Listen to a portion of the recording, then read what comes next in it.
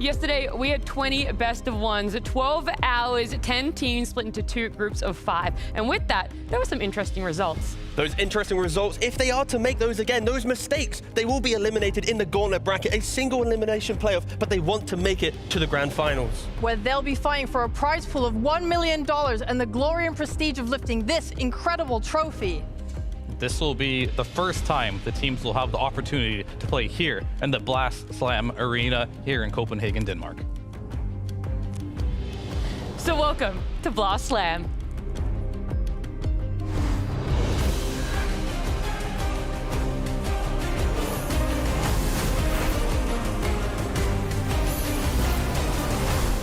We're jumping into the action, kicking off day number 2. I'm going to be your host, Nat T. And right here, joining me at this panel, at this desk, we've got Rhea. It's been so long since we've gotten to see you on a Dota broadcast. It's been, what, over a year now?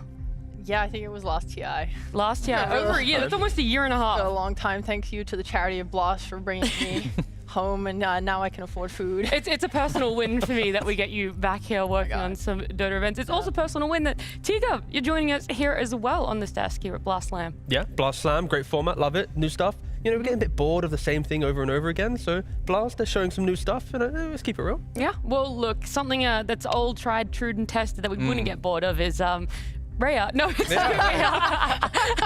I felt a little bit bad setting that one out there, but it just fell into place. Okay, right. The gang is back and T-Dub, so, you know, like, what's not to like? Wish me luck, by the way, guys. Yeah. Everyone else at home is like, oh, poor T-Dub, man. Yep, no. Later, guys, please. Later. We got to focus up, you know? We got to lock in. I'm locked in. Okay, you're locked in. We're going to talk about everything that's happening here because we have had that group stage for ourselves yesterday. Now we're into this playoffs, into the gauntlet, because there's $1 million up for grabs. That's right, our prize pool is massive for these 10 teams. First place taking home $400,000, and even just attending the event, $30,000 for yourself, T. Yeah, not too shabby, and of course, you know, Christmas around the corner, you know, get a win here, you know. That's a pretty good Christmas gift, exactly. I'm not going to complain, right? The players aren't going to complain, but of course, you know, this is kind of the start of the season, and, you know, if there are some teams who aren't in perfect form, this is the time to capitalize on it, you know, try and punish them in the gauntlet bracket, and, you know, get some good prize money. I mean, that's a bag for sure, especially in the situation where you can just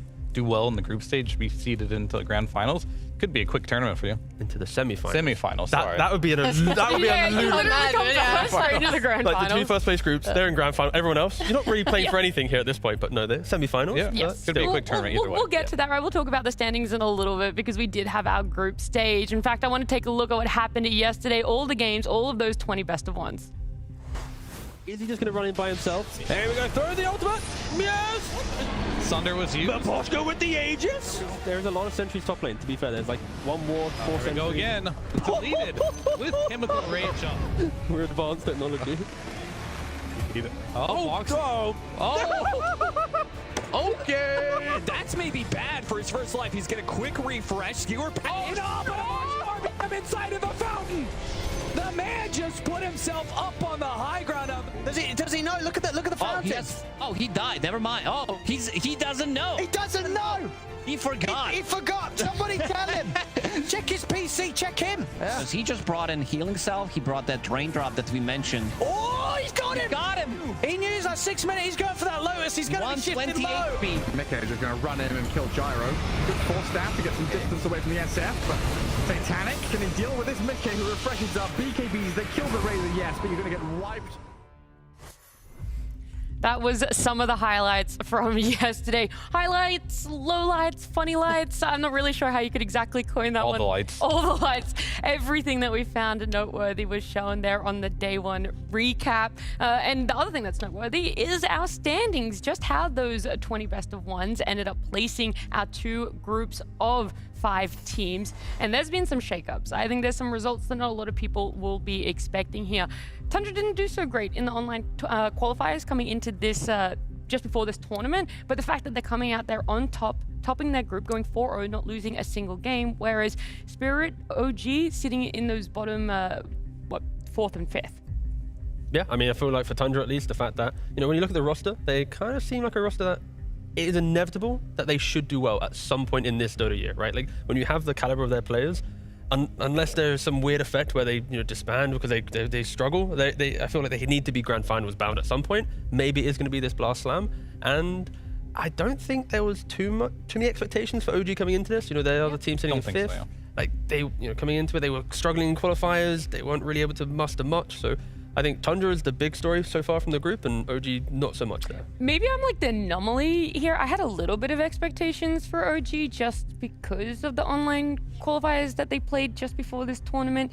They did end up knocking down and out a lot of teams. So that's where I think I placed a little bit of expectation, especially Tundra, right? They faced off not even a week ago, so I thought there could have been a little bit of legs to that, maybe at least one win for themselves. But either way, Group B, it worked out perfectly, 4-3-2-1-0 for their win records. However, Group A, it wasn't so clean. You have BetBoom team on the same score as Extreme Gaming. You also have Parry Vision and Falcons on the same score. The only one that was cleared there was Heroic coming in 5th, not able to get a win for themselves. But I do want to remind everyone at home that the order of names is the placement that they got because of the tiebreaker maths Neustadel. That's the format that we used for it. And you have to factor in that the opponents you beat, where they placed, and then the opponents you lost to. And there is a lot of complicated maths, okay? So you got to take our word for it that is exactly how the standings for Group A played out. Yeah, I mean, do you have any thoughts on that one? I mean, I guess I can. Do you want to do the maths live on air? You want to do it? Yeah, I have them written down in my head right now. Let me just calculate it. No, I think the group itself, like the only surprise I had was, of course, no one really expected Falcons to be that low. But I think Extreme Gaming really just showed up. Yeah. And, their captain Low really showed up as well. So I think that is a team to look out for.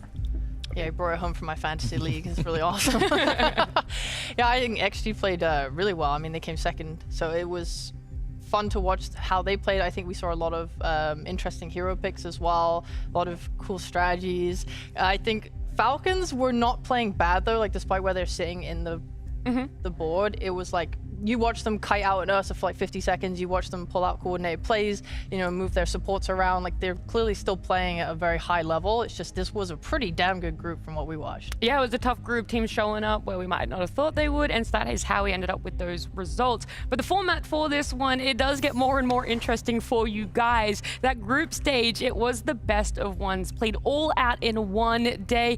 Playoffs, it will be a gauntlet as well. It's a single elimination, so that is where everything matters. It has always mattered, and it will continue mattering for them. But the format of best of one group stage, I don't even remember the last time we had something like this. It was so long ago, it feels. I mean, again, it's just refreshing, right? Because I feel like what we're looking at is group stage is important for seeding, but we care about the story of the playoffs. Who eliminates who, how far you can go. Sure. So why not?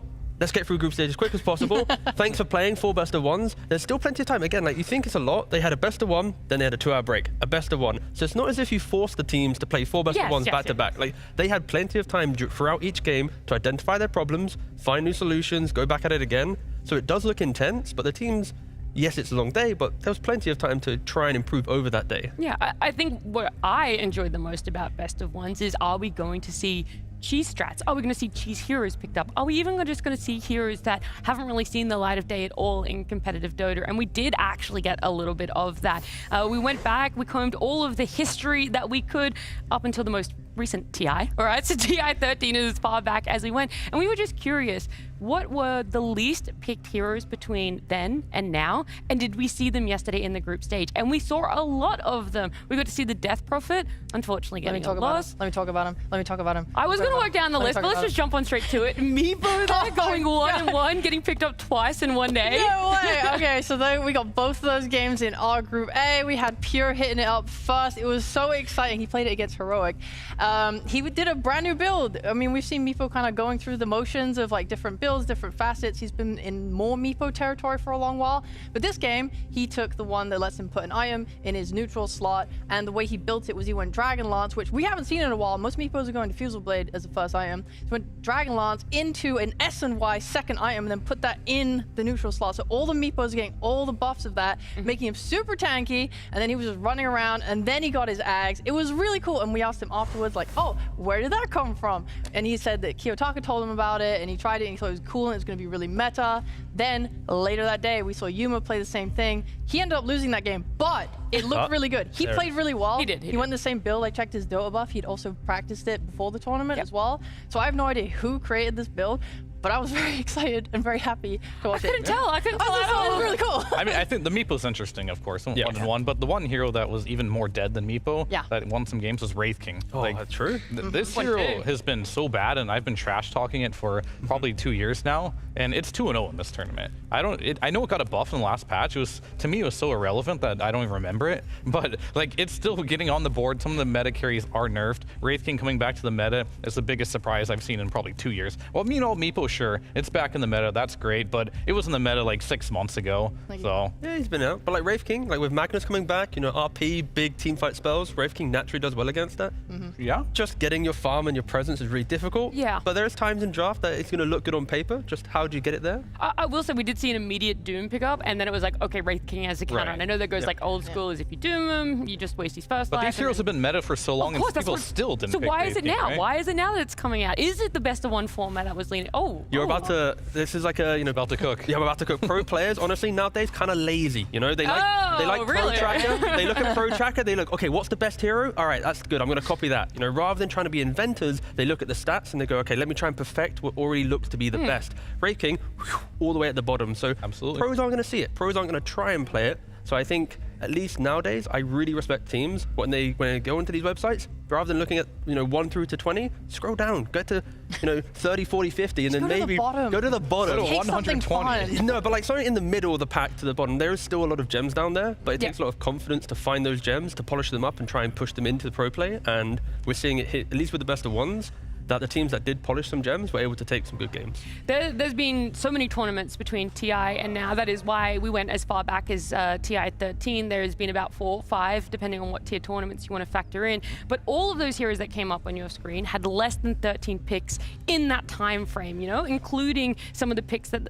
they had yesterday as well. So they have very niche picks, very low, potentially a diamond in the rough tier, the hidden gem. It could be that way as well. And we could be finding our very own hidden gem here within these 10 teams throughout the gauntlet stage. This playoffs is very unique. It's going to bring some different results for us because whilst this might look like a double elimination bracket, there is no upper and lower. You get 1 life. That is it. Those teams starting out in round 1, this could be the only day that they play at the studio. So being able to place 3rd, 2nd, 1st, you inch your way closer and closer to being able to make that grand finals.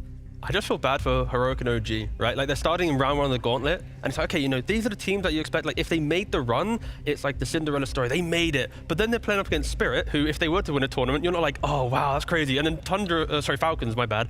They're also like such a a Goliath. So yeah, it's gonna be a really tough. I mean, series there's for a both very famous saying in the community. Okay. It sucks to suck, right? So if you do really poorly through the group stage and you lose in like the beginning round of the gauntlet, you can just chalk it up to you're just not a good team right now. So can I also remind people that that teams, especially Yuma, is who I'm going to highlight here, has been in this position before.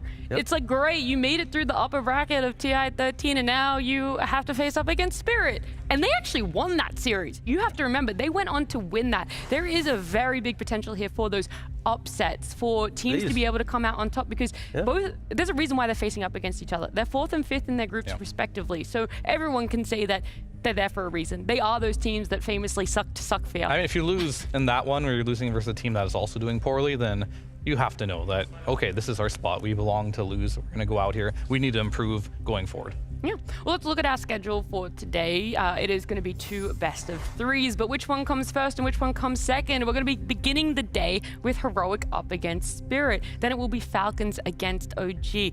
That's it. I know it's going to feel like a bit of a short day, but I'm hoping we get those 3 games in the best of 3. It goes the distance, and it's going to be hopefully some good picks, something that carries over from a best of 1 into a best of 3.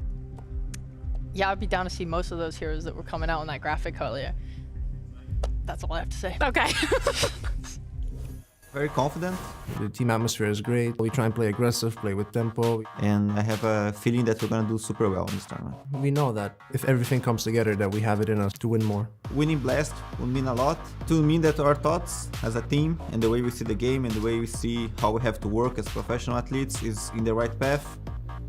To win in Blast, that would mean the whole world to us. I really want to prove the haters wrong and prove the world that no individual person defines our team.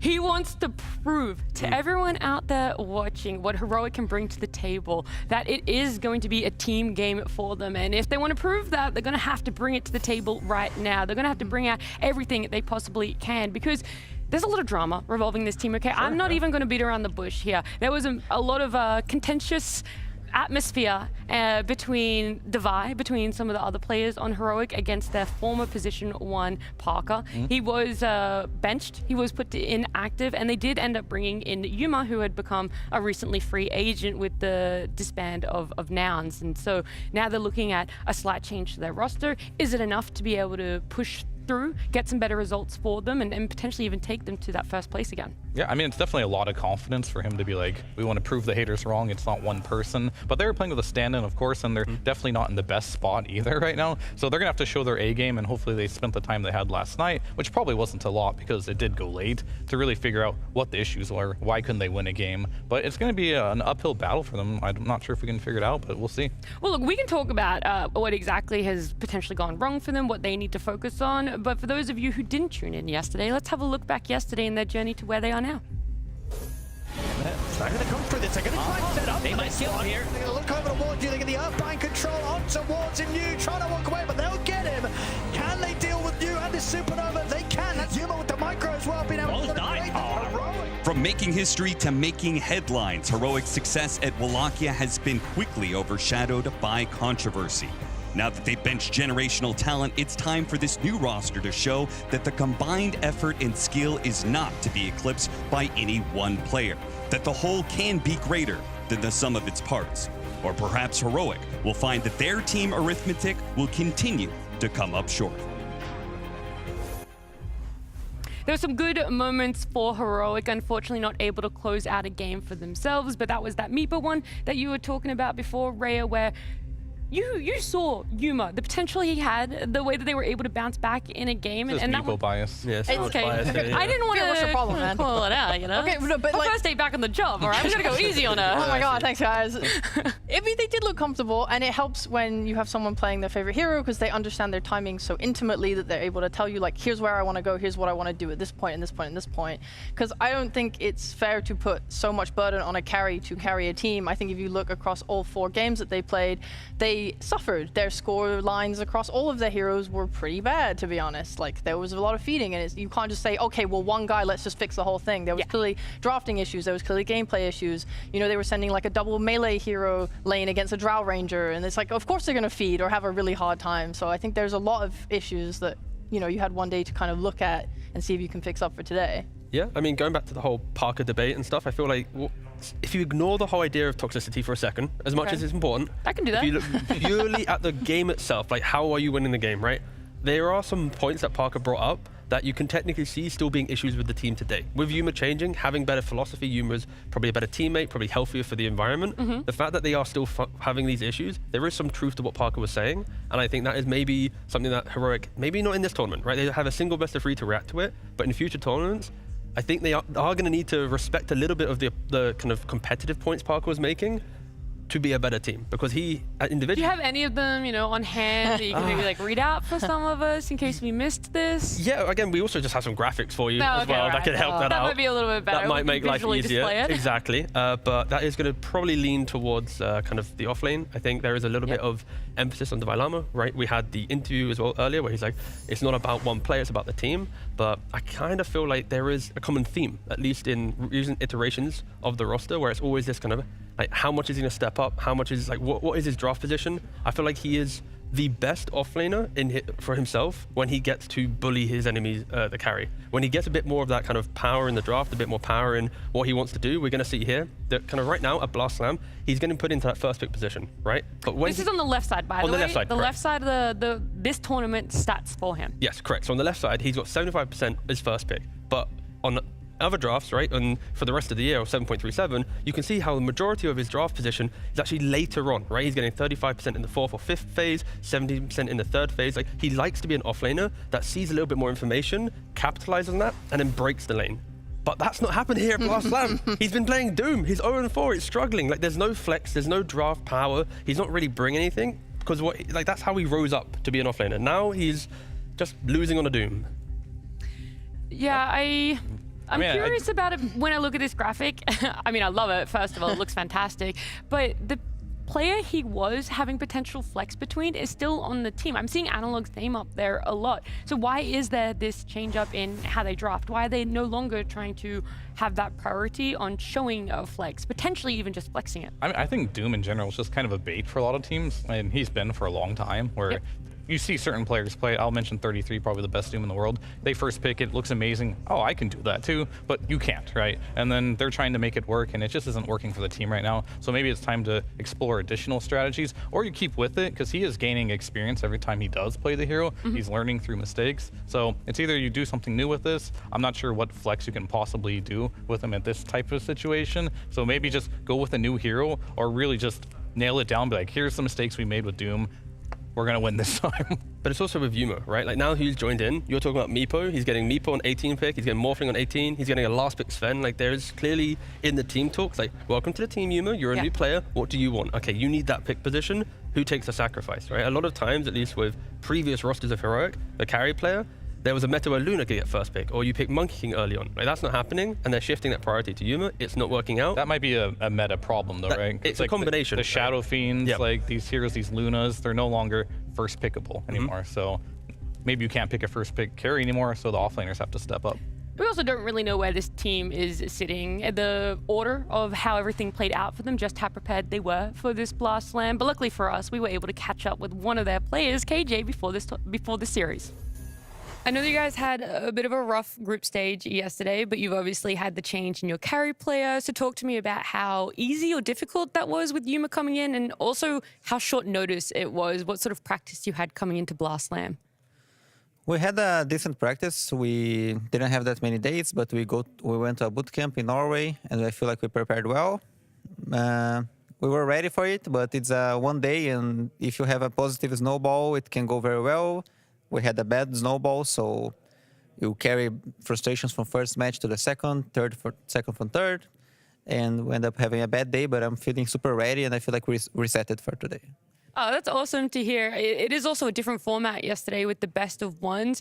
Do you think that lent to it as well? You couldn't get this redemption against the team. Everything was on the lines for just one game. It's annoying. When you lose, you really want to beat them again, right? You don't want to let them get away with it. But I don't really mind the format. I think we are players. We are here to entertain. And if this format is being taught as a form of a better entertainment, then it's fine. We're here for it. We're here to play. We don't care about the challenges. We just go and play. Yeah, well, another entertaining aspect, I guess some people can see it as, is that it's eliminations from here on out, but it is best of threes. Do you feel that little bit of extra pressure, or are you just hoping to treat it as it's another best of three? We're going to have to face everyone eventually now that we are starting from this first round. It's basically, as you said, if you want to win this tournament, we're going to have to face half of the teams actually, right? Because there's no lower bracket, so we're going to have to beat some teams like we have to. It's just part of what you need to do to win.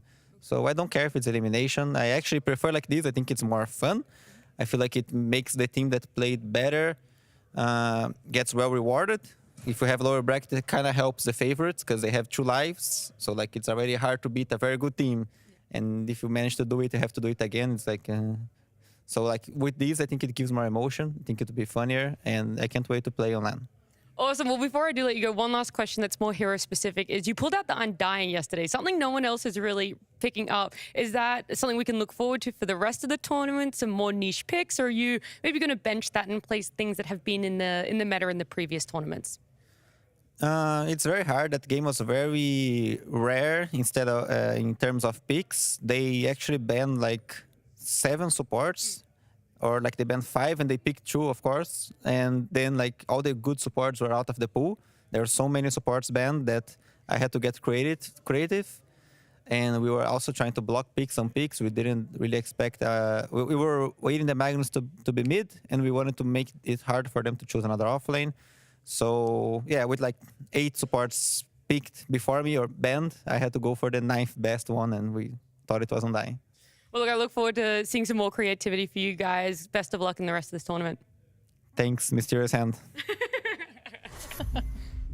It was a lot of fun to get to talk to KJ there. It was some time ago, and you know, they're sitting at their computers now. They're trying to prep themselves for this best of 3 series, and this is, are we going to see a transition of that? Mary talked about the Undying, how it was very niche, so, and the situation was very different than normal, so we probably won't be seeing something like that happen again. But they've got a task up ahead of them, right? We called it before, a Goliath of a task is what you said, T. They're coming up against Spirit, a team that has progressively been getting better and better since forming this new roster. Yeah, I mean, with the new roster, they got 3rd at Dream League, they came 2nd at the 1W online event, so it's like, what, they're in 1 grand finals on the cusp of another grand finals. Like, to have this many roster changes, especially when you have like the players that stepped away temporarily from the roster to have to replace them. And luckily for Team Spirit, they do have a incredible kind of academy team with Yellow Submarine. Their ability to scout new players is honestly on another level compared to any other org. So when they do need to find those quick replacements, it's not as if they're having to look deep into the talent pool or the leaderboard. They already have that kind of plan B prepared for them, and it's working out great for them so far.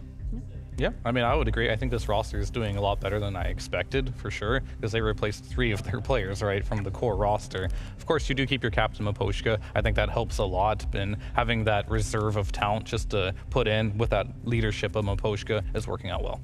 Yeah, it was working out well, is what I'm going to say. Okay, I don't like to use past tense too much, but we have talked about those previous tournaments. They got the 4th in Dacha, and then it was that 3rd in Dream League, that 2nd in the online tournament as well. And I really genuinely had high hopes for them. I thought we could have seen them just get 1st in group. That's the trajectory that they were on. But we're going to take a quick look at yesterday, and you will see it did not end up that way for them.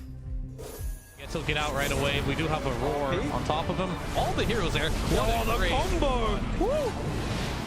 They're just going to call it. GG is called. For any player, stepping out from underneath the shadow of a 2-time TI winning behemoth is a tall task. And while Satanic has proven potential, Team Spirit and their young prodigy have a long road to match the organization's storied history. Good force staff to get some distance away from the SF, but Satanic, can he deal with this Mickey who refreshes up BKBs? They kill the Razor, yes, but you're going to get wiped. Was yesterday just a bump in the road for this roster, or will continued failures show that they've gone down the wrong path entirely? Well, there you have it. We did get to see the 1 win that they had on the board there against OG. We got to see a couple highlights there, but unfortunately there were just a lot of rough team fights taken by them there, Fear, and now it does bring the question, what's lacking for them? Is it this laning part? Is it the team fight for them? Where has it all kind of fallen apart? Yeah, so basically their individual skill is definitely up there. It's really good. They have incredibly good players, but it feels like the team synergy just isn't up there with the best of the teams. When I saw them play versus Tundra, for example, like they're just getting outmoved on the map here and there. They don't seem to have a good game plan or a shot calling core, I want to say. Like it seems good in the early game, but in the later part of the games, they're kind of just getting outmaneuvered on the map. Yeah, I'd agree. It feels like sometimes they need to ask for permission to make moves, where before it's like just natural to the team, but again, kind of growing pains, at least when the intensities are best of 1s, it might hurt them more. Best of 3, the team talk from Apostle might fix that, but in best of 1s, I think maybe that kind of hurt them a little bit more. I do want to say as well, with the best of 1s, something that I didn't really factor in was the coin toss, right? That's going to lead to whether you're going to get a priority pick or not, and then do you go for that side pick? Do you go for the draft pick? And it was them having 2nd pick the whole time, something that Team Spirit are kind of showing that that's not their strength at all, right? That's something that is kind of falling apart for them.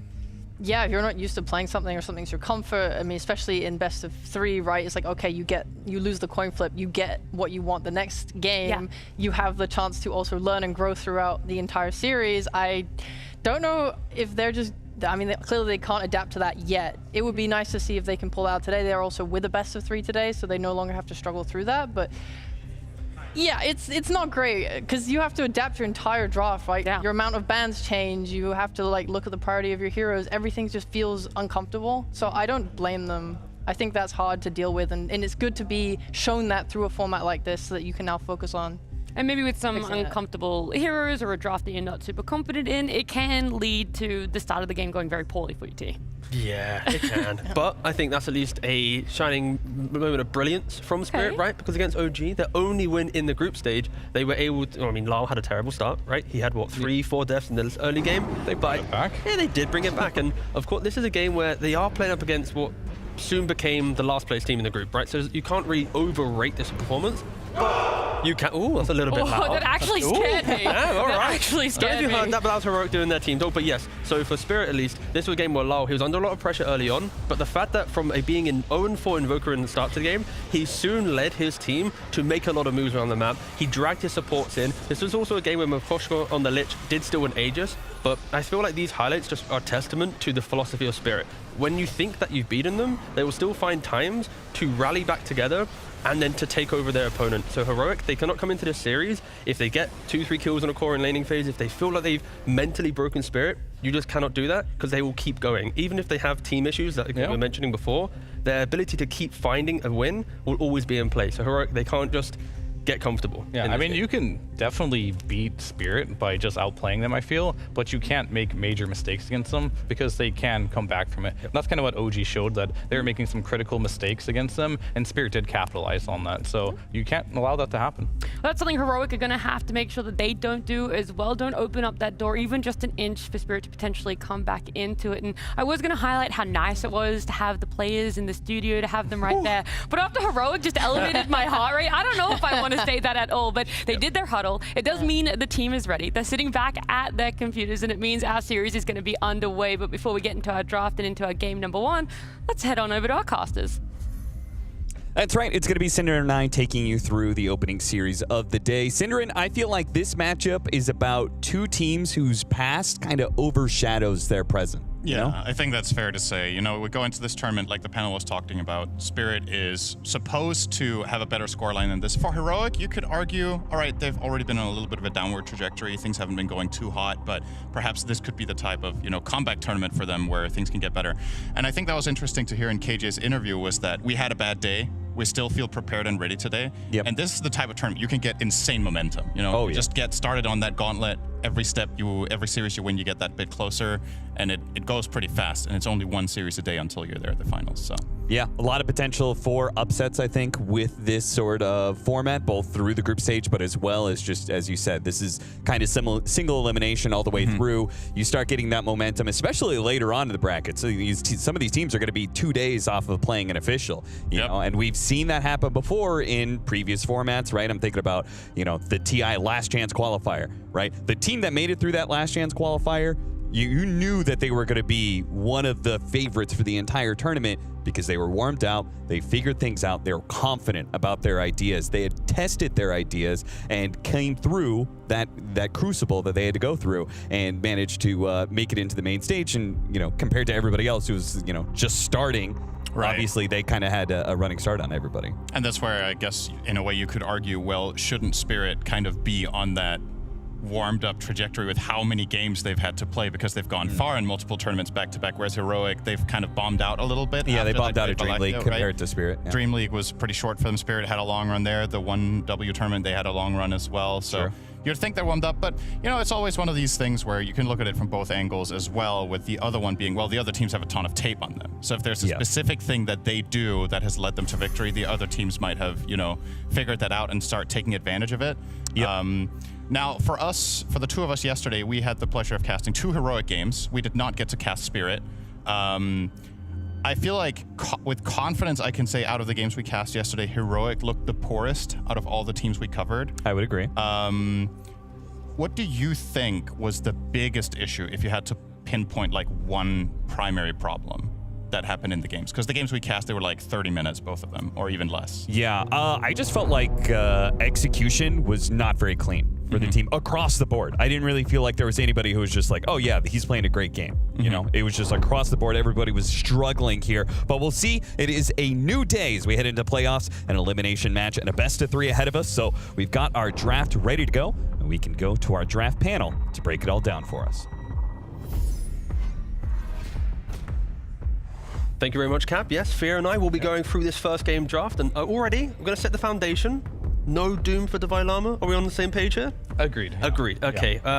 Spirit, do you want Satanic to play Magnus? Yes or no? No. No. Okay, we're on the same page. So a lot of similarities, a lot of joint agreements here, but yeah, we are going to have a look through this first draft. And Heroic, the self-ban. Starting off the game, Divine Llama, we do not want you going near this. We don't want you to even entertain the idea of Doom, so we'll ban it ourselves to prevent you getting close to it. And a lot of teams are realizing as well, is like, Yuma's in the game. Let's do what we did when we played versus Nouns. Just ban the Meepo first phase. So that way we don't have to worry about later on. This is what happened in almost every single Nouns game. Perma-banned in the first phase. So I do love to see it. Teams are remembering Yuma is in the game, not getting that last pick Meepo cheesed against them. So other hero I do want to question, there's two in the pool that are still here that I haven't seen. One of them is definitely going to be Invoker. We've seen a lot of that hero. It's looked really good. And also the Magnus for potentially Spirit. We did mention how Satanic on the Magnus didn't have the best performance, but it still could be an option. Malik Magnus is good, so it's something they can definitely consider. But they're going to be second pick here, so we'll see what they ban. Yeah, that's going to be the issue for Spirit. We heard from Nat as well that Spirit, they lost a coin toss in their group stage. Yeah. They didn't ever get the choice of what they wanted. And the first pick right now, competitively, is the better pick order, right? The fact that you have the first pick in the draft, you have 2 bans in the second phase compared to 1, and you have the 4th final pick in that second phase, right? So you get to conclude the second phase with your 4th pick. You then get to protect it with bans. You have more bans in the second phase, and you get the best hero conceptually in the game. So there are 3 points of pressure compared to second pick. It's oftentimes like these teams are so good at this point, it's very difficult to get a gotcha pick on that last pick if it's not like that Meepo, for example. Exactly. Right? So that's banned out. Alchemist coming out. This hero is definitely super high on the priority list. He might be just below DK as far as strength as a carry right now. Morph also is very strong. That's why it's banned first phase, but typically picked up a little bit later on. We'll see if they respond with the Magnus here. This is something they've been doing in the past. There is some similarity on supports as well. Both these guys love the Ogre, so that is something maybe they're considering, but I don't know if that's like a high priority. They're going to go for the Magnus. Bread and butter. You can flex this upon 3 different roles. It can go any core role. If you're very spicy, you can put on support, but I don't want to see that, not necessarily. So good start, I think, from both teams so far. Match farming power with farming power. The only thing to think about with the Alchemist is you naturally push out your wave with Acid Spray, and you're always looking for that next kill with Concoction. So you're playing down the lane into the off lane. With Magnus, you want your enemy carry to be close to you to shockwave skew you into the tower. Right. So the natural player style of Alchemist, you can maybe overplay your hand, and suddenly that gives Magnus entry to a lane that can be difficult from the aggression of Alchemist. Yep, I mean, definitely. I do like the Banish Shadow Demon here. This, not only it's a good support, but when you are playing with a Magnus, of course, you can just keep stacking, and you will have a hero that can, or multiple heroes that can clear stacks, so definitely a good ban there. I'm curious if we do see the Lich. This is something we talked about before whenever we've seen Spirit. They've ran it twice already with the Magnus, with Shadow doing ban, so we'll see. What is your preference of heroes against Alchemist? Do you rather shut him down in lane, or have really good heroes that can find him in the jungle after laning phase? Or is it kind of like a combination of the two?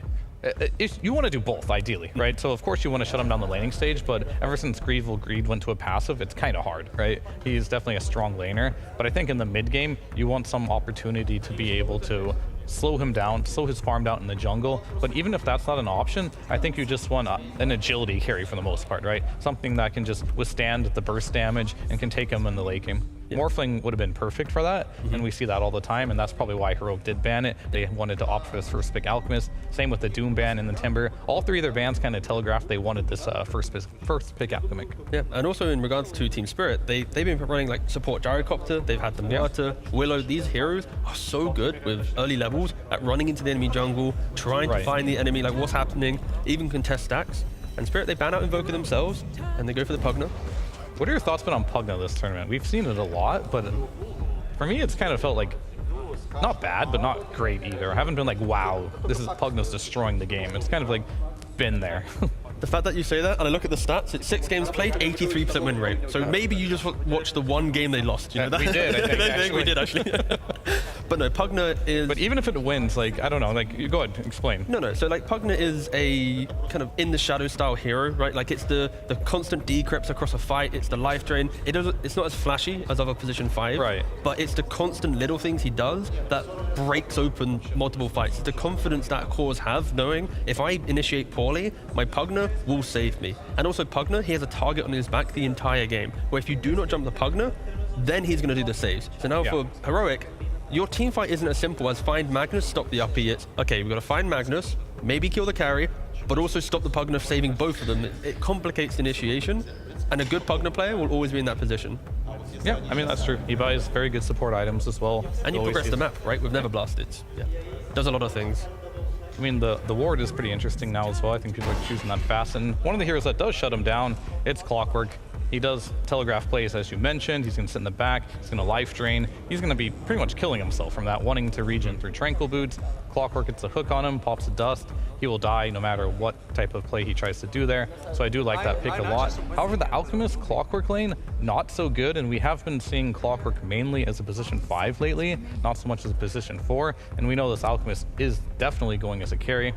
I have seen teams experiment a bit more with the Alch mid. It is okay. I don't mind it, but we'll have to see. I don't mind the clock 5 just because you're against Magnus, right? Having the cogs against the Magnus with the mana burn, he tries to skew it, he gets hit by the cog, then he doesn't go the whole way. Like, there are defensive and aggressive capabilities for Clock to try and punish the offlane Magnus. And then, like the point you mentioned in the game, Clock will do fine. Fine Pugner, game's good. Rocket Flare Magnus, game's good. In other matchups, maybe I'll be a bit more hesitant, but I think for this game, it's nothing too crazy here. Heroic taking a little bit of time with their next pick. Of course, we emphasize the importance of Dalai Lama having a little bit more information before picking his hero. We like the fact, at least, that his hero will probably be the big statement pick from first pick. It is the last pick of the second phase. They go for the Rubik.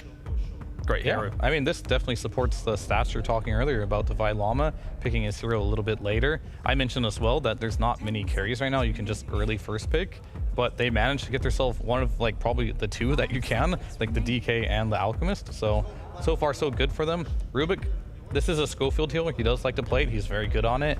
He hasn't played it yet this tournament, but there hasn't been a ton of games either. We have seen this played against Magnus multiple times. If you can either steal the skewer, which is kind of funny to see, or the RP. Actually, the game we did cover, we didn't see any stolen RPs. I feel like I haven't seen a big Rubik stolen RP in a very long time, but we'll get there. We'll get there. But Monkey King, this is another agility hero that's pretty good versus the Alchemist. The Alchemist is a type of hero that he doesn't really go in and out very much. He pretty much just goes in, right? So if you drop that Wukong's command and you create a safe area for your team, this Alchemist is not going to feel very comfortable running into him, as well as the Jingo Mastery. You'll have the ability, and this is actually one of my favorite combinations with Monkey King in the game. Just the lasso into the Wukong's command just makes your team fights so simple. And if that's not enough after that, you can just RP on top of it. So I definitely love this combination so far with this Monkey King pick. And you even have the Empower on top of it to enable another weak point of Monkey King, where his farming isn't necessarily as good as the rest of the heroes. He wants to seek the fight, and one small thing about Monkey King is you don't see Orbital Corrosion too much, but he is a hero that can buy it. Against Alchemist? Yeah. Early on, Alchemist, he's strong because he has the evasion from the Talisman, or the completed Radiance, or the chemical range HP. Yeah. If you have a hero that can buy this 1,000 gold item, get a corrosion, 20% HP reduction, run around the map, now those moments where chemical range feels like it's the thing that's keeping him alive, you can actually get that killing blow. It's a very small thing, but it's enough to kind of layer into the aggression of the Pugner with the bat and the mag with a 12-minute blink dagger. I don't mind the Monkey King at all. Yeah, I don't know how you're gonna deal with this issue, because it kind of feels like you either need a save for this Alchemist, or you need to make it so you have multiple threats on the map, right? So you can have more cores where Alchemist isn't necessarily your hard carry, because right now you have Lasso, RP, and Monkey King. Someone's dying in that for sure. So you need not all your net worth just on one hero here, because if that's your strategy, you're gonna be in trouble. I mean, they changed up the pace, right? Now, the Vailama, he's gonna play the Beastmaster. You want the Alchemist to have a better game. Now, Beastmaster he'll kind of walk up to objectives and go, deal with me. If you don't want to deal with me, you don't have to go with Alchemist, because he's not going to show himself until you've initiated first. And out with a Blink Dagger, maybe an Orchid, that's when he'll jump in after. So the Beastmaster, he's the one which should dictate a lot of that early game, because if not, the points about the mag, the Wukongs, the Lasso, that will all go into Alchemist, and there just won't be a game for him to play in the mid game. So I don't mind the Beastmaster. It respects a lot of what Spirit has presented, but Dalai Lama, he needs to get through that laning phase with the early Helmadon, the Overlord, and kind of rally his team. Yeah, it's definitely a good pick, and for pacing, I'm also a little worried, and this is kind of why Pugna might have a really good win rate as well. It's like you have the strategy where you're going all in with Roar, you're using Concoction. You press 1 Decrep on that hero. You need an answer for that. You need someone who's either getting, maybe Alchemist has to buy early Nullifier here, or they need some way of dealing with that, or they truly just have to find this Pugna and kill him before the fight starts. But if that's your strategy, that's incredibly hard to execute. And Heroic before have put Alchemist to the mid lane on analog. It's a possibility, But that can't really happen anymore, because Spirit with the last pick, they're flexing the Monkey King. Right. That's like, the Monkey King also kind of prevents that flex. We have some worries for the outscaling. If you think about this as like a 40-minute game, Alk will fall off, and now they can't shift it around to surprise him too much. Spirit banning out the mid laners because they protected themselves from the flex of Alchemist. Surprised to ban the Puck actually when they have the Monkey King. I thought that was incredibly easy for Monkey King, but I understand. It's the overwhelming, the layers of simplifying Heroic's game, right? Yeah. Because Heroic's lineup, by 20 minutes, 15 minutes, it should already play itself, right? Like the Radiance Blink of Alk, you're looking for fights. Ooh, I don't like that one too much. Don't like the Lina? Okay. So like the problem I have, I was gonna mention like the Sniper, Lina, Vipers. Those are the counters to the Monkey King mid, right? And I feel like they're kind of forced into doing this. However, the one thing as someone who enjoys playing heroes like Lina and Sniper, for example, is being repositioned sucks on these heroes. So if you get lassoed, you get kicked by Tusk, you get skewered, for example. They have 2 of those 3 that I just mentioned, can be really rough. Maybe the logic of Heroic here is you need to go on the Beastmaster. You need to find the Alchemist. And in that time, if you don't go on Lina, she will just blow you up. We saw how Nisha from Liquid, when he got to play the Axe build, he was deleting heroes 100 to 0. He was, yeah. There's already a lot of points of hero, like, we have to deal with this, we have to deal with that. So maybe the Lina can play behind all of it. But I do agree with you, in a game where Spirit control the pacing, there's so many ways for them to drag a Lina out of the position, quickly kill her, that there isn't enough, save and pacing from Heroic to counter that, but... Well, that's the one thing I will say about Heroic. Like, they do have to snowball this game. They have to, yeah. Yeah, they have to snowball this game really hard, and if Beast gets off a good start, Alchemist is way ahead in net worth of everyone else, Lina wins her lane, let's say you're winning all 3 lanes, that's pretty much going to be the win condition for Heroic here. But if the game does get into a stalemate, you're not able to go high ground, you're going to be in situations where Bat does eventually get to his Blink Dagger, maybe a Force Staff. Magnus also is going to have like some Aghanim Scepter, and you're going to find yourself in a situation where Lina is just going to get got every single fight, and it's going to be an issue because you have no protection in this game. Maybe an early Lotus Orb can help against the Bat Rider, but nothing really stops. Maybe Rubik can go for Yules and or something. And now they're going to go Chaos Knight, which means they're probably just going to throw Magnus into the mid lane, it does look like. I mean, Chaos Knight? No, they're just going to throw... Okay, Monkey King is just going to go mid, it looks like. Yep. Against the Lina, so that's definitely a favorable matchup for the Lina. But we've seen time and time again, there was a period where mid Monkey King was incredibly popular. No matter if you win or lose your lane with the Samian Stride, you can get across the map and make stuff happen. I mean, I like the fact that we see CK, right? We're talking about repositioning being a key thing against them, and also the need for Beastmaster to have a good lane. And now they have additional repositioning because CK will obliterate heroes if you see them for a second. And on top of that, you now have an aggressive lane against Beastmaster. All of Heroic's lineup feels like if Beast doesn't have a good game, then Lina's vulnerable to getting picked off and repositioned. Alchemist will then be hit by the BKB piercing stuns. So Spirit's answer is, okay, the draft is strong from Heroic. What is the biggest thing that we need to deal with? Okay, it's Beastmaster. Now we deal with it with this hero pick, but it does put a lot of pressure on Spirit to make sure their laning phase is ensuring that Beastmaster doesn't just take over the early game. Like, you've picked CK to stop Beastmaster from getting to an early Helm of Dom, getting to a Helm of Overlord, and kind of just making Heroic feel comfortable and protecting Lina. That's going to be the key thing as well. Protect Lina the entire time. Let her be that explosive backliner. Yeah, definitely. And I think you said it best. This game is really going to rely a lot on Devi Lama and how much they can enable his game. And Devi Lama, he's a polarizing player. He's either going to carry the game or he's going to have a rough one. So I think if you're Spirit, it's not a bad idea to put more resources to shutting him down. All right, what do you think? Quick prediction. What do you think Devi Lama's win rate is on Beastmaster? It has to be pretty good. I think he's good on the hero, like 57 all time, right? Competitively, 37 games played. It's his 4th most played hero, 75% win rate. 75? I've shot way low there. That is a lot higher than I expected. I was thinking maybe like 58, 60. Which is a respectable. That's a respectable. That's good. But my guy's sitting at 75%. It is his highest win rate hero in his top 10. They came to play. They came to play, exactly. But this draft also, it just feels like the Heroic that we expect to see from them in the group stage. Like the drafting they were doing in group stage it felt like opposite of the success from Heroic when they won previous events. It wasn't with the drafts they were doing, but now I feel like they're kind of back to a comfortable position. This is a very different Heroic based on draft, but also Spirit. They've changed up a couple of things, and we get to see a first CK at the Blast Slam. So I am, interested by this one, but that's less for us. Let's send to the casters. Good luck. Cap, Synderen, enjoy the cast. Talk about overreacting. Thank you, Robson. With Synderen next to me, how could I not enjoy the cast? We are going to be getting into a Spirit versus Heroic, our first best of 3, our first full series of Blast Slam. And Synderen, it is quite the interesting draft here. There's a lot of heroes that I did not expect to see. So we talked about Rubik kind of coming back into form a little bit. So that hero's kind of coming back. Lina got buffed up in the last patch, and we've seen some Lina. She's been creeping into things. Yep. I did not expect to see Chaos Knight. No, I think he's the most surprising pick of the entire draft for me. I think everything else looks pretty standard, I would say.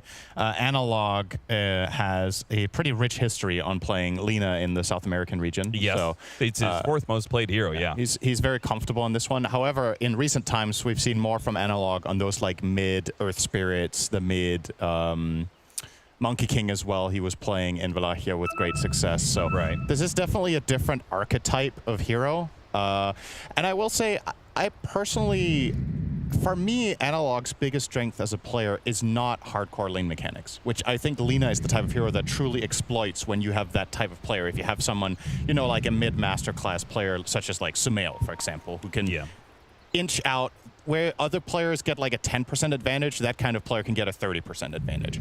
I don't think Analog is that guy. I don't think that's what makes him good. I think it's rotations. And Lina is not the greatest rotating hero. So I'm a little bit unsure if he's going to find that major impact until he has the farm compared to the other heroes he found success on, but we'll see. Can you explain to me why you think of Lina as a more laning intensive hero? Because my dumb offlaner brain says, oh yeah, Lina mid, I just spam out Dragon Slave every single time I want to get the last hit on the range creep. Right. So, like, I think of it as just being easy CS and easy harassment. Right, so there's two ways of looking at Lina. One is you lose to basically nothing, because you can always just farm, right? Yeah. But a lot of the time when you're playing, Lina is one of the highest range heroes in the game with the highest overall just constant pressure if you do rune control and do very good last hitting. And I think the biggest S factor that Lina has against certain heroes is being able to play on the enemy hill on the mid lane. If you get the lane placed perfectly, she can play this oppressive style that you're used to seeing from like Vipers or mid-razers in good matchups, etc. There's a lot of like little details about making sure you don't aggro the creeps incorrectly, about placing the lane perfectly, about prioritizing denies and last hits correctly. So you know, it's really nerdy, and there's only a handful of players in the world that I would say truly master that playstyle down to what I would say is like almost 100% of the potential. Yeah. And Analog is not in that box for me. That's fair enough. So, but we'll see if he can. I guess perhaps that's part of the reason that Spirit aren't as hesitant to put Laurel mid on the Monkey King. I think against maybe other players, they would be shying more away from that. Sure, the Quinn, Sumails of the world, I think Quinn, for example, would run this lane completely. But let's see. We've been surprised before. I think in a tournament I cast half a year ago, Slardar first-blooded Lina mid. So you can learn your and that was tier 1 teams, by the way. So there's always that surprise factor of something could happen that you just can never foresee, right? Heroic with the Alchemist are going to be able to get 3 bounty runes, so good start for them. Interesting little wrinkles. We saw more and more teams experimenting with the smoke and boots, early boots pickup to run down lane. And I think Maposhka, he was standing in the river. I think he was either trying to see if his smoke breaks early from somebody trying to plant a mid ward, or he was trying to fake out the fact that he was planting a ward on the enemy side of the river. Right. When in fact they put it further on the left side. But either way, whatever that strategy is to it, it's cool to see teams experimenting a little bit more with the first minute and a half of action of the game. Yeah, I think this is actually a very good start for a Monkey King to get the wave into his tower. Sure. You get the faster level 2, you get a couple of relatively protected CS. Now you're obviously going to push back the other way, and we'll see if Laurel can keep the ball rolling here. This is not a lane that you would ever expect Monkey King to win or kill in, but if he can get his farm, like the panel talked about, Simeon Stride, you can make rotations around the map with a couple of levels. It's time. Also, we had Trickery got nerfed, right? Yep. It is now down to a 0.1 second invulnerability frame. That probably means he can't dodge Dragon Slave. I think we just saw him try to do it. Oh, that's a good question, actually. There are probably some spell interactions that are just... I'm not sure if he dodged that or not. But there are probably going to be some spell interactions that you used to be able to dodge, and now you just flat out can't, no matter how well you do it. I don't know exactly how Mischief is coded. If you Mischief and therefore dodge the first part of it, you know, like when you Dragon Slave the Mud Golems, when they're low, then the Dragon Slave is traveling, so even though it damages them, it also damages the units that spawn out of it. Right. With Monkey King, it could be similar logic, where you might be dodging the front of the slave with your Mischief, but if the total travel time it has through you is more than 0.1 second, then you can never dodge it. Sure. Because Manta disjoints in a different way. I guess you can't Manta dodge Dragon Slave, right? Because then it would probably be the same thing. Yeah, I would assume so as well. Bounce back, flame break, Satanic trying to make it away. Blood Grenade's going to slow him down while they beat on Miposhka instead. And Divine Llama will continue his at least early game dominance with the Beastmaster, as the panel talked about what his most successful hero, and a hero that I feel like Heroic drafted all heroes that they are very comfortable with. Yeah. The analog, the Lina, the Divine Llama Beastmaster, right? Schofield's Rubik goes pretty far back in the day. Ruined some trouble, beat down by Yuma. The skewer plays against them here. I think it's just really good news that they're putting him up on something else than Doom here and giving him a fighting chance. Because it's really easy to not look great. He's probably the most polarizing player in the roster in terms of performance, which I think part of it is down to who he is as a player. But it's also, if you're first picking an offlane hero that is exploitable, then you're kind of just... You're just amplifying that player issue, if you will, right? By making half his games just unwinnable lanes. You give him the 4th pick of the draft this time. You give him a hero he's very good at. You give him a good matchup. And you can see night and day compared to some of his Doom performances yesterday. This is already much, much better. Oh, he got the double bounce. He's out of mana. He's got a Lotus to work with and 1 stick charge. I mean, they're certainly not going to be getting aggressive at all in this lane. And a little bit of issue here. 2,000 net worth lead already, Synderen, between the 3 bounty runes and the 2 kills. And I mean, CS is better for Team Spirit, but they're up by 2K on Heroic. Yep, the first blood bounty, of course, and just the value of those early kills. I don't know how much regen plays into this. I don't know if there's been a lot of regen bought on Spared by necessity. What a punk. But yeah, this is definitely a very healthy start for Heroic. As far as Devi goes with this Beastmaster, they talked about him having a 75% win rate. I wouldn't be surprised if his second highest win rate is probably Timbersaw.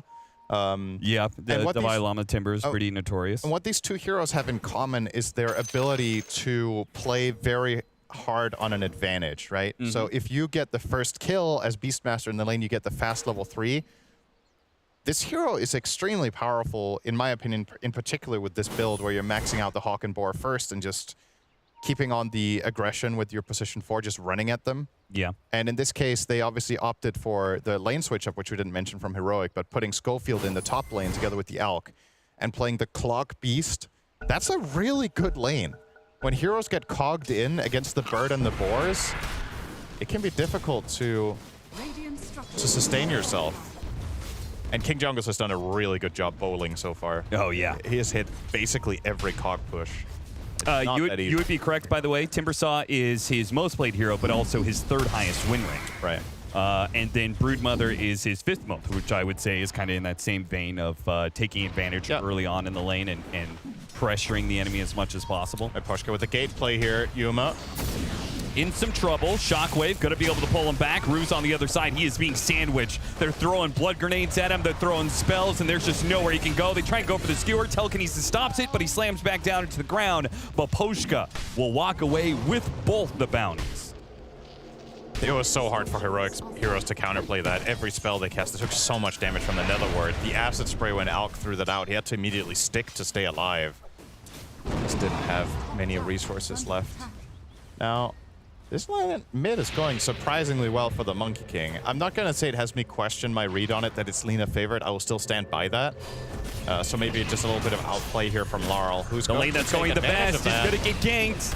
The Beastmaster Clockwork lane was trying to pressure this Chaos Knight, especially with Miposhka leaving, but Larl's going to even the odds and push them into Spirit's favor. Divine Llama hoping to somehow get a neutral creep tonight. It's just not gonna happen. Yeah, those Monkey King swings deal so little damage when he has the Helm of Iron Will, but still was able to ensure it in the end. I was curious about that, if he was going to go that build or the faster Aghanim Scepter. I thought it was going to be the faster Aghanim Scepter because of Decrepify, that he has to contend with that, so he would want more magic damage out of his Roar. Why do you think he is opting for this? Do you think it's just comfort? Because it is what Divine Llama, I think, is more comfortable with, this build. I would say he's equally good with both. I've seen him also do great on the drum. This is a nice kill, by the way, going the way of King Jungles. I mean, I was starting to already dig deep with, do you dominate a satyr for the purge? But then you're not getting value out of your overlord, right? So I think it's just probably the logic is I'm gonna take this item that has more map pressure. The simplified way of thinking about it is with the Dom you have more map pressure, and with the drums you have more teamfight impact. With the when you're playing with Alk, I think there's a lot of benefits to pushing waves and just constantly pressuring out and forcing the enemy to make reactions, because that's the best defense for Alk, is that you're forcing the enemy team to respond to you all the time. Sure. So perhaps that's his line of thinking. As Analog will get picked off here by Laurel plus Miposhka. Really good. Honestly, I think Miposhka is just a world-class rotator. I think that is his single biggest asset as a player, aside from obviously being a good captain and strategist and contributing a lot to drafting. He always rotates in these games so damn well. Yeah, and frankly, rotating is his best option as this bottom lane continues to be terrorized by the Beastmaster Clockwork duo. And with Yuma opting to go through the gate and join them, he'll collect a double kill. So he says, all right, Miposhka, you go through the gate, I can do that same trick. Yeah. And this was not a... honestly, maybe in a way this was a somewhat predictable move for Spirit, considering the placement of the top lane. But when it's Alk, you always keep them guessing, right? He could also just be jungling. Sure. So a lot of the time, other carries that really don't like jungling, if they push the wave that close to the enemy tower, they're generally using that as an opportunity to gate. But with Alk, yeah, you just kind of have to take a guess. And this time, Spirit definitely got caught by a very nice rotation there coming out from Yuma. And now we can come back into lane as it pushes into them. But got to be careful. Don't want to be too greedy, as the Monkey King's going to make the rotation, but they caught Miposhka. Telekinesis back into Yuma, hits him with the unstable concoction. They were prepared this time. Team Spirit were making the move with Laurel and his Monkey King to try and help out and collect another bounty on that Alchemist, but they counter it, and Analog got a lot of free time on mid. Hit by the Shockwave, pulled back in. LSA for one, but Laurel is able to leap to the other side. Analog needs some help, but they've already used most of their rotations to help top lane, leaving mid high and dry. Yeah, that is going to be the biggest question mark on this game, is how will Analog find impact when he's getting dove and killed mid a couple of times. He's now the lowest net worth core in the entire game on Lina. Fortunately, his two teammates are doing great in their respective core positions, so they could probably offset the problem and generate the space that Lina needs. But it is a lot of the time, I would say, Lina is kind of a win more hero, where you do well in your lane, you continue that snowball, you find an early Ags, and then you start finding pickoffs around the map. Every single death, you're delaying that build by a ton for the side of Spirit. So I think that's the major thing they've accomplished in this game, is negating Analog a lot. Yeah. And then the other side of things, it's they've negated Satanic a lot, right? Yeah. Which is like my basic level of strategy. That's what I would take it. You know, if I'm matched up against Team Spirit, who have this hard 4 protect 1 lineup that every single time that is just their go-to strategy, I would want my off lane to have the most successful lane possible and to keep Satanic down, and they have done that.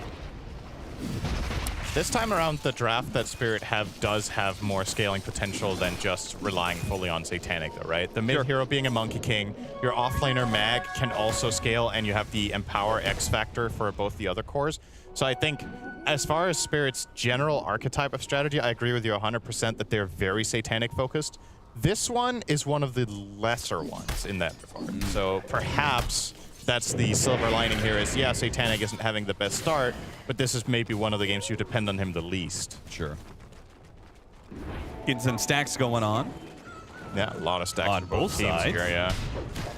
A nice one. See who they're going to give the brunt of it to. Looks like just some nice family farming. Yeah, we do it all together. Whoever gets the last hit gets the last hit. It would be nice for Malik to get the faster Blink Dagger, which is what he's working on currently. Yep. Give them a little bit more playmaking potential, but instead opting to give it to Laurel. Yeah, what path should Magnus go in this game is what I'm wondering. Because we've seen Magnuses go like auras, we've seen them go Blink into semi-carry items. I guess there's no like obvious aura here. It's not like an outstanding Crimson game, it's not an outstanding Pipe game. And he already has Treads, so Greaves is off the table and generally not really a popular build anymore anyway. So is it just blink BKB into AC? I guess that's really good for his teammates. I think that's probably the right. I am torn because I don't think he should be too greedy, as he's got Chaos Net, Monkey King, the hook shot, not quite landing. Now going to be RP'd, skewered back underneath the tower. Hurricane back into play, though. Analog throws out the Laguna Blade. Not going to be nearly enough damage, though. That was Heroic's move, by the way. They initiated that with a hook shot that I believe did not fully connect. But if nothing else, they forced out the RP, and that should result in a tower and a very nicely timed Radiance. Yuma is stacked. 11 minutes. He's going to rock up to the tower with this one. And it's not just that. He also has the Phase, Soul Ring, and Wand. So all those stacks on top of the kills he found through the gate being 4 and 1. He's off to a potential monster of a game here where it's not the perfect Alchemist game for sure with the matchups. Oh, hang on. That is not a surviving Schofield. Schofield, I'm kind of curious why he was pushed forward like that after seeing so many heroes, but Yuma's going to come in now. Grep 5's going to help him out. They're going to use the roar onto this poor Malik, who is going to die, and King Jungles does manage to hit the back line, trying to hit the cogs out on Laurel. Laurel just managed to stand his ground with the Wukong's command, eventually gets burned out, while King Jungles sticks onto Rue for as long as possible. Couldn't get the unstable concoction.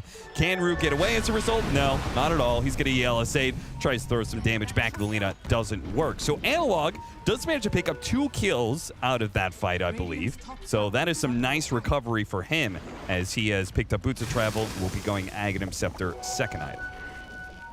Yeah, pretty standard in terms of the build path. Doesn't really think about deviating despite the rough start. I would agree with this anyway. I think you just have to stick to the script here with the Travels Ags. But yeah, another nice fight for Heroic. Now a 4K lead going their way. And of course, the Alchemist surviving there by the skin of his teeth, definitely a very big help in getting that overall result. It looked promising for Laurel. It was a very good ulti from his side, but the regen just enough to keep Yuma alive. And now he's straight back to it. More stacks. Surprisingly, they didn't manage to stack the Ancients here. I'm not quite sure what happened there, but I will say that, you know, Lina may have had a rough start to things, but he does have some really good synergistic core setup, right? You've got the Alchemist who's going to pick up Blink Dagger and can stun people. You're going to have the Beastmaster who can do the exact same thing. Analog's got the frontliners to be able to just sit in the back and throw out spells nonstop. if that Nether Blast, by the way, from Rue would have hit, that was a dead Alk. And I think they might have won the fight off of that, so. And instead, close call. The Alchemist is the one to get the kill on the Monkey King thanks to the Acid Spray. Is Blink Dagger and rapidly approaching a BKB. And once he gets to that BKB, he's kind of untouchable. I feel like that's the point where, yeah, you've got physical damage, Wukong's Command, Chaos Knight, you have the RP to lock him down during that, but I almost wonder if your physical damage is just not going to be online at 20 minutes, right? Yeah, and there's a couple of maybe not too obvious X factors here, such as like Fate Bolt against Chaos Knight can actually make a pretty big difference. Sure. That percentage-based damage reduction on multiple units, you get that on the Monkey King as well. Perhaps your Alchemist survives on 10% instead of dying, and then, well, if there's one thing Spirit's lineup feels like it does, it commits, right? Yes. You use the Wukong's Command, you use the RP, and if heroes don't die, you kind of run out of steam, I feel like. There's not like a lot of poke, and we're seeing the... Oh, trying to push him up to the high ground, doesn't quite work. The LSA lands on it too, trying to get away from this pug. Now the blast comes in, and he does manage to finish him off. Rue commits his life to get the kill on Analog. That's very well worth it for Spirit. They also forced 2 rotations, so they should be very, very happy with that exchange. Pugna for Lina plus TPs. And in the meantime, of course, Chaos Knight will be farming away now. It is highly unusual to watch this team play and have Satanic 4th net worth in the game. Yeah. And part of it is that he got bullied in lane as much as he did by the side of Heroic, but it's also the nature of the hero. Chaos Knight is just not the fastest farmer compared to what we see played out Satanic a lot. Yuma nice committing, 2-man stun. Follow up from the Rubik with the telekinesis, and Aurora goes out. They'll finish off Malik. Now they have to turn back to deal with Laurel. Blow him up quickly if you can. Survives long enough. The Wukong's Command will finish off the Lina. Sure, he's dead, but at least he got his man. Managed to kill the enemy mid laner once again. Yeah, gotta wonder if that Roar on Magnus was worth it. I think that could have gone on the Monkey King and you just clean house, but he knows there's no RP because that was just used on that top play, but maybe Devi wasn't in range. Maybe it was the only potential target he could find. At the very least for Spirit, they get that turnaround on that. And now they're going to immediately turn this into a play of their own. They know there's major cooldown. Oh, look at this drawing. They want to go to bottom. They see this wave pushing in. They're going to run into the Rubik. A little sad just because if they committed to going to bottom where they drew originally, they could have gone for the Alchemist. That was by choice as well. They didn't break. The smoke was still running. Miposhka just chose to grab the Rubik there instead of continuing the potential move to bot, which you could argue was actually even more camouflaged if the Rubik didn't get caught. Yeah. Because then they might feel, on Yuma, you might feel very safe that Rubik just cleared the river path, but they settled for a support kill here and can't say that they will be too happy about it on the side of Spirit. And now with an Alchemist continuing their free farm. 16 minutes in, they are up by 4K. I'd say that's about the correct Alchemist amount for, I would say, kind of an even game. But you're about to hit that BKB window. And this item on the way for Beast is huge. So Devi is going Crimson Guard second. Talk about a game for Crimson. Oh, Chaos Knight Monkey King is S tier as a choice here. I really like that he went for that over blink, because I don't think he has to initiate for his team. They have Clockwork who can initiate. They have the Rubik that's like a pseudo catch. We've seen the Alchemist get in there and find nice concoctions, so you don't necessarily have to lead every play as Beast. But if you show up with that Crimson to team fights, it's going to be massively impactful for the foreseeable future here. Big item pickup for Laurel as well, though. Gleipnir. Always one of the bigger spikes, I would say, for a mid Monkey King. Yeah, you know, having your own extra bit of lockdown for the Wukong Span. I think it's the best hero in Dota to buy this item on, in my opinion, right now. Just it sets up, it gives you the time when you start your play. It gives you multiple options. You can start with your stun into Wukong, and then you can Gleipnir to keep them in. You can start with Gleipnir to reach, and then that can be used to set up your stun so your teammates can connect when you're ahead. It's just plenty of really nice utility, and then of course the damage and farming speed. Another catch on Schofield. I mean, this is classic Schofield though. These deaths don't feel significant. Oh, the Nether Ward. It warned them of this approaching gank. As a result, Rue backs off, gets off the Decrepify. He's going to live a little bit longer here. Oh, stop the Clockwork from getting off the hook shot. Now Malice is going to try and hit the RP. Only hits the Alchemist, though, and now they're going to get roared up with Yuma. Popping the BKB, tries to commit, has to go for Rue. Once again, the Decrepify dodges some of the damage. Team Spirit is playing this well, but the advantage, the net worth advantage of the Alchemist is just too much to surmount. Clutch sidestep from Devi there to not get RP'd. He pump faked his Roar twice onto the CK to just bully him out. And then Malik thought he saw a moment of opportunity with that skewer into RP, but just barely missed the Beastmaster off to the right. And Heroic get themselves a very, very nice outcome here. 4 for 0. Straight into the Roche. I guess you got the Schofield buyback, but that was still a follow-up from the first death, right? That didn't happen in the fight once more. No, I don't think so. Pick, so, yeah. Now a very healthy 8K lead. They get the Philosopher Stone to further that advantage on the Rubik. And Schofield, despite his many deaths this game, he is closing in on now what is going to be a Blink Dagger to give them even more utility. Now they have the Aghanim Scepter on the Lina. Not going to die easy to magic damage, but Satanic brings the physical. Is it going to be enough, though? Yeah, they got the final crit necessary to blow up the Lina. Analog's game continues to be rough. It's definitely good enough, though. This fight, you see it there, the sidestep from Devi. That allows him to avoid that RP and get the Roar and the Monkey King, forcing Rue to help. He immediately gets isolated by Yuma. Clutch plays from Rue in that fight, to be honest. He played that pretty much perfectly. This is dangerous. Schofield, he's going to be jumping around the trees. Never mind. No, he's not. Blown up off the Orchid. Now, they can commit for Satanic here. Wukong's command is going to be laid out. Yuma popping his BKB, trying to commit to finish off Satanic, who is armlet toggling during his Decrepify. Hoping to stay alive. Stun lands, and the Unstable Concoction has to be thrown out on Rue instead. Another Decrepify from Rue. Being clutch with these, just trying to delay. Yeah, well done, Spirit. Only losing the Pugna there, getting Satanic out of trouble, making the moves despite being down. This is something that Spirit kind of made a name for themselves with years ago. was their ability to, in challenging games, still take initiative. And I really want to commend this team in general in its entirety of its history for having the approach of losing positions are solved by making aggressive moves. They always, and that doesn't mean they run in heads first when they're behind. They're just like, all right, let's just go and hope for the best. It's very strategic, it's planned through, but they understand that recovery in the game is based off putting pressure. The moment you flop over and start farming, you're just letting the enemy team run the show. Sure. So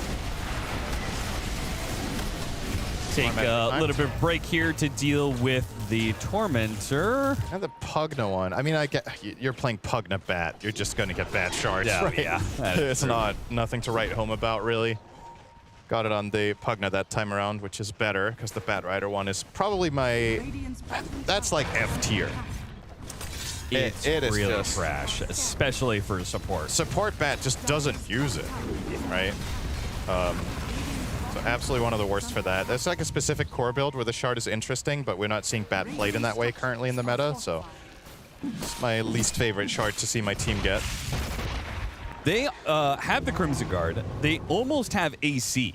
Yeah. So soon they're just going to be able to walk through this early physical damage from Team Spirit and shrug it off, I think, for the most part. That's the big concern here is how does Spirit deal with this timing that's coming up? I'm with you. I think if they pop all their stuff and they run at them, you're playing kite. You just don't have the damage. And I guess this is back to the draft, if we think back enough in this game. Do you feel like Chaos Knight is a good solution against the Dire lineup? I'm not a fan. I don't think this hero was a good pick, personally. I feel like individually, it has been a good matchup against every single one of the cores, right? It was one of the better cores to be able to deal with Beastmaster, right? Because you have this self-sustain and you can hunt down the board. That part was nice. Yuma, gonna be able to find Satanic, had a ward on him, farming up the Ancients, and the whole team follows through on a smoke gank.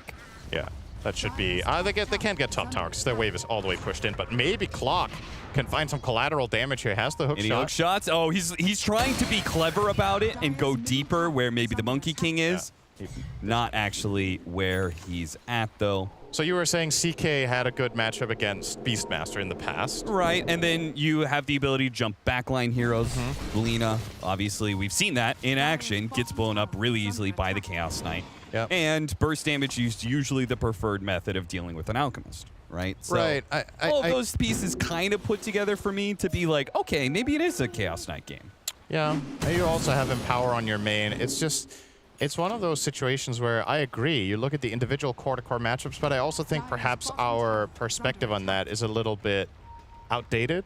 Sure. I find that sometimes a read I have on a hero matchup has changed so much with the introduction of facets and with new build paths and itemization. Yep. Because you could say the CK against Beastmaster is good, right? But if Beastmaster can get a kill in the lane and then turn it into a 20-minute Crimson, how good is the matchup really, right? Yep.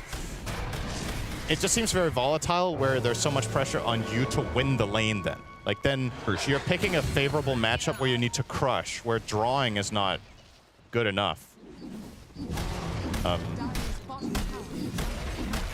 Obviously, they have not managed to do that, and Satanic has largely been playing from behind. He may be ahead of his ally cores now, but he's still behind the Beastmaster. Of course, Alk is dwarfing everyone.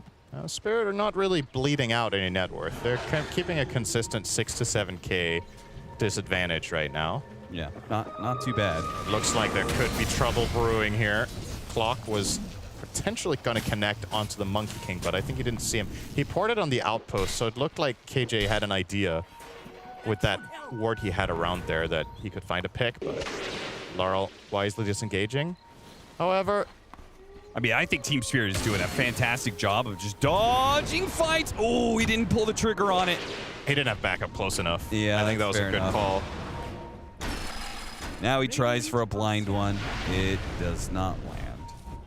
I mean, if this game, I feel like this window for Heroic is pretty good. I think they would like to take a team fight. But even just like 5 minutes from now, it's possible that turns against Spirit. That or Spirit, that goes in the favor of Spirit. That Spirit finally start getting more damage, right? That the Chaos Knight he's got a Blink Dagger now, so he's going to have an easier time of being able to catch that Lina or blow up the Rubik at the start of the team fight. We're going to have BKB on the Magnus, so he doesn't have to worry as much about the Rubik counter, right? That there's no instant telekinesis to stop his play for the RP. Yeah, you can definitely see the path that Spirit can find. But I think a lot of it is going to come down to formation. If you never leave them the opportunity to find a 2-hero RP, I don't know what 1-hero RP is good enough right now. So I would say I'm looking toward Miposhka to really get this going for Spirit. Finding a good lasso to build the fight, making the enemy team respond and perhaps break formation, stack up a little bit too much, and then you get the punish. Yeah. That could work. Or you could start with some lower commitment that instead of RPing, you just blink skewer someone and build the fight from there. Force out some cooldowns. Full Sanjin Yasha now for Yuma. He is... I really like this SNY quite a bit. It's not an abnormal item at all, but there is one thing to be said about Team Spirit's lineup is that they can heavily commit to killing one person, right? Lasso pull back into the Wukong's command, and then you've got the RP, right? BKB may not be able to save you from all of that. And they don't have a save on the side of Heroic. So there's nothing to stop Spirit from just all-inning on one hero like the Alchemist. But status resistance could certainly go a long ways in protecting you against that analog. Flame Fog is so dumb sometimes.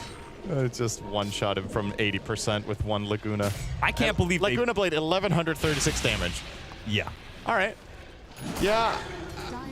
I will say, sure, Heroic are playing without a classic save in the sense of like a banish or that, but they do have the Crimson plus Lotus on Beast. So I still feel like they do have a defensive line, and Spirit have to be very cautious. I'm looking at this, and the only hero I really see them going on first with success is Lina. It's either Lina or it's Displacement. Those are the two options. Sure. So Blink Skewer or Blink Lasso Force and then bring someone in. But I'm a little bit concerned that if you Blink Lasso Force the Alk, perhaps you can't burst him fast enough. He gets Lotused, he gets Crimson, and gets BKB off. And then you've just committed your abilities to not killing him.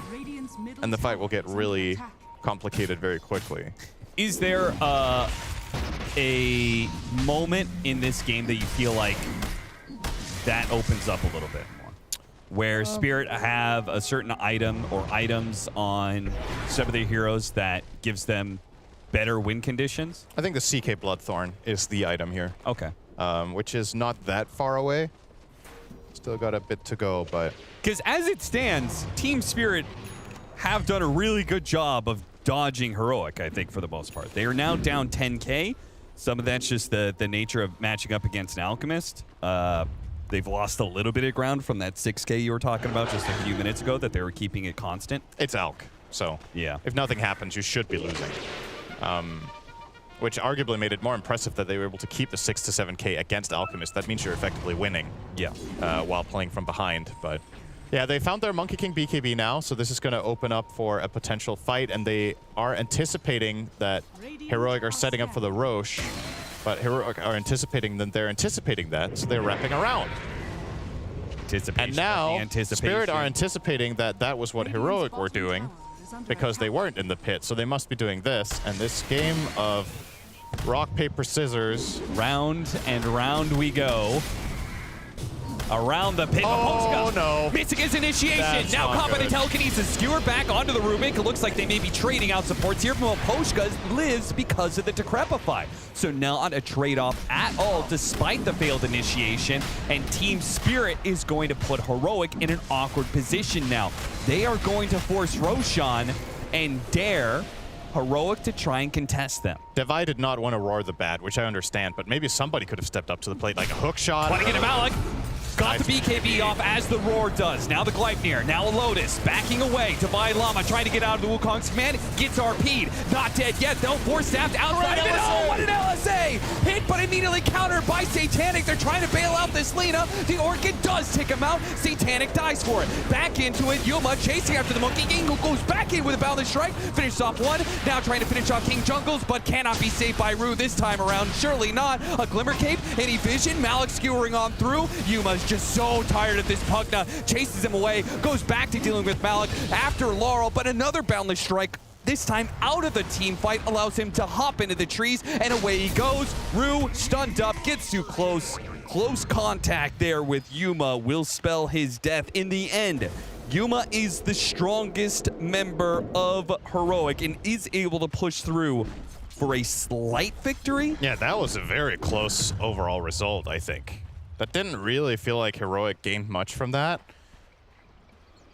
But perhaps they will be able to claim the Roche ultimately here with Yuma already in the area, can start setting up, maybe find a little bit of an angle onto potentially approaching Monkey King. But yeah, there are a lot of things there. So the RP onto Beastmaster and the roar onto... it's like Beast and Mag just decided, let's not kill each other, but use our big spell. Yeah.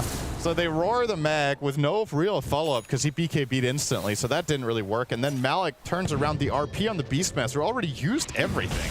And that's just Yuma saying, okay, well, I'm in there. If you use RP and Wukong's command, and you don't even kill the target, how is that team fight not better for Heroic? I think, again, the fact that they managed to get onto Analog with the CK was really the difference maker. And now it's going to be easier with the Bloodthorn. Yeah. This is a big moment. And Analog, he is the one that could be finding the smoke running right into him. He has a Shadow Blade, of course, and he has a Flame Cloak. If he's playing around trees, might be able to get out. Or maybe the smoke just doesn't find him. They might realize that this just got taken now. The Watcher, did they notice? They didn't ping it yet. They did Rocket Flare Roche, so they know they're not there. Dropping wards, trying to get some vision. If they see the Lina, they're certainly going to commit. Instead, they go for Yuma. Oh, they caught Yuma. Can they keep him stunned? The Lotus Orb goes out. Is that going to be enough? Yuma gets off the BKB. Whoa, he dies to the Wukong's command. The final bit of damage came through. Divine Llama commits to be able to get the Chaos Knight kill, but now it is Team Spirit. Now their commitment found a juicy target. They killed the Alchemist, and that means the whole team fight is cracked wide open. They try and get as many heroes as they can. It's 3 and a 4th in this Clockwork is on the table to get, and they hit him with the Boundless Strike, get him to the other side. And he's done. He's done. King Jungles. What? Surely there's no way out of this for him. Moposhka is going to chase him down with the Fire and Flames. That is a low-impact TP. I'll tell you that. He TP'd next to himself and canceled it instantly.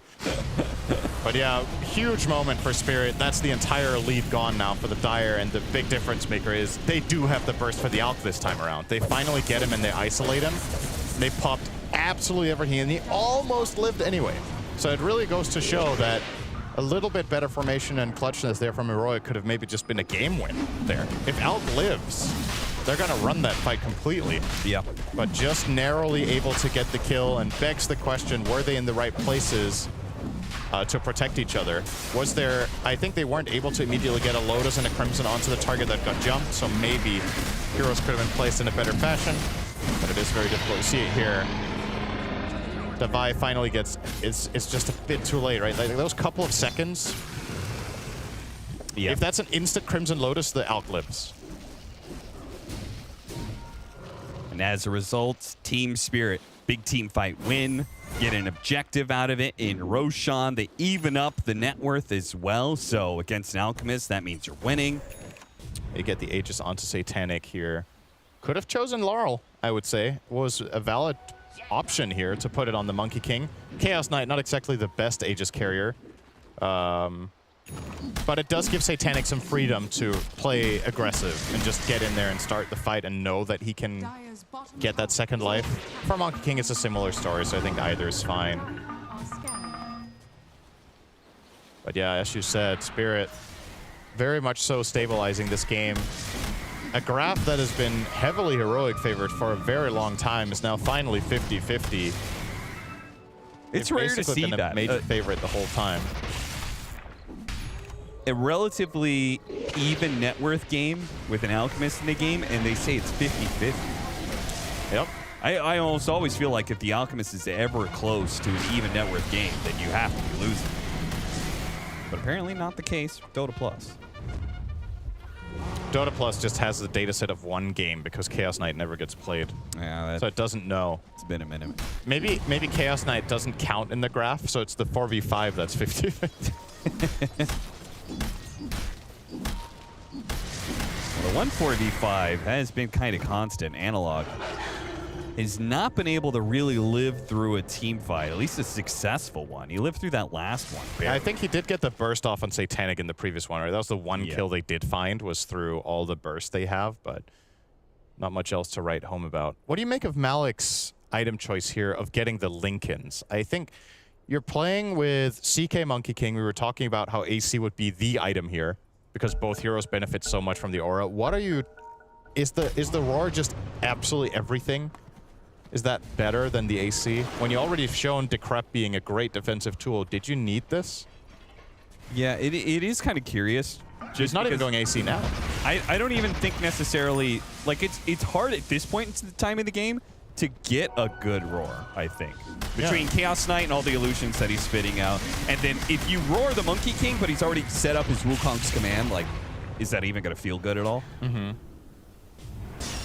Lasso. A deep grab. Got to pick off on the Rubik. That will set them up for a potential high ground push. Maposhka has had just some stellar wards. I mean, he's the whole reason that they killed that Alchemist in the first place. They narrowed down where Heroic was in the big team fight around Roshan. He planted vision to be able to scout out the Alchemist in the first place. Now he's found a pick off on the Rubik, though that ward is quickly dealt with. It's really hard to high ground here. You can get hookshot cock pushed back. You can get roared and just burst. Yeah. I think Spirit with the absolutely correct play call to not try to push their advantage there after only killing the Rubik. Now they will be splitting out on the map as a result, and maybe Analog can get something done here. He'll see the Monkey King now on this bottom wave, and, or rather, he might see him on the camp. Well, who sees who? No! Oh, bad timing. That is rough. Analog pops the flame cloak, trying to get away. The invisibility. And the dust, is it going to run out? He's still underneath the dust AoE, so it's just not going to go away anytime soon. Yeah, I mean, heads up play for Spirit to be running around with dusts on the Monkey King because he knows this thing can happen, right? Yeah. That's a very big moment there for Laurel. I do kind of question, like, I think this is finally the point in the game where the Lina can just constantly be looking for kills like that. Just the fact that Analog was instead, it seemingly just farming aggressively and then TPing back instead of just waiting on the wave and seeing if somebody shows. Do you like his Octarine, by the way, on the Lina? Was this the type of game where maybe you buy BKB because you're so exposed? I feel like maxing out on offense on Lina, especially with everything that's going on with Flame Cloak, giving you the maxed out Fiery Souls, and then you've got the Thermal Runway, which supercharges it. I'm okay with just, maxing out your damage. Right. Because if you supercharge it, when you cast Laguda Blade, you're basically getting an extra 300 damage on both your Dragon Slave and your LSA. If you can get 2 or 3 off of those in a team fight, it's pretty massive. He's just died in the first, 5 seconds of most team fights. That's what I'm getting at. Are you setting it up? Oh, they get the good skewer. Beautiful RP skewer back on 2, and the game might just be over like that, Synderen, with a dead Alchemist for 80 seconds and a Divine Llama who may fall as well. Yep, Satanic collects that kill. They're immediately going to buy back. They have to get significant punishment out of this one. Analog, can he hit the LSA in time? Blows up the Chaos Knight, nice and quick and clean on the second life, but they need more. Chasing down Team Spirit, missed LSA on Malik. Malik, still a while until Skewer. Laurel finds himself pulled down from the trees. Heroic isn't sure they can actually take this team fight, sadly, and will not be able to keep up the chase. That is still a very nice victory from Spirit. A nice find for Malik, getting that 2-man RP Skewer combination and pulling them in and negating Alchemist completely. He had no impact in that fight on Yuma, despite being the richest hero in the game. And it begs the question, did Heroic have any business being in mid-range there? Do you just let the racks fall, or do you stand far back, glyph, and wait for Lina to respawn? Because the reason Spirit went for that play was that it was a 5v4. And in comparison to the previous time in High Ground where they hesitated to go, this time it was Lina that was dead, not the Rubik. Yeah. And that is a world of difference, because it gives a lot of freedom and safety to Satanic to really go in and deliver. Horn toss ready for Malik with the Lincolns. He finds the opening on Lina. A massive pickup, boundless strike onto Schofield with telekinesis and the Eon Disc. That might just be able to bail out Analogs. The Nullifier comes in a little bit too late to get the kill. KJ will be pulled back to his doom by the Shockwave. Yuma decides it's time to go in. Nullifier onto Laurel, committing for the kill. Analog is trying to blow him up. The Nether Ward is a bit of a problem for it, though. He has to deal with the ward first. Otherwise, he'll just die, and they can't get the kill on the Monkey King. Now they've been kited around. Now it's a problem. Another Nullifier thrown out onto the Alchemist. Heroic, oh, blink for blink. Maposhka almost got another lasso opportunity here. Malik's going to be fishing for another Horn Toss skewer back as well. Won't find anyone initially, though.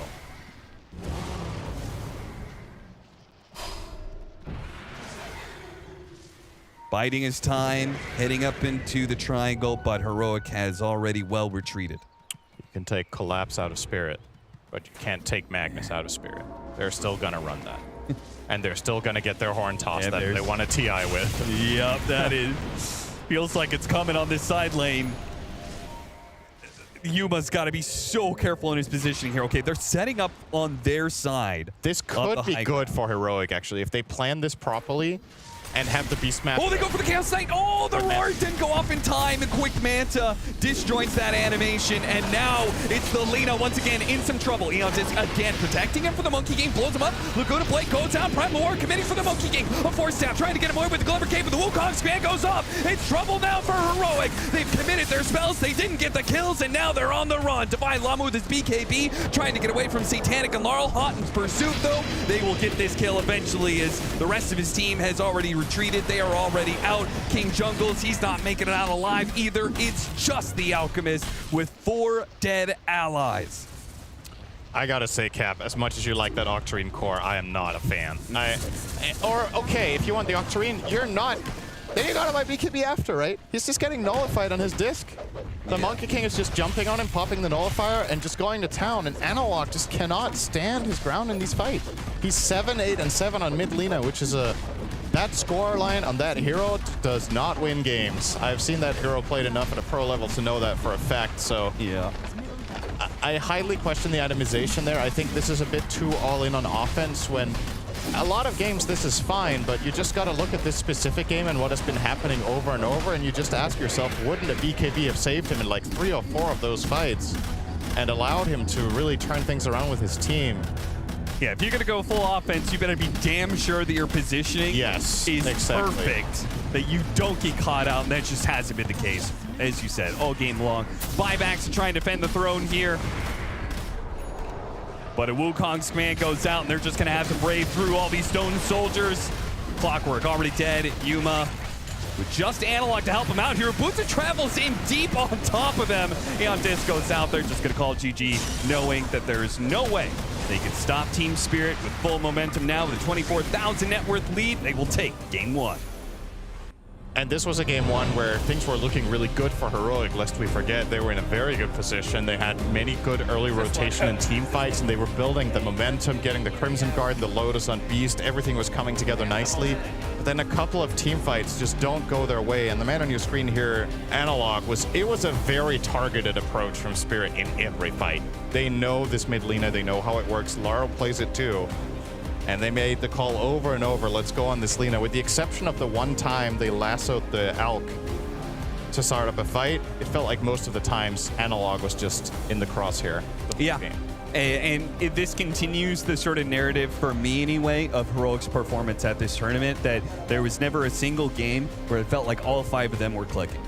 And we obviously have seen them be able to do that before, but this time around it was Analog and his performance and his positioning that comes up short in game 1. Both of our casters bringing up great points there, especially for Synderen. I think I want to highlight what he was talking about, how they were able to snowball a lot of these lanes. They're off to really good starts on the side of Heroic, and it felt like for a moment this was it. They had changed everything from that day number 1 from them. They had taken everything away from best of 1s and from group stages and were ready to put it out here in a best of 3. However, it then kind of faltered. There were certain team fights, that just couldn't end up transitioning into something for them, and slowly but surely it fell off to a point where they weren't able to take team fights. Yeah, again, like this was a refreshing start to the game, at least for Heroic, right? Like you're saying, they're dictating the game, they're making the moves. It feels like they had everything in their own hands to control their fate on if they want to win or lose this game, right? Like, to me, this kind of feels, if anything, like Heroic had lost themselves the game. But of course, Spirit, they capitalized on it perfectly. And that is where, you know, in the pre-show we're mentioning Spirit as a team, even when they're down, they're always looking for that moment to capitalize. They're always looking for that one mistake to get back into the game.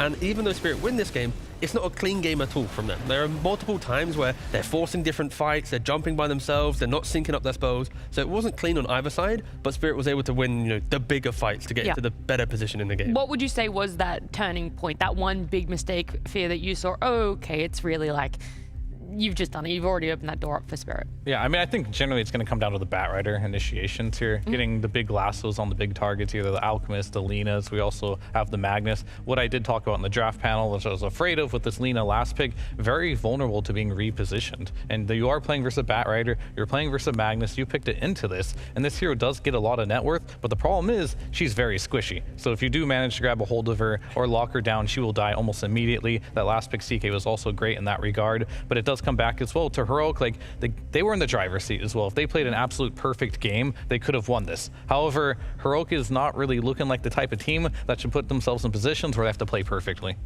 Well, let's talk about how they got into the driver's seat, right? Because we come into it, we might have slight favors when it does come down to draft, but either way, they start off a clean slate and when it comes to a brand new game here. But the Beastmaster lane, this off lane for Heroic, it did wonders. They were able to take that safe lane tower before 10 minutes. It was one of the fastest safe lane towers we've been able to see this team take. Yeah, that was an absolutely amazing performance by Divai Lama and the rest of his team there. I really especially liked the moves that Yuma was making. There were some good portal plays that we'll probably show in a second, and I think that was the reason why this game was so good for them. And we'll see here, we'll highlight that Yuma, he's pushed his lane out, which is really important, and Divai Lama is pushing his lane. So once you push your lane out, now you can take the portal, now you can join the party here, and he shows up, kills Satanic, and on top of that, gets the kill on this Batrider. They break down this tier 1 tower. Now all of a sudden the map is opened for Divai Lama to play the way that Beastmaster does want to play his game. So this is an amazing start to the game for Heroic, but unfortunately it was a draft where they had to play absolutely perfect from this moment on. Unfortunately, we're not able to capitalize on that.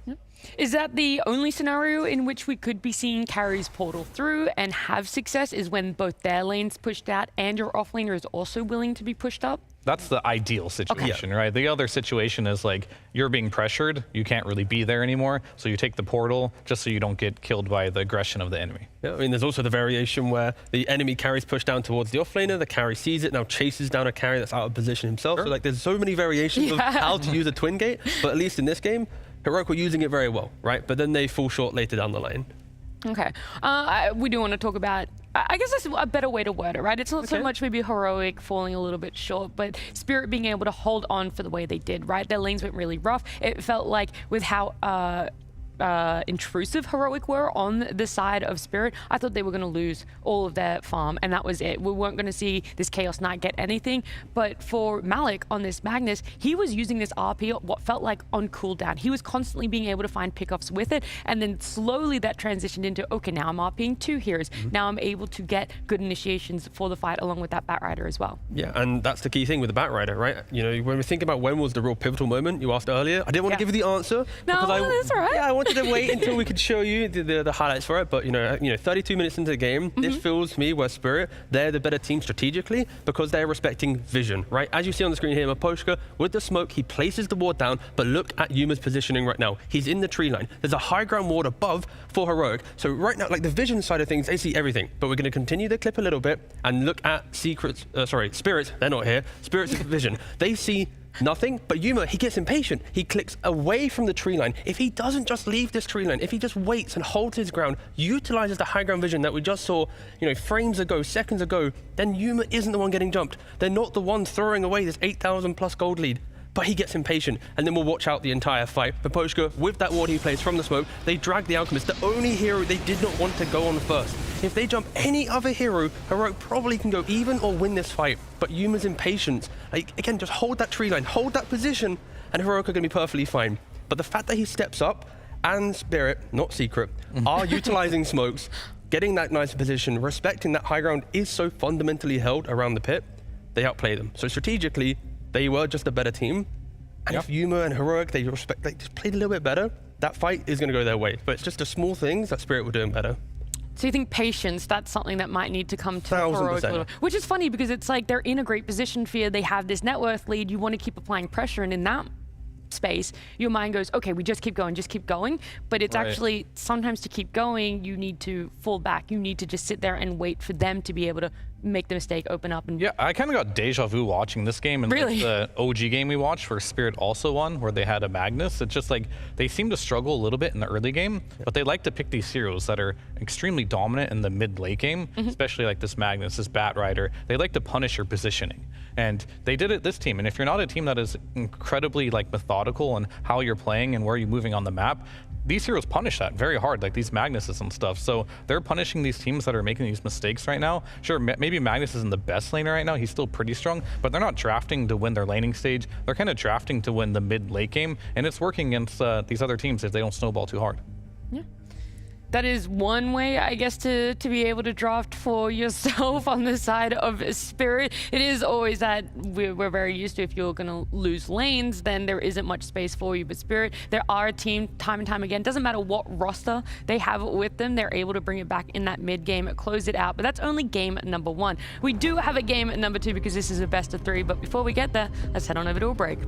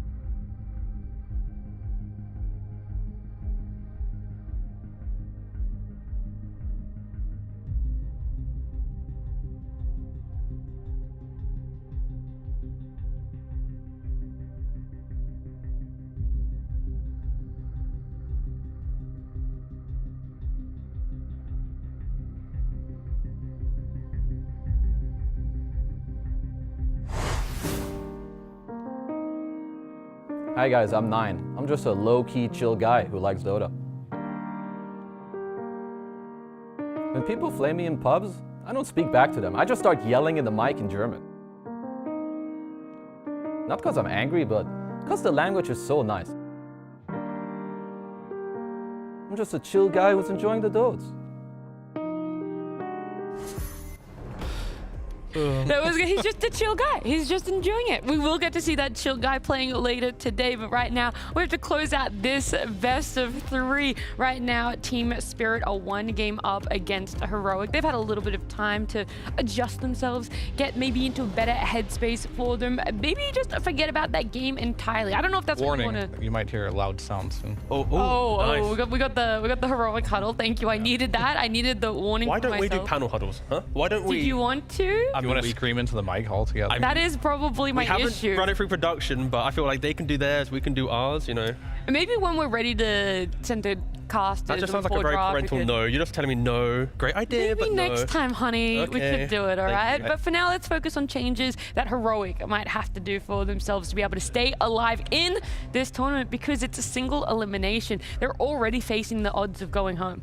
I think the best thing for Heroic is, even in their loss, they did not do it in a way where they have to overthink why they lost, right? Like, we can break back the replay. It's like, this team fight wasn't very good. You strategically a little bit out of position. Your early map movement was great. Like, it feels like it was big picture problems rather than yesterday. It's like, we hated the draft. The play is sloppy. Everything's lost. Like, today, completely different. It feels like it's, as a coach, when Caps comes in, it's like, guys, run it back, but need to be better here and here. Like, it's a simplified loss compared to yesterday. So I don't actually feel that bad for Heroic. I'd like to think that they can bounce back and recover.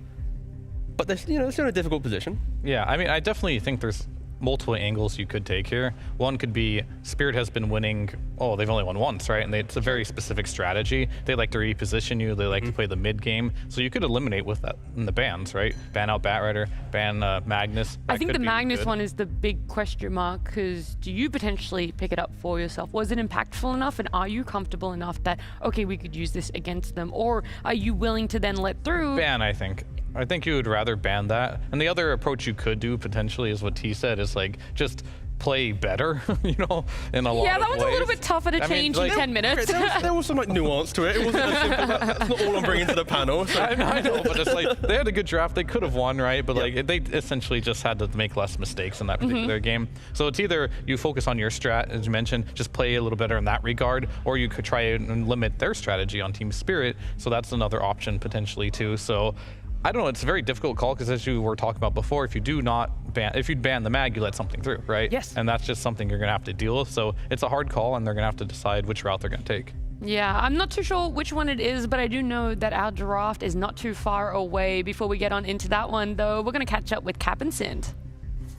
Yeah, so I think analysis-wise, I think it was pretty on point, but honestly, I just need you to kind of cast better. Yep. Yeah. I'll try for next game. I'll cast a bit better. Yeah, that's really good advice, Fear. Thank you. Thank you. I decided to pass that along to Cinderin. We'll see how it works. I'll take it to heart, and I can definitely change that within 10 minutes, unlike this team. So just play better, guys. We'll see whether or not Heroic can indeed play better. Draft-wise, we heard some of their thoughts. Do you have any ideas? I think banning mag is interesting, but it's, I don't know, in modern Dota, there's just a lot of heroes right now that are really powerful for a team like Team Spirit. So I'm not quite sure which one I would remove for mag out of the ones they banned in the first game. But yeah, I personally think that was the biggest problem for them in that game, was that individual hero. And then my own questions about Lena's itemizations, of course, as we talked about in game one. I think there was maybe something to be done there. But. Okay, well, it is time for draft of game number 2. Game 2 draft is about to be underway. I've not been able to say that before. That was quite cool. That was nice. Cool. Very but good. Magnus, that's the key theme from game 1. In the the start of game 1 draft, we were talking about Magnus and Dooms and how Magnus now became very prevalent. In game 2, we're talking about Magnus once again, but Heroic, they ban it out. I was looking at the stats, and Analog, he hasn't played the Magnus since 2022, right? Compare that to Divide Llama, he's also not really played it too much. He's only got 17 games. He has played it within the last month, but it's not as if we could maybe entertain Heroic going to block pick the Magnus. Yeah, I don't know if that's a good strategy. That's kind of why I like doubted that, because it's not something that I typically see Divai Llama play a lot of. Same with Analog. So if you put yourself in a position, you're one game away from elimination, right? Do you want to pick an uncomfortable hero from yourself just to block pick? Too risky of a scenario here. They decided to actually take out the Magnus, which was a great call, I think. They ban out the Pugna as well, so some good bans here. I mean, finally for Spirit at least, they're on first pick. They've been complaining about having to be second pick for, I was gonna say time, it's been 2 days. The beauty of best of 3. That is true. They finally get their preferred pick position. They broke the curse of always losing on second pick, arguably against a weaker team, so maybe not as much value, but Spirit now go straight away for the Morphling. Yeah. Sure, flexibility exists for the hero, but Satanic has shown some incredible performances on the Morphling so far from that carry position. Yeah, I saw the Enigma ban come out. Like, why would they ban an Enigma first phase? And the moment I saw that Morph pick, it all made sense there. So they're going to go with that hero. It is definitely very strong. It does put you in a situation where maybe you're thinking about picking that Beastmaster again. Another hero that is fairly good versus Morph in the laning stage. Underlord is another hero that comes to mind, but I don't think that hero's been super popular for a while now. And I don't know if you want to pick it this early, but you do see Morph. This hero is almost exclusively a carry. I don't think many people have been messing around with the strength Morph to support. We saw a little bit of TI, but since then, been pretty dead there. They're going to take line. Great support against Morphling. You can burn his mana. More importantly, you have that instant disable and burst damage. He is generally a low HP hero with high armor, not great for his magic damage. Yeah, the line will set up for a lot of offlaners to exist in the lane. In difficult lanes, the line will always give purpose to those offlaners, right? It's back in historical time when Alliance was a good team. They were always going to be Tide Hunters and Timber Saws and Centaurs. Pair it with the Lion, you can never lose that lane. They both farm up, they're going to do good. We've kind of seen it fall off a little bit. It's got a bit of a resurgence at least, but yeah, to the points you made, strong, stable pick will open up for a lot. And I'd like to think with the Enigma ban, they aren't really going to flex the Morphling. Of course, you could still flex it if you want, but yeah, Morphling is just so strong in that carry position. The fact you go Vlad's very early on, you farm jungle for free, you then get Manta Kanda, one of the few heroes that still buys Kanda after the nerfs. Right. So I think there's some options. I mean, the drought ban is it's 100% a morph carry. Yeah, and 100%. Unless, have you ever seen a team waste bans to make a hero? No, I'm joking. Oh, so they're baiting them. No. Wasting bans to... Maybe it was a different hero. They really want them to take the bait. They're angling it. No. Just to be clear, I'm not caring about that. It is a morph carry. But if this was a different scenario, then maybe, but no. Not today here. Not today. So heroes that generally speaking are pretty good versus morph are going to be like either heroes that stop your regeneration or heroes that can instantly disable you, and illusion heroes have particularly been really good. So how about tempo? Like the idea like Visage and heroes that you enter the lane. Risky business, but it's very, again, it's risky because it falls off, but the idea of just overwhelming the map can hurt Visage. But I agree with you, I prefer the stable approach of fighting into the region, having like a Shiva's buyer, having heroes that can just overwhelm in that sense. Yeah, I mean, I think the Beastmaster sure didn't work last game, but it's still looking really good, works well with line. You're gonna have tons of lockdown. Morphling doesn't like to deal with illusions or summoned units, right? And that's something he just has no tools equipped to do so. That's why they banned the Enigma, the absolute worst matchup. AA ban, we haven't seen that hero in competitive in quite a while. It is returning though. As much as they're banning Ancient Apparition for the Morphling, but PuckChamp in a online qualifier played Ancient Apparition in their lower bracket run and showcased how strong Ancient Apparition is. We're yet to see it hit the tier 1 scene. Yeah. Because that was kind of like an online qualifier, you could argue tier 2, etc. But Ancient Apparition, mark my words, it will return to pro play in the upcoming month. Yeah, well, honestly, like that ban is being used against them here too by picking that Chen right away. And I did mention earlier that Morph does not like to play against summoned units, so Chen definitely fits that bill of being a summoned unit that can either take the gate, bully you, can't really deal with his creeps. With the AA ban on top of that, you can't really deal with Chen's heal either, so it's a nice little pick there. Yeah. And Chen with the Shadow taking that facet, you send the little guy through the twin gate, he can just mana burn, so you don't even need to send Chen through the twin gate. True. You can just send your creeps to do the work for you. But once again, you ban out a Magnus, there's other repositioning tools in the Can't ban them all. You can't ban them all, exactly. So the Bat Rider, once again, Spirit will get their hands on it. It'll be interesting to know where they go here, but you can't ban them all. They're gonna pick the other repositioning hero. Oh yeah, we got the Axe, yeah. I mean, there was a long time throughout the meta where range carries, right? It's been super popular. And because they were popular, heroes like Bat Rider, Tusk, were very popular. Magnus as well, unfortunately at that time wasn't very strong. This is how you counter range carries. You just kick them in the middle of your team. They don't want to be there. There is a massive damage problem for Spirit at the moment though. Like early on, very single target. Very single target. Their lanes are pretty formidable, but their exit of laning phase, they don't really crush their opponent, right? Morphling wants to farm, Bat and Tusk enable other heroes to do the damage for them. Yeah. So there's a little bit of a damage requirement from the last two core picks if Spirit want to play the early game, and if they don't, and they want to scale for that kind of mid portion of the game, Heroic has a very good window to utilize the Chen and the line that we've been talking about. Is this not like a dream Beastmaster game still?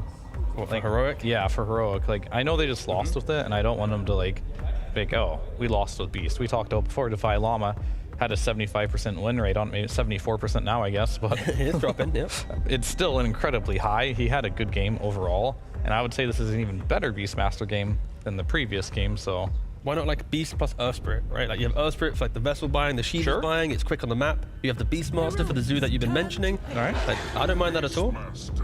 I think that makes the most sense here, especially you have this kind of like death ball kind of lineup, but you also have elements of catching rats too with the lion, so it's much more well-rounded here, where I don't feel like Heroic is in a situation where they feel like they have to end the game, but I also don't feel like if they're in a spot where they're really far ahead, they have the option to end the game too. So that's nice to see. The one thing that they have to deal with, a lot of teams have not done so far against Spirit, is how do you play against the reposition? Yes. This has been like a big... But maybe that's the Chen coming into play, right? Additional auras, the hill. Oh, a rare Slark. Very rare. We do not see it. Yuma does like to play it. Luckily, for Heroic's sake, Defy Llama's already got the Beastmaster because he likes to play it as well. But Slark is a hero, Diffusal Blade, Mana Burn, we've already mentioned that against the Morphling, against Bat Rider. Imagine if it was Slark in the previous game, right? He steps up, the Bat Rider jumps in, he'll break that initiation. Right. So he's now fixing the problem of the previous game because he can frontline very nicely.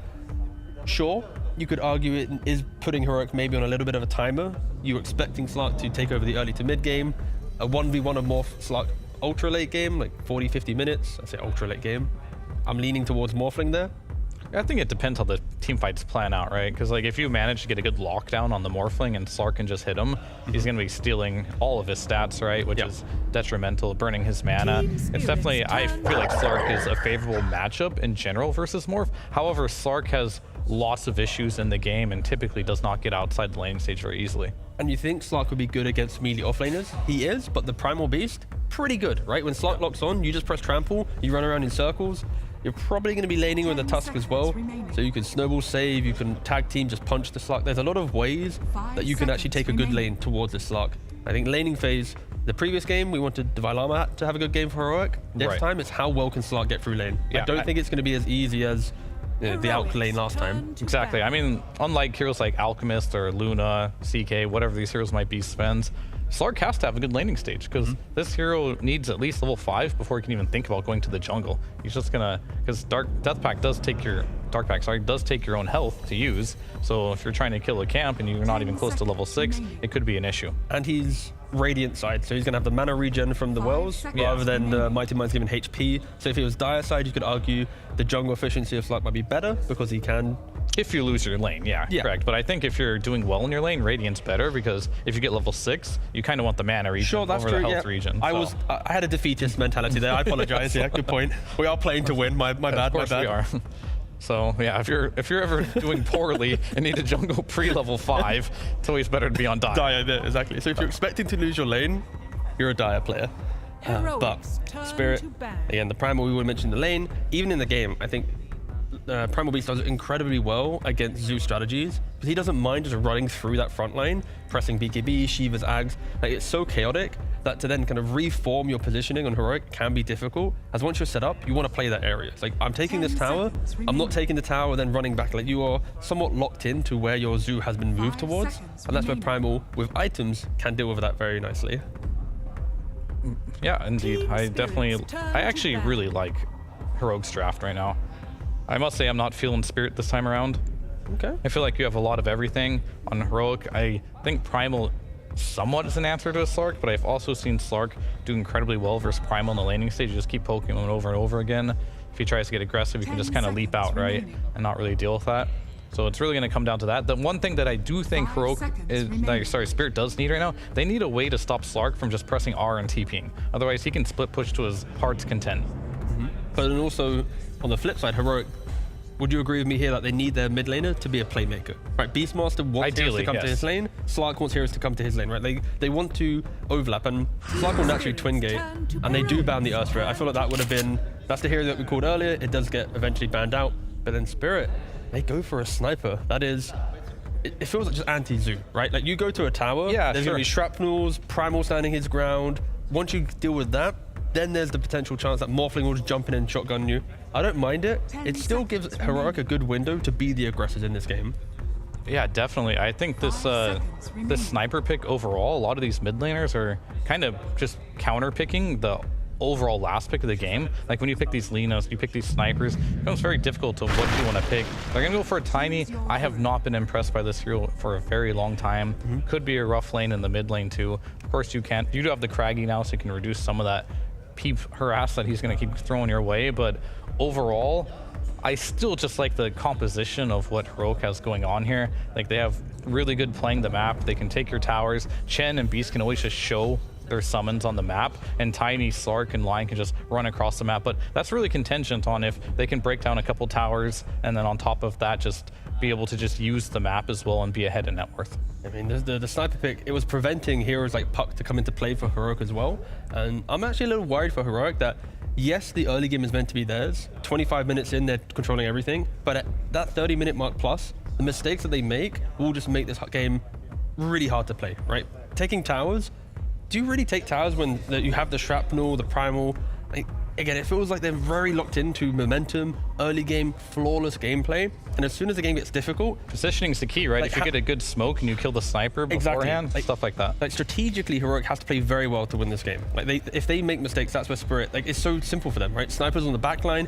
Even if Slark gets the sniper can go for the grenade, his shard, he has Hurricane Pike, Silver Edge, multiple utility to disengage. You either have Morphling to deal with, like you have a lot of scaling on Spirit, and then you have a lot of tempo on Heroic. So it does feel like this game is going to be, how does Spirit survive the early to mid game? What fights do they want to take? If they do blunder, then Heroic will just rip open this game. Absolutely. You were running around, dewarding everything, not allowing the vision advantage that Spirit had in that previous game, but yeah, we'll see if they can do it. Just Heroic, they can't make mistakes. Yeah, I mean, I think they're going for the approach we talked about. Heroic is doing something similar. They just need to play better this time around. Or Spirit is going to have a very similar type of strategy with the reposition, especially if they do get to that Agnems on the Tusk.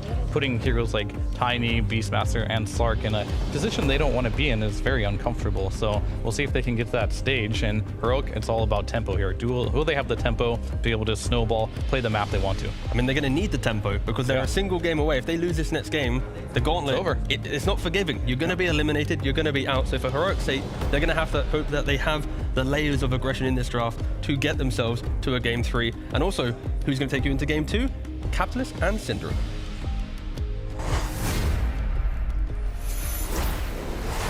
Thank you, Robson. That's right. We have a lineup that Heroic, once again, needs to take the tempo.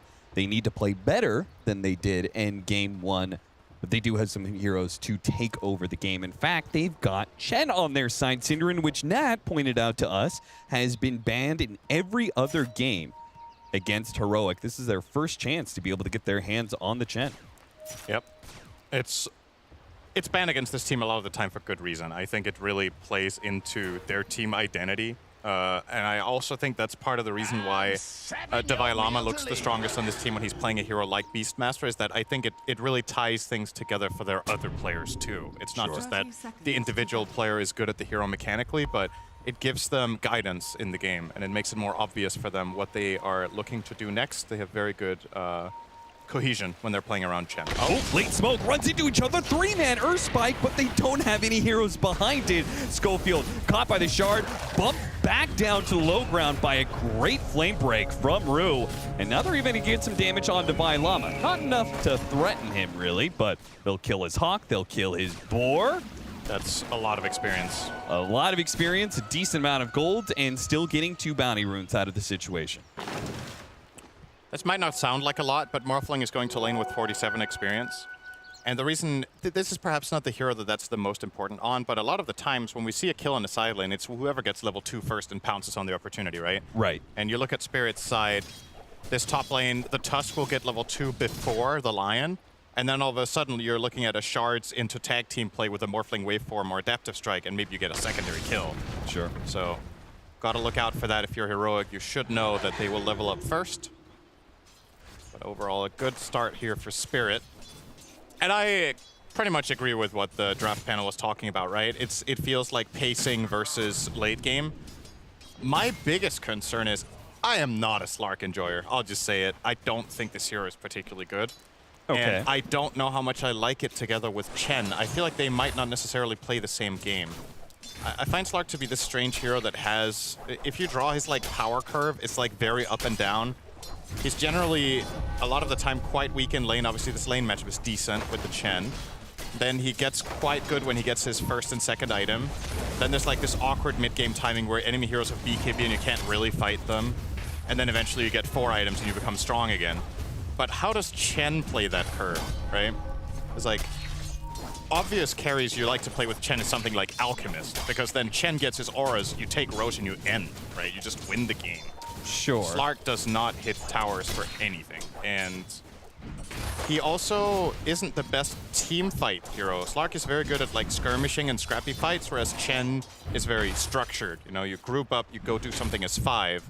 Beastmaster plays into that nicely, but we'll see if they can overcome that discrepancy between the two. Can you tell me why the argument around this Chen Slark is centered around them having combined synergy at the right time and not, well, this just makes a more well-rounded draft, right? Slark gives you a lot of the things that Chen lacks.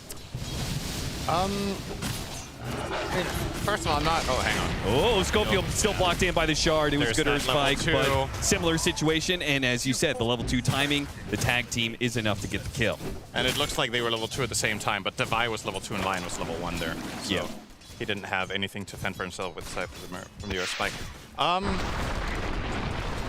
think pro players and teams in general over the last few years have mastered playing timings much better. So whether you're with or against heroes that reach a specific critical mass point where they're very strong for, say, 5 minutes, that's where you really look to put the pressure. And that means that, let's say Chen, let's make this simple. Let's say Chen is really good minute 15 and Slark isn't. Okay. And then you could be like, well, Slark is very good minute 40 and Chen isn't. So you could think of it in the sense of, oh, well, that's good because then they're good at different times and you always have a strong timing on someone. Sure. But I think it's better if they all overlap. Otherwise, oh. Tag team's trying to go to work, but this time around, it is the fours that may make the difference. A beautiful air spike once again by Schofield, and this time it goes to the advantage of Heroic enough. That's their level 2. Now they got Hex. True. And it just makes things a lot easier. Just to finish off on that, that tangent then. If, let's say your 4 heroes are good at 15 minutes and then you have the Slark, and then your 4 heroes want to do something, but the enemy team can actually defend because Slark isn't available, then those 4 heroes are missing that critical mass timing that they would have had.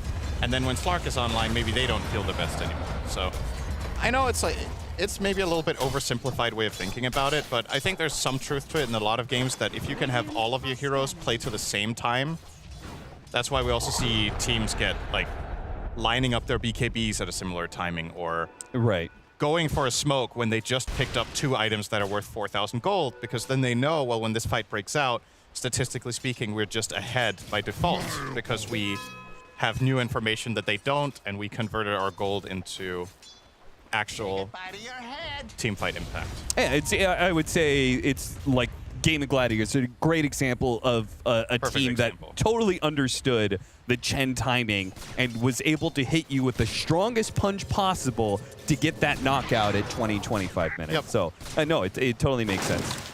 And I think they're a good team to reference for this. Obviously, they're not at their peak right now. Nobody claimed that, but they had such a good last and prior year where I don't think I saw them play Chen Slark much.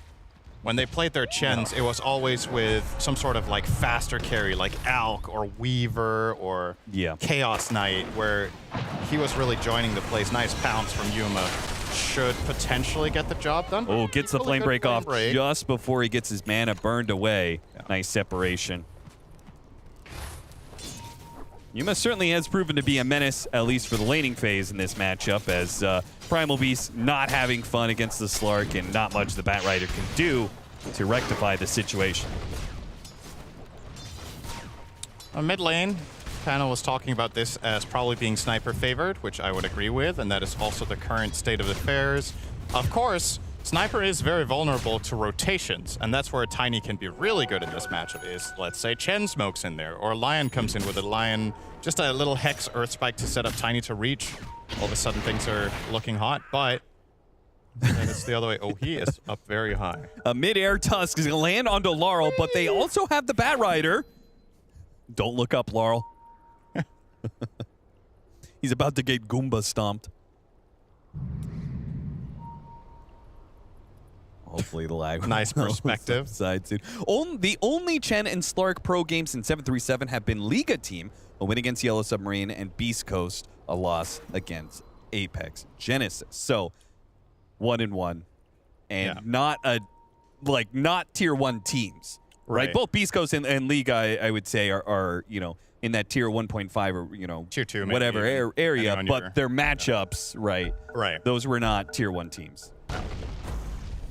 Analog still going to be stuck by the shards. Earth Spike on 2. Slowed down by the shrapnel. Bumped back by the flame break into the middle of the first shrapnel. Leaves him with nowhere to go. And perhaps nowhere for Schofield to go either, as Satanic is going to join in the mix and chasing after the Lion support, who will be brought down by the Creeps. Good job, Creeps. This is a very healthy early game for Spirit. Talking about how Heroic will want to play pacing and hit their stride at the 15-minute mark. Just slowing down these heroes' progression is very nice. Now, of course, the big winner in this will be Yuma. He's playing Slark against Primal with the help of Chen constantly.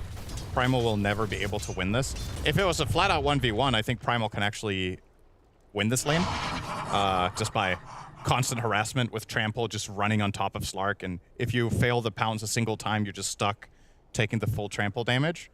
But Primal can never go for that when Chen is backing up. The counterplay is too strong. He can protect the Slark, and obviously Rue has been moving, so you're just conceding that is the trade-off you're choosing to take. Is we can sacrifice Malik a little bit for Laurel and Satanic, and I'm looking at this draft, and if I have to pick a single core in the Dire that should suffer, it's definitely Primal. I want my Sniper and my Morphling to be off to a good start. Sniper in particular can play a very key role in defending the towers and bridging the gap until Morphling is truly online.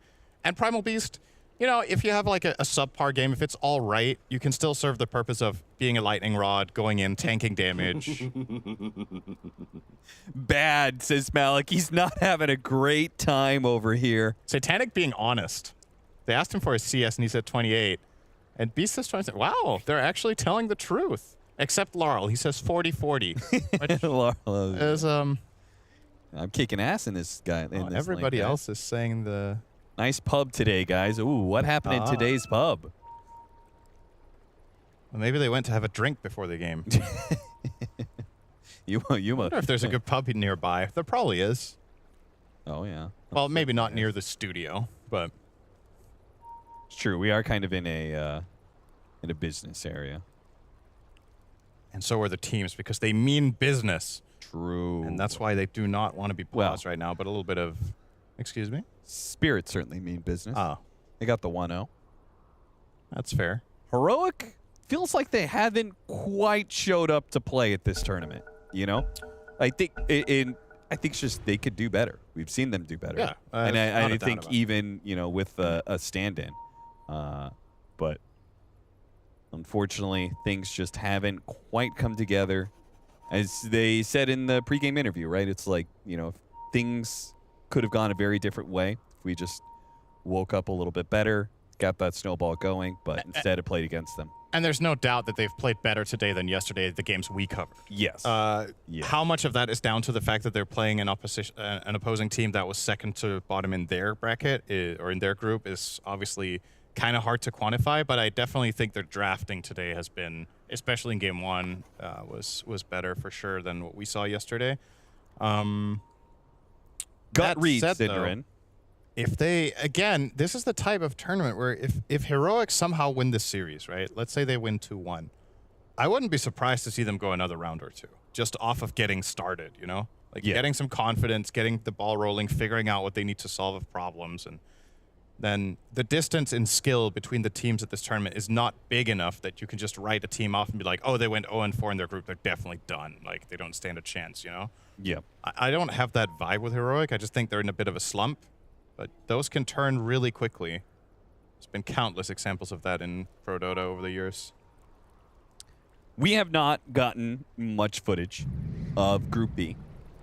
But if you had just a gut read of the situation, knowing the results of both the groups and maybe just seeing this game one, which group do you think is going to end up looking stronger at the end of this playoffs? You know, usually in most tournaments, there's one group that it was actually stronger. Right. And like a majority of the top 3 or top 4 teams are from one group. I think considering what we cast yesterday, I felt like Falcons were not playing their best. Agreed. I think Heroic were absolutely not playing their best. I think BetBoom still looked stable. I was positively impressed by Extreme. Yes, so too. Compared to the expectations I went into the tournament with, Heroic maybe slightly underperforming. I still wasn't expecting them to do great, but I was expecting them to look a bit better than this. Extreme overperforming for me. My expectations, Falcons underperforming, and then BetBoom maybe on par. In the other group, Tundra were smashing it yesterday.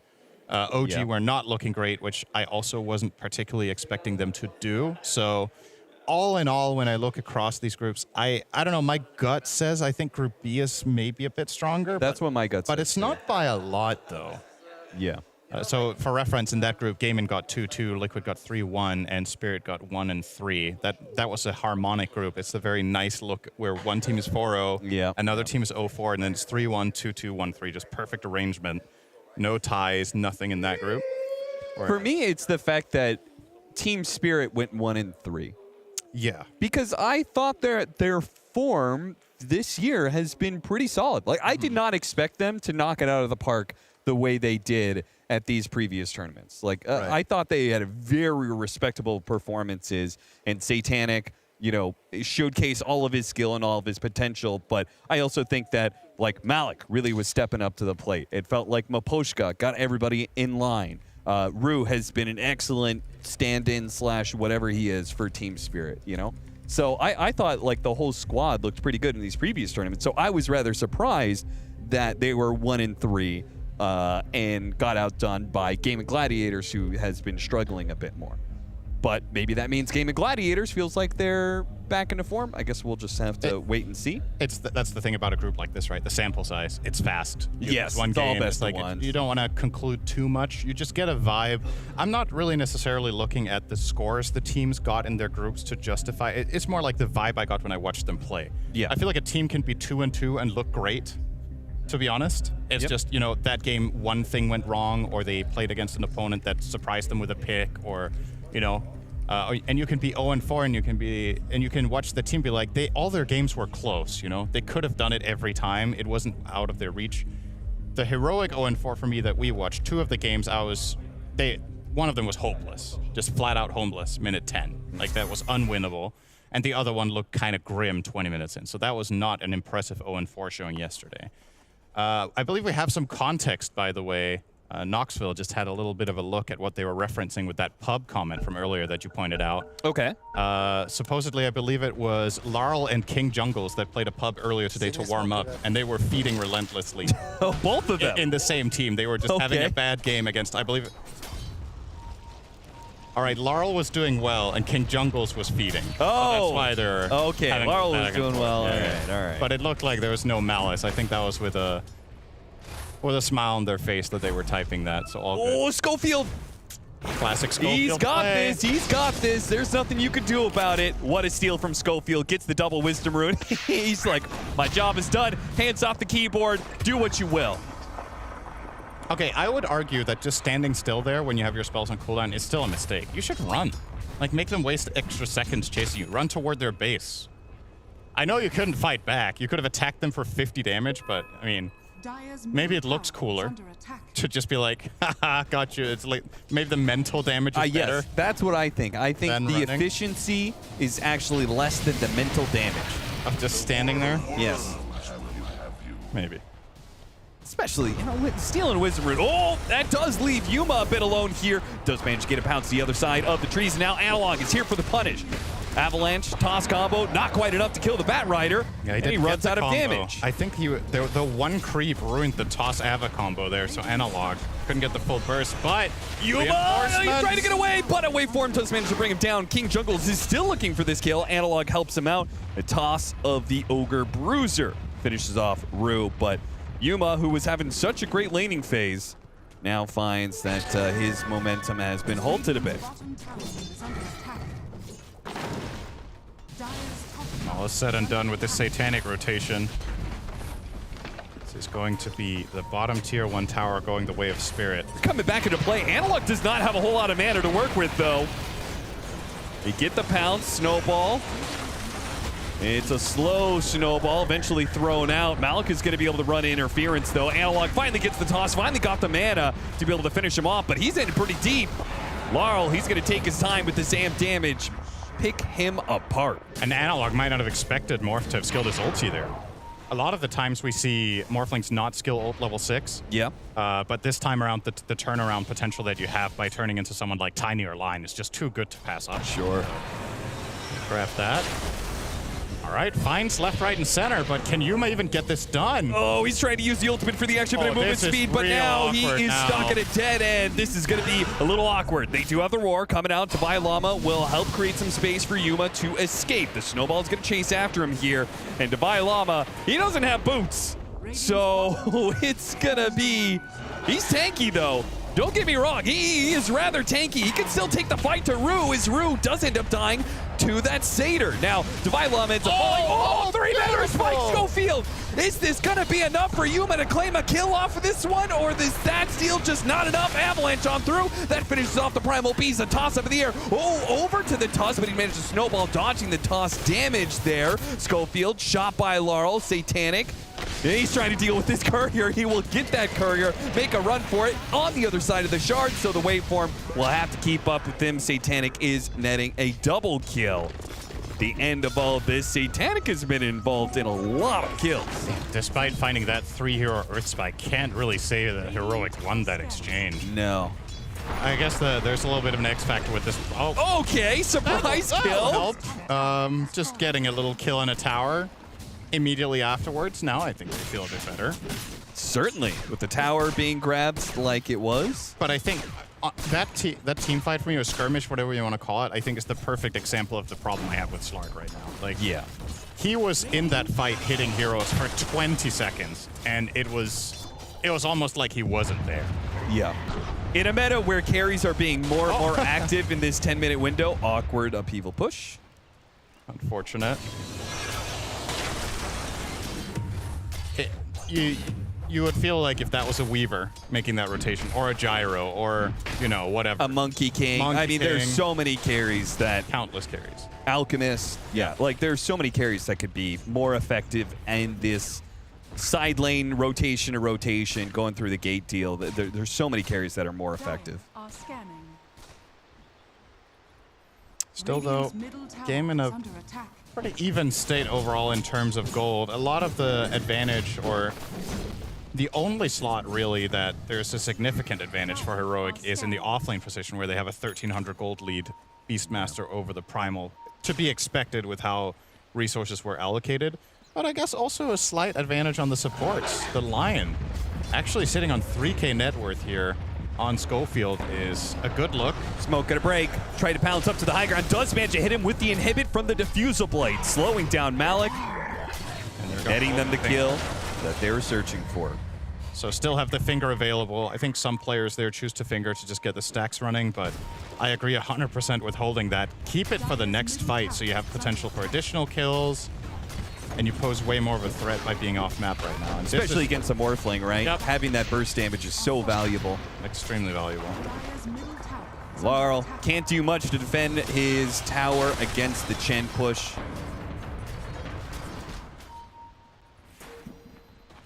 Rue, around and around he goes, trying to deal with the ward right now. The courier's going to die, so he doesn't have the vision. There goes that finger. The Bat Rider dies, trying to get the D ward. Schofield, is he going to kill the ward, or are they still going to play for this vision? He kills the ward now. Schofield with what's going to be a 13-minute blink. That's really good. Yeah. So great timing for him here. Has some good heroes to play with it. He can burst heroes together with the Tiny. He can kill heroes together with the Beastmaster. And honestly, Lion Chen can kill cores. Yeah. So if they do want to go for that angle, there is the possibility for those two together to kill the Morphling or the Sniper.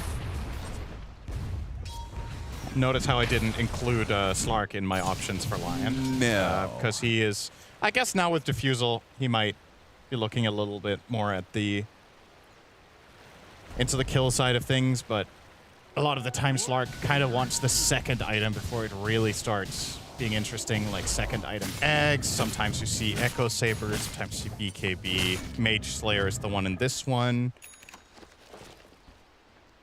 Gives you a lot of tankiness and damage. Also, Double Blinks, Helm of the Overlord. They are hitting all their timings all at the same 30-second window here. Okay, don't click him. What do you think Slark's health is right now?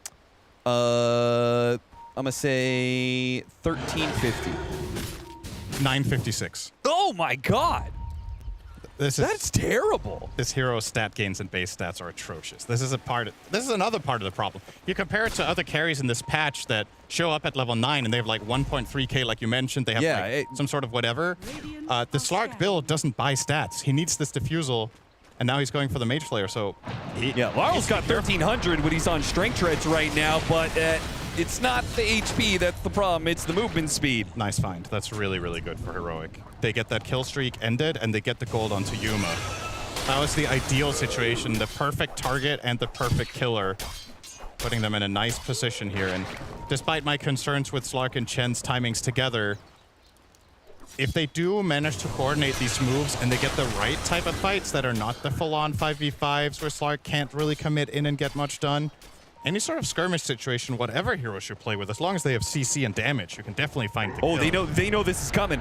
They see Malik. They already was prepared for this one. Analog was already TPing onto the outpost. They'll get a punish on one hero. Maposhka is making a run for it away from Divai Lama. Now, Heroic did bring all of their heroes to this side of the map. It's still completely fine. Oh, and they still find Maposhka. Yeah, he did not expect there was still going to be a fifth hero in the neighborhood.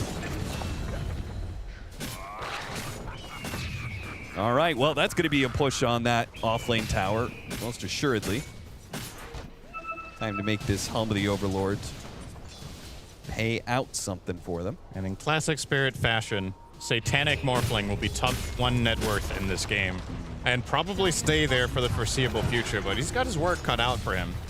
This ramp up from from Heroic that we were talking about being a real possibility with the Chen Beast really kicking in right now, and I guess we didn't cover this too much. I actually very much like Tiny together with these two because that is a trio that's fearsome. The Chen and Beastmaster push out the lanes and give the info for Tiny to make aggressive moves, and every time he finds a pick, you take a tower.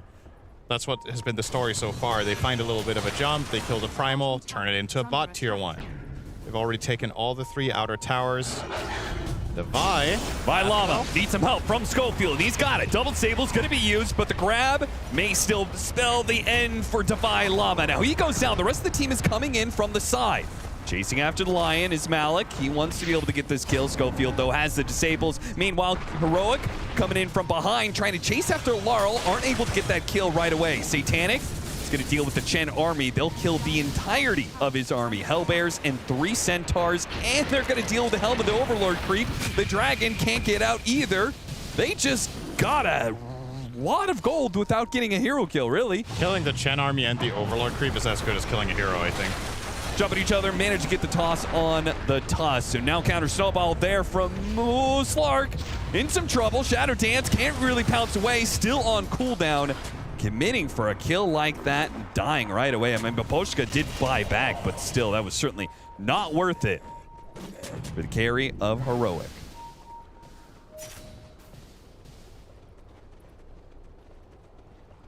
They still maintain control of the area, though. That's the good thing here for Heroic. Losing Slark did not force them. It did not flush them out of the triangle area. So they stay there. Chen rebuilds his army, and think it's understandable. These three heroes should play a lot together, in my opinion. Yeah. Just make these moves, scout enemies out with the Chen creeps. If anybody pounces on them, you can get that burst with Lion plus Tiny. Slark will show in mid. Teams seeing each other. There's a ward versus the Slark night vision. Yeah, he knows about the vision, goes up to the high ground, does not want to have back-to-back deaths here, can't afford it. But it comes at the cost of this mid tower, perhaps, as Satanic is going to stick around. Look at Analog, though. Slipping in, potentially from behind. They know there's some vision. He might know there's a sentry there, but he's going to go for the Primal Beast. Toss back into Yuma, hit the pounce, and the roar. Heavy commitment to bring down this Primal Beast, but they certainly have him. Yeah, they also just barely didn't lose their tower, so I would say well worth it there. Schofield's still searching for more. Team Spirit saw him, thanks to the Watcher, though. And they are going to move to the gate. Oh, he's very aggressively chasing. Yeah, seriously. I don't know if him finding anyone here would even be good, but Spirit don't know how many players are a part of this move, so they have disengaged. And looks like nobody's going to get caught at all. Satanic. Oh, they do still found find him in the end. Okay, nice. Didn't get damage on him in time. That's a bit of just a swing and a miss from Schofield. That's the kind of Earth Spike that you're just supposed to hit 10 out of 10 times on the Hex. But what could have happened is he hexed the bat and maybe he just clicked the hero for the Earth Spike as he fogged. And then while you need to ground cast it to hit him in fog, he gets the blink. That's likely what transpired in that situation. So a bit of an unfortunate miss there. Little losses like that are not going to be the biggest deal if they can continue to find good pickoffs like this. Toss back into the Centaur stun, and then plenty of disables to follow it up. That is the one thing that Heroic is certainly not lacking ever. When they get a toss back, they've got stuns on stuns on stuns. Yeah, they're definitely making Malik's game difficult here. His itemization, you see he's rushing the phase Sanjay and Yasha just to try to deal with all of these stuns, and begs the question, is this what you wanted to go for here? Was BKB perhaps a choice? There's the only BKB pressing stun there is the Roar, and if they try to kill you during Roar, I think they're going to fail. Like, Slark needs a lot of time to get through that Primal Beast, especially if he gets to get his armor off with the Uproar afterwards. But it is Sanjay and Yasha blink at the current point in time that he's looking at. Satanic also went Sanjay and Yasha on the Morph. Common theme. Yep. Do you think Heroic are doing enough? I think it is dependent on this pipe finishing up. Right. They get this pipe. So pipe Crimson. I need a lot to be done in that like 5-minute window of where you've got the double auras. You should have a huge team fight advantage at that point, right? Yeah, I kind of look at it the same. If you're itemizing like this where you get Crimson and Pipe, you really want value now. But initiation on the Beastmaster, a huge pickup, trying to save him. A little bit of heals coming out. Divine Llama still managed to get off the Roar. Divine Llama, he might die for this, but he's going to make Team Spirit bleed, certainly. His Malik's going to go down. Half HP on Satanic, who gets hexed up. Have to pick him inside the snowball, but he's going to be pulled up to the high ground. This is a little dangerous now. Heroic.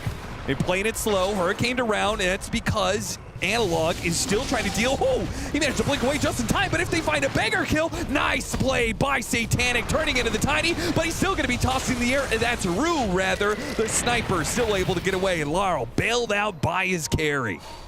Well, he's not out of the woods yet. Analog still searching. Hit the Hex onto Satanic. Not committing quite yet. Meanwhile, Yuma catches up to Maposhka, gets a snowball out of him, and looks like that's the hero that will be the retreating victim and will not make it out. Satanic and Laurel do manage to get away, but 3 kills to the favor of Heroic, all in exchange for Divine Llama. I wonder if we can get a replay on that, because Malik never used his Pulverize until the fight was almost until he was almost dead. They got the jump on the Beastmaster with the lasso. They pulled him into his teammates. They used all of their spells except Pulverize, and the only 2 heroes that were there at the current point in time were Beastmaster and the Slark. So I think that Pulverize would have stuck. They wouldn't have been roared. But maybe he just thought the line was going to counterplay. You see it here, right? So he gets in here, trampling around. No Pulverize. Yeah, he could have stopped that roar, depending on what the counterplay was there from Heroic. I kind of get it. He's trying to maximize damage, hoping that his team will have enough disables, but... Yeah, it's either that or he thinks, well, the moment I pulverize, I'm going to get stunned by Lion, and then I don't have pulverize in case I survive, but I think the better play there is to then force out that Hex, at the very least. Because if you don't pulverize, you're not getting it off anyway, and yeah, sure, he did cast it in the very end, but it was literally one slam on the Beast, and then he died, and then it doesn't continue on the Slark, obviously, so... Maybe a bit of a misstep there from Malik. Average daggers per game. Heroic is 3rd on the list. Team Spirit 6th. It's an interesting stat. Bet Boom, who are probably the team that looked the best from at least what we saw in Group A anyway. It's interesting that they are top of the board with the Blink Dagger purchases. There's the Pipe. Almost have an Aghanim Scepter on the Slark. Things are coming together again for Heroic at this moment in time, but if they let this Roshan get stolen away from them, what's the point of hitting this timing if you don't get objectives like Roche? It's already gone. That's tag team for you. They're going to be too late. The question is if they can get a fight afterwards. Yeah, they might be able to, depending on what Team Spirit does off of this Roche kill. Do they immediately grab and TP out?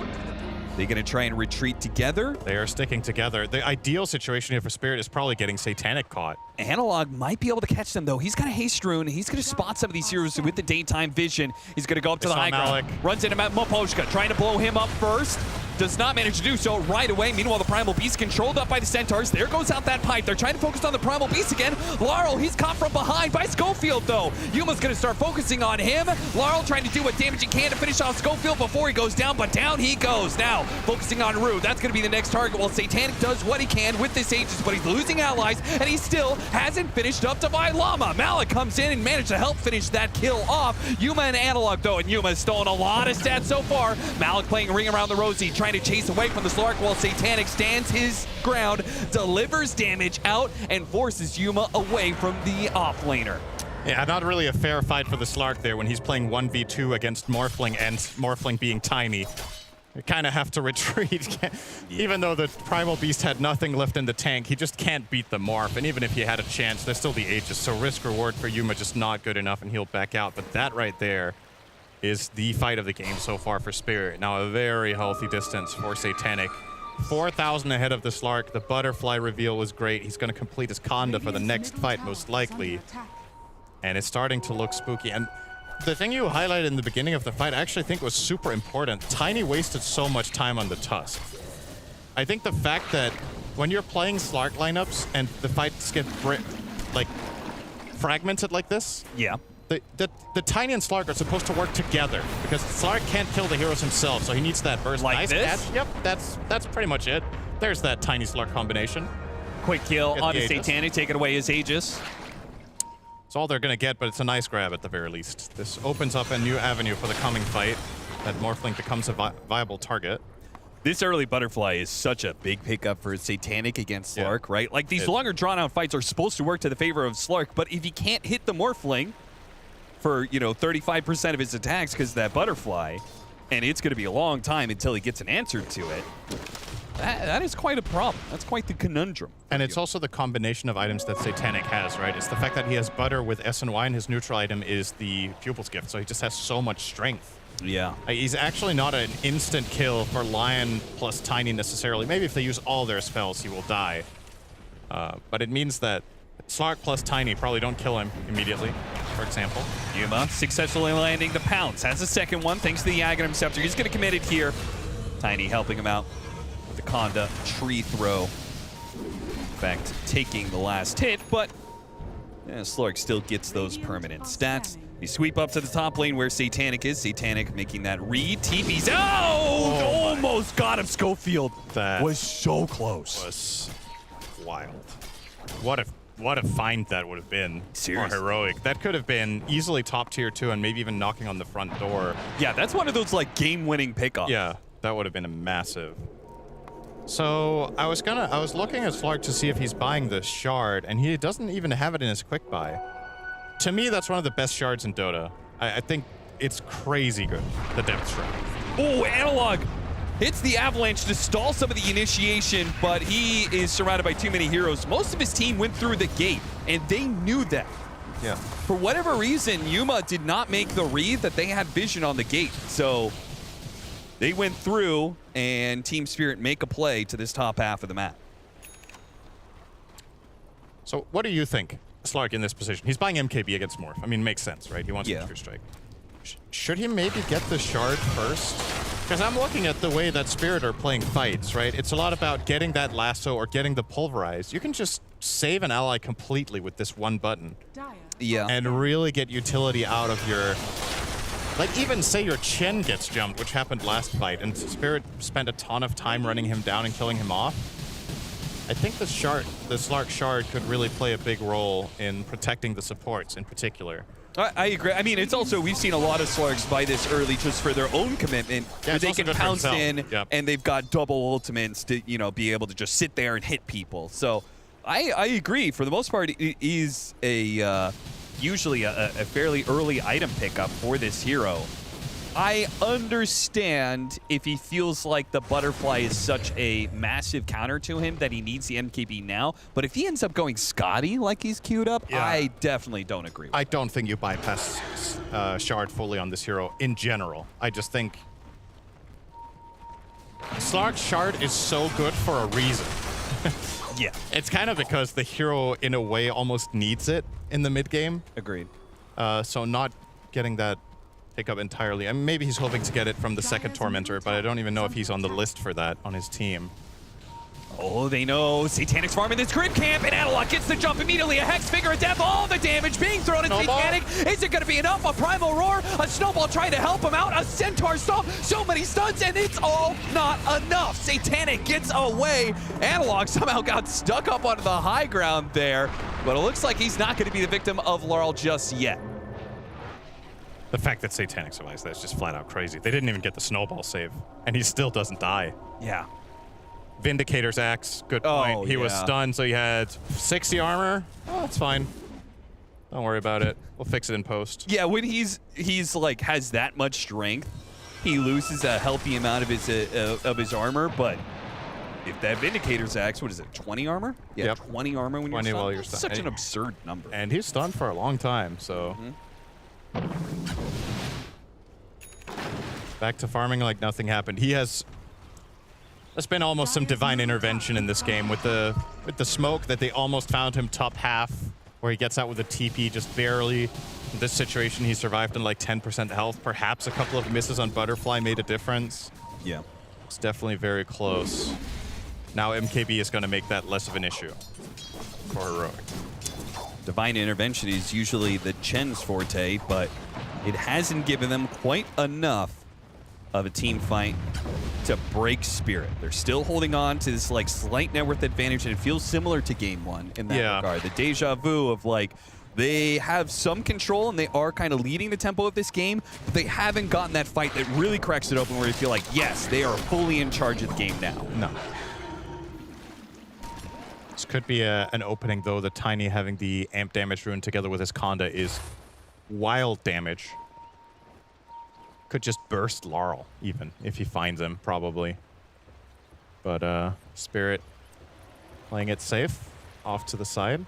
Oh, that's an interesting step. Butterfly into Conda, 2.9%, yeah. It's quite uncommon.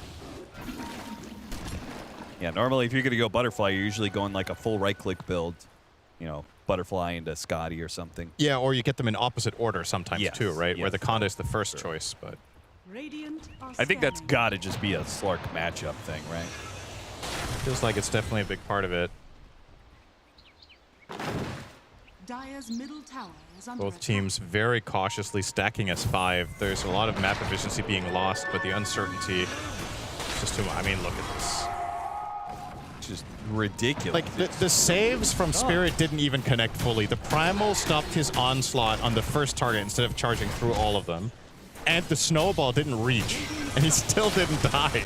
Yeah. That's obscene. All right, Heroic wants to get the second Roche. Yep. They have the MKB on Slark, so he's supposed to have an answer to the Morphling. Longer team fights are maybe back into his favor again, but you really want that extra life. And we'll see whether or not Team Spirit looks to contest this. As Laurel's going to be playing on the other side of the map for now, but the rest of the team is setting up Dire are scanning. in a way. Setting up to take the tournament. Yeah. They lost some health on that. If this fight is about to break out, that could make a difference that Morph shows up with 60%. Especially when So Analog ready to go with that Conda, but Yes. to the pit they Did go. you mention the Slark Shard? He did buy it. He just bought it, yeah. Yeah. Okay. Just got it. That's good. And they're not going to contest. See, you could have it. Spirit just wants to prolong the game. And it's probably for the best. With the BKB just flying in for the Tiny, that would have been a tough team fight. So now we're back to, again, deja vu of game one. This timing where they had an Aegis and they have like some control. Now they need to hunt down Team Spirit. Actually get the pickoffs or get the team fight. And Team Spirit was really good at dodging them last game. Yeah, it's a bit harder to dodge them if they just force high ground with Chen Beast, but the problem is Slark doesn't really hit the high ground very well. No, he doesn't. So if those two heroes do pose the threat, Chen and Beast that is, of just showing up at your base, you can probably just force them back with just Primal and Sniper. Just a Shrapnel and an Onslaught Trample combination can wipe out the units hitting the tower. Got some high ground vision here. fine. Yuma, he realized, okay, the ward's there. They pinged out the exact spot. Heroic, despite having an Aegis, are playing very defensively here, seemingly having a read that Team Spirit had smoked up and are trying to fight into them. This is such an intense read with an Aegis that I feel like they had to have seen the smoke somehow, but I don't know what they saw exactly. No.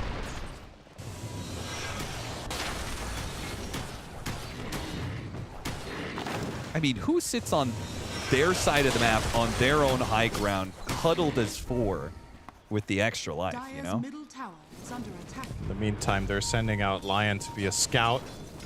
He will find the Bat, who showed himself, so not really much of a find. Wicked sick on Yuma. More stats for the Slark, soon to be level 22.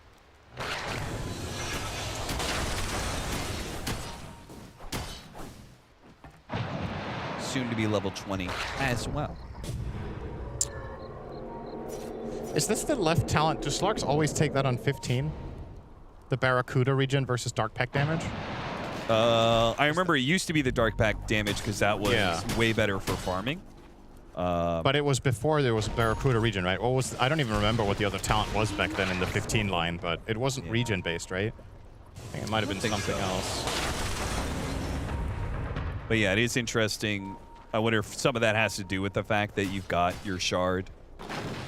Probably a big part of it, yeah. Yuma putting himself on the front lines with a gem, with an Aegis. Does get grabbed by the lasso. Immediate response from Analog. They all in to try and finish off the Slark, but he's healed up by the Chen, and now he's able to turn back around. In fact, he's on top of Satanic with pops BKB. Wait for his sword. Goes for Divine Llama. Met by Primal Roar. The long toss over from Rue by Analog. They do still have the Slark in the back line, so his Team Spirit are trying to retreat through. They're running through a Slark, which is not the best position, especially with that extra life. Schofield getting the Hex. Now the Finger. All in commitment. Earth Spite lands on Moposhka right as he came in for the snowball. Stops the save. Satanic and Moposhka will both die as a result. 3 kills for Heroic. A 4th not going to be found in Malik, who successfully TPs away. These ores are doing everything. It's such a big difference between the two teams. Spirit initiate into that fight, immediately met with Pipe, Crimson, Hand of God, and any creeps Chen has, and they just can't get through the barriers. It's just too much protection on the side of Heroic, and that's what you get when you're playing against Chen. It's not just that, it's the 20 armor from Divine Favor as well you have to worry about. And now, with this, the high ground does seem very, very open. Banner still alive with double siege wagons and an Aegis still intact. Heroic very favored for this high ground situation. It's a toss back on a Laurel. Leads into an early BKB usage. They do manage to get the lasso on a Schofield, who has been a nuisance to them, and they bring him down. Yuma forced to pounce away. May end up losing his Aegis here, but more importantly, Analog's in some trouble. Tried to help out with the shard. He's bumped out of it, and he will die. They got Malik in return, though. Heroic have to retreat. Won't be able to get the barracks, and will still lose the Aegis as well. The assassination kept track of him.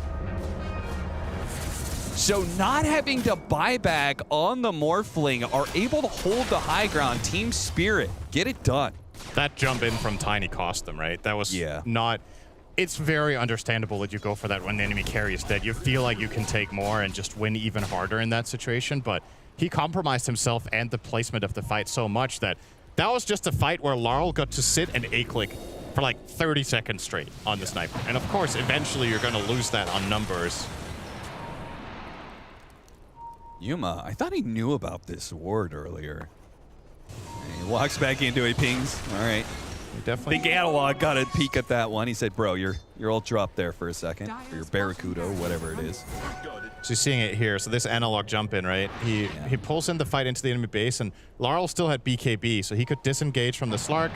And now the rest of this fight, Laurel is just attacking. Attacking. A little assassinate there onto Analog. He just walks back forward again and starts hitting. He even concussive grenaded aggressively to get back in there. He knew this fight was over. Did you see the toss? I think he tossed to the Slark, but the Slark pounced forward at the same time. How different do you think that fight is if it's like 500 units it's farther totally, back? Totally different fight. Yeah. So yeah, maybe not even a matter of a bad call from the Tiny to even go for that, but just unfortunate timing between the two of them. Yeah. They both had the right idea, but executed it incorrectly. He is going to have Scotty very soon on the Slark. That is yet another massive pickup in this matchup between Slark and Morphling. And is this matchup ever going to get better for Team Spirit? Because it feels like they're hanging on. Game one, we said, okay, they could definitely hang on and they'll have the better late game. Do you feel the same way in this game too? Yeah, I do. When Sniper gets big enough, I think that is going to become a problem. And I mean, it's not like there's that much room to grow, but obviously mathematically the auras do fall off at some point. Sure.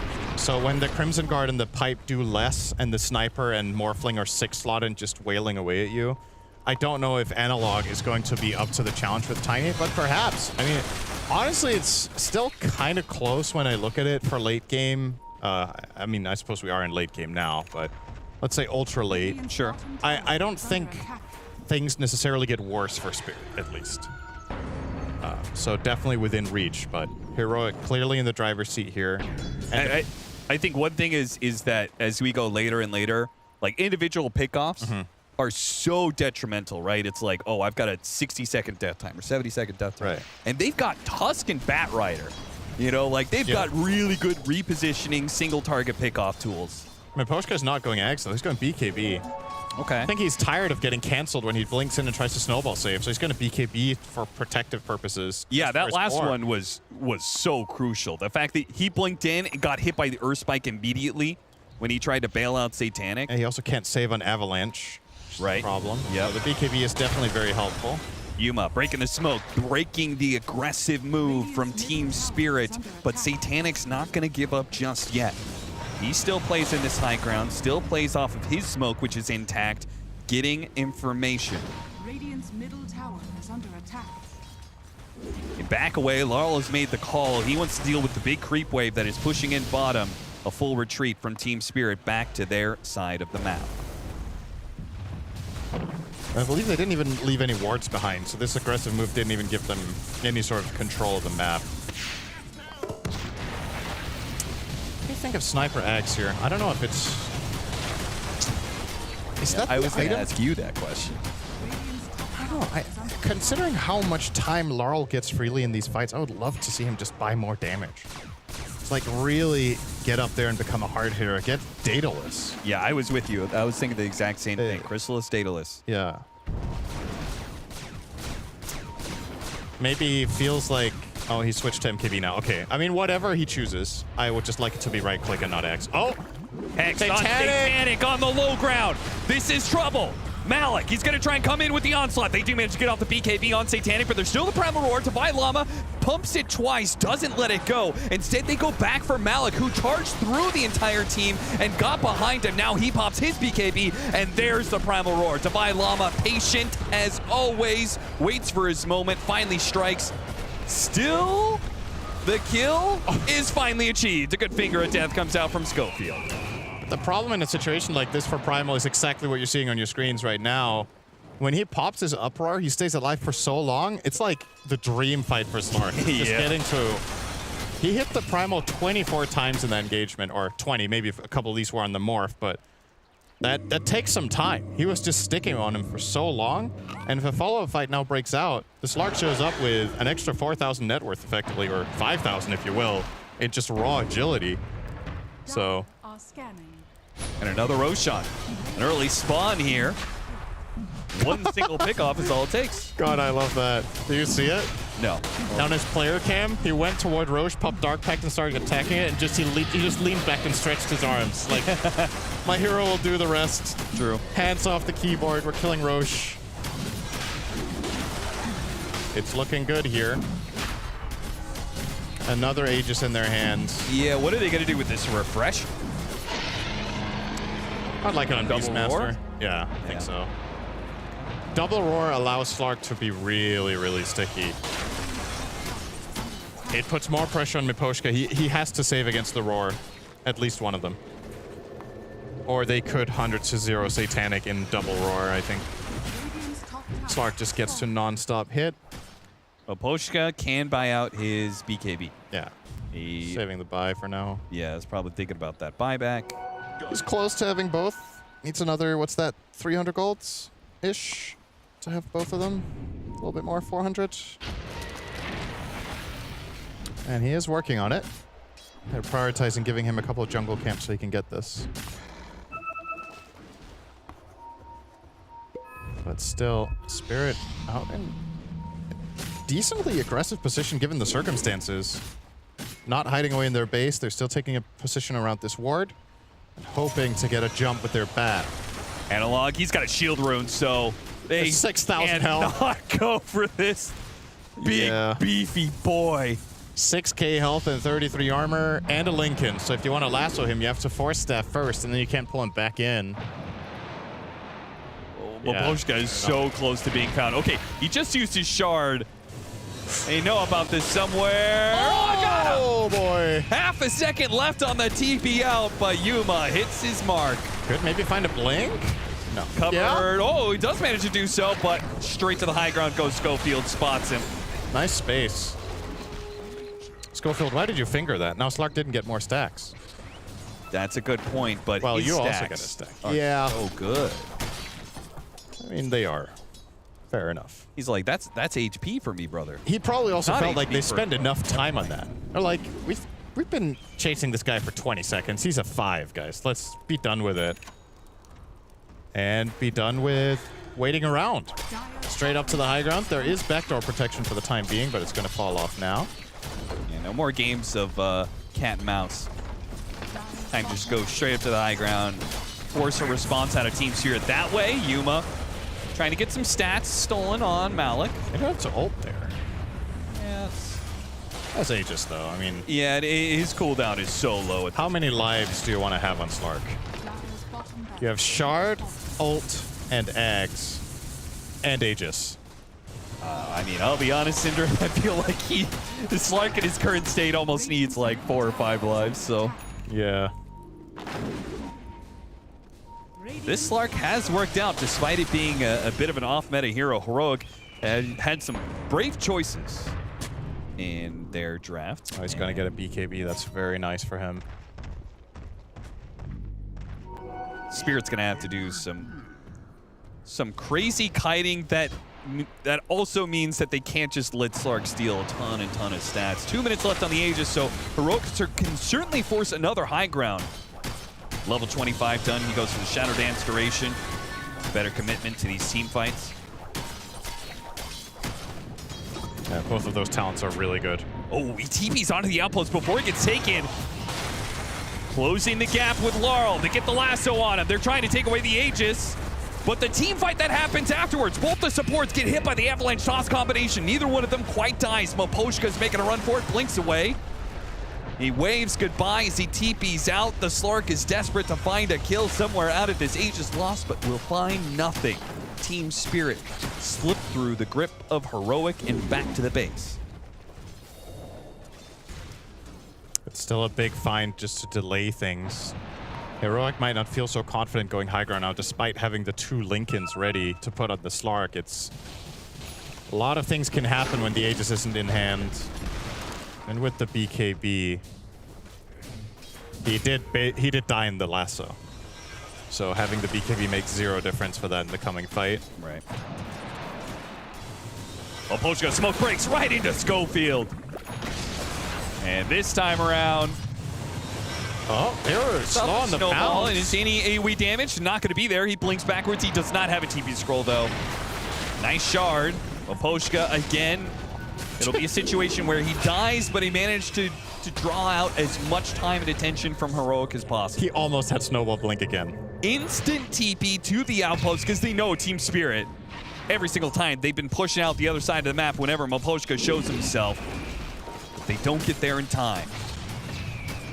Now that's a swift blink completed for Satanic. He's basically capped out now in the morph. There isn't much more to gain. I suppose Moonshard. But this hero doesn't like buying eggs, so Moonshard and Scepter is what we're looking at now. Perhaps replacing the Vlads. Oh, they find this Primal, but yeah, these heroes are tanky on the Dire side. And despite being this farmed on Slark, the hero still doesn't burst. Like, the fights have to be extended before he slowly whittles them down. Analog The good thing, in. maybe Slark is bad at hitting high ground, but Tiny's great at it. Well, if he stays alive, that is, and he will. Cool to see an Octarine core on this Tiny as well. Yep, and with the avalanche cooldown he's just going to be...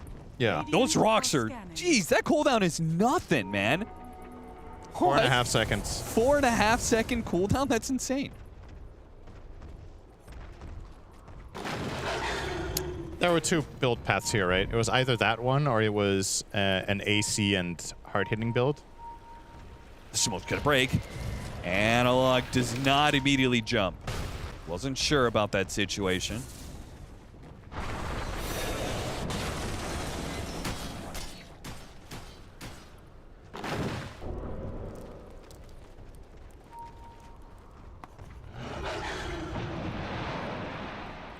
I don't know. I kind of feel like they had the right idea before, where Analog, they put the Lincolns on him. He just goes up to the high ground, hits the buildings. They have Depth Shroud to bail him out. He's got BKB. But they're not sure about it.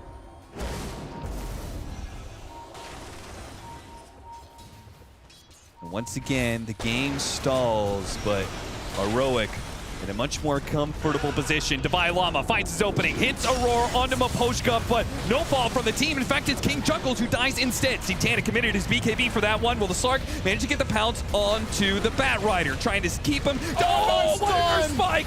A 3-man, the triple spikes come out and just wreck Satanic and crew, who has to be able to leap away, but the pounce sticks on top of him. Satanic is losing HP fast. Nice flame break from Rue, separating the two. Another spike comes through, controlling up Malik. Yuma is going to town, and look at those stats build up. He has so much agility now, and he wants to put it to work, but he doesn't want to get caught up under this high ground. Punched up in the air, does have the depth shroud. That's protecting for now. Maposhka gets diced up. Yuma needs to be able to retreat, though. With no depth shroud and half HP, he wants to reset a little bit. Analog doesn't want to. Avalanche toss up, straight up in the air. Doesn't get the toss back he was hoping for. Not good enough, but also not enough of a threat. Analog is able to retreat. Got the lasso on the Slark, though. Slark is gonna die. Oh no! A slip up from Yuma. They had the advantage on Heroic. It was a 5 versus 3, but now they've lost their carry. Yeah, and that's going to end the push too, and Laurel is going to bag himself another item. That kill was worth like 2,000 gold, of which Laurel got how much? Oh, it was 2,500 gold it was worth. He probably got 1.6 for that one. So yeah, he can buy his team an edge, and still have another 3,000 gold to go. Yeah, That's the Daedalus completed. And this is what I'm looking at for Spirit is, can Larl reach this point? The game almost ended there. If Slark survives, gets a reset, and they get to re-go, I think Heroic just close it out. But that one moment of opportunity for Rue, it did cost Spirit low. It did cost them to hold this base. This was not by any means clean. And no doubt. But eventually, Slark runs out of invincibility frames. Man, that jump was nice.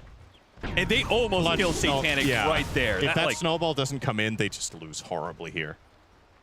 Sure, Satanic might have had buyback, but he really doesn't want to use that in that instance. No. And again, similar to the other fights, look how many times Larl just gets to stand and deliver. So that's why I'm looking so much at him, is that when he gets these damage items, the trajectory of these fights could change quite significantly, where Heroic might need to start reorganizing their targeting. This Crimson Guard here kept Devi alive, by the way. And Yuma was out, and he doesn't leave the vision. Analog, I think, you know, in his zealousness to go forward and find the extra toss back pulls Yuma into a position, but even then, Yuma doesn't go back for the straight retreat. Did not respect what Spirit had still in the tank. What are the 25 talents on Sniper? Shrapnel charges? And headshot knockback. That's actually quite nice against Slark. Yeah. Because he gets to just stand there and shoot all the time. He can keep pushing Slark away from his target. It's actually very annoying. Roche number 17 for Heroic. But Spirit are not letting them have it for free this time. No, certainly not. Malik is pushing forward with the smoke. He's going to break, and what is he going to do with that? The rock is going to come through. It actually stuns him right away. The onslaught hits on it, too, immediately. Earthquake on two. Catches Maposhka. Maposhka almost dead already. Meanwhile, the Rue, he managed to get the jump on a Schofield and return. Divine Llama gets off the Primal Roar before he dies. Into the corner he goes. Satanic in hot pursuit, though. Chased after Divine Llama into a corner. Backs him out. Divine Llama will go down. Analog can do nothing to stop it, but it does put good damage on him. Meanwhile, the Slurk is dicing up the backline. Satanic commits in for the Roshan. Trying to finish up. Can they get the Aegis in time? He does. An extra life for Satanic for this fight, and he's desperately going to need it, especially with a buyback of Divine Llama, soon to be a dieback as he gets grabbed, eats the cheese, pick that one up off the ground, straight into the gullet, into the corner once again. Doesn't have the vision, though, to be able to spot him. There goes the Aegis, now there goes Malik, and it is Larl on the high ground who must stand and deliver to bail out Satanic now as the Hex comes in, stun after stun. Satanic is going to go down, then Larl could not do enough to save him. Now Larl will die as well. That is going to be a damn near team wipe. Instant buybacks out of Team Spirit, but not much left in the tank for them now. Slark has 350 agility right now. Oh my god. Actually, I was just looking at his attack speed on that final kill. There's not, the attack animation isn't even coming through because he hits so fast. Look at it. The blade doesn't even swing. He's just looking at half the creeps before they die. Oh my goodness. Well, Heroic, the fact that that Roche is on the Radiant side is game deciding. They just brought those buybacks and got the heroes down there fast. Yep. And they have the numbers, and now Spirit, with all of their own buybacks expended, the only one left is the Slark, but it feels like he doesn't even need it. He is stupid strong for the next minute. And yeah, with this much agility, he is now a building hitter, and they're going to take that damage and hit the big buildings. The tier 4s not even going for Megas right away. Putting Analog in the front lines. Maposhka gonna cut in from the side, trying to get a quick blow up on his Slark. This is a must-get kill, but they can't seem to do it right away. Yuma gets off his BKB, and now Satanic has dove in. It's GG. They couldn't get the kill on the enemy carry, and we're going to a game 3. And even if they did, he had buyback, right? Yeah. That was the one hero that wouldn't even have mattered if they killed, so that was just done and dusted. Heroic. They get their first map win of the tournament. Yeah. Now 1-1 in this best of 3 after being 0-4 in their group. Obviously, Spirit were 1-3 in theirs. And now faced with, well, what both teams should be kind of familiar with at this point. A BO1 is what we have left. They've had a couple of those to warm up with yesterday, 4 to be exact. Heroic do pull through. That was a great game. It really felt like anyone's game for quite a long time, but they keep the composure. And again, for me, the Auras, the big winner of that was having Chen plus Pipe and Crimson. Yeah, as Nat pointed out at the start of it, right? This first opportunity that they managed to get their hands on the Chen, and it makes all the difference for Heroic when they need it most.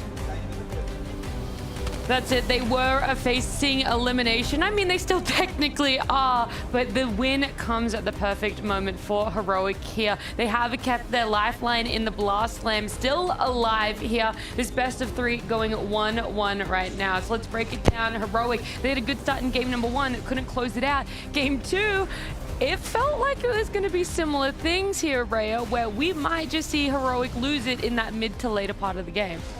Yeah, well, actually, I'll take that one. I'm just too excited to talk, so my apologies. No, so I feel like, if anything, this game, this is where the stand-in Yuma, he steps up. He became like the conductor of the team, right? Like, he's the one who's going, follow me, make the move. He's drawing on the mini-map. Like, they get a kill. If you're watching the mini-map that entire game, it's just a sea of blue lines, right? He's going, look, I need to go here. I need to go there. I need to take this fight. Hey, we got a pick off? Nope, no time. Like, the entire time, like, he's playing as quickly as I'm talking right now. It is just go, go, go, go, go. You really are excited, too. I mean, to be fair, me excited as there well. it is. Like, I can now pick it up, and I can also talk really fast. All right, Let's chill. But it felt like they had so much synergy in their draft, and it all played out like exactly how they wanted it to. You have this Slark who is being able to control the vision. They bought a gem for him pretty early on when they felt like they were confident in their ability to go together. You had a Beastmaster buying auras. You had a Chen who also had auras. You're able to go in with these Crimson Guard, this pipe, all this healing to make sure that everyone can survive. You have a Lion who's playing your cat with a Tiny who's also playing your cat, and repositioning these positioning heroes that want to be like, oh, I'm Tusk, I want to save people. Oh, I'm Batrider, I want to catch things. You know, you're just throwing them into your team and saying like, you can't play the way you want to play. We're going to make you uncomfortable. Sniper wants to sit there and hit. It never happens. Like, it felt like their draft was so much stronger in the way they were playing together, you know, taking away that map, sweeping. It just felt like Spirit were just sitting there like, we can't go anywhere or do anything. Yeah, this Lion was instrumental in everything that played out for Heroic, and that's all the way from the start right until the end. This was the massive impale that we were able to see from Schofield. Yeah, so we're going to see multiple highlights here where he hits the level 20 talent, multi-hero Earth Spike. Even before this highlight package, when you think about in the early to mid game, he's still hitting multi-hero stuns without the level 20 talent. So I think, yeah, Schofield, as much as we praise Yuma for the aggression, even Analog for the repositioning with the toss, I think Schofield played an incredible game on his Lion. Again, GPM looking wonderful there with the 3-2-2, but the KDA, the 4-9-20, he was able to just pop off with the stats and also the play. I still want to revisit this facet, by the way, online. I feel like it's a conversation that always needs to be talked about, because in pro games, or in competitive games, I should say, is we're seeing them go for that punch one. But when I look at it in pubs, the one that's getting picked up most is what is it called? at.CET, I believe it's called. Yes. It's the drain one, right? So then why is it that in pros, in competitive games, it's just not deemed worthy? And then we see it, Lions having a great game, but I still don't really see the impact of the facet. I feel like, if anything, the melee one is like high pace, right? Like, you get kills, you want to move, you want to make that next play. You're always thinking about the stun, the repositioning. The mana drain, it's different, right? Like, you're thinking, okay, maybe I want to hit this multi-hero, drain the mana. Like, it's like a slower game potentially, where it's like you jump in, you make your move. So if anything, taking Fist to Death is like a statement of, no, I am going to, every time I get a kill, I'm going next, I'm moving next. I think it's just maybe a pacing difference between the two facets. Yeah, and I felt like there was a pacing difference between the two lineups here as well. We already talked about it. Heroic coming out of the gates, they were having that great early game as well. However, there was a little bit of a falter for them when it does come to Roche, right? Not only the latest Roche, the one that we saw really end the game, where Satanic was able to snatch the Aegis, but the previous one before that, as previous two before that one too. Yeah, so this is a Roshan where Spirit, again, strategically, they are showcasing that they do kind of play the map a little bit nicer in what they do, but it doesn't really matter here. Heroic, this is right now the kind of this image of the fight. You've got, you know, Lion on the bot side going on the sniper. You already had Analog jumping with Poshko on the Tusk on the top side of the fight. You can't see it off screen, but this is like, you want the chaos, right? Heroic's lineup is about chaos. Break down the map, like Rhea was mentioning, and that is exactly what they did in this fight. It does go a bit even both ways, but this is now, this one fight gives Heroic that confidence. Do it again, find it, keep going, and they have to respect high ground. It's why the game stalled out a little bit. They can't take these types of fights underneath the tier 3s, underneath the tier 4s. It's why they keep waiting for a pickoff, and the game obviously dragged out a bit, but that is the fight where Heroic, they want to replicate it, and they did, hence why we're going to a game 3. Yeah, I actually was a fan of Spirit's moves throughout the game, despite what Heroic were doing. Like, Heroic were playing really well, Spirit were also playing well and making moves. There was a time when I think Heroic had Aegis, and Spirit is still like, okay, we're going to smoke up and look for a move together. We're going to go across, you know, into their jungle, but Heroic are like 4 men holding up their own high ground in their own jungle with the Aegis. It's like, even though they have it, they're still respecting their opponents and not giving away to them. I thought it was so disciplined from them. It was a really big step up from how they've played in the past. Like they definitely deserve the win for the stuff they were doing this game. Yeah. The question mark around this though coming in is, you know, Heroic hadn't gotten a win for themselves yet, but on top of that, they're feeling confident enough to pick up Slark. The first time that we're seeing it for Blastlam in quite some time as well. What are the weaknesses and the strengths of Slark as a hero, and how were Heroic able to cover those downfalls so that he could still have a good game? Oh, one of the things is they gave him a Chen lane. Sure. Right?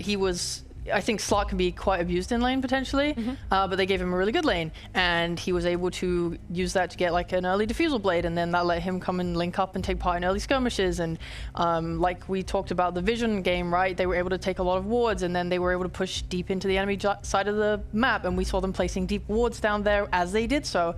And Slark kind of enabled all of that. Obviously, I think his health pool is still a bit of an issue. There's some overextension that happened where he did die.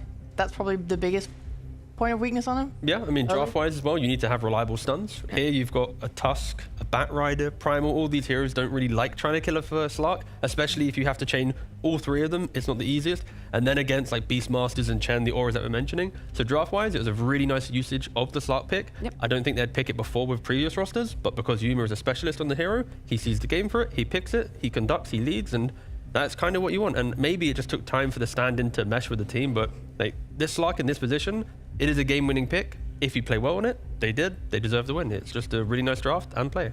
And finally about this Slark, the item timings. Not only the build that he goes, but at which points do you feel, which items really gave him the next jump up where you go, okay, now this Slark is to the point where he can really control mid-game. And now we're at a point where the late game also doesn't really feel scary for them coming up against a Morphling. I mean, there's like every item he buys. Defusal for early against Morphling. It does still feel like that. Yeah, you got Defusal for the early game for Morphling. You then have Skadi for the HP reduction against Morphling and Primal, the tankiness. You have MKB to stop the butterfly pickup of a Morphling, right? Like every item you buy reminds Morphling that if you're out of position, the Slark will kill you. It's just Slark struggles to get the farm, like Rhea was mentioning. In this game, he gets the farm. So there was never a point where Morphling had the butterfly and there wasn't really like an MKB, right? And wasn't reactive for the Slark, he was always proactive. There was that one fight where they went on the Morphling and they couldn't kill him, and then the next fight he had the MKB. And it's like, okay. Yeah, it was very quick that he was always like with that next item. Oh, well, it's great to see it. Heroic, they are showing signs of life here. It's a best of 3 right now. Spirit having one game. Heroic as well. We just saw it winning their game number 2. So it all comes down to this game number 3 decider, which will happen after this break.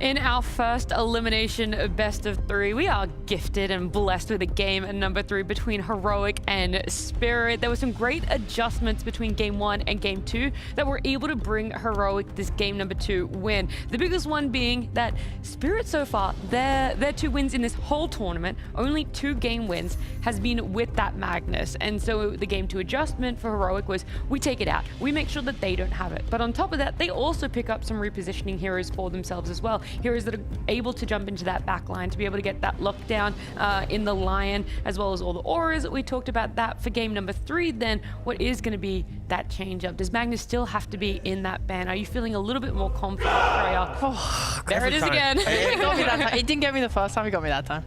I think it's gotten me all 3 times. We were talking about if you keep that Magnus ban there, like where is the confidence levels for you in Heroic? Because you don't want to get overconfident in letting something detrimental through. I definitely don't think that they're in any position of like overconfidence, if I'm honest. Whoa. Like, I mean, they've been struggling. They're finding their tempo. They're finding the way they want to play. They're finding what drafts work for them. I think they should continue to do exactly what they just did. Okay. Yeah, if anything, Spirit has to respect the momentum that Heroic need to win a game, right? Like we've seen them finally win, but it's in a very snowbally lineup. We have to respect the Lion from Heroic. You have to, from Heroic's side, think about Magnus, but I think realistically, Spirit will make more adjustments and Heroic will try and replicate what they just did. And if anything, I think Lion and Beastmaster are the key 2 heroes, even Chen, like they're the big 3. The heroes after are Tiny and Slark. They're replaceable based on what you see, but the foundation of Beast, Chen, Lion, that's what Spirit needs to try and answer. Either banning it or respecting in a way in which they pick slightly differently, because I'm expecting this type of selection to occur again. Yeah, I do see 2 issues. The biggest one being this is the first time this tournament a team has let Heroic pick up Chen, okay? It's always been banned in the first phase against them. In all other games they've played, they get it for themselves. They get their first win. There's probably a slight correlation to that. But the other thing being is that Heroic have picked first pick for themselves. So the draft order will change compared to game number 2 and potentially go back to what we saw in game number 1. Interesting. I did notice in the last draft that the way that Spirit drafted was very morph-centric, because they banned the Doom, they banned the Enigma, they took the Morphling, and then in their second round of bans, they banned AA and they banned Drow, and it was very much like, okay, Morph is our win condition completely, this is exactly what we want. And then after Heroic still got this fast-paced team that was able to just kind of run the map, it meant that Morph was slightly pressured on how he could farm, or his teammates couldn't do what they needed to do to support Morph to carry, and then he kind of just never really got to a point where he could win the game. Yeah, I mean, that draft Spirit, you don't see it too often, but it's like first pick Morphling with, like you mentioned, all these bans. I think if anything, the critique will be the Sniper in the last phase. Like they're picking Sniper to prevent pucks, to prevent certain mid heroes, when realistically, do you just want Lyle to be on an active hero? If you have an active hero, like him plus the Primal Beast, like Satanic, he didn't play quietly in this game. Like he was using Twin Gates, he was breaking the game, but Sniper was never able to join him. They never really brought all the heroes, even if they did bring Sniper. In the other game, he was vulnerable. So I think Spirit's biggest critique and change would be, maybe they have the same draft, but Sniper needs to be slightly more active, or you play different to respect that Sniper is going to need more time to come online. Yeah, not all eggs in one basket, not all eggs in the Morphling basket there. But look, another question to throw out there is not only are we going to change up where that priority does go, but is the Chan going to get banned again? Let's hear from our casters what they think about it. Yes. What a great question, Nat. Will the Chen get banned? Excellent. In case you're watching audio only, yes, I was nodding a lot, and you cannot hear like nod. a psycho. I was headbanging. They're playing. Production's playing some sick heavy. I wish they were. That would be nice. But yeah, I agree. I think Chen is just a gone hero in this draft. I don't think there's any point for Spirit to put themselves under that amount of pressure again. I think that was the biggest problem in that game, to be honest. I think that was the biggest difference between game 1 and 2 was King Jungle's impact on that. Is Enchantress just gone as well? Did that hero get nerfed too far into the ground? Because King Jungle's, it's in his name, he's actually an Enchantress specialist. That was how he got his name in the first place, is Enchantress and Nature's Prophet. I know, because I ran into it 1 billion times in NA pubs. Yeah. I don't know if the hero's dead, but it's a lot worse. And Chen is equally good as before. Okay, well, I have a prediction, Synderin. I don't think Heroic is going to give Satanic a second chance at Morphling. And it's not because the draft has already started. Okay. And I have insider information. Let's go, very soon, to our analysts who are ready to go with the drafts. Remaining. Game 3 draft. Ooh, do you think? Well, first of all, I don't even care about draft. The fact that we have a game 3 in a gauntlet bracket, right? Heroic coming into this 0-4. Most fans looking at it, they're like, please, easy for Spirit. But now we're a game away from eliminating Spirit in the first day of the gauntlet. Did you think it was going to happen? I didn't think it was. Well, I don't want to hastily say I didn't think it was going to happen because if you had some we're odds. here for a reason. We've not been playing our best. Otherwise, we'd be 3 days away in the semifinals, right? Yeah, fair. I think it could go either way. I like to say we're seeing a lot of strengths and weaknesses in both teams here, and it could go either way. And that's what's so exciting about reaching game number 3. There it is. All right. So, like Cap was mentioning, the Morphling is going to be banned out instantly from Heroic and Spirit. Banning out the Chen. So a lot of respect to some of the elements that we saw in that previous game. You want to know what's exciting? What is exciting? Last time, Spirit banned Meepo straight up against Heroic, both game 1 and 2. Here we go. Are they going to ban it now, or are they going to let it through? Does Heroic have a strat for that in phase 1? I mean, realistically, against Meepo, right, it's just having the AoE damage, having the stuns, respecting the fact that he will at some point overwhelm you in the early to mid game, but he will fall off as time goes on. Just be ready for the SMY, the Ags, and the nuisance of the 20-minute mark. So maybe they don't ban it out. Again, Meepo is also a hero that you pick in the second phase. So if Spirit really respect it, they will use their next final ban in the second phase, to then respect Meepo. So that you don't have to do it now. Like if you first phase a Meepo, nope, he's gone. That's pretty wild. But okay, they do ban it. Dang, I hate it here. I mean, you either ban it now or you ban it second phase. Yeah. If Heroic do first phase a Meepo, then fair play. That's pretty confident. Yeah. Still, lots of heroes going through. I think the supports in general are quite abundant. We've got Shadow Demon and Lion and so forth, if anyone wants to take those. And Magnus is still available. That's the biggest hero so far of this this series that we've been talking about. Heroic, we mentioned, Analog doesn't have many games. The last time he played the Magnus from mid lane was in 2022. The Vailama has played it around 17 times, playing it like a month ago. Positive win rate, but it's not a hero that, you scream, oh my god, this is the best hero for Heroic. We will see if they want to block pick it themselves, because if they don't, the Spirit most likely will take it away. And after all of this is where Heroic just banned Magnus, which just deletes the point. Yeah, if they do ban Magnus... Oh, Beastmaster, okay. I was going to say, Magnus is left in, Doom is left in. Doom was banned the previous 2 games by Spirit as well against Heroic. Heroic? So, but they do ban the Magnus. Oh, sorry, pick the Magnus. That is going to be the... Again, we've not seen it from Analog, but... No, Divine Lama, he doesn't mind doing it. The difference here is when we think about the philosophy of how Heroic won, it was auras, aggression, moving together. Magnus moves together, but there's no auras. You do not buy, from offlane to mid to core, you always buy Blink Dagger, you're buying damage, BKB. You're never enabling your team through survivability. It's always the reposition and the RP. So someone else on Heroic will have to step up and fill that gap. Yeah, it does suck to lose the auras. I do like the repositioning though. I think that was one thing that they really did well last game on Heroic, was that they played super well around vision, and then they used that vision to catch people and pull them away from their team and then obliterate them and take fights in their advantage. I want to see them doing that again. I think they played really well around wards, on cliffs. I think they did smokes really, really well. I think Magnus is a hero that uses smokes amazingly, of course. So as long as they can just enable those moves. I've seen a lot of Magnuses from the offlane as well, rotating to mid and getting involved there too. So if they have a strong hero there on Heroic side, then they could maybe collapse a little earlier, around like 8 minutes on the rune. Yeah, I mean, that's where, Lion, you're not really going to ban it out at this phase of the game. Again, Spirit has a single ban. It is why teams often don't like second pick. You have 4 bans to start the draft. Your second phase, you have a single ban to try and fix everything. But Lion would complement what you're talking about, the idea of quicker map play. If you do have that vision, you step out of, anywhere into the open and you're going to get caught. Yeah, I would also really enjoy seeing the SD pickup for stacking. Funnily enough, actually, I was looking at this before the series started. Both these 2 teams have the lowest stacking average of this entire tournament after group stage. I know everyone's only played like 4 games each. We also are in round 1, which is the weakest position, so maybe there's a theme here, but continue. Yeah, it was interesting to see. I think last game or the last 2 games, they actually did a pretty nice job of stacking their triangle, but especially when you're playing with a Magnus, you can go 2 builds, right? You can either max your Empower for yourself and farm it up, go like Harpoon, or you can just max your Shockwave, you get that shot at 15 minutes, and then you're also playing around that. Yeah, it's very, very annoying on the map. especially because it's like, I mean, it's another hero that if you don't shut down, you're going to create more economy than your opponent, right? And there's a lot of time for Spirit to get this ban. They're eating through their reserve time. They're considering it. Again, it is the difficult position of second pick. We've already mentioned how Lion is very strong. Are they going to ban a Lion here?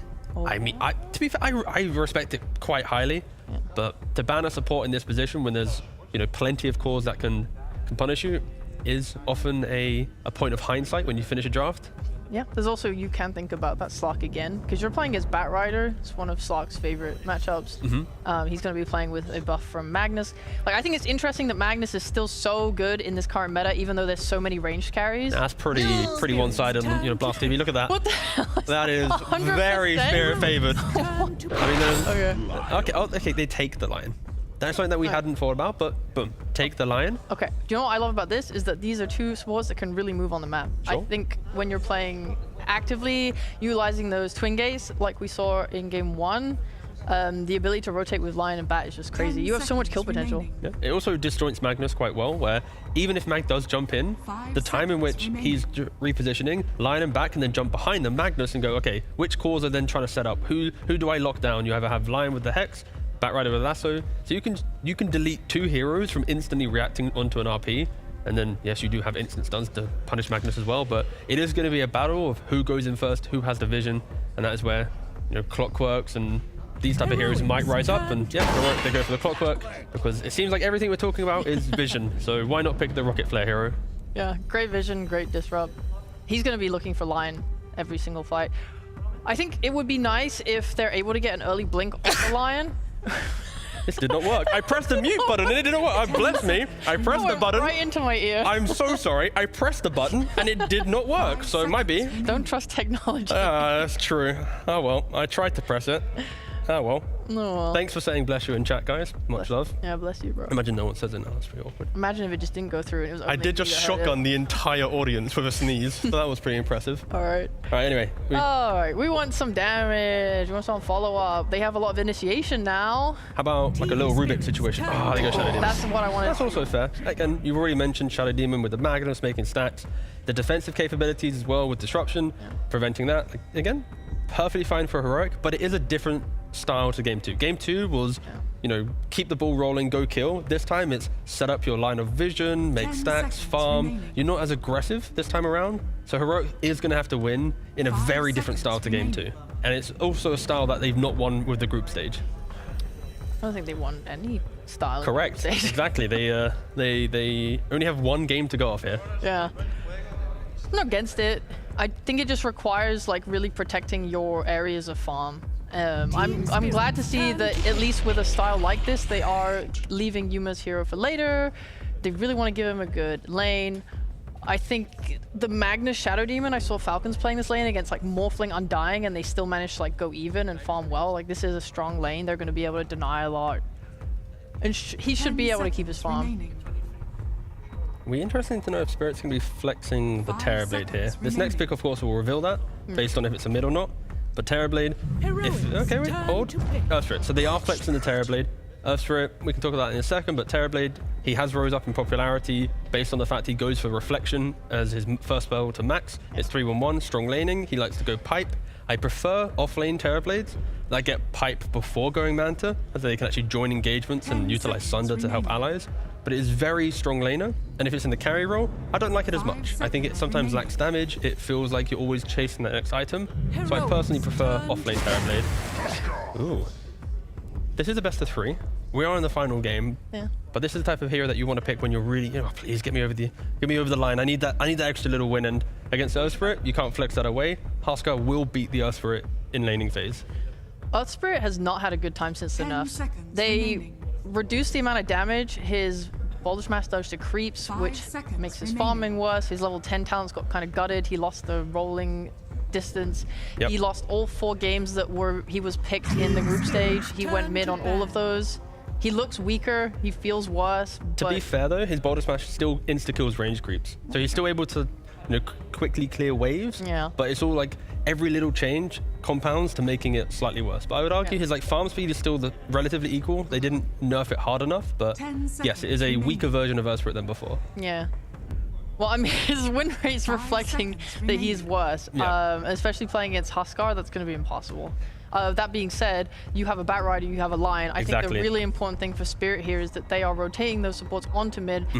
Like, if they can beat the rune timings as well, because that's when you're expecting people to come. Okay, they want to fight for the active rune. Why don't we just come 30 seconds earlier or so, get a gank out of nowhere? If they can just kill this Huskar a bunch of times and make sure he doesn't have a good game, right now, Heroic's draft is going all in on him having a good game. Yeah, especially because Terrorblade can be left alone. That will enable the supports to, position 4 to move towards mid, even a quick TP. You just kick that Huskar on the tower, a TP from line or bat like you're mentioning, that's the kills. So even though it is a good lane for Huskar, you can very quickly overplay your hand and give Ursula entry to the game. And Ursula, he naturally buys a Vessel, he can go Blade Mail, he can go Shivas, like he buys a lot of items that can annoy Huskar. Just need to make sure if you are Heroic, whilst SD's making stacks and not thinking about mid too much, you aren't overplaying your hand and giving Spirit that, the small motions to give yourself a game. Yeah. There's also the chance that they just don't try and gank mid and they let Huskar do whatever he wants, and Spirit just rotates to the side lanes instead. Yep. I think Maureen was saying in an interview yesterday that he feels better on mid when you don't have to move, but you're playing Spirit. You're so good at moving, and Huskar is going to be in your mid lane too. I think they're very flexible in what they can do, and it's about seeing the opportunities and calling for it. If their communication's good, they're like, okay, Huskar stepped up a little bit too far. We can get a kill here, go, go, go. Or, the side lanes have stepped up a little bit too much. We can get a kill here. You come to us. Yeah, pretty much. That is going to be the key thing. The communication of the early game could help or punish Heroic, depending on who's communicating. And the two bans from Spirit, they just don't want to be overwhelmed. Slark, we just saw how good he was on the map. Bristleback, months of being one of the best cores in the game. Final phase ban. But still, I think Spirit have said, hey, if you don't win this game in 25 minutes, we will be able to set ourselves up because you've picked this Huskar. And they tried that logic in the last game. It didn't work out because Heroic didn't make mistakes to then give Spirit that kind of win condition. And Heroic, they're taking quite some time for their last ban. They go for one offlaner, one carry. There's no Tide Hunter. So it is going to be carry Magnus, offlane Tide, mid Huskar. That was going to be one of my points coming up, was that you pick Shadow Demon and Clockwork as your supports, and you said earlier that Magnus doesn't buy auras, so Tide fits that role very nicely. I'm thinking, okay, they're going all in on Huskar.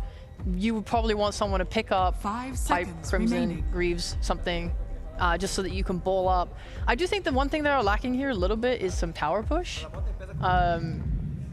Yeah, I mean, that's maybe why the sniper's in play, right? Because, like, map-wise, the game is, once you get into the portion of Heroic running down lanes, Terrorblade will send his illusions to skip waves. Your high ground defense is the sniper or shrapnel. The issue with the last game is Spirit never got their sniper to a point of actually truly threatening. He was always hoping for another item or two.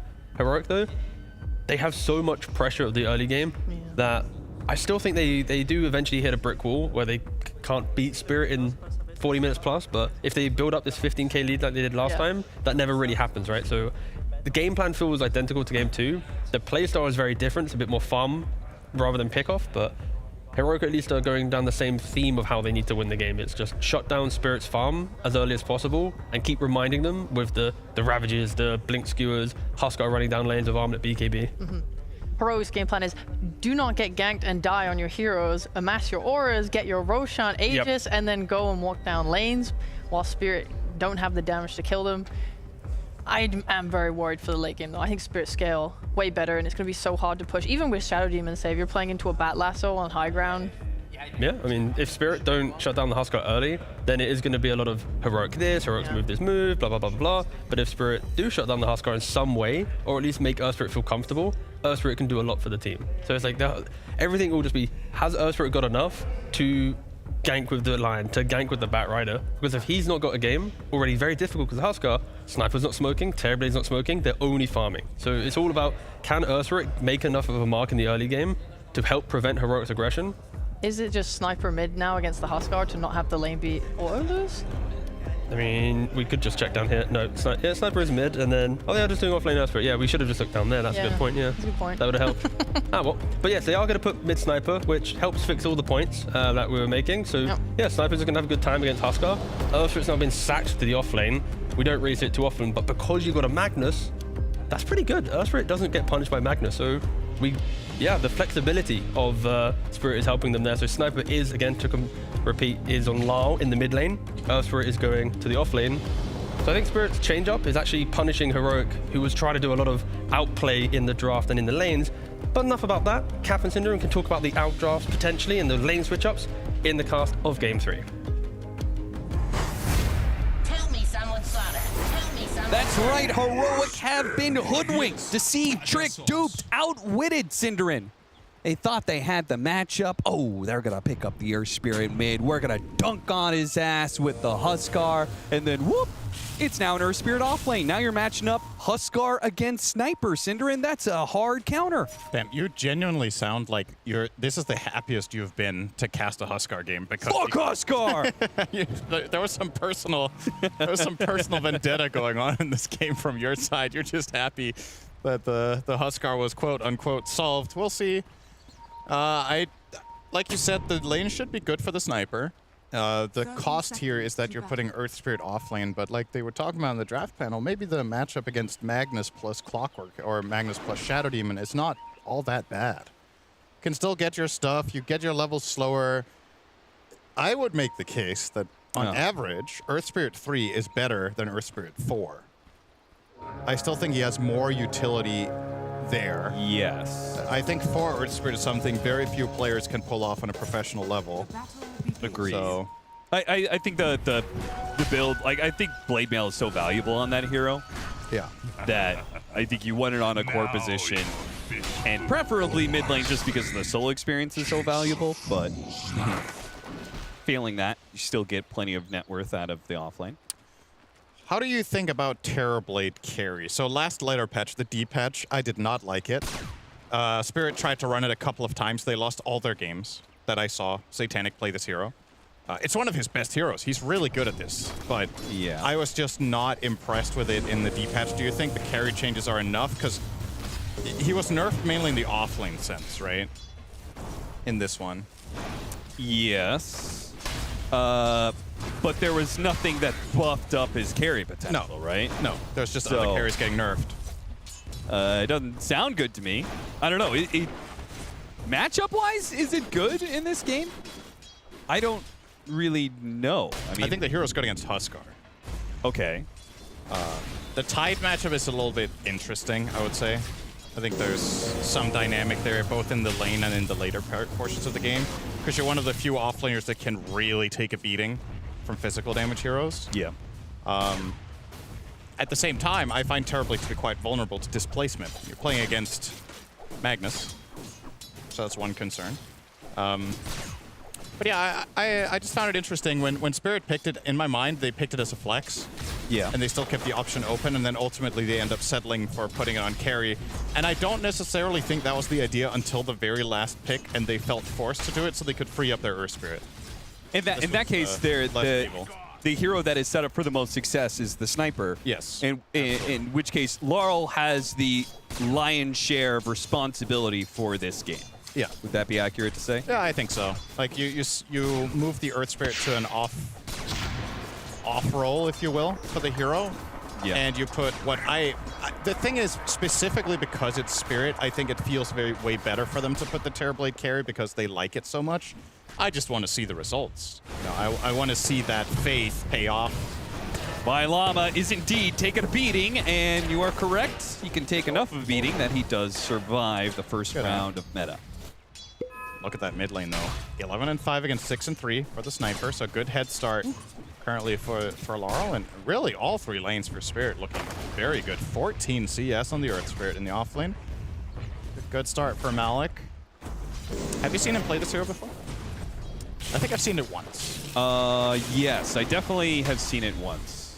I'm fairly confident we saw it together at Dream League at some point. It might have been... Was it Dream League that he played it? I was thinking further back, but maybe you're right that it's that recent. That would be less than a month ago, or about a month ago, I guess, at this point. Maybe we just need to call on our resident stats man to inform us when the last time Malik played that one. Lotus is picked up. Seems like Team Spirit, not only are they CS advanced, I think they maybe got both the Lotuses. Am I right in that? Either way, it feels like the they're... bottom one. Yeah. Napoleon picked up that one, and Lion got the other one. Yeah, they got both the Lotuses. So not only are they winning in CS, but now they have a huge regen advantage for whatever the next fight breaks out. And mid lane continues to be rough for Analog. This is my biggest concern with this entire game for Heroic is mid, because when you pick Huskar, I want to say... Am I exaggerating if I say like 95% of Huskar picks are flat out to hard counter a melee mid?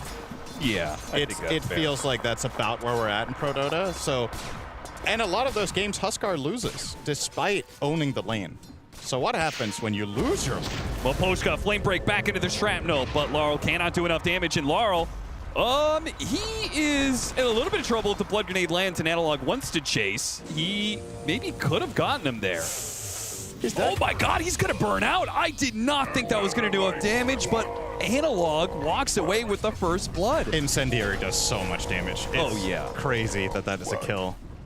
But it's because your mindset around this hero is tainted by memory. I mean, it's just so silly that the percentage-based builds of Incendiary like still does so much damage early game. Yeah. I just can't stand it. I've run into a couple of these Huskars. I'm just like, how are you doing? You're not supposed to do this much damage early, I think, with this kind of buildup. Like, in my opinion, I look at that fast and I think, oh, you're better for scaling, but you're worse in the early game. But that just hasn't proven to be the case. Yeah, we might have some conflicting takes on Dota, you and I, but I think we can both agree, fuck Huskar. Hell yeah! Pretty sure that's one we can align on 100%. Now I was going to say the next one that I would like to agree with you on is that I have always hated Brood, but I know you did used to play the hero, so that you get an L on that one. Whoa. All right. But I picked it because I had to. You didn't have to. You could have banned it. I picked it to make myself a better commentator, Cinder, and I did it for the game. That is absolute BS. I'm not believing that. I'm actually not BS about this. How many people in the world can say I picked Brood to get better at casting? Yeah, very few people. Hello? I am the person. I'm the guy. Yeah. Well, I would be Listen, more likely. I did not play Broodmother until like 2022. What is he saying? High five me, please. What was the first part of that? Ivy. Huh? What's Ivy? Who is he speaking to? Well, he wrote Rue. So he's definitely speaking to Rue. Yeah. But what Ivy means? That's a bigger question. Listen, I'll just say, don't repeat anything that Devi Lama says. I made that mistake once in a cast. That's actually I spoke a Chinese word that he said. Oh, I will. Turns out that was not the play. I will read out Devi words that I understand. Yeah. It's good and I understand Rue because the nickname of a player in the enemy team. And I know Ivy is a word in English. And if it means something in a different language, I'm not liable, okay? I was just wondering what he means by the plant Ivy, okay? It's nothing more than that. Schofield, he tries to take over the mid lane while the Huskar is gone. Team Spirit want to deny him this opportunity, but Maposhka, perhaps trying a little bit too hard to make this happen, does get the kill on the Clockwork, but Analog comes out of the jungle and cleans up him in return. Meanwhile, KJ, nice. Is he going to get it? He gets it just in the nick of time. Malik is too late with the roll-in, and the damage is done by King Jungles. Okay, this is a true rarity, what we saw right there. That's a 1-for-0 Wisdom Rune exchange, where one team steals the enemies and the other team denies that of the opposing team with a Terrorblade illusion. So they got 1 Wisdom on Heroic and 0 on Spirit. The supports in this game are going to be very low level. Okay, Analog's first blood of the event.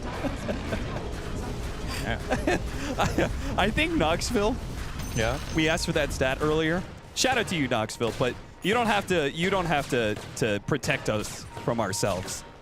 Malik has never played Earth Spirit in a professional match. We have apparently hallucinated that.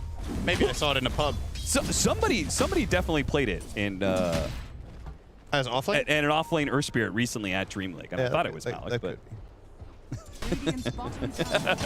yeah, Knoxville's just like, I'm gonna just leave that one out. Don't worry, Knoxville. You could shit on us. It's okay. I think it's even more fun if the stats prove us wrong than if they prove us right. True. Yuma. Echo Saber is perhaps going to be delayed here as Yuma finds And he is magnetized. Yeah, okay. Oh, Disrupt is going to be used on Malik. Still keeping that magnetized going. Now Maposhka's going to bring some fire, and Satanic brings the heat. Pure damage as he comes through the gate, pops the meta, joined by Larl even. A full 5-man sweep from Team Spirit into the safe lane. Larl wasting no time to get back to his mid lane, though. It's still a very successful move. And in the meantime, Husker isn't really accomplishing much in mid. He wasn't pushing the tower. It's Larl. Larl, he had vision of Schofield there, but he's still going to be caught as the greed for going for the tower ends his life. Oh, and the rocket flare slowing down the Batrider just enough. He got the hook shot off of killing the sniper. 1 kill turns to another. Well then, now Analog has all 4 kills. We just had the stat that Analog got his first blood of the event in this game. Racking it up to 4 minute 9 on the Huskar, looking quite good for him. And what a return to form from him after a rough game 1, right? He had some good performance in game 2, and now in a disadvantageous matchup, he is showing up in game 3. And a lot of this has been credit to good support rotations, right? Because the lane he was flat out losing, and that's going to happen. Like, you're not going to win that lane. But it was Whisper with the offlaner Spirit. Oh, that was in Dream League. That's true. Thank you, T-Governor. Right. Getting all kinds of assists from the other talent. Yeah, he gave us. We should be nicer to them. He even went far enough to. So he brought us a card that said it on it, and he even drew a smiley on it. That's really, really nice, T-Gov. Thank you so much for paying attention to detail. I'm just a happier person. Yeah. Here's the blade now. Yep. I think it's so funny when there are heroes that are able to skip boots for a period of time. It feels so valuable. Like whenever Weaver's meta, you could just go straight into stat items and ignore boots. Malik here, able to go Soul Ring, Blade Mail. Just feels so valuable. Yeah. He will still buy them eventually. Yes. Yeah. But the ability to do this, because I find that, I don't know if you would agree with this. How much Weaver do you play? I played a healthy amount when it was support. Because when I played support Weaver, I liked not buying boots. Yep. But when I played core Weaver, whether it was 3 or 1, I generally found that not having boots actually over the course of the game really sucks for your farm. Sure. Like all the downtime that you don't have Shikuchi, and if you run out of mana, like you can save some resources and have efficiency. You're better at showing up to fights. You're better at chasing heroes because every time the Shikuchi is on cooldown, you can still run at a somewhat normal speed. Yep. Earth Spirit, I think, is the same here. Like you get the laning item first that makes you strong there, but then when it comes to the later portions of the game, you really want to have the mobility benefit of boots. Now, whether he should buy the treads that he's aiming for, I don't know about that, but I think getting brown boots at least is definitely a good choice. I just love the fact that in a world where the laning phase, in particular the off lane, became so much about double Wraith Band, triple bracers, right? Like just full-on stat efficiency. Having a hero that can go that full stat efficiency without having to buy that 500 gold for boots in the laning phase, it's just like, oh man. You could do that, you're probably just racking up that extra CS that snowballs itself. Blink Dagger after the Echo Saber is Yuma's choice. I was very curious to see what his take on carry Magnus was going to be. Caught Malik. Not really catching him though. He's gonna burn him out of mana, maybe. Yuma coming in. Tries to kick Yuma away, still gonna be blocked out. Battery Assault allows Malik no room to maneuver. And they even preserve their RP. Nicely done from Heroic.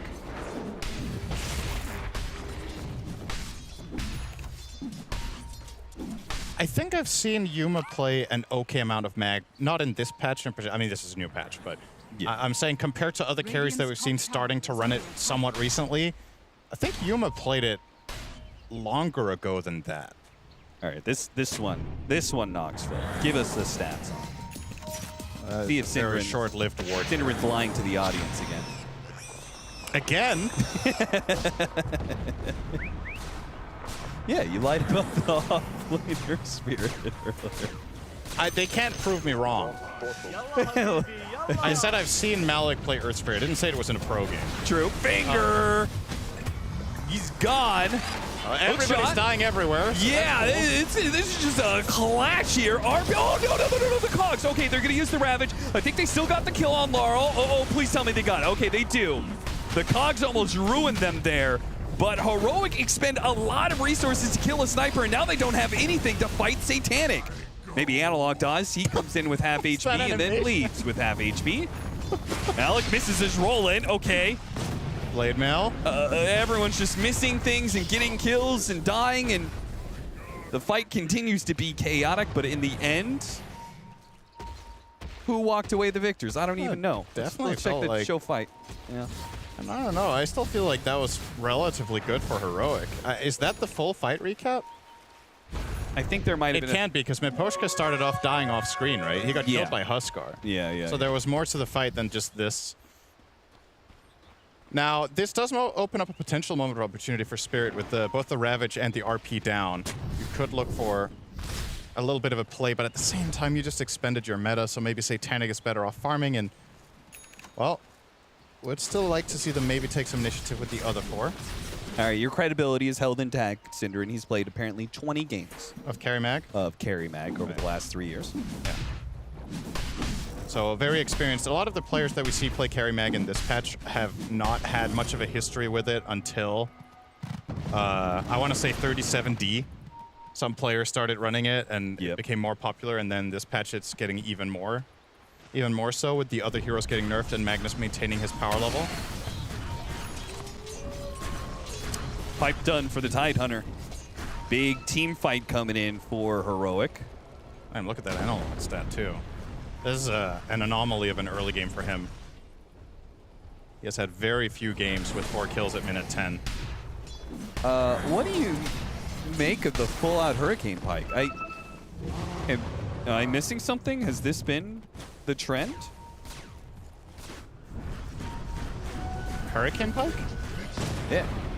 With Dragonlance, has Hurricane Pike coming in for the Huskar. Oh, and Huskar. Schofield spotting Malik, tries to catch up to him. Got him inside the cogs. Batter Assault blinking away. He'll get the kick away on the Clockwork to give him room to dive in. Attempted to skewer back, but Rue was just out of reach for you. I think the Pike Huskar is not unheard of, but it's definitely not the default build by any means. I think Analog is buying it this game to have a guaranteed way of distancing himself from, in particular, the Terrorblade. Okay. Just being able to get away from sticky situations. I can't say with confidence that this is just hands down the best build. You are on fire. You are on fire. In case there was any doubt, you can mouse over your ability while Huskar is burning you alive. It'll tell you what's happening. Why am I dying? Oh, I'm on fire? I'm on fire. Well, it might be hard to see if you have that extremely rare perfect world cosmetic that 0.00001% of the player base has. True. Lifestealer won't know he's on fire unless he sees that method. This could be good. Satanic pops his meta, has to fight, still has the Manta, but he has no help around him. He has to Sunder fight this one out, but they're going to drop the Ravage on him. Divine Llama stays alive. The pipe keeps him up, healthy, and now a hook shot is landed onto Laurel. Laurel, now it's his turn to stand and deliver the only thing he can do. Can he get this kill on Analog? It seems not quite. Now it's Rue's turn. Can he get a kill? Any kill out of this? No, nothing. Not a single kill available for Team Spirit. They get picked apart one by one. They had a 100% guaranteed kill on the Huskar there if they fingered him, but he had Aegis. So he was trying to kill the Tide and hoping that in the meantime Sniper could deal with the Huskar, but too much regen. You're going to see the replay of it here. So this is a nice find first off by Schofield isolating this. And not only does he find him, he doesn't use hookshot on this, which turns out to be critical for the follow-through of now getting this one. Yeah. So really, really nicely played by him. And now you're going to see this finger come in, pump fakes it twice, ends up going for the Tide. I'm pretty sure that finger would have taken Huskar out the first time. But, yep, they get absolutely nothing. And to also lose their tower to boot. So really, really... 6 of the 34 Huskars this patch have purchased Hurricane Pike, including Analog, Emo, Malrine, and Quinn. Okay, so this is like a relatively newer development, it seems. It's like not the mainstream. Exactly. It's like something you buy occasionally, but I think out of those 6 games, I would guess that it wasn't necessarily this order in all of them either. Yeah. We go Armlet, Right. Pike. You might have gone Armlet, BKB, Pike, or Armlet, Sanj, Pike. Oh, I wonder what the... I would love to see the... I'm going to look at what heroes it was playing against in those Hurricane Pike games. That would be interesting to see. There was like a common trend. BKB from Yuma is collected as well as Baposhka's scalp. This is really looking rough for Spirit. It is. And I'll be honest, I thought when Spirit did this lane swap and they had the Sniper versus Huskar lane that this was going to look really good for them after 5 minutes with how the lanes were going. But the support rotations and bringing Analog into the game in such a big way has really paid off. He's almost 3K ahead of Sniper. I would have never imagined it getting that lopsided that way. No. Out of mid. And it's a tough spot now for Spirit because it feels like they have damage issues. This Tide with Pipe. Trying to catch him. Oh, got the Shadow Demon. A great initiation for Team Spirit. Will it be enough, though? King Jungles has already delayed his death by a significant amount. He finally does go down. Satanic at half HP. Has the Sunder ready to go. Uh-oh. Analog almost pulled up to the high ground. Will lose his Aegis here. Right next to the tier 2. An awkward position to be in, but here comes Yuma. Can he get something off this one? Shockwave gonna be used, and he doesn't manage to kill Satanic. Instead, Skewer back out of sight. Whoa, around he goes. There goes the Sunder just to try and bump up the HP a little bit, and it's enough for Satanic to get the confidence to push forward and get the triple kill right as you curse him, Cinderin. Satanic and Team Spirit turn it around. I mean, that was a 5-on-3. Yeah. Right? The way they initiated that, everybody on Heroic side, or 2 of the heroes on Heroic were so extremely far away. Probably felt like Spirit weren't going to try anything, but they find that moment of opportunity. They find that weakness, and they strike. And if Yuma could have found an RP, they could have actually still won the fight here, despite everything. Look how far away Clock and Mag are when this is happening. Yep. There are 3 heroes mid. Mag and Clock are all the way at the bottom gate while they're pushing mid as 3. So just honestly, it's a really good opportunity here taken by Spirit, but also an equally big blunder. Yeah, Yuma. From Heroic just not being together at all. Did he have RP available for this? I thought he was going to RP Satanic right here. He thought he was worried about missing it. He could have killed him with an RP there. And then if Satanic isn't alive, I feel like Analog has a decent chance to fight it out, right? Yeah, 100%. This is a good shard to get for free. You love that one on Tide. Not the best matchups for it necessarily, because you're not playing against any like Spirit Hero or high mobility core, but just having that reliable, very strong, slow to pin down someone, it's good against Earth Spirit. I suppose that's like the big one. He is a Spirit Hero, yeah. Yeah, the moment I said it, I was thinking of like Storm and Ember, but obviously for Earth Spirit, it's equally good. He does have BKB though, so you are still dealing with that part. True. Whereas sometimes Ember will not have that. And that will significantly delay the Tidehunter Ags that I thought was just going to be right around the corner. But losing that team fight still puts him 1K behind. Do you think that's the right item pick here?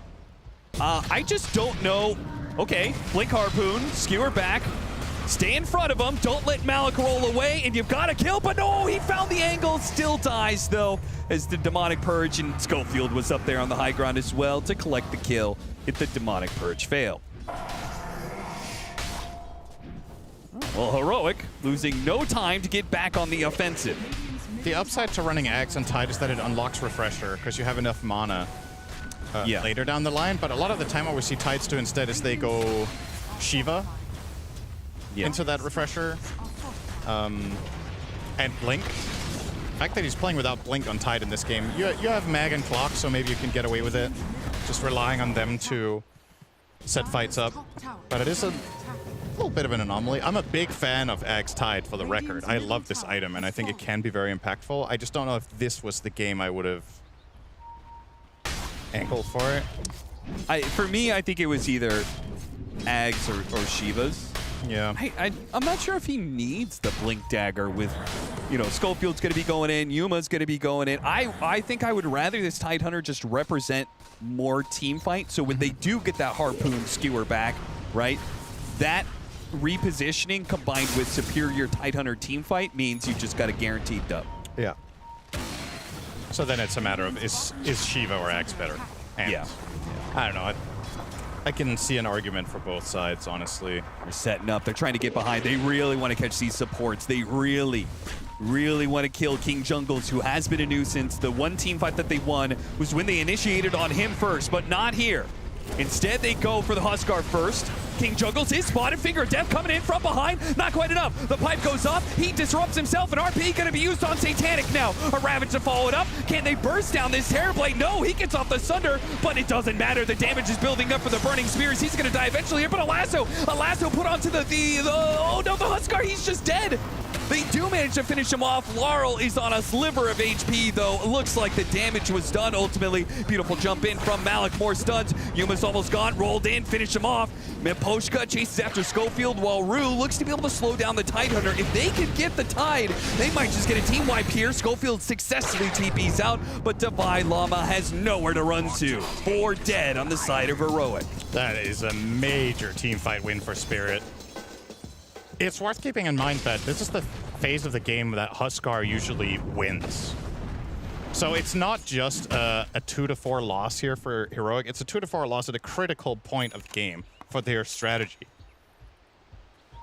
If this fight would have happened, let's say 10 minutes later, then you could already be like, okay, you know, things are starting to look worse for their lineup. If they were only 3K ahead at that point. But this could have led to a solid advantage and potentially a Roche that's about to spawn soon. And now you lost a ton of control.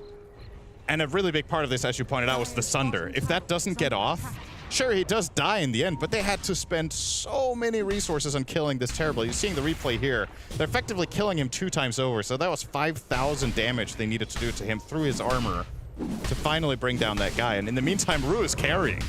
He's just mono-training 3 heroes the whole fight. I mean, hook shot, RP, Ravage, like so many things used. Look at that. Second drain. Here comes the 3rd one to slow down the Tide. Then he's going to get a 4th one at the end of Divine Llama's death. And this Roche, if Spirit get this, despite this being a dead even game on gold, I really like their chances now. Despite Huskar having such a good start, this is when you want to convert it, and this fight is one you have to take as Heroic, even without Ravage. I think you cannot possibly give this away, but Spirit are starting to be softened up a little bit here, and this Gush could be an issue. Yeah, the spam of the Gush is going to be nasty, but they are committing for the Roshan now. And Schofield trying to get in there. Hookshot, no, Flint Break stops him. He doesn't get to go inside the pit for a chance at a steal, and now Satanic has an extra life. Looks like they're going on Malik on the left-hand side. His BKB allows him to weather much of this storm. Yuma, he's going to go for it. Harpoon, RP nice on it too with the Ravage on top of that one. The first life in Satanic. He does manage to get off the Sunder. That's nasty for Analog. Still, Laurel in the back does go down, but Heroic needs to run. Malik, he's back into play though, and he'll help catch the rest of Heroic as they try and run away. A roll this time around. Schofield will not make it out alive. That is just another added to the streak that Spirit are on right now. Even retaining the Aegis after that can easily look for another fight sometime soon. Well, first of all, they're going to be chasing King Jungles forever here. Got a successful scan on him. They finally spot him, and he blinks. His TP's up in a second. They can't get in. They can't get to him. But the roll, it's perfect from Malik. And the man to dodge the disruption cast. A lot of really clutch individual moments in that fight we just saw, by the way. It's a really, really good disruption from King Jungles onto the Huskar. Gave him a fighting chance instead of just dying in the Ravage. But the problem is he comes out of that disruption on 10% health, and he does not have an ability to reset himself up to a good fighting position, so ends up just getting taken out pretty quickly. You're going to see the replay here. A lot of... And the Flame Break was absolutely insanely well timed, too. Seriously. Got it mid-hook shot. You're seeing it here, so this Ravage is going to come in now on the Huskar, and that disruption, perfect. To block that out. Dude, he's so low when he gets off that Sunder. Still gets the Sunder off on 5%. I mean, that was a fight of complete marginals for both teams multiple times over. If they replay that fight 10 times, I cannot tell you that Spirit win more than 5 of them. Yeah. That was very, very close. That is a But nasty this one they thing. It's Tidehunter. It's just, he never has a BKB. It's not a hero you want to build BKB on, but it just means he's a juicy Sunder target every single time. And he's got Condemned. He's got the Facet, so he was on 1% HP. He just swaps the full 1%. There's no minimum there. An instant death as a result. It still has the Aegis to boot. Dire's middle tower is under attack. Well, you said, Synderen, you heavily favor Team Spirit. You really like their chances if they pick up that Aegis. Not only do they pick up the Aegis, but they kept it. They won the team fight. Yeah. Now we'll see what they can do with this. This is where I was just going to mention Refresher has to be what you're looking at this point, right? The last couple of team fights have proven that you're struggling to kill the heroes during the initial lockdown, so you need another. And that's going to be Divine Llama's next pickup now on the Tide. Never mind, he's going Ghost Scepter. Well, I like the Refresher. I think that you kind of have to go big, but we'll see the order. I feel like does not block Sunder. Yeah, I feel like if you had to go Ghost Scepter on Tidehunter, then you kind of already lost. You know what I mean? Like, this hero's just not supposed to be positioned where he has. This is awkward. Schofield, can he save his carry here? Yuma in some trouble, but has BKB available now to go for Schofield instead. Wait, he got the score back! Oh, inside the base with an RP! This is a great setup for Yuma. If they can get Malik out of this, though, is the question. They kick Divine Llama down to the low ground. He has to Ravage. It does clip onto Malik. They finish him off. Divine Llama gets a 4-staff, trying to get back up to his high ground. He is away. And another attempt at a skewer only finds an illusion this time around from Yuma. But a sick pick from Yuma. Goes from being in trouble to putting Spirit on the back foot. Despite all that, though, 2 big ults are down currently on the heroic side, so Spirit not going to feel too worried out on the map. Heroic are going to try and take a team fight without those ults, thinking that Malik not being here is good enough for them. Oh, that's Shockwave. Got him, skewered back into a gush, and they're just going to leave Rue to die. No sense in fighting this one. Oh, that's the bigger one.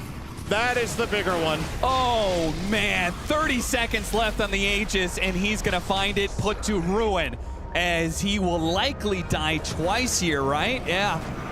He doesn't have the BKB. I know he had it queued up, but doesn't have it, so... Oh, is Laurel going to get caught as well? The Harpoon's coming up. The BKB has to be used. He'll make it out, but that is a BKB usage you did not want to have. All of a sudden, they pick up the Aegis. They had the full advantage, and then Heroic just find the picks. I think in the back of in the back of Spirit's minds, there were no way they were getting gone on there. They're just like, there's no RP, there's no Ravage. They are not going to make a move. And Heroic, it's not like they call their bluff. I don't know what you want to call that. They just go for a risky play, and it pays off big time. Yeah. Spirit were not ready. And they pay the price, so now we are back to a somewhat stable situation once again. When things were starting to look grim for Heroic, they pull one out of the bag there. And are now only 2K down. We're back to pretty much a dead even game. Yeah. 45-55 sort of matchup. Level 20 on the Huskar. When he gets to level 25, get the Burning Spear's duration with this facet. Yeah. It's pretty insane.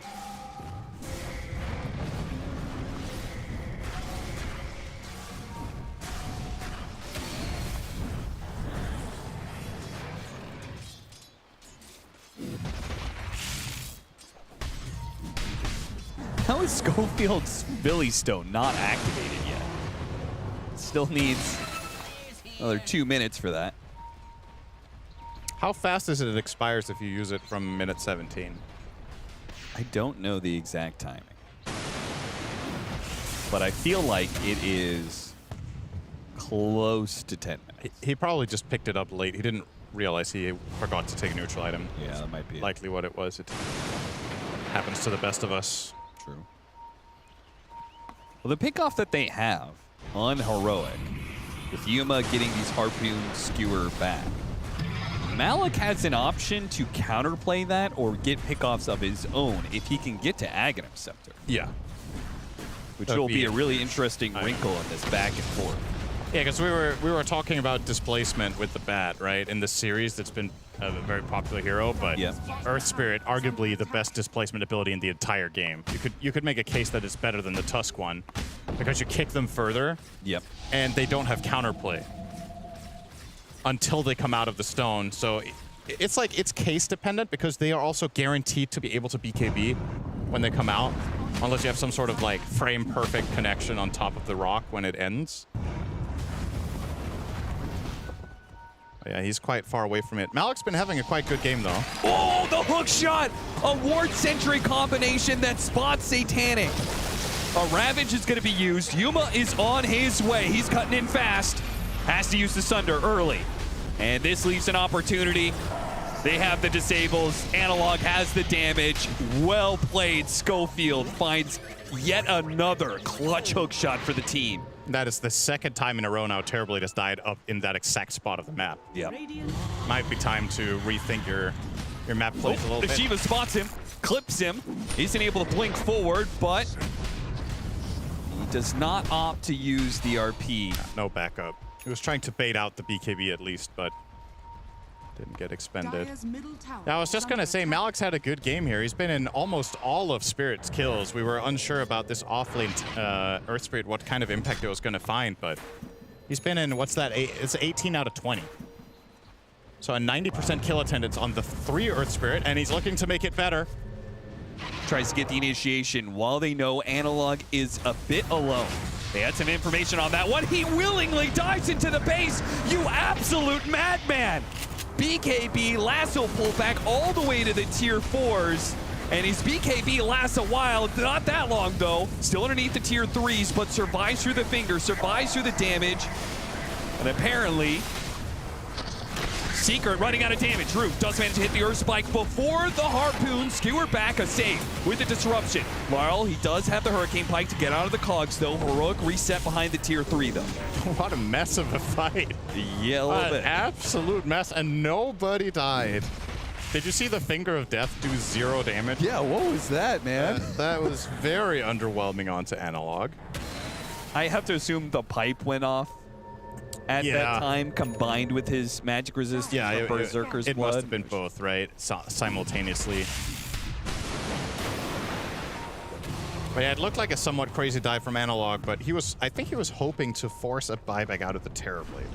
That was probably the ultimate goal, but yeah, Satanic didn't bite and also couldn't bite. I don't think he had the gold, so that was never even a possibility.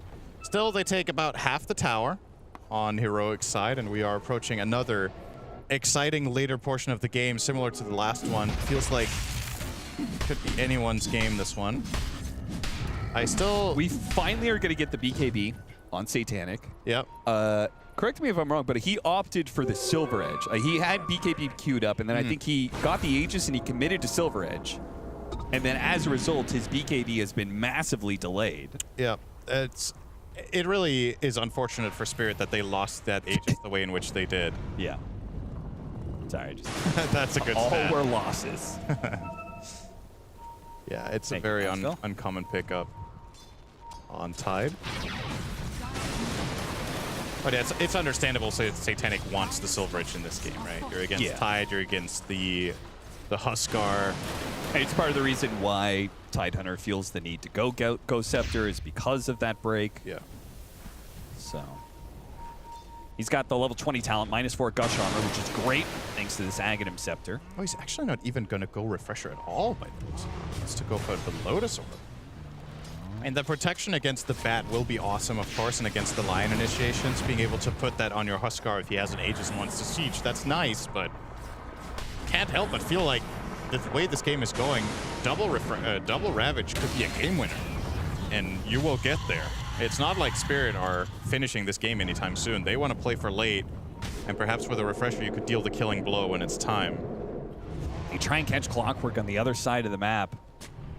Wonder why Schofield... Oh, he went for the hook shot onto the Earth Spirit, stopping him from going through the gate. And then on the other side, Heroic starts the fight with a 2-man RP, catching both the supports. Beautiful stuff from Yuma. Malik has to pop his BKB just to get through the gate because Satanic needs his help.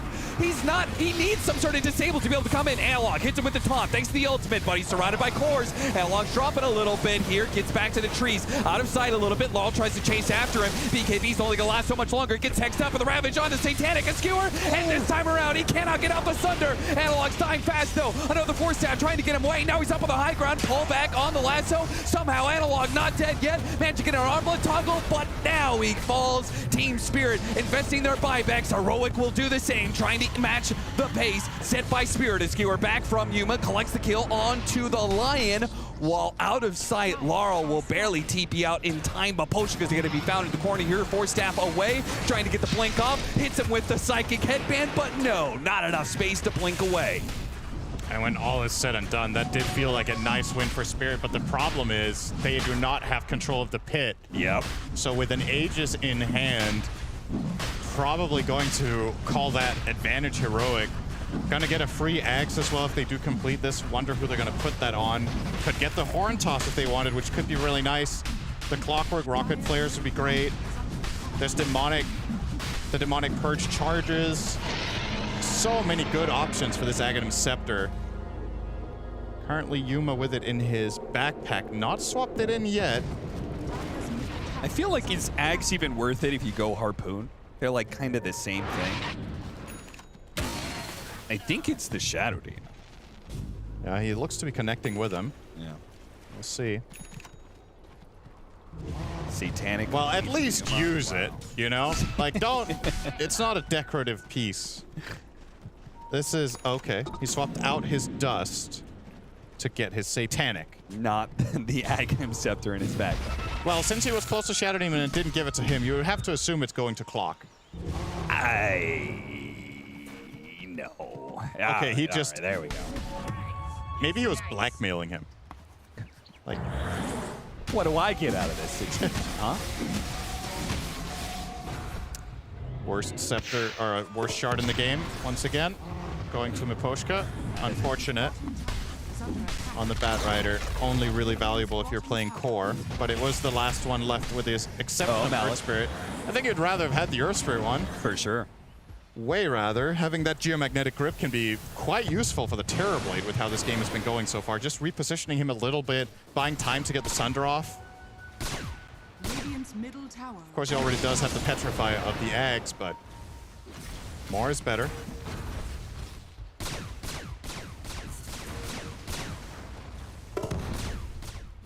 Man, it's pretty crazy. King Jungle's gonna go BKB. I love that on Shadow Demon. I think it's such a good pickup in a lot of games. Yeah. I want to say there's like a subset of high-level pros that will do this more than others. King Jungles is not necessarily one of the ones doing it the most frequently, but it gives you, when you're playing save supports, having BKB is incredibly powerful because it prevents any sort of issue with getting your save off with guarantee. You can always... that's an illusion. Okay. Well, Malik found a real one. Enchant Remnant kicks the Tidehunter into the base, immediately ravages and Ghost Scepters and heads for the hills. Gonna be broken. Force Staff goes out. Skewer up to the high ground. Satanic's gonna be a little isolated here. Disruption goes out. Aghanim. Oh, there's the Scepter grab onto the Terrorblade. He's just dead. So they traded out the Tidehunter for the carry of Team Spirit. Heroic have to be happy with that situation. It's a little awkward though, because it is a very long death timer for the Tide. Almost plays against your Aegis timing here if they don't feel like they could do a 4 versus 4. Still, preventing Satanic from completing his inventory is valuable for sure. Like, maybe you can't push high ground, but you can take control of the map. As we're seeing the replay here, I mean, he had to Ravage instantly there to not just die to Silver Edge plus a couple of attacks, so nice heads-up play from Divide to get that off. The disruption buys him time. And here, I love the mind games between Yuma and Satanic. He's pump faking the Ravage a lot, or RP a lot. Yeah. Anticipating that Satanic is good enough to man to dodge that a decent chunk of the time. Yeah. So showing a lot of respect there to the ability of the Spirit carry, but ultimately does commit it at a good moment of time that Satanic was not ready to cover. There's that Burning Spear's duration. 6 more seconds of burn. Undispellable Magnetize, another S-tier talent, though.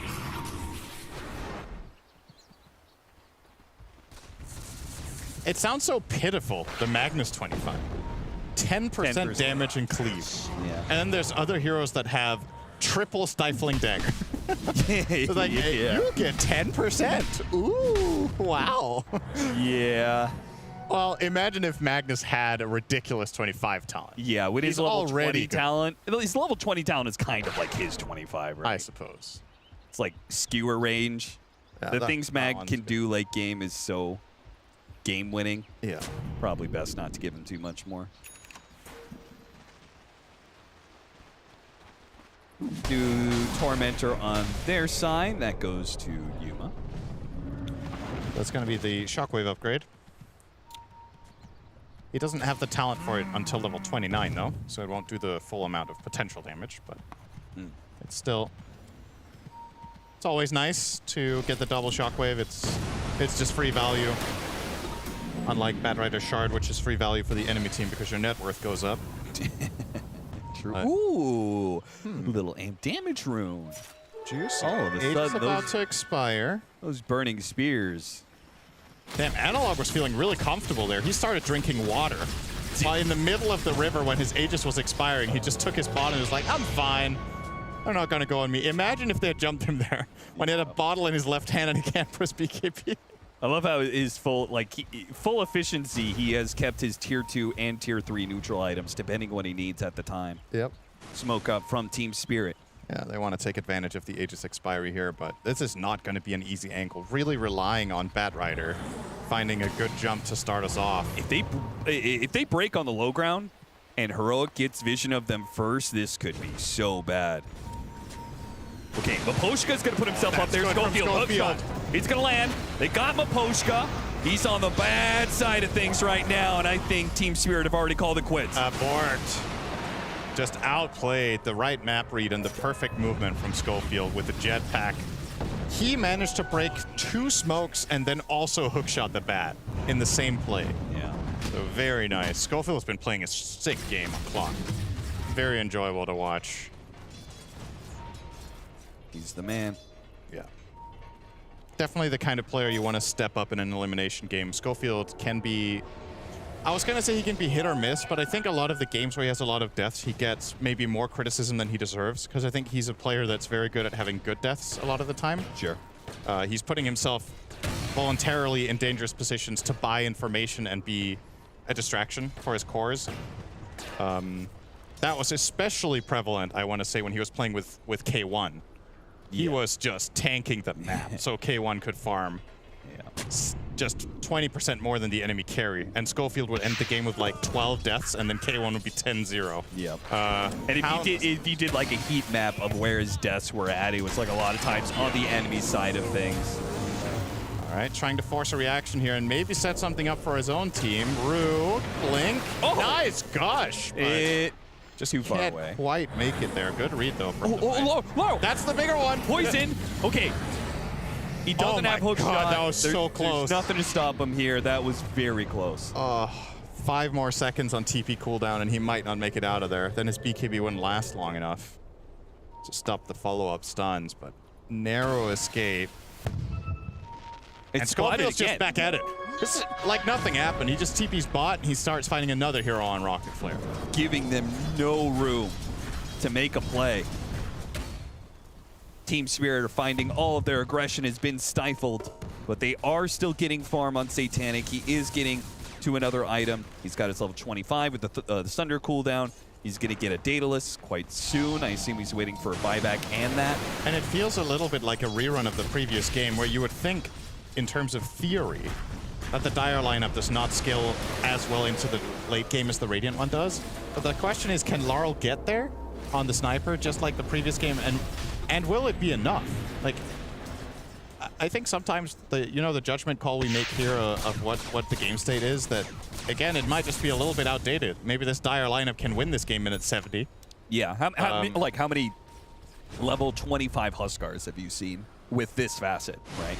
Yeah, I've seen a couple, but you would just think, okay, like it's Terrorblade Sniper with tons of lockdown from their supports, surely they can handle a late game Huskar, right? I bet there's going to be one team fight where he sunders, but he's been loaded up with so many burning spears that he still burns out in the second life, you know?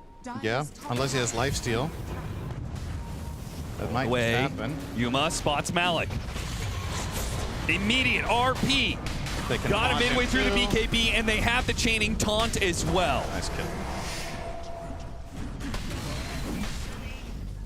A beautiful pickoff that they're hoping leads directly into a Roche kill. It'll be a minute before that happens. And he does have buyback on Malik here, so, but not really a good connection point. As a matter of fact, everybody's rocking a buyback. Good to see. I like my pro players with buybacks. Not buying out, then dying, and then not having it. And he even has Refresher and buyback on Tide, so that's really nice for Devi. Now queuing up the Octarine, standard stuff. Could perhaps have made a case for something else in this slot. Maybe BKB could be a thing on Tide here as well. Titanic. He's trying to juke it right now. Does Schofield have the read? Does Schofield have the read? He's got the read! Can he stop him now? He's racing away, trying to keep vision on him. Meanwhile, the rest of Heroic, they're not worried about Satanic. They're trying to catch him in the mid lane. They do kill the push. I mean, this is just so funny. It's a 4 o'clock just hunting the carry. And it's a complete 1v1, but obviously Satanic cannot afford to look for the fight. No. Game of cat and mouse. He will escape. Costing them the bad is not great, but the bigger problem is the Roshan. Stone guy. He's about to swap sides. This could get a little bit dicey. They won't kill it in time, I think. Oh, they can life break it to keep it in place. He just life broke it. I think he's going to start running. They can't keep him then, right? This is... Okay, Cogs. Cogs will hold him in place. The spear damage is amping they can't up. Attack him outside. They got him. They got him. They got him. That is one of the Roche kills ever. It worked. Aegis on Anil. Hey, if it's stupid and it works, it's not stupid, right? You know? That's true.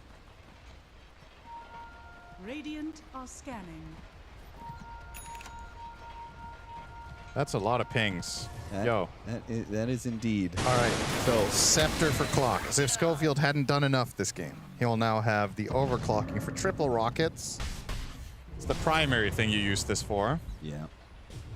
Obviously, it has secondary benefits, but really, they don't come into play that often compared to the rockets. There was some theorizing when this came out that you could do an alternative build on clock that actually used the attack speed, but it's just kind of hard to make it work.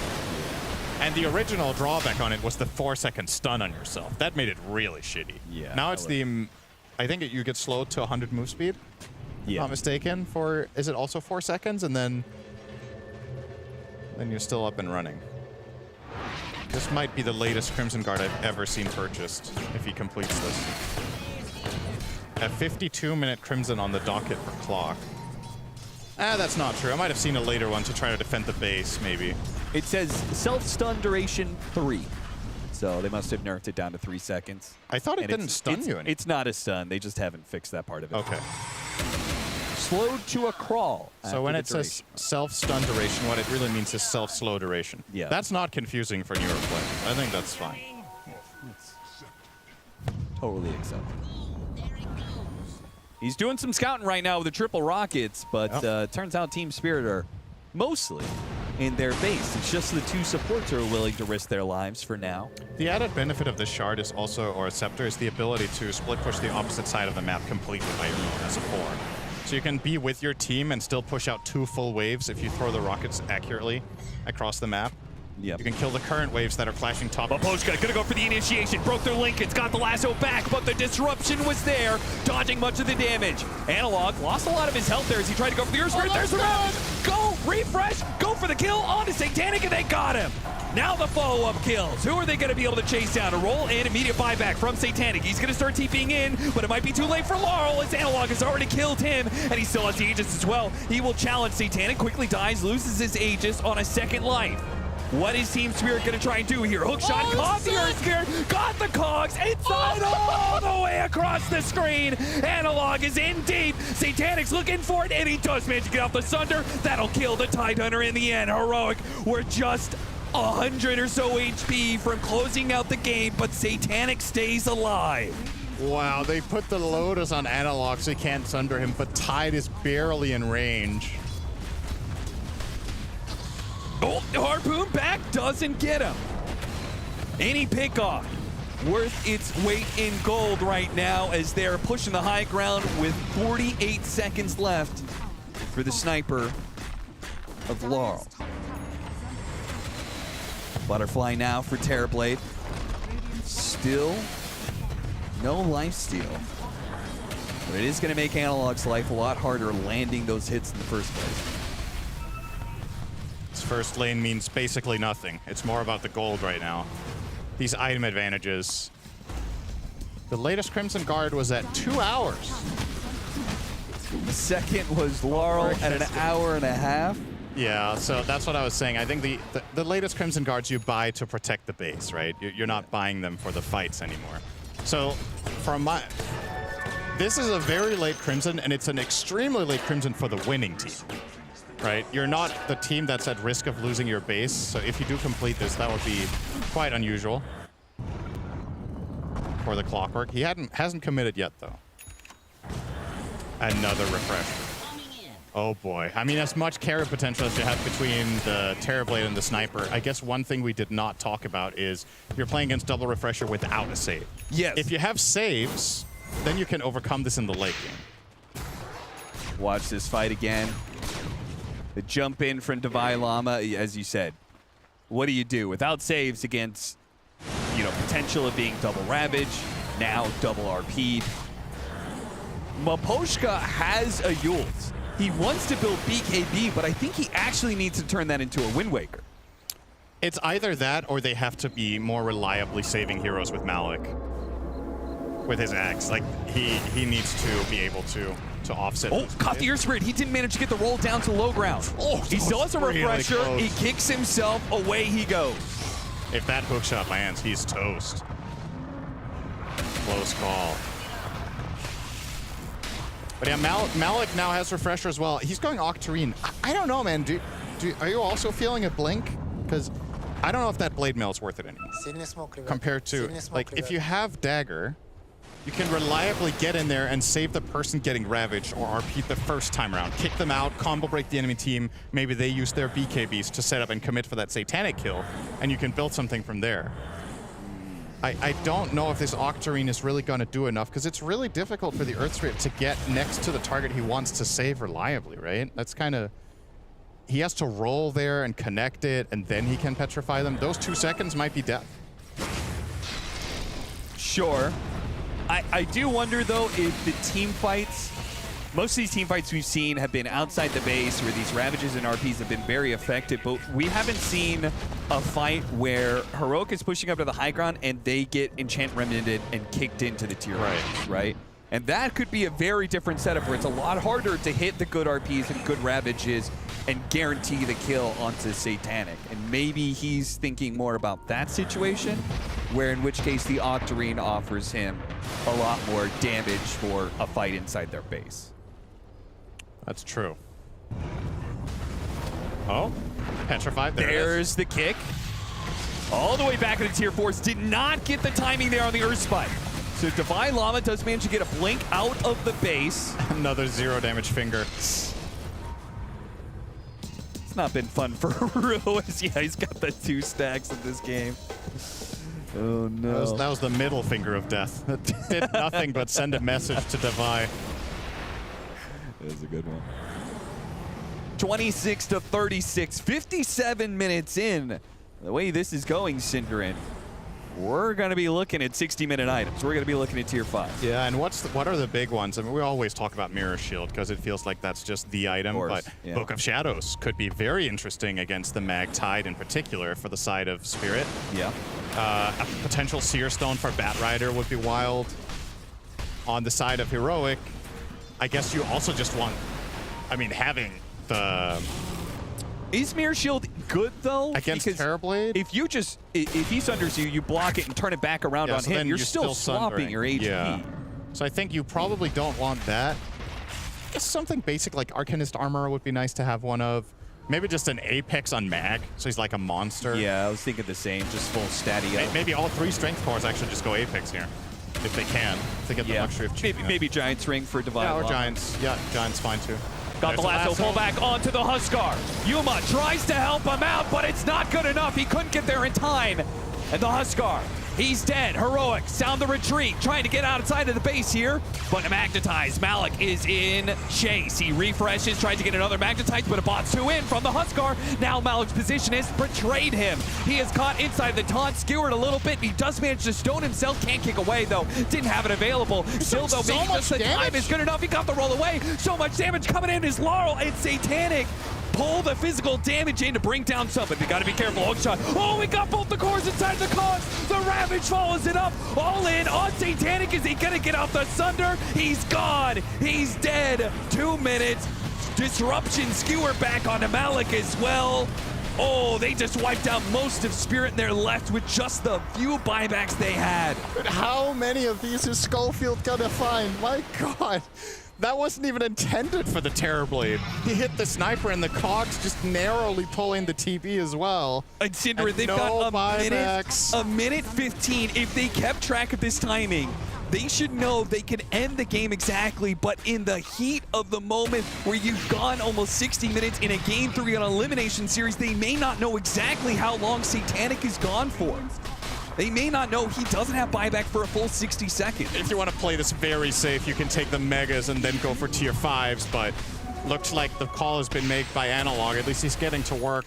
Not exactly the fastest pushing hero on the Huskar with full health, but he'll start losing a little bit of it.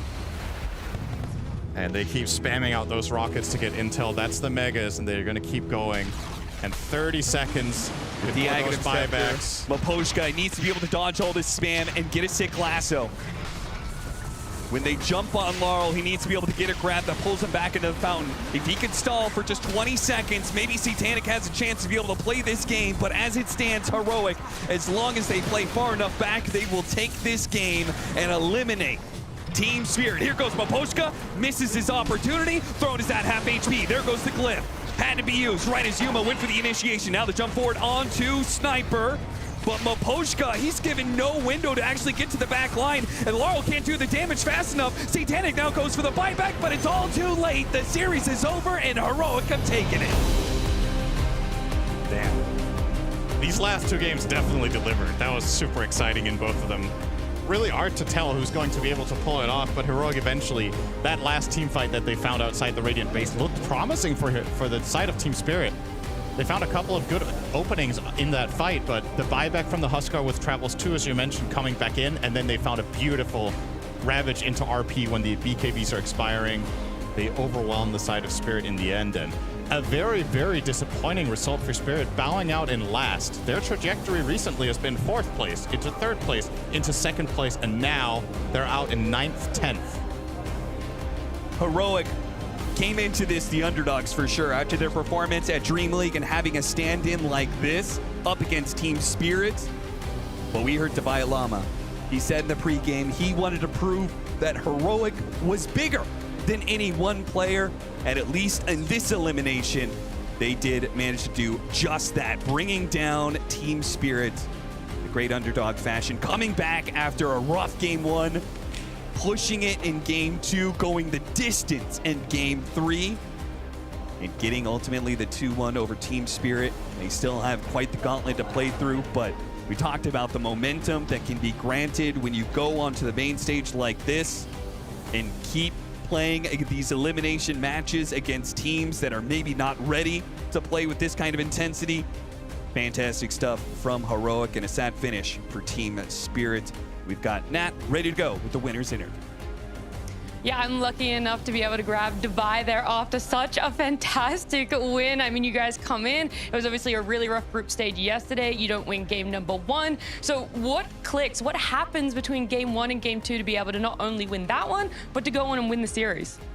Well, we just had a very awful group stage. Well, it was a one-day group stage. We I made a lot of individual mistakes. I was really tired yesterday, and we just had a good talk and said, you know what, like our scrims are going well before we started the tournament. We just had one bad group stage, and we just said that doesn't have to define this tournament for us. Anything can happen, we're still in the playoffs, so we regrouped and we played our A game today, I think.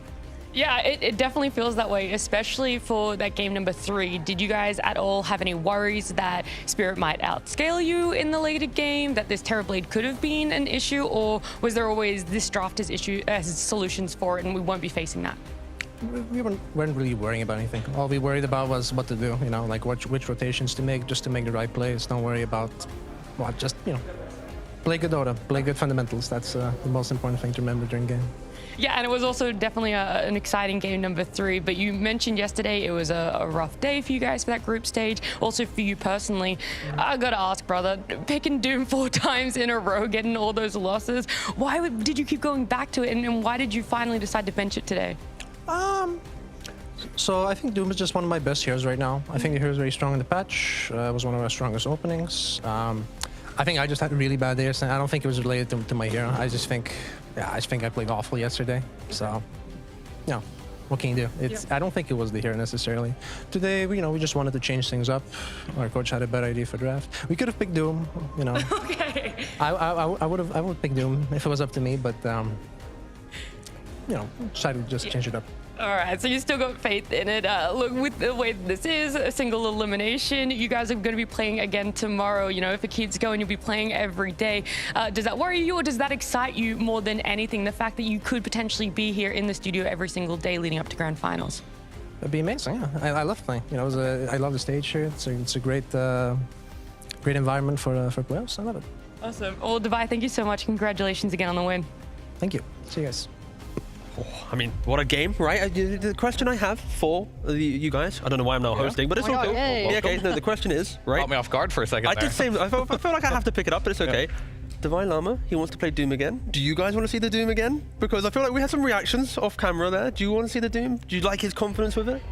I mean, I love Still the in the confidence. room. What do you want me to say? Just say, that's the joy of this setup. I love the fact the players are here. Like, they can hear what we say. Just be honest. I love the confidence, of course. Yeah, exactly. Right? Like, and everyone can have a bad day. It happens, of course. But I think the coach stepped in. Like, I'm glad you're confident, but we need to go a different direction. But I still want to play it, of course. But it's trying to try something new, and you need to refresh it every once in a while. Also, Doom was banned for game 1 and game 2. It's not like he had a choice for those. It was game 3 where it wasn't banned, and then they did this nice strat around Huskar and picked the Tide to work with it. And this game, he had to make some choices as well. I like the fact that he went for the Ghost Scepter on the Tide Hunter, right? Like, there was this like mid game where we expected Spirit to maybe step up a little bit more, but with Devi Lama going for Ghost, running himself into the middle of fights, kind of soaking up some of those engagements, it then allowed for that perfect initiation from Yuma, right? Like Magnus versus Terrorblade, you'd expect Terrorblade to be tanky enough to maybe deal with it with the armor, but time and time again, Yuma's like, okay, I find him, I RP him, I kill him instantly before he can get a Sunder off, and it's always because kind of realized Devi Lama was just running in first, like, hey, look at me, I'm a Tide Hunter, but it then simplified everything else for Heroic.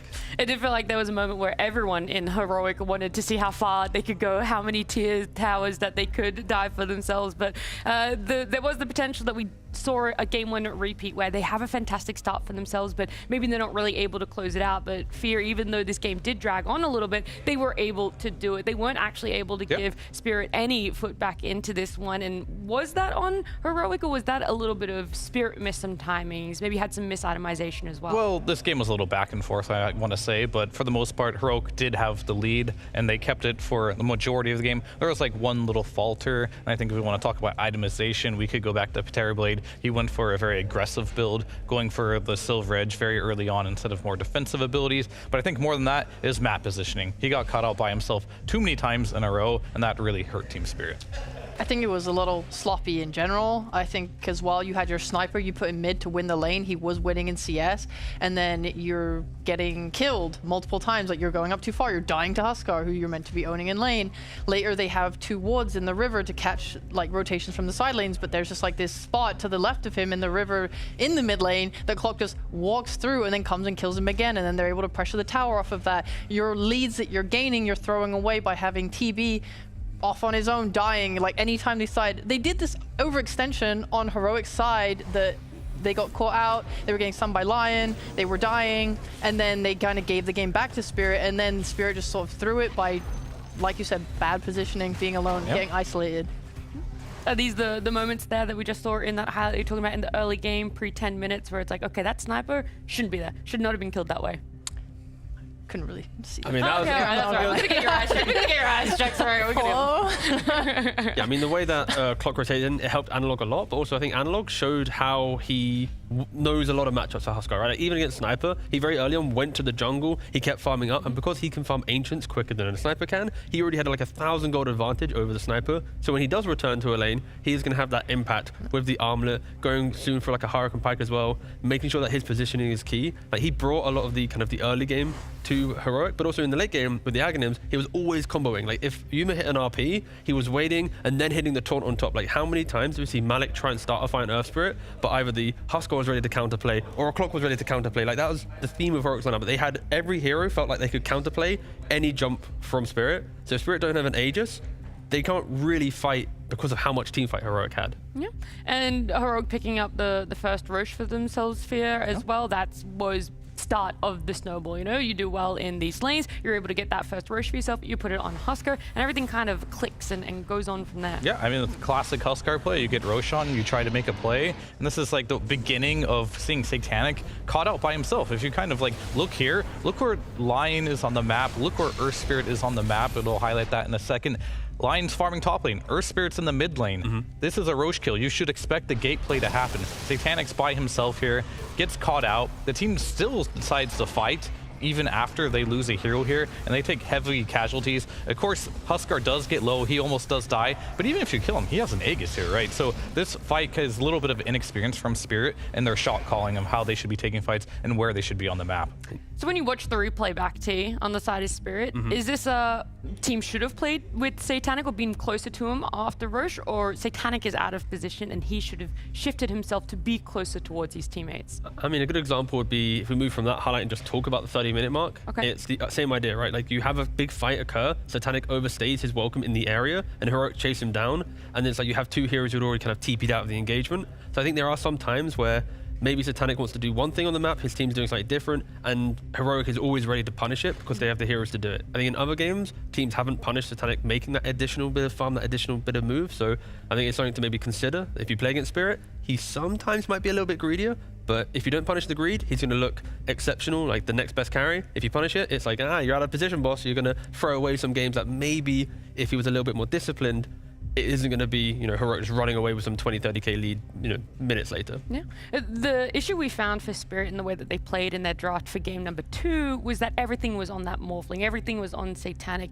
Were there similar issues with the game number 3 draft rail where we saw that Earth Spirit shift from potentially mid lane into off lane, and then you pick up the sniper and it's like, okay, we still kind of wanted everything to be on the TB, and now we've added a greedier mid lane, and it's this repeat of a game 2 draft issue? Oh, I think it was mostly an execution issue rather than a draft one. Like, I think what Sniper was picked for was to win against the Huskar mid. They succeeded in doing that. The TV was able to get his farm.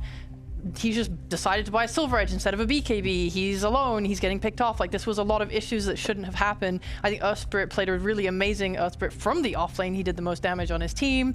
He was initiating for them. He was doing everything he could for them. I do think it was just they did not take advantage of what they had, and then also Heroic were just playing amazing. We highlighted Huskar and everything. I think Clockwork and Mag together were incredible. There was a team fight around Roche where Yuma hit an RP on Lion and Batrider at the same time, killed them both. Suddenly that's just all free for them. So here it is. This is massive props. This is one of the plays, but I mean, I just don't like Terrorblade carry too much, right? It's like every time we watch him, it's like, will he hit the Sunder? If he does, then does he have the damage? Does he have like a Daedalus shit? Does he have the same thing too, like Earth Spirit's farming bot and Lion is mid. Oh yeah, I referenced 30 minutes. And this is 34 minutes. This is another one, by the way. These are, like, I referenced... It happened at like 18 minutes, exactly. and then again at 30. And then I mean, he might be 34, like the prodigy for the team, next big carry, but he did not have a good performance this tournament at all, and I think he's going to go back and look. Of course, maybe you take too much time playing pubs, you do really well there, but this is competitive Dota. Sometimes that just wakes you up, and you have to learn how to play a different type of Dota. It is the last time we're seeing Spirit. I'm sure it's not the last time we'll talk about them here at Blast Slam, but the last time time we'll see them play. So I want to end on a little bit higher note talking about Spirit. I know that they did get knocked out here. This game number 3 was a little bit back and forth, but overall, just some general nice things that you're seeing from them. I know it's hard, all right? Because they did have a bit of I can see it in your face. I can see it in your face. To be so, again, not maybe including this tournament, but to so quickly become a top team after that many roster shuffles with legacy players leaving for, you know, a temporary break, that alone is very testament to the philosophy and organization that has built this kind of Dota team. Yep. So that alone is incredible. I think this format was not good for them at all. They don't like best of ones clearly. They want to be first pick. They didn't get it. They come bottom 2 of the group. They didn't react quick enough to Spirit. Normally, to Heroic, double elimination helps them quite a lot. So I think this format was not Spirit's friend. Sure. But again, it's incredible how quickly they can be such a top competitor with how many changes they had. Yeah, well, let's look at our gauntlet here. Let's look at our playoffs bracket, because that's exactly what you were talking about, T. The fact that this is single elimination, Spirit losing to Heroic, they're out. They're eliminated. It went all 3 games. It was a hard-fought battle, and it does mean that Heroic will be going up against Parivision tomorrow. So Parivision, now knowing their opponent, have a little bit of time to prepare for exactly who it is. Heroic, they just played an exhausting series. They've got to somehow reset and also prepare themselves for that one. But it's not the end of the day for us. We're only halfway. We still have another best of 3. That one's going to be OG up against Falcons. We're going to have time to talk about that one. But do you want to put in some predictions? Is there going to be another upset? It would be the biggest upset. It would be a massive upset. I'm going to go with no. Yeah, all right. But we can Bold hope. prediction, of course. Well, it's not like it's out of their possibilities. That's why it's a right? bold prediction. I'm boldly predicting no. You've got time to sit on it, all right? Okay. Because that series isn't happening right now. It is going to happen after this break.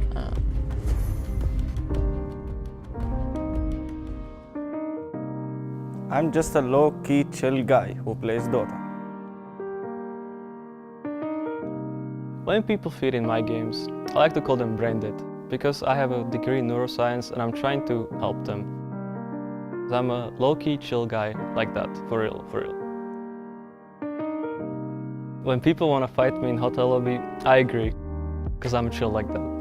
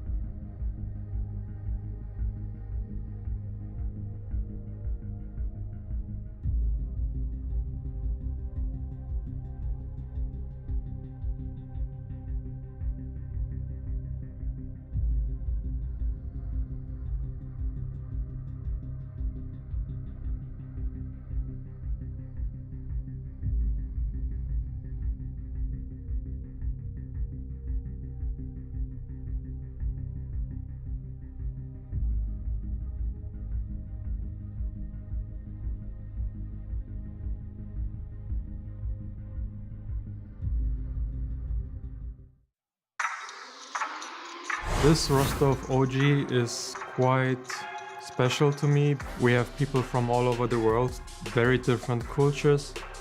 To me, it's really important if you need to talk with the team and you need to say things that you have in your mind to improve. People can expect us to be an aggressive team.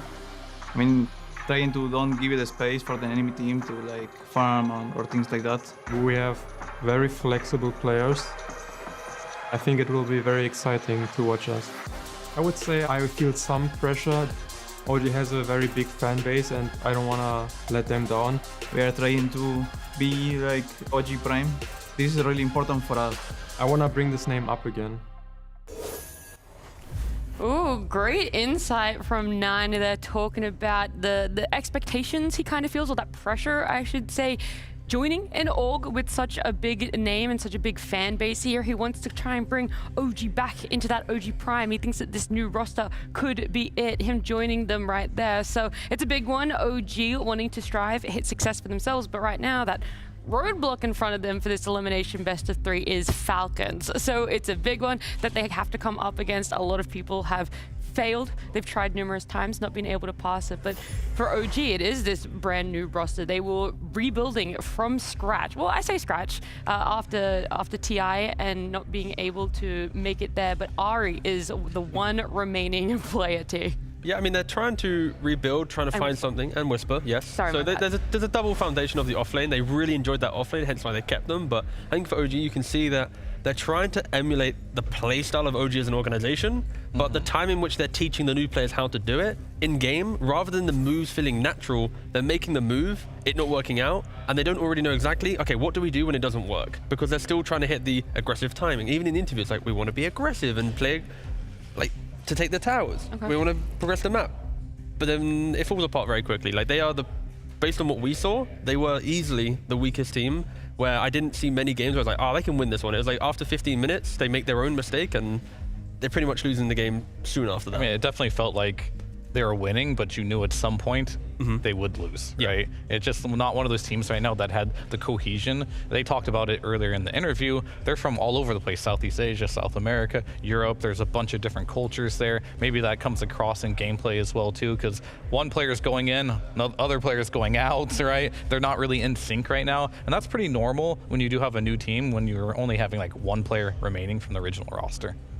Yeah, it was 2. I did misspeak. It's 2. You lied to me. Yeah, I did. It's hard. I believed you. Yeah. Well, I did correct, but anyway, it really doesn't matter there. They are still rebuilding it. The majority of their roster is brand new. We've talked about these potential issues that they could face, and they did come out in bucket loads yesterday for their group stage. So let's have a very quick look back on how that day 1 played out for them. History is no guarantee of future success in the harshly competitive landscape of Dota 2, and OG are no exceptions. Failing to find success with 2-time TI winner Seb, OG now looks to kindle that success with a different TI winner in 9. Their fully international roster has had a rough start to this year, and their run at Blast has proven no different. Will this tournament be another failure, or can OG right the ship in time? Man, I just want to say Cap was just talking over that OG gameplay. I know, all I wanted to pretty see mad. was watch OG play, and I had to listen to Cap. Cap was just ruining that experience for me, man. I apologize, but did you learn anything from watching back those highlights? Too distracted. Okay. Too distracted by Cap. I already gave you my case. I'm worried for OG. I think there's a lot of things that they're doing right now that isn't fixed overnight.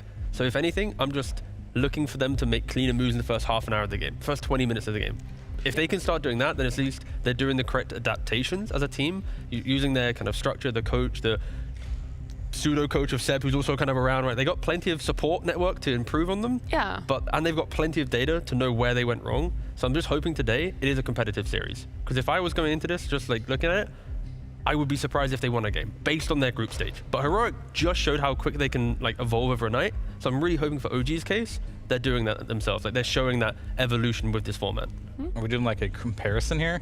Comparison of what? What do you mean? Just the teams, right? So okay. like OG, for example, they didn't look very good. They looked very lost in every single game, right? Where on the side of Falcons, I'd kind of be like, they kind of caught off guard, right? In one of the games, there were some Cheese, some Venomancer mid they probably weren't expecting. Then they had a very close game in which they lost. I would say it was just like an unfortunate day for them. So I think Falcons going to this undoubtedly has to be the favorite.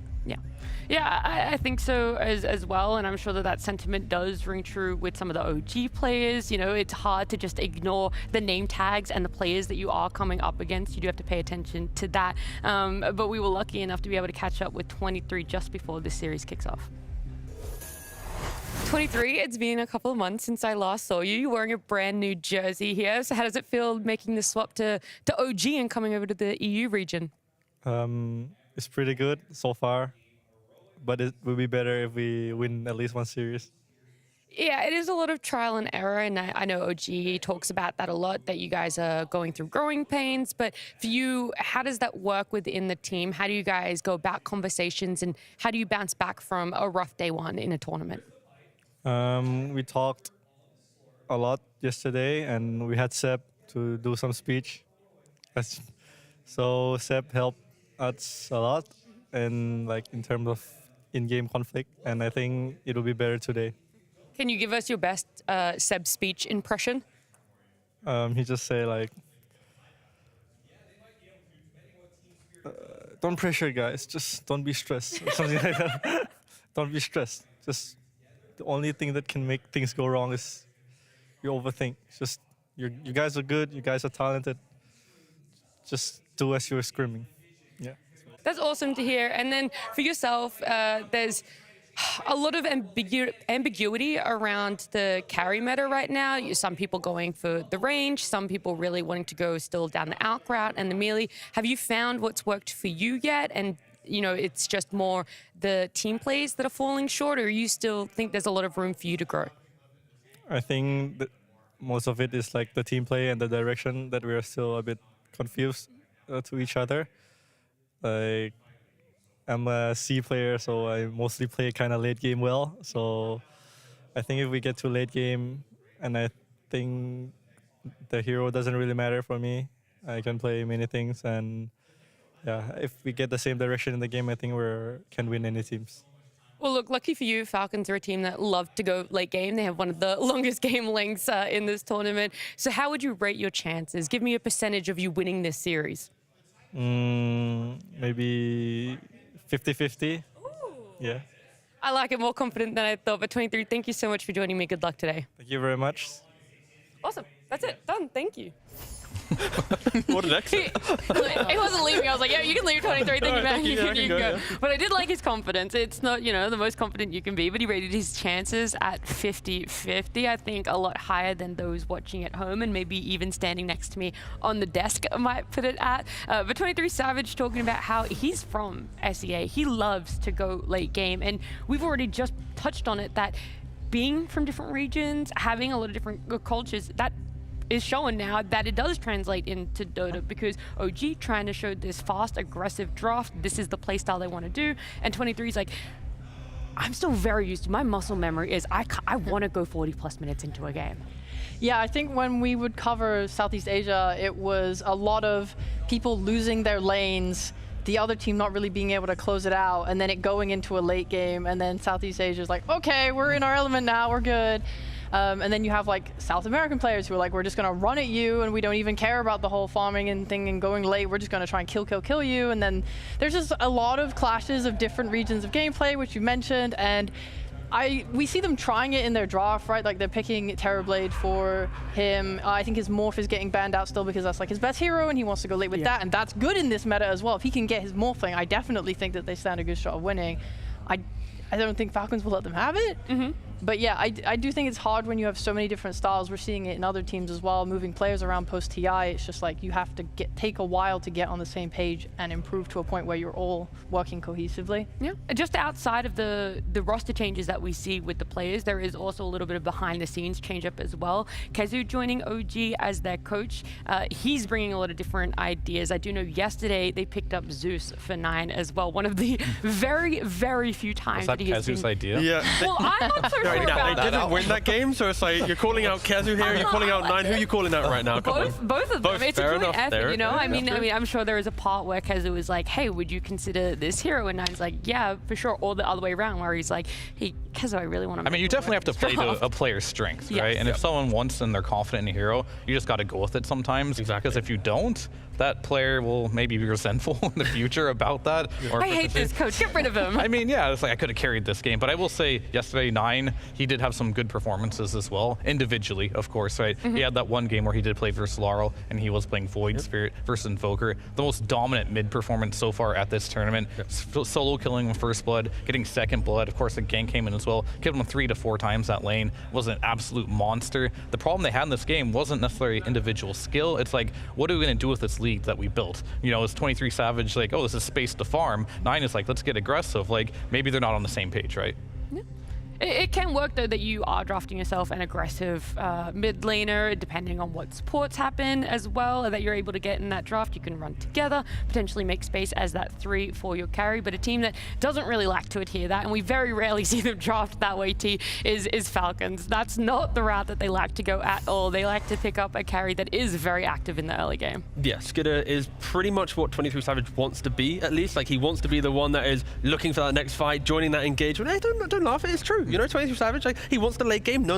If you're joining OG, you're playing for the aggression. You're playing for that next move. You're allowing Whisper to be that guy. But that is why Falcons, this kind of logic between 1 and 3 is the philosophy that works, right? It's why Falcons have been one of the most dominant teams since their formation, even though they've not won some of the tournaments that they want to have won. They've won enough to be, you know, in there with the top guys. So yeah, Falcons, incredibly, you know, strong. Even though they're in this position, they are the team that it wouldn't surprise me if they just went all the way through. You know, they find one little fix and plain sailing for now. And with OG, they have to respect them, of course, but I think even if Falcons don't play at their best, they aren't going to make as many mistakes as some of the teams, or at least OG has made. And again, I feel like I keep harping on OG here, but Falcons, it's like they're only here because of like new style, right? Like some little tiebreaker thing. They lost one game here. Okay, they could be third. Like, it's very close. It was a mix of that, but also because of some of the heroes and the things that they had to come up against yesterday. It's a best of 1. It always brings out that question mark of, do you cheese your way through a best of 1 just to be able to get a win, to get a score on the board? Did you like the Lina 4 then? Or well, this is what I was going to say. We should probably have a look at exactly how those 4 best of 1s played out for them.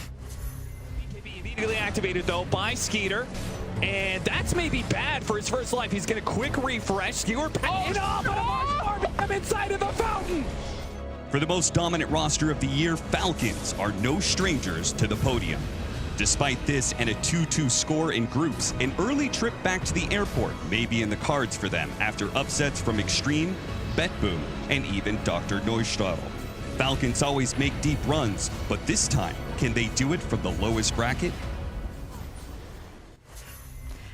That last loss that we saw there in that highlight reel for Falcons was the very first game that they played, and that was the cheese I was alluding to a little bit there, all right, T?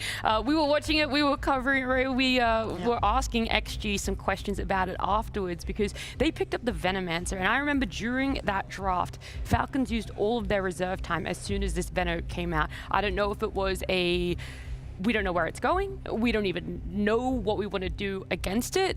Ultimately, it did end up going mid onto XM, and it did a lot more than anyone was expecting, not only in the lane, but transitioning into the later game. It did, but I don't really want to be saying, oh, they got cheesed by this one pick and they lost as a result of it, because it didn't really even impact the mid lane that much, because he just They were winning that game, I think. Yeah, he spent the whole lane cutting and like farming a lot, which was nice, but like Pango also got free farm as a result in the mid lane, and they were fine and in a good position, but I remember them making mistakes like, okay, we've initiated, we've used our BKBs, we've gone back, now we're going in for a second blink in for no reason, overextending without that ability to save yourself with BKB, and now you're dead. And little moves like that, playing, you know, from the low ground as well, were just kind of sloppy, which is not super characteristic of them. Then they showed some extreme highs in the same games where they are able to kite someone out for ages and be really coordinated in their spell usage. So it's not like they're only playing bad or anything, it's more like they're just kind of going in waves. They're turbulent. But Yeah. going back to the Venom, like that's XM's like top 15 hero. Like he still plays it. So I think it's less about the shock value, but more. They did the Venom strat, They just guys. spent 2 minutes just complaining about Yeah, it's the like, Venom come on, today. XM, like, be honest here. We're playing best of one. Why'd you have to do this to us? Like, come on, we had a gentleman's agreement, and now you picked the Venom. Exactly. Like, Dude, the Ursa was way more impactful. The Ursa was. Come on, he was a good I mean, player. if the Vino was that OP, we would see it more than once this tournament. Yeah. Oh, we've just started We got the best of three. time We've got for you. time for you. Oh my gosh, this man, you're so impatient. Okay, it's OP, guys. It's out. There we go. That's what I hear. There it is.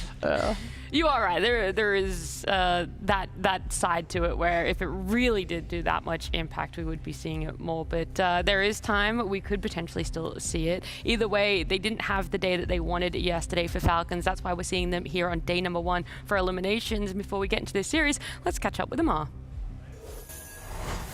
Hey Amar, yesterday obviously didn't end the way that you guys wanted, coming in 4th for your group. What happened yesterday? I know it was only 2 losses, but that was enough to put you guys in this position. What happened yesterday is that I think we had like ups and downs, and like I think we should have won like all games, but I'm not sure. I mean, we like messed up gameplay, I guess, and yeah, that's what happened, and we got somewhat unlucky, I guess you can call it. But you know, it was anyway the plan, either 4th or 1st. That's it, for 4th or 1st. When you say unlucky, is that in the game? Was that beforehand, or what exactly was that unluckiness? No, I think we just like messed up, like things that we know, but like we like just forgot, and like some things like supposed to happen, but like something because of it didn't happen, but like we actually don't know, so it's somewhat unlucky, but not much, you know. All right. And more specifically on you yourself is, how do you see yourself fitting into this current offlane meta? Because it feels like there's not a defined meta. There's a lot of different heroes you can pick, but at the same time, it's very limited on what is actually working. I think, I mean, since like we won, like we got 2nd and we got 1st on, like it's somewhat similar twice. We got 1st the last 2 tournaments, and it's not much change. So I think it's fine for me, this meta, you know, like I can play whatever these people play. Maybe I cannot play some. Like I think I play 90% of what everyone at least play. So I'm like very happy with this meta. Well, you also mentioned the results that you guys have had in previous tournaments. Is that adding extra pressure? Do you guys have these expectations on yourself? And if so, how do you manage them? I don't think we ever have expectations, but I think people do. And that's why people like look at us a lot. But like honestly, like we always think like we're not really that good, and we can easily just get top 10 right now, you know. Like I don't like it's really possible that we just win and then lose, you know. Every team has ups and downs, but people just see us that we always have ups. But no, we can easily have downs. But I'm very confident that we can easily like make comeback of the tournament, I guess. All right. Well, we'll see today. It's going to either be 10th or the comeback starts, I guess. Yeah, I mean, I told my team goal is lose now or win the whole thing. There's no in between. Again, either 1st or 4th or 10th or 1st. Yeah. Need to be remembered for something. All right, it sounds good, Amar. Good luck for today, and thank you for joining me. Thank you very much. I feel like that man might have already made a name for himself, but he's going the whole extra mile. He's going to deliver on the entertainment. Falcons either going to be 10th or 1st. That's what he said. There is absolutely no in-between, T. I mean, that's pretty impressive. I think the fact that like he's down to clown here, but then also if they learn from this one, they're going to win it also. We'll see if he's true to his statement. It's hard though. Like if you win this next game, now you're committed. You have to win the whole tournament. He literally said it. You said it to everyone. It's just easier to lose now, I think. He just said about expectations. They don't have expectations, and then he gives himself expectations. You know, he's flip-flopping a little bit in that interview. I feel like just making excuses. You know, he's like, oh, we have our downs as well. I told the team we could easily make top 10 out of 10 teams. That's impressive. He did spin that to sound like a really good thing. We could be top 10. Yeah, that's because there's only 10 teams here. So there was a slight delay as well for this series. We're hoping to jump straight on into it. But luckily enough, we've got it coming our way very soon. Draft will be starting in just a moment. So let's check on in with our casters. It's going to be Owen and Lacoste. Thank you very much, Natty. Yeah, we're both very much looking forward to this one. OG up against Falcons. An OG that's had a bit of a, well, rather a rough group stage. It and doesn't now get worse first than round, that. you're meeting up against Falcons. That's a bit of a, it's going to be a tough challenge for them, Nicole. It definitely is. This time around, we're going to see, because they're 0-4. They were 0-4, and if they lose this one, they're eliminated. And if they are eliminated, that means that Kezu will be joining us on panel probably, you know, so that's a good thing, my good friend Kezu, but it's not going to be an easy task for them, because Falcons, they had some, like, great games, and as Amar said, they could have won all 4 of them. They could have, yeah. They were very close ones, very long losses. But at the same time, as we heard earlier from 23 Savage on OG, he wants the games to go long. So we could see some crazy stuff. We get to 60 minutes.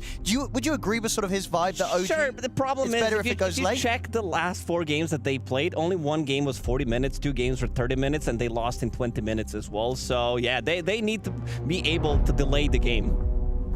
They do. Let's see if they can do that against Team Falcons. Can't wait to see what goes down with this one, ladies and gentlemen. We won't have to wait any longer because the draft has begun.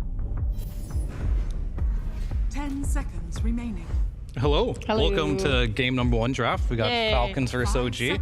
And are you serious about OG in this matchup? Do you think they got what it takes? Oh yeah, for sure. No, I think I think OG are a really good team when, like, we've seen them pop off very recently. Yeah. It's not like they've been on a really long losing streak or a streak of looking like terrible or anything. They are taking games from great teams. Yeah. They are showing that they have the high potential. I see no reason why they can't win today. Just like how Heroic, who went 0-4 in groups, won their series today. Yeah. Absolutely had the time to come back. Yeah, they definitely have the brain power too. They've got a lot of big minds there. They have the opportunity to just spend all night nerding it out. The team, they could sleep, right? Yeah. You know, Kezu, maybe Seb, they stay up all night. They do the hard work. And I think this is where the hard work is going to pay off in this ban phase, making sure you get the correct bans. Yep. That way you can get the first pick that you want. And speaking of first pick, OG will be first pick in this one.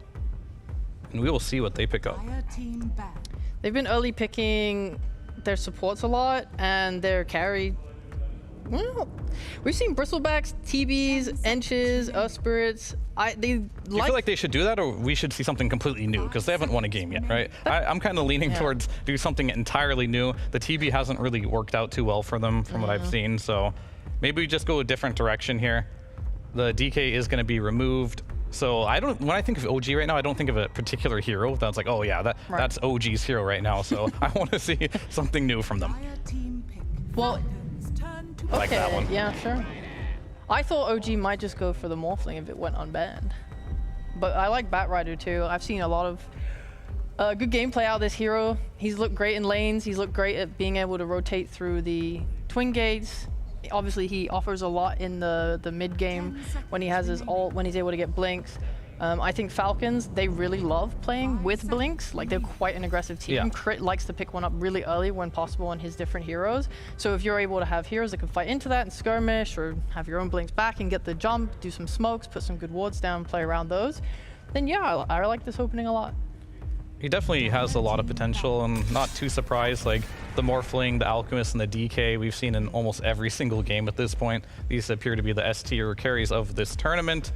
It might not particularly have any influence against playing versus Batrider whatsoever. I guess you do have the advantage of, yeah, sure, you do get lassoed, but it's better to be a tanky boy being lassoed instead of a squishy one. Right. And with this Alchemist, I guess they are just going to do this similar strat where you'll have your supports ready to play with you when you get your Radiance, when you get your Blink. They're going to group up, they're going to go make moves.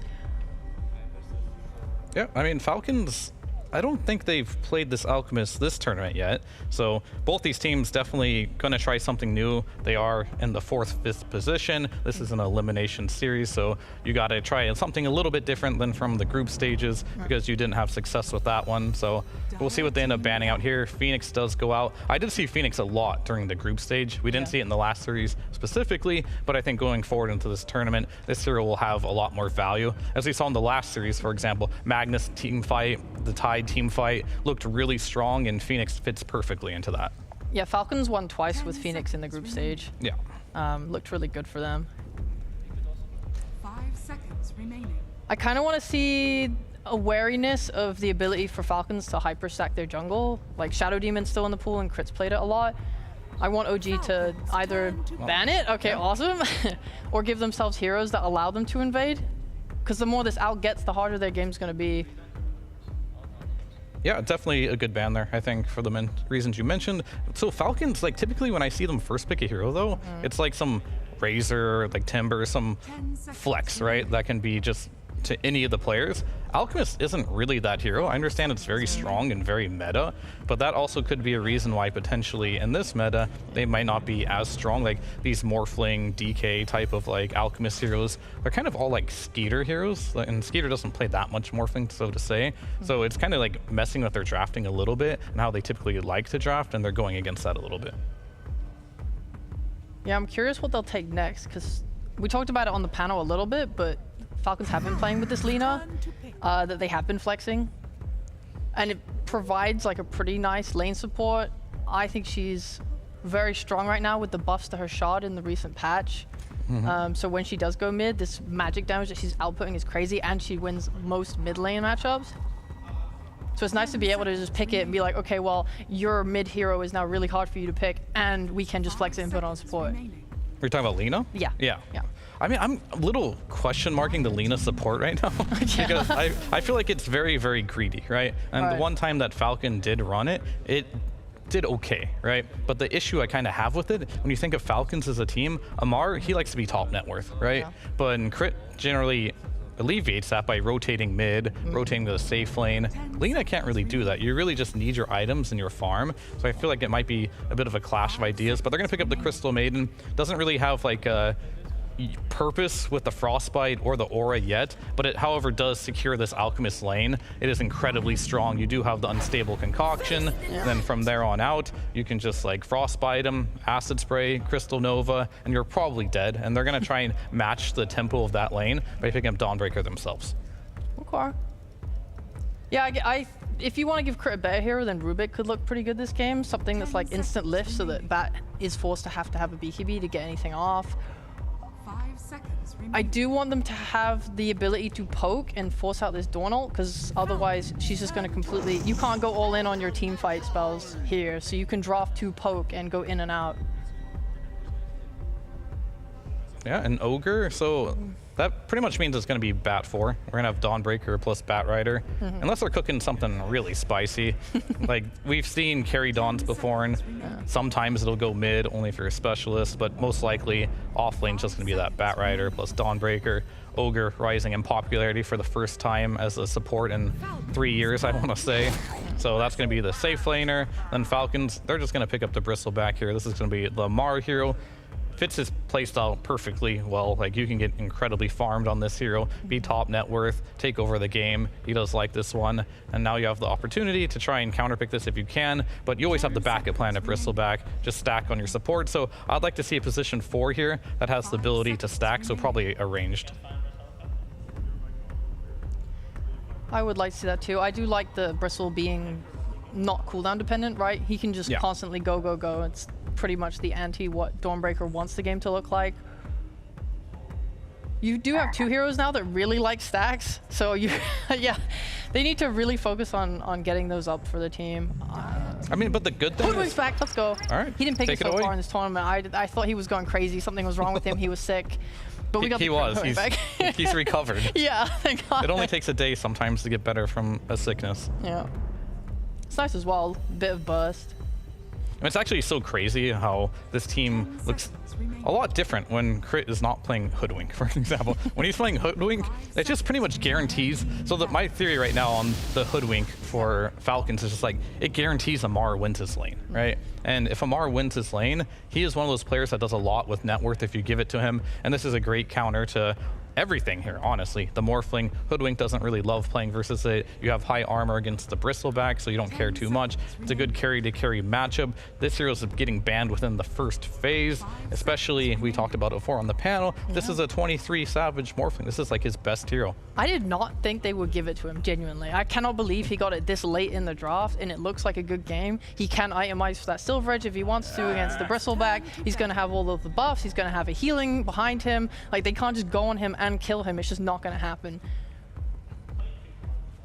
he just needs to get there. And I think the name of this game is going to be tempo. So yeah, Morphling, he's probably the best late game hero in Dota right now. But if you're looking at tempo-wise, yeah, Bristleback and Alchemist are probably the highest tempo. And on top of that, you have Falcons. This is a tempo team. So they like to use these heroes, play fast, and it's going to be a question of will they allow 23 to get to that ultra late game position with this Morphling that he desperately wants to get to.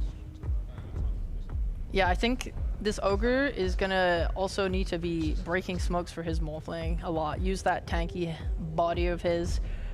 Because I can easily see Falcons picking a mid here that's gonna let them smoke up together and just go run around killing people, especially on like the edges of the map and looking for Morph. I kind of want to see them get something that's instant disable. Obviously Falcons can wait for their blink and then they can just use wards and smokes to charge up the Alk stun and kind of blink in and stun like that. But it would be nice if they could get something a little earlier to go kill Morphling together, or maybe something that buys an Orchid.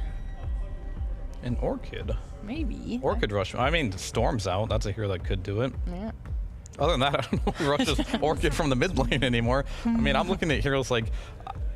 I noticed the trend has been like picking some Lina, right? Or picking some Viper that is good for the game, that makes it so you can't get that gotcha 24 pick. That's been a trend so far. Sniper's also been up there. You basically take this mid laner that's ranged that you can't really counter pick. Of course, Earth Spirit's one of the better heroes from playing from behind right now. There's not many melees now that like Ember's kind of dead, right? That wants to be sacked. So Invoker gets banned out there too. So I do expect a ranged hero here. If not, I wonder if we can get like a 9 classic potentially, like some Wyvern mid or something could be a little pog in that situation. Not hold my breath for it or anything, but they have a choice to make here.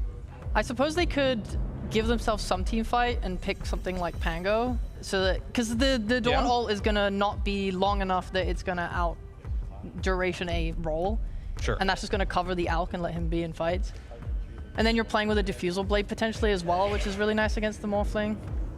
Oh, for Falcons? Yeah, for Falcons. Yeah, well, they have last pick here, so I'm like wondering what OG is gonna like. That's kind of what I mean. Like you pick these like Linus and stuff to block pick these melee tempo makers, right? To make them think twice about it, and you kind of have to just pick it anyway. Then you hope to play off the tempo. Yeah. Not saying they'll do it. I'm very curious on what OG's strategy has been, but so far throughout this tournament, mid lane has been pretty reliant. But Huskar ban makes me think he's going melee. That or they're just so scared of. I mean, it could be the Pango still. I think OG could also play the Pango, right? True. It's a hero that can get in there and make some space. Not sure if I enjoy like an Ember Spirit or a Void Spirit. Completely blind. I don't know if you have enough bans to pick that here, but they're using their time. They're gonna pick Tiny. This is like one of the more neutral mids to pick blindly, but Tiny has not looked super impressive overall. I mean, we did see Analog played earlier. It looks pretty good, but overall it hasn't looked impressive. Yeah, a big strength of Tiny too, right, is repositioning your opponents who really want to stay positioned. And yeah, you have 2 squishy supports, but Bristleback and Al are going to want to get in there anyway. I do like, though, the playmaking potential with Tiny, Ogre, Bat, and Dawnbreaker together. They're going to actually be able to go do stuff. It's not like they have to sit there passively while Morphling farms. And I think that's important because I was worried about their damage for a little bit. And I think Tiny fills those holes, and I think he gives them a lot to do on the map. Yeah, I think they desperately just wanted that melee playmaker, right? Because I think when you do play Dawnbreaker, it's very important. Like, from my experience of playing with Dawnbreaker, using it defensively is nice and all, but you also want the opportunity for someone to jump in, like a Storm Spirit, maybe a Tiny, and then you can aggressively use it, right? Just to have that +1 whenever you need. And I think that's the general strategy here. The way you can shut that down as Falcons is maybe pick a hero that can make his laning stage hard, but does that exist? Tiny is, or sorry, Monkey King's not in the pool, and nor is the Huskar. So is there a hero that can truly punish this? There might not be. Yeah, I think we see Lina punishing melee mids, but then she's a squishy hero that can die to this Tiny as soon as he gets his blank. So it's not the perfect solution. Well, they got 20 seconds to figure it out. I don't think there's a perfect hero here. If there was, I'm sure they would have picked it already, but maybe they just need every second of brain power that they can muster to find that hero, but we'll find out in about 7 seconds here. Yeah, I want to see something non-greedy. Sand King. Awesome. That's non-greedy. Yeah, he's played it as well. It's been good, and he really likes to sit mid and not move too much, so you have this CM and this Hoodwink who can easily come and rotate to that mid lane and play with him, which they have been showing a trend of doing so far this tournament, and they'll have a lot of kill threat like that. Yeah, I think it was like a game of chicken these teams have been playing. It's like both teams, I think, got the mids they kind of wanted, right? It's like, you are not picking that dominator mid like the Lina sniper we talked about on OG to block pick the melee. It's like, okay, so if they're not going to pick something to stop what we want in the game, then we can just pick what we want. But we're not necessarily counting your hero either. I think Tiny versus Sanking mid is kind of a wash. They're both going to farm. No one's going to dominate each other. They're both going to buy Blink Dagger, first item, and then it comes down to rotations. Yeah, I like it. I think this is going to easily sort out the game enough for them to get their items, and Sanking's timing is so early that you're going to be able to protect and defend your Ancients and your stacks. I feel pretty good about it. Are you a Dawn believer? I love Dawn, but I really like Alk and Bristleback against her. I see. I mean, I am not a Dawn believer as of now. Right. I feel like if you have to win the laning stage so hard for this hero to look good, but maybe I'll be convinced a little bit more this game. Maybe the Tiny initiation with it going on top could be what it needs, but so far this hero has not looked good. So for me, this Falcons draft looks well-rounded. It has all the tools needed. Of course, if it goes to ultra late game, I do like the Morphling in this game. It could carry incredibly hard, but I'm afraid they're not just gonna make it there. You've got the Tempo of the Alchemist. I don't think you're shutting him down in the laning stage, not with the CM there. I feel like this Bristleback, sure, you have Morphling who survives him, but you're not pressuring him either. He's gonna get really farmed. You're not pressuring the Sanking either. Falcons is gonna hit their timing on every single core here, and they're gonna do what Falcons does best, play fast. And OG, they're gonna have some counter aggression here with the Dawn, of course, to make those plays, which they're gonna need, but the Morph is gonna be slow. The Tiny will be somewhat fast, but I'm not sure where the Ogre and Batrider fit into this. I can't disagree with it, but I don't think it's as cut and dry. Like, I really do think it's about who takes the initiative on smokes and who's using the map better and finding that movement. Like, if you can put deep wards down on the cliffs on the side parts where your carries are going to be farming and you get in there, if you don't let them just stack up their triangle and then farm it all, I think OG really have to take so much initiative here, and if they do, it's great, because like, Dawn is global. We should be using that offensively. We do want to get kills with that. You want to just distract Falcons to be away from your Morphling. And they have the heroes that can do it. I think it's just about splitting Falcons and not letting them just sit together on mid and like control that area and bring you there. I have a little bit just issue with damage problems, right? If you're like, you're doing 4, protect 1, right? You want 23 to farm. You have Batrider, who doesn't really do that much damage. Ogre just doesn't do damage. Yeah. Tiny does, depending on his game, some damage. Sure, against like Hoodwink and CM, those are killable, but are you killing like Alchemist? Are you killing Bristleback? I'm not entirely sure. Well, that's a question for our casters, so we're gonna throw it to OD Pixel and Lacoste. And yep.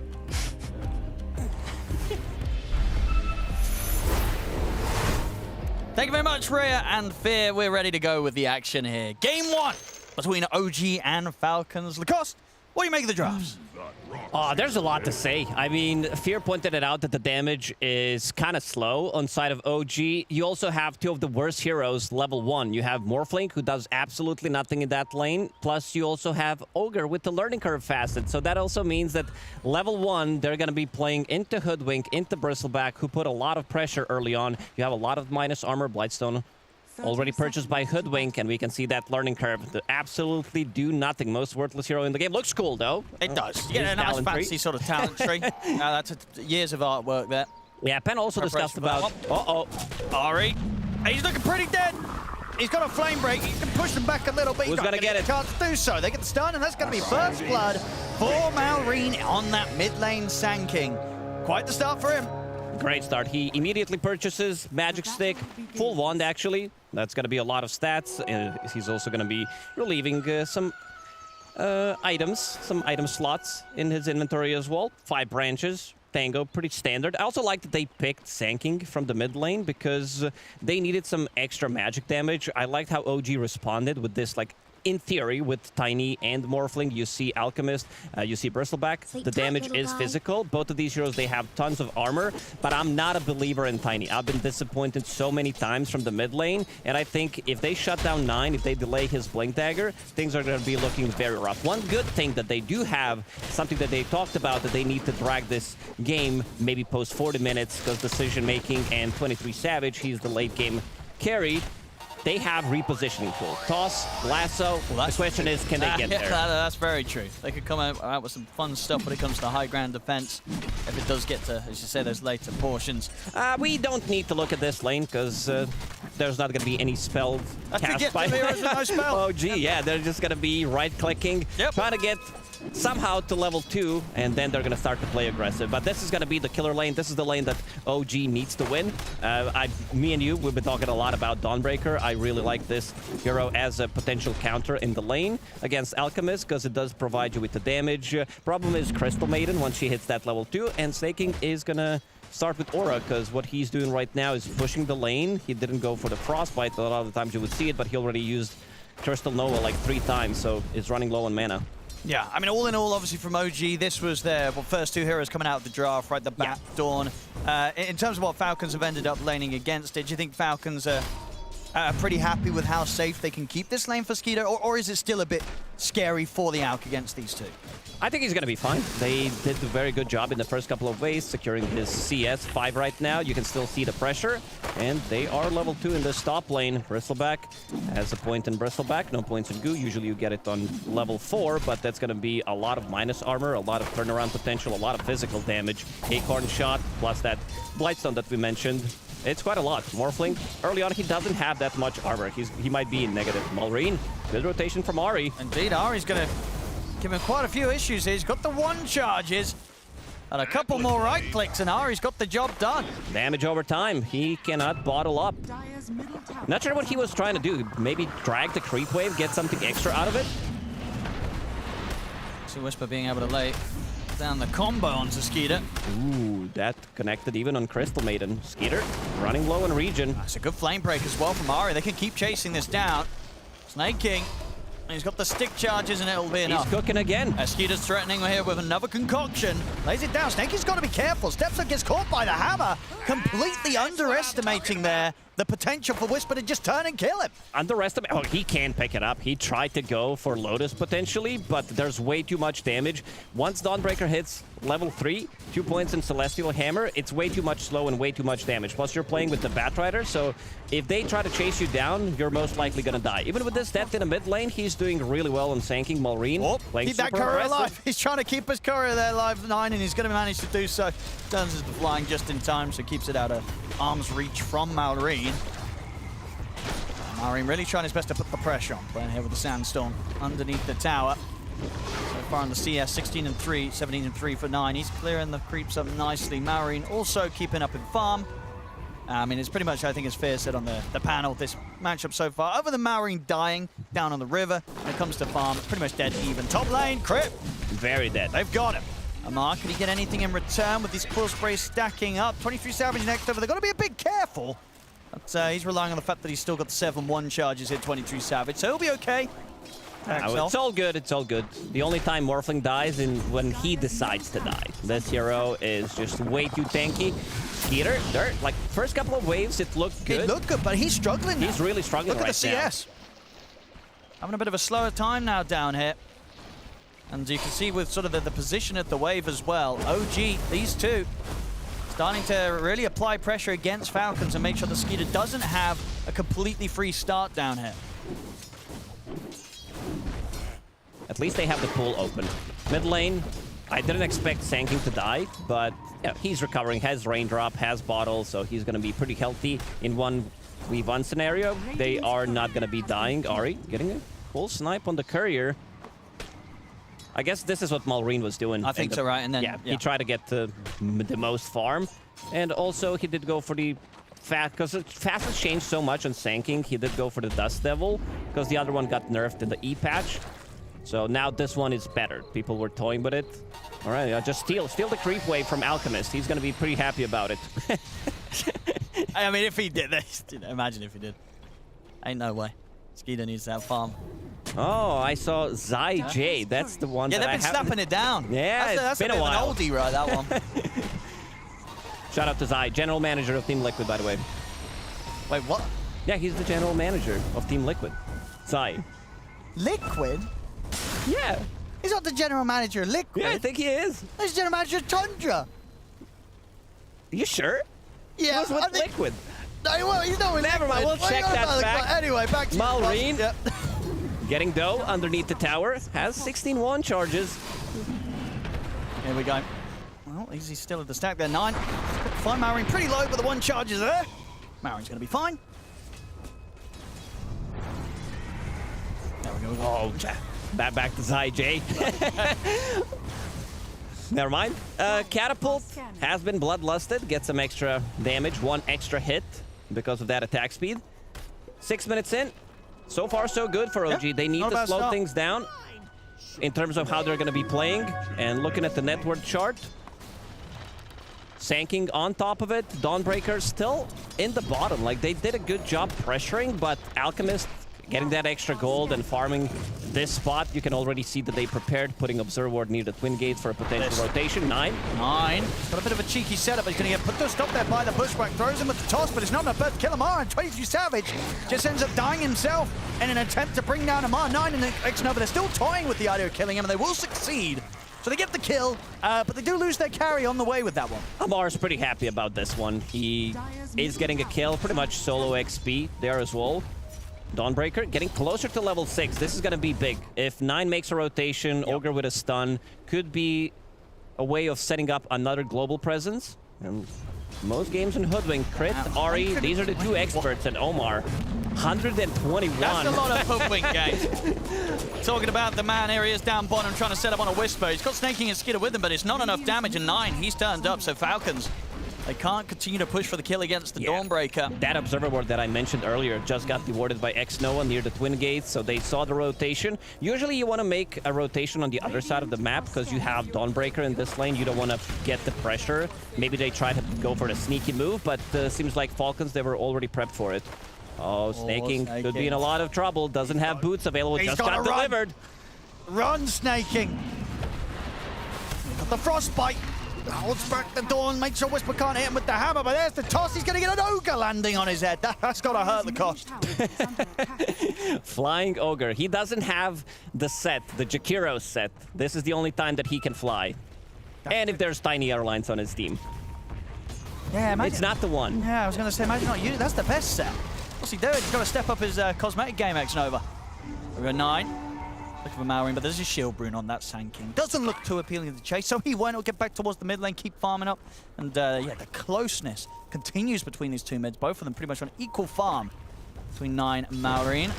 And I like that 9 is not buying into Soul Ring. He's just rushing a Blink Dagger, understanding that he needs to be the one. I also expect the Batrider to go for early Blink Dagger. He did buy a couple of smaller items. He did go for Magic Wand, full Null Talisman. This is how Ari plays. But you still want to get a Blink Dagger crit. Oh, they found him. Very dead. He's very, very, very dead. Easy kill steal there from X-Nova with the Ignite. He'll take that one. Now, can they do anything about the stacks? Malrine's here to have something to say about it. Power strike over towards Ari, but the Dawnbreaker Solar Guardian's coming in. Backups inbound from Whisper, and Malrine's able to channel up the epicenter though, so he got him to run. Ari dying at the edge of the epicenter. X-Nova, he's able to go for a straight up TP out. Nothing that Amar can do to stop that, of course, is the Bristle. It will just be the 1-for-1 there. Both teams dropping a support. Straight away up top though, Amar looking to have some action going as he looks towards X-Nova.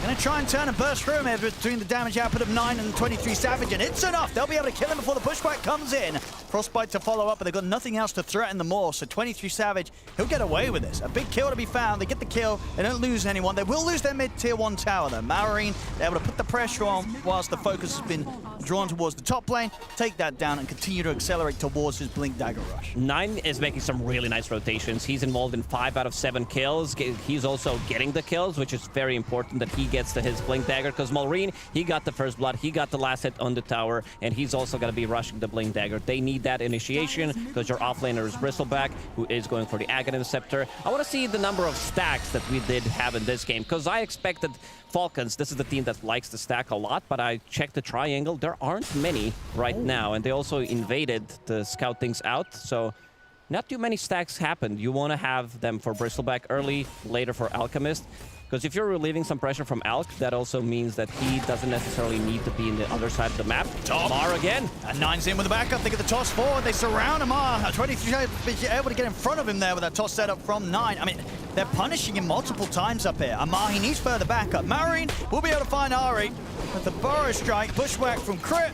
Ari, has he got anything else to survive with? He has not. Snake King finishes him with the Frostbite. But still, this is a couple of times back-to-back now that Amar, he's been punished up on this top lane. Yeah, this is his third death. They still haven't been able to take the tower. Amar will need something to recover. Right now, I see Malrine going for the stacks. That's going to be his Blink Dagger. And also Whisper farming the stacks on the other side of the map. As you say, Malrine going to have his Blink just that little bit quicker than Nines. ATM, he needs to step it up. I chose him as my captain for the fantasy points. So double the points. This extra death, it's going to cost me some. Slightly biased in this one. Let's have a look, see if he can recover. We've seen it many times before. I mean, already at this tournament, right? He had the Bristleback game where he was like breaking records almost with the GPM he hit. He also had a pretty rough start in that one. That was a game where he had to recover from a few early deaths in the lane, and then he ends up being the MVP of the game. So still, but a lot of potential for Amar as this game goes on. Of course, on the other side of the map, with all the focus that's been top, Skeeter's getting a lot of space. But the same is to be said, certainly, for 23 Savage. The fact that he's getting involved with these kill opportunities against Amar. This Morph's in a good spot. He is. Both carries pretty even right now, which is always got to be good news for the carry that's not an out. Yeah, they want to surprise him. They know he's somewhere in here. Malrine with the Blink Dagger. Let's see if they catch him. That's quite the jump scare. And it's enough. It was quick reaction from Whisper, but not enough. They just landed that perfectly, and this is going to be probably a tower for Falcons. Already a 3k gold lead. Numbers adding up in the pressure onto the tier 1 tower. Looking to come in here now from Falcons. 9, about to finish off his Blink Dagger. As we can see there, Falcons, a team very quick to find the first tower in a game. 73.2% of their games they get in that first tower. And I got one actually for the stats man Knoxville. I wonder, out of those games where they get the first tower, how many of those games do they win? It's probably pretty high, right? This team, of course, got a pretty inflated. Yeah, they have. But for the games that they do get the first tower, they might even win all of them, Lacoste. It might even be in the 90%. I would say between 80 and 90%. It's going to take probably a while to get the stats. We'll run the numbers. You've been very specific. And we'll be able to see what the stats say OG's chances up in this one. 9 has his blink. Do we have any sort of smoke movements or anything coming out from OG? I've got the Blade Mail now and Whisper, so he'll feel a bit more solid going in first. A lot of OG fans in the look chat. at that. Yeah, lads and ladies, get on the vote there over on Blast.tv and we can see what you guys and girls think at home about the games that we're having here. Blast Slam, always good to hear from you. Whisper getting a lot of farm from this area. He is. A few times now, clearing some pretty hefty stacks to try and catch him up, which he does need, you know, still out of all the cores. Whisper, the one slightly behind. This stack should get him up to the level of farm, at least of his own mid, of 9 on the Tiny. He's pretty high level. He doesn't have that much net worth, but he is level 10. Same level as Alchemist. Not as high as Sanking, of course, because Sanking was clearing also the stacks of his own. Now with this Blink Dagger, they're trying to find a kill on the map, but they're not successful. No, Falcons are doing a pretty good job of not getting caught by this. You can see that they themselves setting up and picking up the illusion room will reveal that they are in the neighborhood, so they should know what they're walking into, OG. 9. Gonna get the jump still. Gonna get the toss back as well. Despite the illusion room, but the Burrow Strike's there from Malrine. Still not able to break away from them. 22 Savage though comes in, waveform forward, turns into the Sand King, uses the Burrow Strike against him. Great involvement there from 22 Savage on the morph. Now with the toss forward, they're trying to close the gap on a crit as well. They've got any way to get in upon this. They have waveform once more. Another 23 beautiful Savage. one. Back to back there, excellent play from him, and he did not have to turn up to the fight, but he does, gets the double with some fantastic Sand King play as the Morphling. Now 9, jumping in, trying to interrupt them farming the stack. We'll be able to claim up quite a few of those actually. The first sort of burst from that avalanche definitely took a few of them in favor of OG as well, so a good time to invade that triangle area and very nice away a bit of the moves. stacks from Falcon. Morphling is not a hero that he's kind of known for, where he's farming, he's getting his Lincolns, he's getting his Manta style. No, this is Morphling that goes into Vlad's, goes into Yasha, all these smaller items, so he's ready to join, and he has some really good targets that he's going to turn into. Mostly, it's going to be Sanking, but because you see the power of it. Waveform plus Burrow Strike, the chase potential is definitely going to be there. And Whisper, the power of Dawnbreaker, he just picked up the shard, Blade Mail, there is a lot of uncontrollable damage with Radiance, Bristleback as well, Sanking, so very good pickup. And now going into Aghanim Scepter, knowing that there's going to be a lot of right plays coming out from this Alchemist, providing them with that evasion. Absolutely, the potential to save will be massive once he has that online. And we'll certainly start to see things heat up from Falcons. Once Skeeter's got his next time, once he's got the blink after Radius, we'll see this play once again. As I say, they start this move. 23 Savage, he knows that he can head over and make this move. Not only just to get the setup for one of the kills, but be able to turn it into something extra and chase down Crit. Look how far away Crit is. It doesn't matter. The combination of the toss 4 from 9, allowing 23 Savage to set up with the waveform and the burrow strike. Be executed. Chases him straight from top to bottom. And Lasso coming out, just assured that they're gonna grab a kill. Kezu writing stuff down. Give it a clap. No, sit down. Clap. Good job, me. I pick good heroes. We're doing well. That's what he says.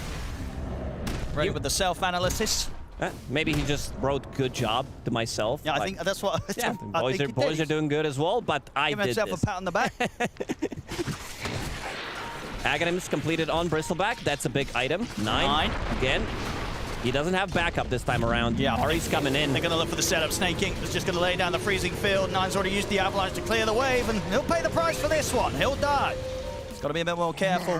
Did not expect, I guess, the CM to be as far up as he was there on the lane, which is fair to be. You know, he sees Amar, and usually, so far this game, Amar has kind of been farming this area on his own without the backup. But that's what Falcons use to their advantage and bait him out with. Yeah, the damage coming out from Bristleback is insane. Seeing Red Facet, ooh, he's cooking. It's a good try. Close.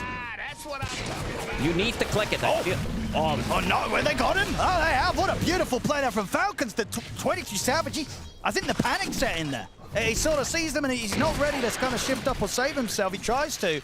It's not enough build-up, and the damage, it's too much from Falcons. Mantis was on cooldown as well. That was such a nice play from Falcons, where they got one big kill, and they immediately smoked. They had both supports just picked up Amar, and now going straight into Roche. Yeah, why not? Yeah, there's a Morphling off the map for 20 seconds. You do it nice and safe with Amar here on the Bristle, stacking up the goo. It's been hit by a scan, but I don't know if OG's going to try and piece something together to get over and interrupt. No, they can't get there in time. 9 already TP'd to the mid lane, so he's TP's on cooldown. They can't go to the outpost. Not the fastest Roche, not until Alchemist shows up.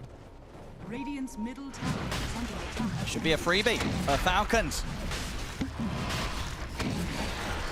Yeah, that wouldn't be surprised. Yeah, get the Aegis onto Skeeter, because with the Blink and the Radiance, he is more than happy to join the fights just as much as 23 is on the other side as the Morph. So ready to get the carry involved now, Falcons. And really Skeeter trying has to accelerate the lead. Pretty silent. Yeah. He got pressured in lane, didn't die, that's what's most important, and now you're gonna feel the difference. This is the type of a lineup. Oh. Yeah, quick grab in the mid. 9, he's got an amplified damage. They'll make short work of Crit. Yeah, this type of a lineup from OG is pretty much like 4 protect 1 with Morphling. There's going to be a lot of buffs on top of him. 9, he needs to scale. A lot of the times, Tiny, if he's not finding the kills, he's going to be the bottom of the course, and that's exactly where he is. Good thing is they have Bloodlust. This is something that hero does need, some kind of an attack speed, but you also want to build into like smaller items. Right now, I see Phylactery coming out. Amplified damage still up and running for another 15-ish seconds. Doesn't look like he'll find anything up here, though. Falcons, they're grouped up around the bottom lane, ready to maybe look towards taking this tier 1 down here. Something that they should be able to get without contest. I think it's unlikely that OG will want to try and defend against the Aegis of Skeeter right now. They have to respect how powerful Falcons are around this Alchemist. 23 Savage. The game continues, of course. That gap between him and Skeeter likely to grow unless OG can find further action to involve this Morphling in. Skeeter is the Alchemist. He's going to start zooming ahead. They have to take some of the Ancients here away from Falcons, and they have got some pressure coming in themselves on the top lane. Looking to get the tier 1 tower trade over this side of the map. Should be a tower, but what Falcons want to do is they want to do enemy tormentor. A lot of the times we see this mirror type of a movement. It was pinged out, but they know, and they also know that there is Dawnbreaker, so with the facet, they're going to be revealed. So they did not want to make any moves immediately. Ready to start the defense here around the tier 2. By the facet, I mean innate ability.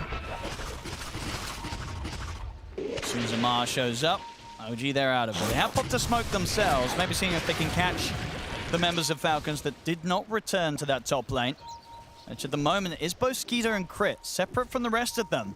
Oh, they saw the courier. He's in trouble, and he's also isolated. The rest of the team needs to help him out. He's going to get the Chemical Rage off. They have the lasso to deal with that and take him down the once. He can BKB TP out. Oh no, Solar Guardian's coming in. And they're able to get him with the stun. Straight away, they managed to stun lock him completely. He doesn't get the chance to put the BKB. Skeeter's just dead.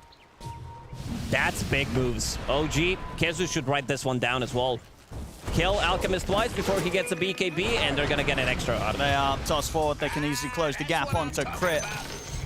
A smooth move that Falcons, they did not expect that, right? They felt that they were safe with Skeeter having the Aegis and BKB, had the backup of Crit as well, felt that he could get away farming with just the two of them in the area. But OG showing that they could break through him twice and deal with Crit on top of it. So some damage dealt to tier 2 tower. They are gonna continue to farm up. Both mid laner and safe laner going for the same item build. It's gonna be double Kanda. And not something you see every day. No, definitely Doesn't not. normally happen with drafts that you get kind of both heroes wanting that item pretty early in the build. Candidate for the best item in the game. Hey, I see what you did there. So they're gonna pick up XP Rune, and Morphling can go for the Tormy solo, while the rest of the team is playing the bottom part of the map. See, this one's gonna be going the way of. Free shot. A little disappointed. Didn't make a mistake. Didn't die. Entertainment always can be rather high around these Tormentor attempts. So not today yet. 22 Savage knows what he's doing. No mistakes to be made. Now OG, the floor is sort of theirs really, with the fact that they've managed to take out that Aegis from Skeeter. The playing field level once more.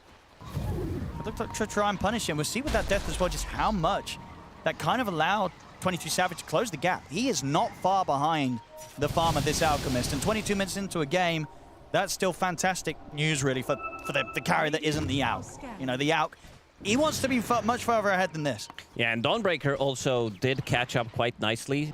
Has pretty much the same farm as Sanking, and also decided to go for more scaling items, which I really like. Like, the most physical damage is going to be, if he wanted to go for that Aghanim Scepter that he queued up earlier, would be just to reduce the damage from Alchemist. But there's going to be a lot of magic damage from Sanking. There's going to be a lot of Quills from Bristleback, which doesn't work, so he wants to go for scaling, picks up a BKB, and now is going for Harpoon, which I really like. I think the way they're going to outfarm them. If this game goes late, I think OG takes it. Because you have Morphling, you have Tiny with Bloodlust, even Dawnbreaker scales really well, so really nice thinking coming out from Whisper. Something that he did struggle, I would say, in the last couple of months is finding the right item build. See OG, do they want to try and set up for some sort of play? They're grouped up. Gem picked up by X-Noah means that there's going to be reduced vision from Falcons. Usually this is the time where Falcons feel strong, where they finish like 2 items on all 3 cores. You have Sanking going for Shivas and the Blink Dagger, and then you have Bristleback, who is about to finish his Bloodstone, plus Aghanim Scepter. Crip. Eyes on the mid. They're going to be able to scout him out. Ari's into the tree straight away. He finds him.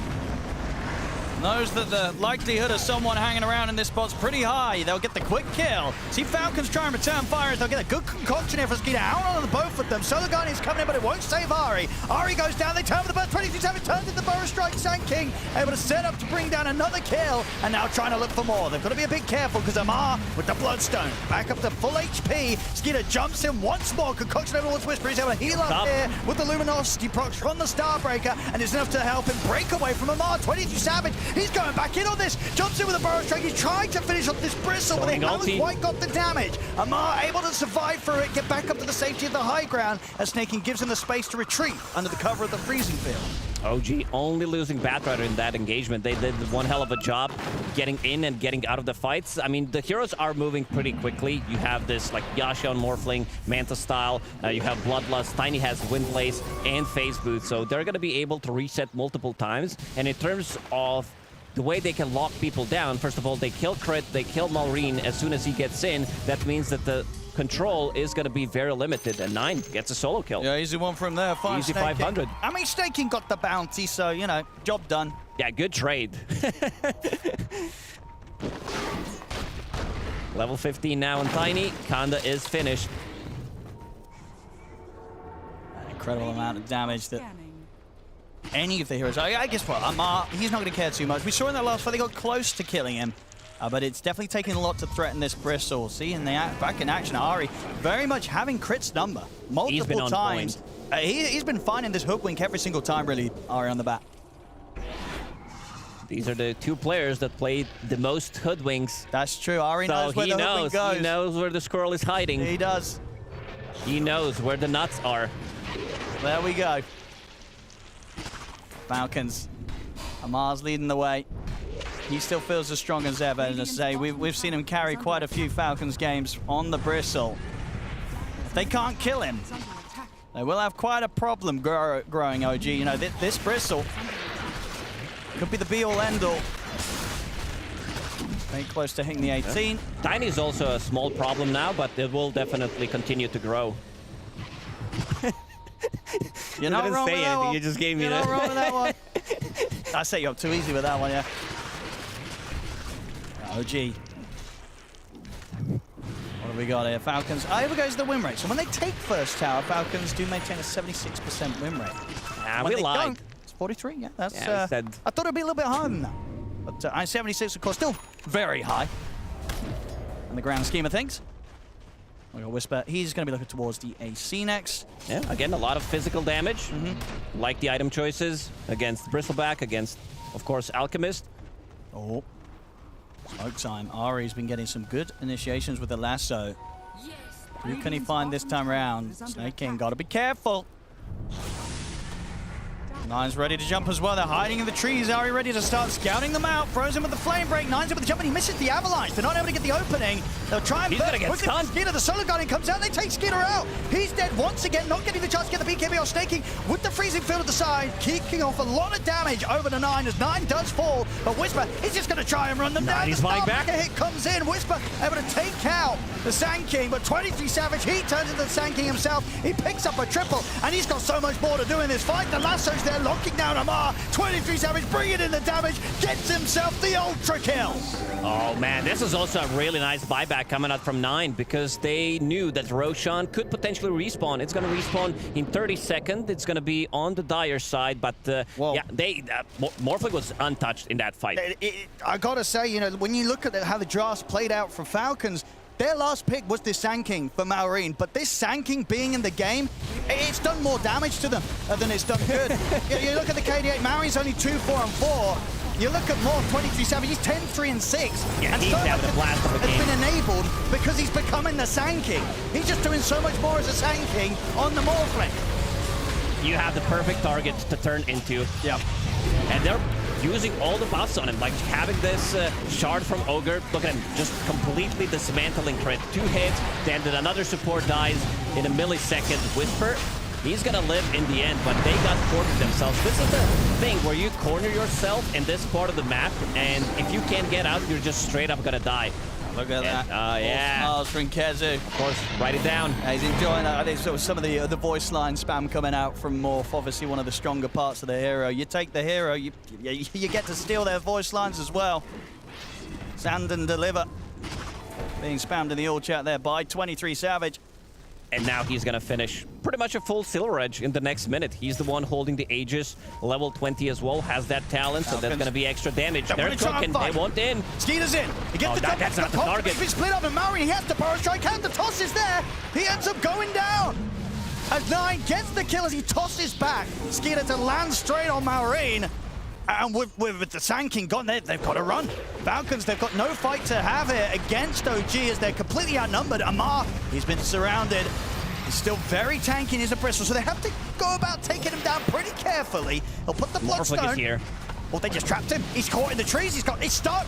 23 Savage just sneaks up behind him, leaves him nowhere to run. They kill him off again, and this lead is starting to get out of control. They have all the items. 11k, 12k lead against the Alchemist lineup, Lacoste. Yeah, and speaking of the items, Ari has 4,000 gold saved up. He's thinking, what do I need to get? Do I want to get a BKB? Do I want to get bots? Punish whoever's playing the different side of the map? Do I want to get a Radiance? Do I want to get a Dagger?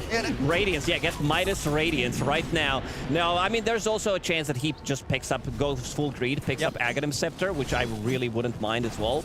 BKB is a safer choice, considering that they are owning the game right now. They're 12,000 ahead. It's going to be a BKB in the end. But yeah, it's also very easy to itemize when you have these cores that deal same type of damage. That's why we're seeing Solar Crest. That's why we're seeing AC. You're getting double the value out of it. And also this gem pickup from X-Noah gave them a lot. Could we get the gold, baby?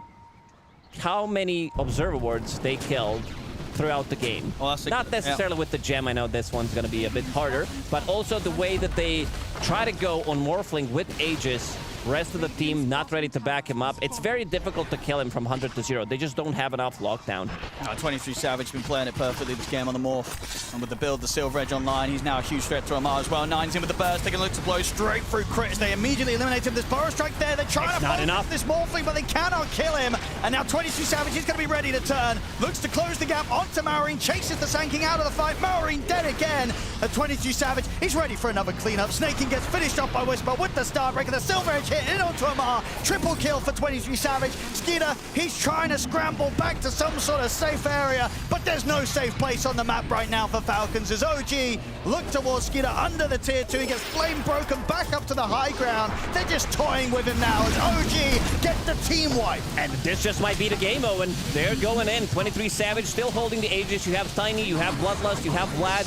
Amplifying all that damage. When Tiny is close to Morphling with Vlads, that damage gets insane. Plus, of course, he found Nemesis Curse for himself. And looking at the damage numbers, it is like both cores, both mid and your safe lane are just doing way too much. Cleaning up the base. Falcons, we'll see them try and hold on for maybe one more fight, but losing the 2 sets of barracks.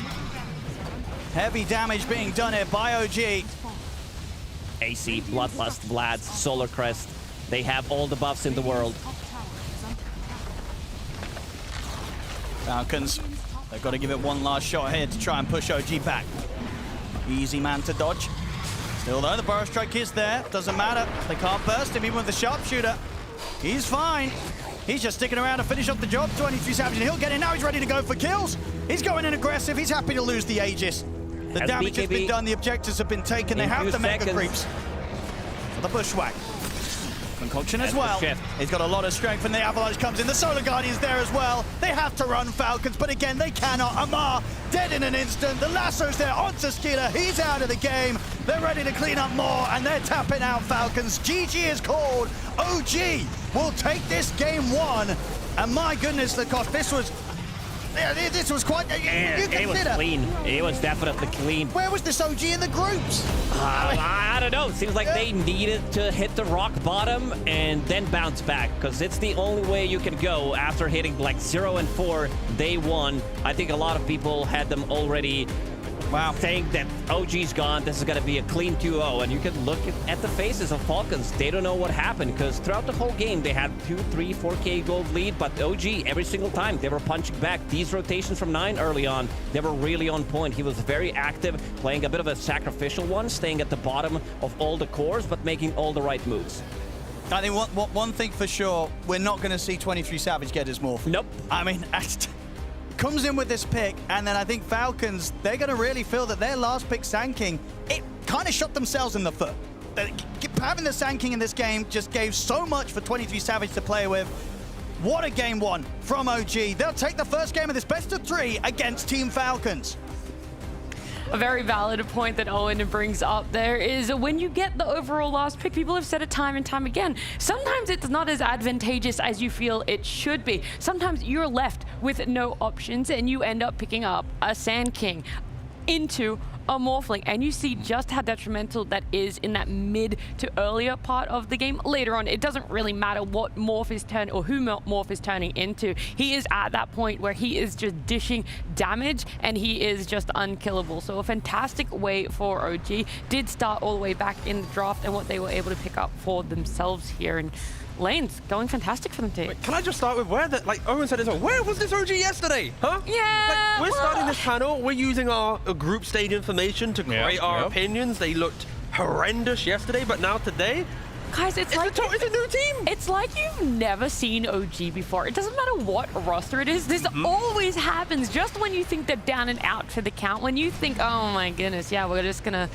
We're going to see another blunder from OG. They go, not this time, not this time. We might lose 3 events in a row, but not a 4th. I mean, they did say they did say they want to be OG Prime, right? Yeah. And OG Prime was them losing their roster, right? Bringing in new players, being the underdogs. Okay. And then they'd come and win. Yeah. So they are on the right trajectory so far to do that. But I think this game as a whole, there's a lot of like issues systemically that are kind of hard to fix right now. I think one of them is definitely Skeeter. He was 0-4 on this Alchemist. This is a first pick overall. I did mention how Falcons, they typically don't like to just first pick a Skeeter hero. They don't like to first pick anything that isn't flexible. But here they are. They are not getting their Razors first pick. They're not getting these Timbersaws. They're not getting these heroes that they typically flex to Malorine and ATF. So now they're in a situation where Skeeter, he's got to play a hard carry from the first pick. Now they don't know what to pick on the last pick. I didn't think too much about the Sand King last pick because they got their hero, right? And they're no strangers to playing into counters.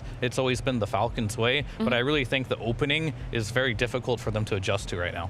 Yeah, and I don't know if this is because the flex picks didn't work for them yesterday. We did see the Razor not find any success in that group stage. So they also lost to Morph in that one. They did as well. Yes, that's very true. So is it maybe they are undervaluing Morph? Are they losing faith in their flex? Do they overvalue what an ALK could potentially bring? There's so many different ways that just that one first pick of an ALK kind of unravels what we know as Falcons and their game 1 there. I honestly don't mind the ALK. I think it's when you get to the Sand King pick, with a Bristle off lane and ALK in safe lane, you know these heroes will push out their lane, go back to the jungle, push out lane, go back to the jungle. So if Sand King doesn't have a game, then what moves are going to be made? Everyone's going to be hitting creeps, and because Sand King doesn't have the best start, he also needs to kind of recover, find out his footing, and that's just like, everyone's hitting creeps, everyone's waiting, and that's what OG is like, wait a second, we can be the aggressors, they aren't making the mistakes like they made yesterday, so then it kind of compounds into just consistently punishing the side of Falcons, and again, it's a great new experience, because the players, they can walk around and hear us, so I'm like, Falcons are walking back in now, how much do I want to talk about just them? say it confidently. Yeah, they so suck. I think this is the worst game of the year right now. This is definitely a good moment, like, don't say anything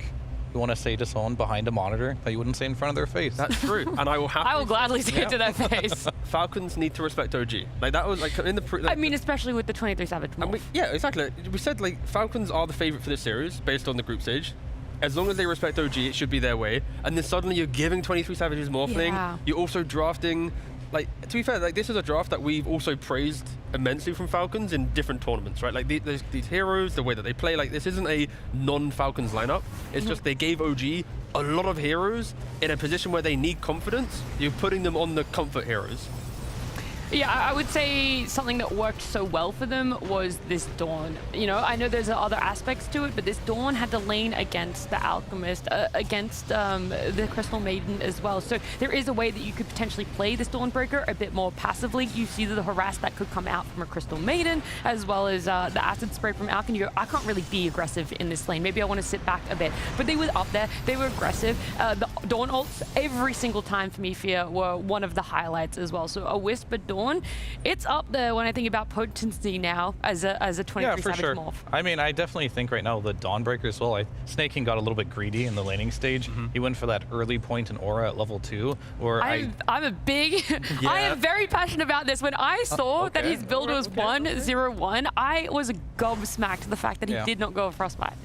Oh, but we actually wanted to go over this. Speaking of the Dawn ultimate here, like this is the moment where you actually had Aegis on Falcons here. It was on the Alchemist, but this is one of the few times they used the Dawn innate. Yes! They used it. They see where Alchemist is on the map. They see the Bristleback running bottom, so they make a genius play here, moving on to the point where, no, you have full vision. They walk into the mini triangle. They chill there for just a little bit. What happens after this is absolutely amazing, though. They do pop a smoke. They know exactly where this Alchemist is. They catch him completely off guard, and they just get a double kill on him. Yeah, and with the Aegis, he just got the BKB, but the fact that we got to see the innate of Dawnbreaker actually utilized, it's such a undervalued kind of innate, if anything. Underused. Under-executed, I would say. That's true as well. I was going to say, because you technically use it every single time. Like, you don't get a choice if it's used or not. It happens. It automatically happens, but no one really goes, you know what, it's soon to be daytime, let's make a play. But they make that move, they don't see anything. Then it turns to daytime after taking tower, sync it up with the smoke after, and then punish the fact that they had this brief moment of vision.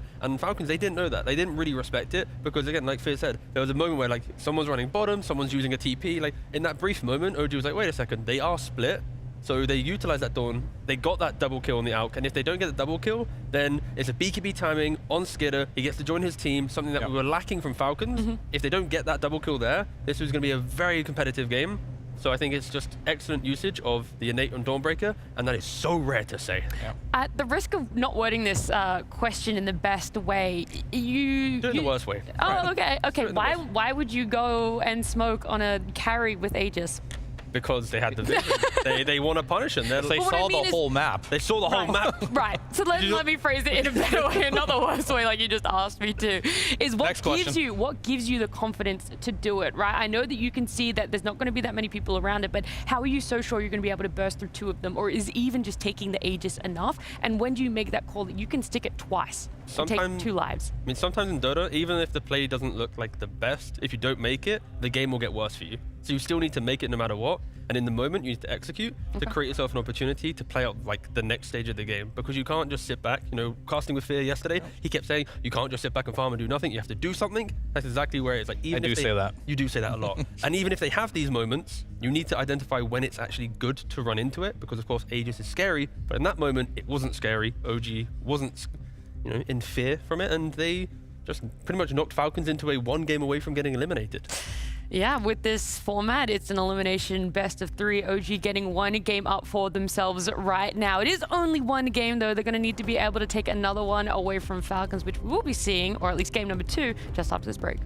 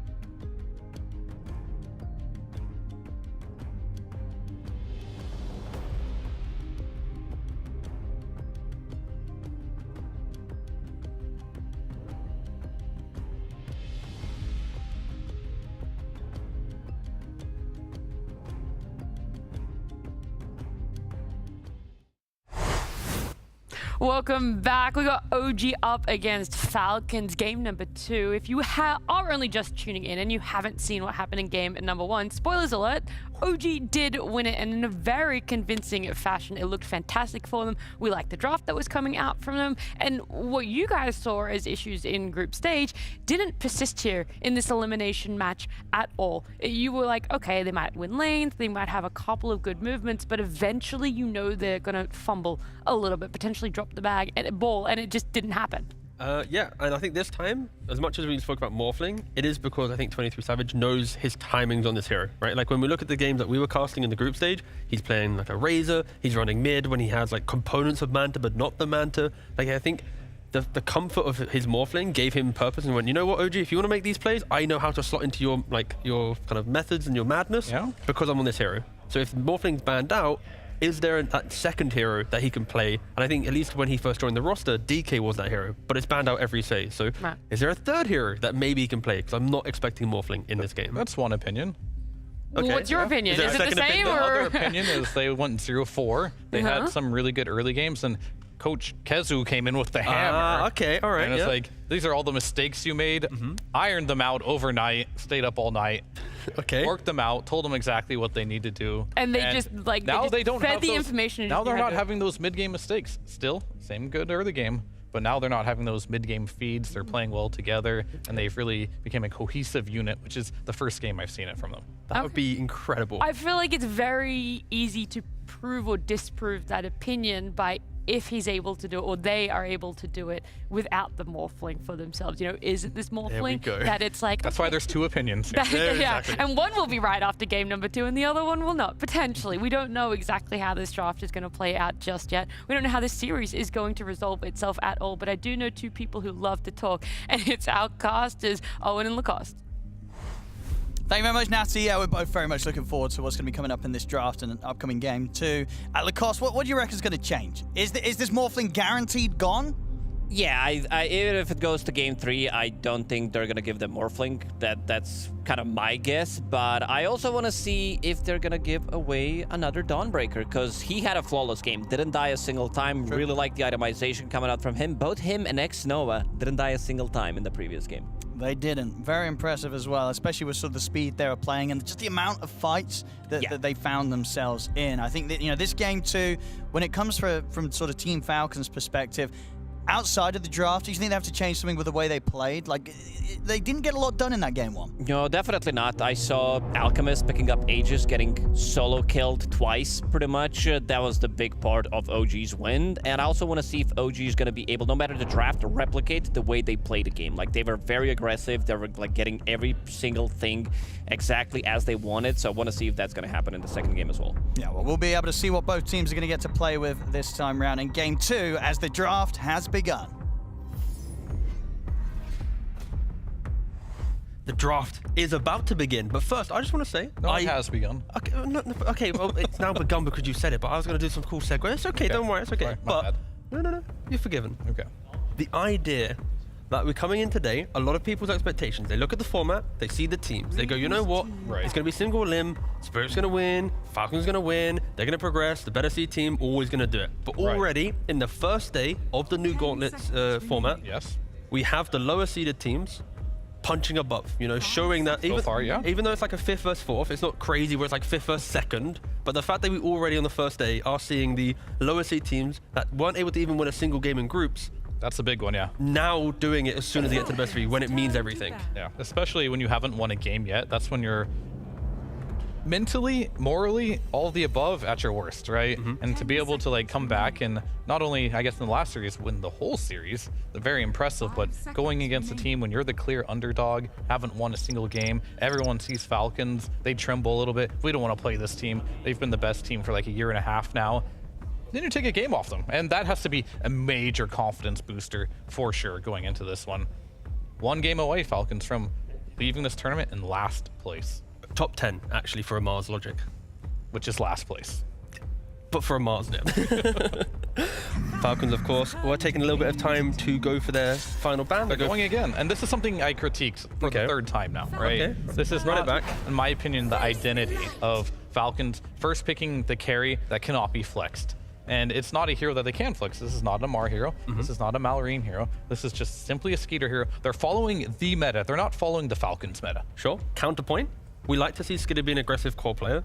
And Alchemist with good lanes naturally gets to a 15-14 minute timing where you're playing very quickly into the map. And you could argue like it last game. Yeah, sure. But the logic stands the hero can do what we like to see from Falcons gameplay. But of course you need to draft that into Star 1. They do ban the Morphling. There is respect as we enter that second phase. But I feel like I don't mind the Alchemist, but you need that strong laning partner to buy, you know, to go for the skill build, to go for the items, to ensure that you get through the lane, to then play the Skiller style. If you play on the back foot and you have farming cores elsewhere, then yes, you have that kind of lost identity. I feel like you're Falcons. describing last game perfectly. They went for the CM, right? Like they went for the Alchemist. He's supposed to be fast on it. And I feel like when you go for the CM, right, aren't you going too much into winning the lane and making sure Skeeter has a good game to the point where you're picking, I dare say, a bad hero, right? Falcons enjoy the hero a lot. Of course, Aoi is the coach. He's a big Crystal Maiden player. You know, What do you think? Do you think CM is, like, out of all the supports in Dota right now, is that hero in the top 5? If I had influence, it's going to sound crazy, I'd be picking Warlock instead of Crystal Maiden. Warlock, okay. But that I don't even think we have enough time to unpack how strong it is. It is incredibly strong, and I don't think this is the right time and place to talk about it. No one's playing it. I think people don't respect it enough. Fatal Shadow Ward, you don't go for the upheaval. You push the lane out a lot, lots of XP. Yeah, but again, all the teams listening, you know. Yeah, exactly. They're in the room, they can hear us, but no. I would go for something completely different, but it's the idea of shove the lane, be aggressive, make sure Alk will always get to his items. That's what Warlock can do. We don't see it, but it's fine. Crystal Maiden tries to do it, but not very successful in that previous game. So I did have a talk with Ray about this, and I have my opinions. Yes. Your opinions on Dawnbreaker? Volatile. I agree with that. Yes. We have like this food, like Marmite in England, where it's like you love it or hate it. Like Vegemite, I think that's maybe the way. And that's exactly what this hero is, right? Like in some games, you get your early blade mail, you win your lane, you jump into fights, you're forcing your team forward. Other times you try to get an Echo Saber, you're under leveled and you do nothing. So I think it is very much a Marmite hero. Right. And it depends on draft. The Vegemite hero, exactly. Yes. Okay. All right. That's interesting. So what I'm looking at this draft here is both teams are looking to do something similar. And it's going to come down to who was right? It's like, okay, so we are going to take our Alk again. We think the only problem was like the Morphling. And OG's just like, we're going to just take our Dawn again because we think this is a hero we had last game. We attribute it to having good laning stage. I did have critiques on Snaking's skill build, right? Not having an ability that can stop the Starbreaker, I think is completely detrimental to just any laning stage. And Alchemist is not a hero that wants to do it because the concoction, it takes time to build up until you get that stun running, which means your support should do it. I think in this particular game, I think one of the best heroes in the game at doing it is actually Ogre, who's in the meta right now. Like you just sit there, you're very tanky, you can just fire blast them at any moment. They're still not going to pick any stun here, really, but regardless of having a stun or not, if you are the initiator with this two heroes, it could be devastating. Defensively, not so good. But OG as well, when you talk about defensively, they now have a lot of counterplay to make here, right? Like when Alk, let's say he does have a better lane this time, he gets his timings, he's still running into the Solar Guardian, the Disruption, Demonic Purge to slow him down. Once he blinks in, you can then disengage and kite away. Like the two picks is respecting the potential better game of Alchemist. And now Enchantress, you talk about the better lane, Ench's, again, the CM would have done well, but Enchantress also going to do very well in this lane, going to be able to bully from the side, going to be able to heal up the Alchemist. If you it's a better hero, threat. I think, overall, right? Yes. On paper, Ench is better than Crystal Maiden. Yeah. Crystal Maiden's like a much especially for snaking. Okay, so my experience with playing with snaking and watching snaking, generally speaking, he's always been a little more farm heavy, right? Throughout his career, he likes to get net worth. He uses it very well, and he's also the type of player that when he goes on a spree of dying, he'll continue to do so. And CM is definitely a hero that doesn't fit that very well. I mean, Enchantress also allows you to walk up high grounds, right? When the game gets a little bit more difficult, he's running up first, going, hey, what's happening? He places a ward. If he gets jumped, it's like, whatever, it's an Enchantress. Then you get the reinitiations from an Alchemist or a Lion. So you are going to get better map play from an Enchantress, Lion, and Alchemist compared to the previous draft, as the heroes naturally kind of just play it out very differently. Of course, OG, they need to Shadow Demon either going 4 or 5. So Bat, they had Bat last game, right? What was their other support? Kind of blanking on that one. Oh, I think we have it. Wait, no, for team. Falcons had Crystal Maiden Hoodwink and OG OG. Yeah, they had Bat Ogre. Oh, they had the Ogre. Okay, so they're not going to get the Bat. That one's banned out. They replace it with a Shadow Demon. So no matter which way we go, there's going to be some changes on both sides. The support duo is changing for Falcons, and I think I like the support duo much more than the last game here. The line is great. Aggression can enable your offlaner. Sure, I always do like the hoodwink as well on crit. Don't ever hate it, but line seems to be more flavor of the meta right now. As well with line against Dawnbreaker, Dawnbreaker likes to play kind of away from the body of the 4 of her team. So if you are playing on Falcons, you've got this smoke with Lion +1, you go find the Dawnbreaker rather than looking for the rest of the team. You get that quick kill with the Hex setup. It's kind of nice play. And the speed in which you kill heroes can also maybe annoy Dawnbreaker a little bit. You got to react to an engagement for a Solar Guardian. They could all be dead by the time you jump in. And this is a hero that was banned in the last phase of the last game. So this is something that Falcons read pretty well that they wanted to have, but they're going to take it earlier on this time. Not as much flexibility though, right? Like we don't see Dawn in carry, so Dawn is probably off lane, Earthspirit is probably mid. And we've seen teams punish this Earthspirit here, where it's like you go for your Husker, your Monkey King, your big hero there. Of course, Monkey King's banned in the first phase by Falcons, but if there ever was a time for Falcons to try and shut down Earthspirit with the laning matchup, it's now. Even though OG has flexed Earthspirit before, again, it doesn't really happen, and Timbersaw is now picked up. Both Marine and Mart love to play it. It used to be the first phase hero when they've kind of began as a roster that time ago. Yeah, it's a beautiful pick here too, because worst case scenario just goes mid, right? This stat is awful for OG, that is. It's great for Falcons, but 23-1 on Enchantress on a 20-game win streak. I mean, this is what snaking. I think when I think of snaking, I think of Enchantress and Mirana. Those are like his 2 best heroes. They both like to get very farmed, buy support items, get just very tanky and start to scale. How do they kill a Timber Aghanims right now? There's like sure SD can stop the Ags, so technically they have that answer. That is pretty nice. That is probably the best answer. You know what? I've already answered it before I asked it. Yeah, I've answered it instantly. You know what? They can kill the Timber Aghanims, therefore we don't care about that. Next question. How do they kill Timber in general, right? Right. I mean, ignore the Ags completely. I'm just thinking of the 23 heroes that he could possibly pick that are not going to get banned. Gyro got banned. I think they're banning some of just the stronger carries right now in the meta. I wouldn't be surprised if they go for like a Monkey King. Oh, first phase ban, just kidding. It has already been banned. So some of the best heroes are banned out. And as I talked about earlier in the tournament too, that I see a lot of DK. I see a lot of Morphling. I see a lot of Alchemist. And everything past that has not really wowed me. And are we going back into like Slark territories or something like that, where you have to dig really deep? Maybe some Luna. These are heroes that potentially could be good against the Timbersaw. The Timbersaw, you have to keep in mind, your last pick on Falcons. So this could be an off lane, potentially, Timber. It's last pick for OG. Oh, it is? Yeah. All right, never mind. So this is definitely a mid Timbersaw, and they're last picking Amar here. No, we'll see what happens there, but I think OG, like we're mentioning, is like they need an answer to the early game Timber, right? And fair play, they still ban the Husker, right? If anything, for me, it's like I want Timber to be offlane in this draft. I want to have, like you already see Earthspirit as your mid. I think Timber to offlane is pretty good because of the Lion. Do you really care if OG picks up like the Slark? You could argue maybe Ursa, but with Lion naturally secures these lanes, so it's kind of like a bait pick, I think, for OG potentially. Gyrocopter, of course, a great ban. It is the playstyle that we just saw from Morphling. Gyrocopter can do it as well, right? Like early Twin Gate usage, you naturally can itemize to join your team quite early on, and in the big moments, you are that turret. Yeah, it could work here, but the question is like, so you want the Timber off lane, right? Yeah. But if they ban 2 mids that are really good versus Earthspirit mid, would you not consider just putting the Timber mid? Let's see. It comes down to like how many heroes are available to do the job you need to be done. And I have no doubt that Amar can just do well in Timber in the offlane no matter what he's against. But does Malorine have another hero he can play versus Earthspirit that can also punish it? Storm Spirit.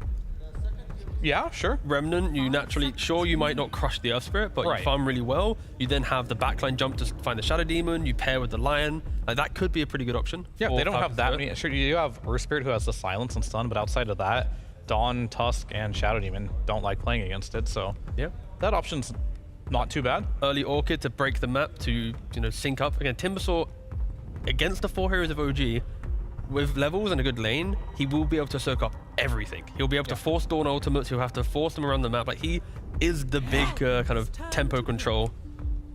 They ban TA, that's the hero that's good versus actually the offlane Timbersaw, so yeah, they are definitely looking to have most likely a Malorine hero here, as OG also banned Malorine heroes. Is there anything? Looks more towards that way. Is there anything better than Storm? Are you missing any heroes? I really like Storm. I mean, technically you could argue Pangolier as well, but Dazzles and you want to crush the lane still. Yeah, they're going Amar hero though. So Timber's gonna go mid. They're gonna pick the Bristle back for Amar. I just don't think they found a better hero for just Malrine once the Huskar was banned, right?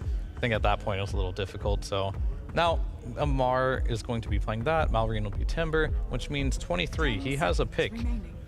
I mean, what heroes fit their lineup that is good? Like, I think Timber, and I like Faceless Void, but like, it's such a bad Faceless Void patch. I mean, if there wasn't the Lion with the mana drain, that like, the Medusa doesn't seem too bad, because like you buy Skadi, that hurts all of them. Like, is a Skadi buying carry maybe the answer? Hero is nerfed so hard though. I'm not sure if he's a hero anymore. That's a good point. We haven't seen it. Yeah, so we're gonna go Drow. I mean, the damage is nice, and I think you're going for Ags this game because the armor pierce, there's no agility heroes in this game whatsoever. So your right-click potential doesn't really hurt a lot just by hitting the procs. The key thing here for OG is their front line is built on heroes having good lanes and items. Because if after it doesn't go in, Dawnbreaker wants to reinitiate, SD wants to save, Tusk wants to kind of jump in. Like, there's no one who naturally stands at the front. And when you don't have that natural front line, Drow can suffer. So OG's game does feel tempo-based. If they are behind or struggling, they won't have the hero to soak up a difficult fight to give Drow entry. But if they're ahead, then sure, they're going to be rolling in, jumping in on Tusk, Drow will slot in behind. So I think this is a game which really tests OG a lot to make sure they set the pacing on their terms. I think it's going to be a difficult game though, because like last game it feels very similar, but instead of a Morphling we have a Drow, and we saw all the things that 23 was able to contribute to the fights, right? Because he was able to become Sand King or become any other hero in the game, be able to waveform in, waveform out. Drow doesn't contribute very much into these early fights, and I feel like that was the backbone of the success of game number 1 here for OG. And do you think Skidder will be able to actually get into the game this time around? Against the Tusk and Dawnbreaker lane, like getting the Radiance, getting the Blink, I personally feel like he should be able to make a bigger statement in the early game, rather than this kind of like AFK farm, get Aegis, die twice, and he's gonna feed, I think. You think he's gonna feed? Yeah, I think Dawn Tusk versus 0 stuns. Okay. It's just feed City down there. But will he still farm jungle and have the like... The point is, like 15 minutes, even if he has a bad lane, do you still think he'll be able to enter the game with more confidence this time? Or do you think he's gonna kind of repeat the previous game? And then we're looking more towards Timber and Bristle. I think he definitely needs to enter the game with more confidence. That's definitely for sure here. But I think his laning stage is even harder than the last game. So that's definitely a challenge he's gonna have to overcome here. But at the same time, I'm not entirely sure you're shutting down Amar either. So Amar might just be able to make the space necessary regardless of how Skeeter's lane does go. So we'll have to see how that one goes. As far as the mid lane matchup, we'll see. And that's true. And OG's coach Kedu did take off his headset, so he can hear us right now. We really hate his draft, but also love him at the same time. He is going to be going into the booth and starting to watch this game too. And for OG's sake, he hopes they do well, because they are 1 game away. And also, the casters want to start casting. So please, Owen and Lacoste, take it away.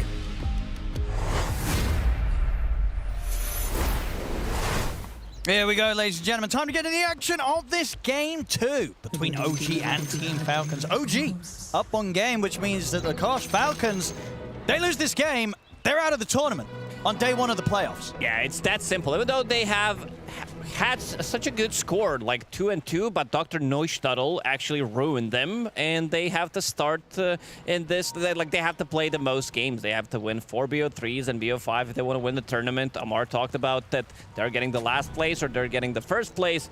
Right now, it's not looking too good for them. 1 game from being eliminated. I also want to see who's going to be playing, because I have something in mind that Crit should be playing the top lane. I think he should be the one playing against Tusk, and he should be playing against this Dawnbreaker, because you have Alchemist. If you play Enchanters there, you're not going to be able to get the stun, and that means that Dawnbreaker is going to free farm. Both of your heroes are going to suffer, because the way it works, like the tag team is such a powerful tool with the Starbreaker, you block them off, the heroes are going to die. So I want to see Crit playing the position 5, at least from the start, and then he can transition to position 4, start to get more items. And this time around, will it be enough to shut down Snaking, who's on a 20-win streak on Enchanted, which is...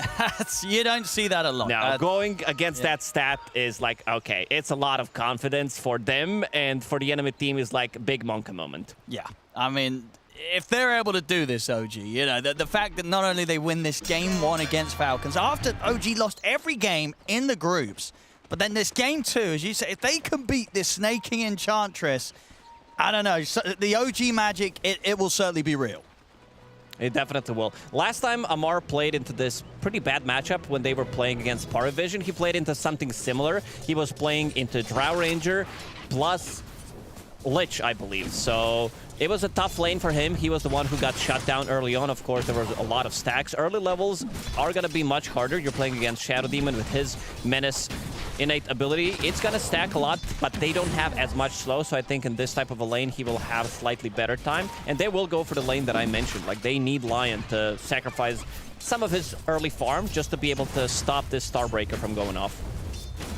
And overall, were you quite happy with the final pick from OG going with the Drow this draft? Yeah, I think they had pretty much two options. It's a godly Ursa game. Problem is, how do you survive throughout the game as Ursa? They have a lot of saves, but I prefer the Drow Ranger pick. It looks very good.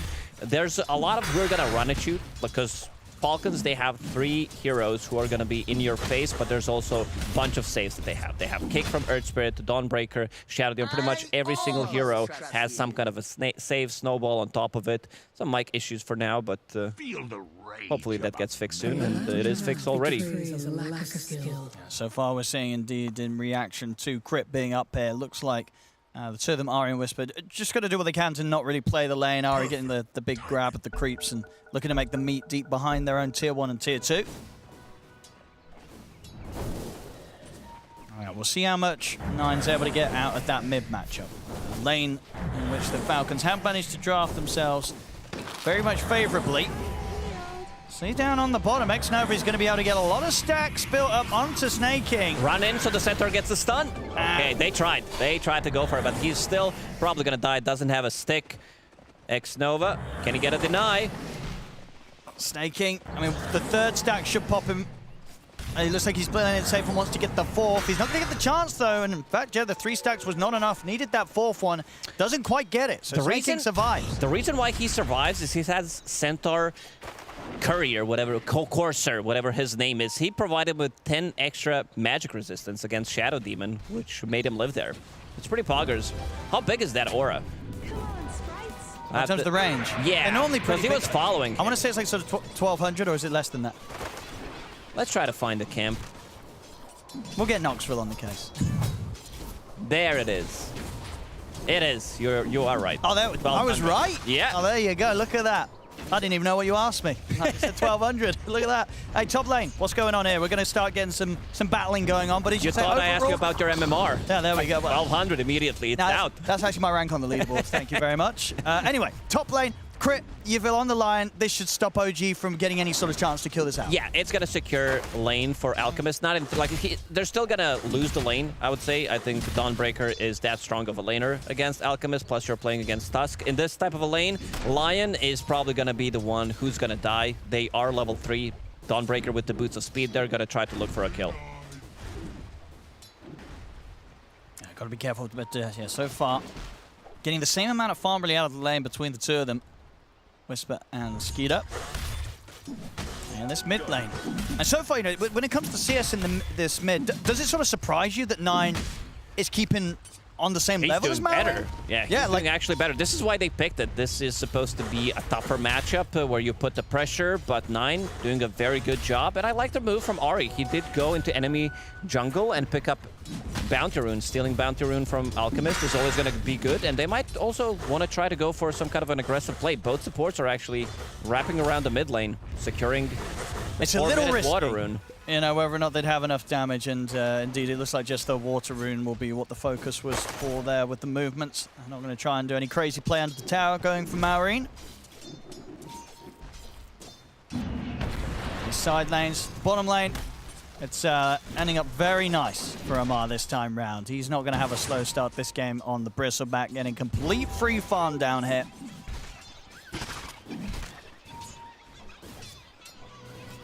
So far hasn't been a lot that OG's safe lane duo can do to slow him down. 23 Savage for sure, not getting completely knocked out of the early game farm. He's fine. He's CSing nicely, 22 CS right now. Almost the perfect number for him. Needs one more. But it's a really good Drow Ranger game if we talk about itemization. I see immediately Pike. He might change things around. I would be fine with some Dragonlance into Aghanim Scepter Rush, and then you pick up Pike, some Silver Edge as well, because all 3 cores, even Enchantress, there's going to be Bloodstone, of course, against this tanky heroes. You have a lot of regeneration, so with Hypothermia, you want to stop that. Still no first blood. 5 minutes in. Ari's going to try to continue to chase down Crit bottom lane. Have to use the disruption to try and hold back Amar. Nine's coming in with the backup, gets the kick across. Amar in trouble. He's going to be the first to get taken down as 23 Savage will claim first blood. And at the same time, Whisper joins Ari to be able to continue to chase and kill off Crit. 2 kills to start the game off here for OG. Falcons, of course, getting the one in return. But OG, they got the one that counts, securing first blood for their carry. That's pretty big. Also a little bit of a misplay there because they used multi-shot during disruption, but still getting the kill. And you can already see 23 Savage that he has that Shadow Blade. He wants to get the Silver Edge. Doesn't opt to go for early Aghanim Scepter, which is maybe a right choice here because he wants to be more active, depends on the game, but it's going to be such a valuable pickup. You also have Earth Spirit from the mid lane. Eventually, he's going to buy Shivas, reduce all that healing. So even in this game, if the game goes late, I still feel that Drow Ranger, Dawnbreaker, and Earth Spirit, they can carry. I'm favoring them when it comes down to the late game. In the mid, Maureen. It's ready to start threatening now. He's hit the 6. Back up top, Ari. Got his hands on Crit. Crit able to line up the 2-man stun. And Whisper still able to close in, take him out in a very similar position. Once again, these two, they might not be able to kill off the Alchemist, but they're really starting to feed off Crit. Yeah, some good moves. They're very active in the enemy jungle. That's what you want to see. Also, Ari is giving a lot of solo level to Whisper, who is almost going to be level 6. So that's going to be pretty big, meaning if they are trying to make a go on Drow Ranger, 23 Savage is going to have backup.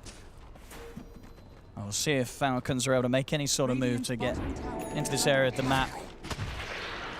As difficult as it may be. Overall, though, still across the board farm. Solid for all 3 cores of Falcons. So Amar, even with that death, hasn't slowed him down much at all. 47-9 on the Bristle. Yes, I just did and a much smoother start here for Mallory. Top of the CS. And ready to start making rotations and get that sort of pressure applied in on towards the Drow Ranger. So 23 Savage is going to have to start being a little bit more careful down here because Falcons, they're going to begin looking for him. He's trying to farm the stack that he made for himself. Once you hit that level 6, ex-Nova, he's also going to be fine. Maureen's going to go through. Of course, OG fully aware of this movement. They're eyeing up Skeeter underneath the tower. Just beginning in. Maureen, he's actually TPing out of this one back over towards the mid lane. Wants to just continue to soak up the XP here. Make sure he doesn't miss out on too much. Feels that they couldn't have gone for some sort of kill attempt. Is going to die in the mid lane. Magnetize has been used. Bottom. Mars trying to chase over towards 23 Savage, but 23 Savage has the backup. The setup's there. They've got the Solar Guardian coming in. They'll be able to deal with Amar once again. And as you say, at the same time, they were able to kill off 9. So Falcons, they'll get a bigger kill themselves, arguably, taking out the enemy mid.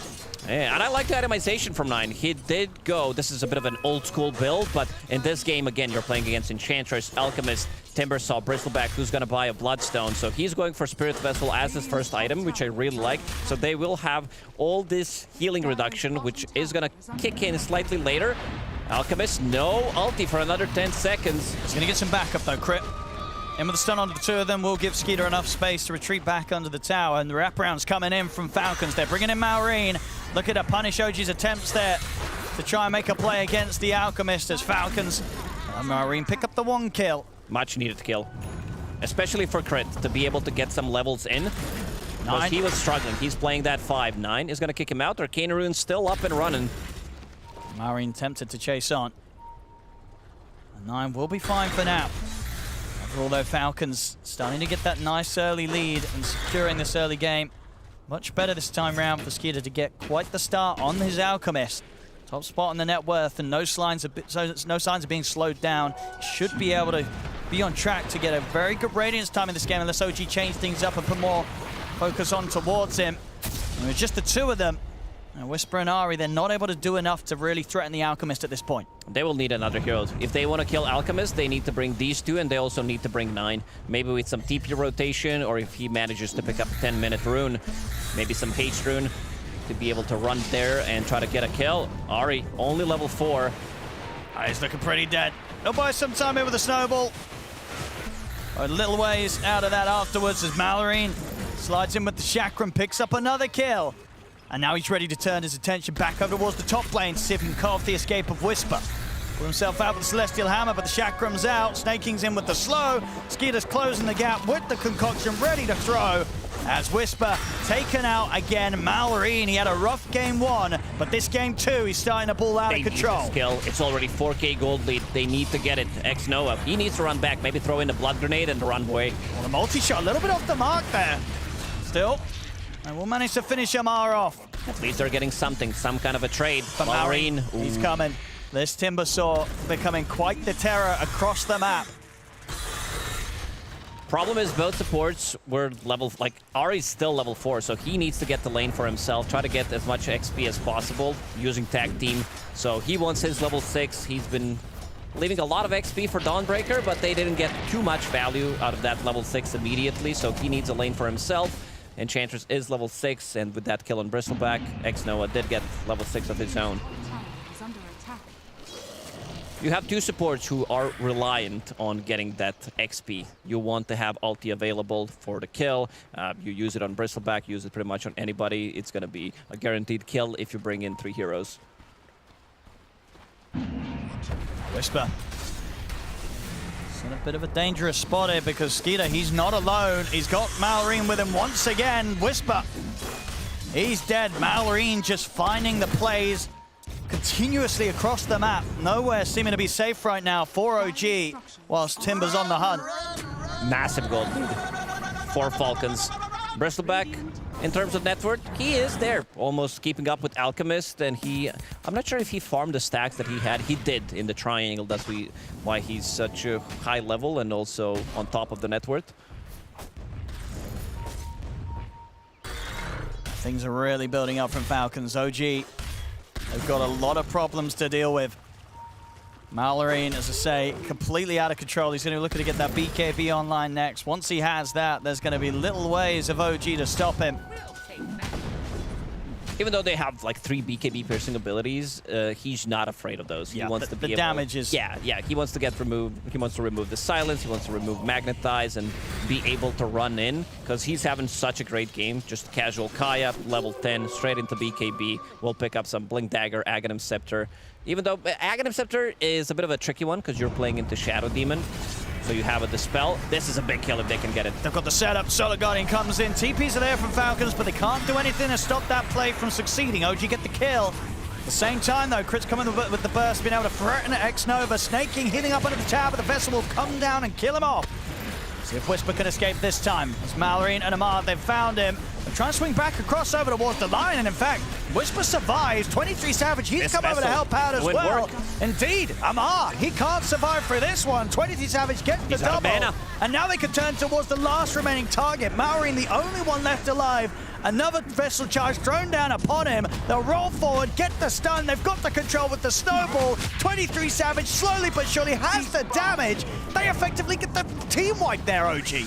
What a fight to find around 9. Indeed, making this play with the vessel. I mean, you don't really see a vessel pickup be that impactful this early on. That many kills back to back, Lacoste. That was quick and fast. It was so quick. Spirit Vessel did a lot of damage in the previous fight. Plus, also, you have Drow Ranger who wants to join. I really like that 23 Savage understood what he needs to do in that fight, and now he's almost level 11. And Hurricane Pike already done.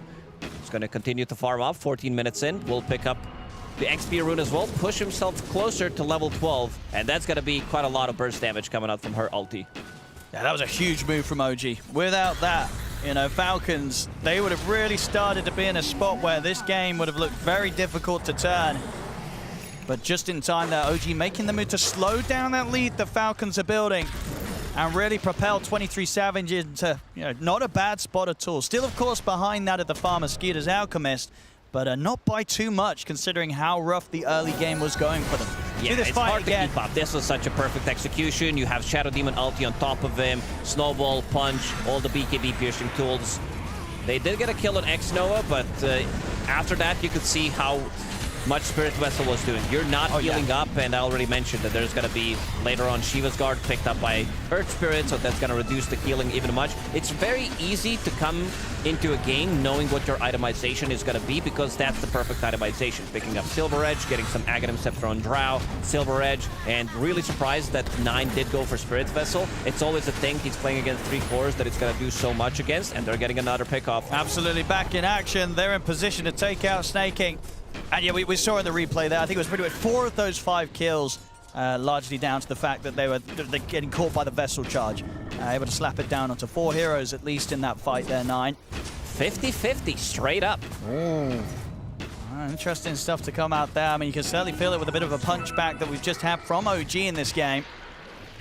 It could happen. There is absolutely a world that OG could knock Falcons out in the first round, Lacoste. This is big, especially after having a 0-4 start. He's in. Good pike. Good gust here from 23 Savage to try and push him back. He'll get the space for 23 Savage to survive, but there's no saving Ari. Falcons.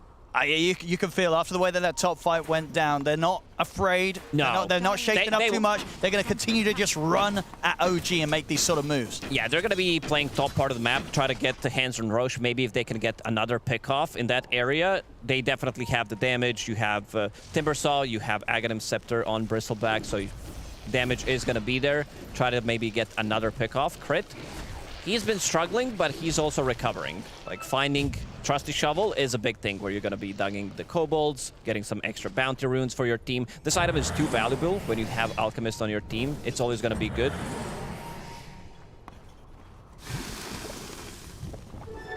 X-Nova in a little bit of a dangerous spot, but he'll be back out to the safety of his side of the map. X-Nova, looking. He did plant that observer board in the top part of the map, just to make sure if they're not smoked, it's going to reveal when Falcons will go for Roche. I guess the question is, when they do go for the Roshan, do you anticipate that OG will look to try and interrupt?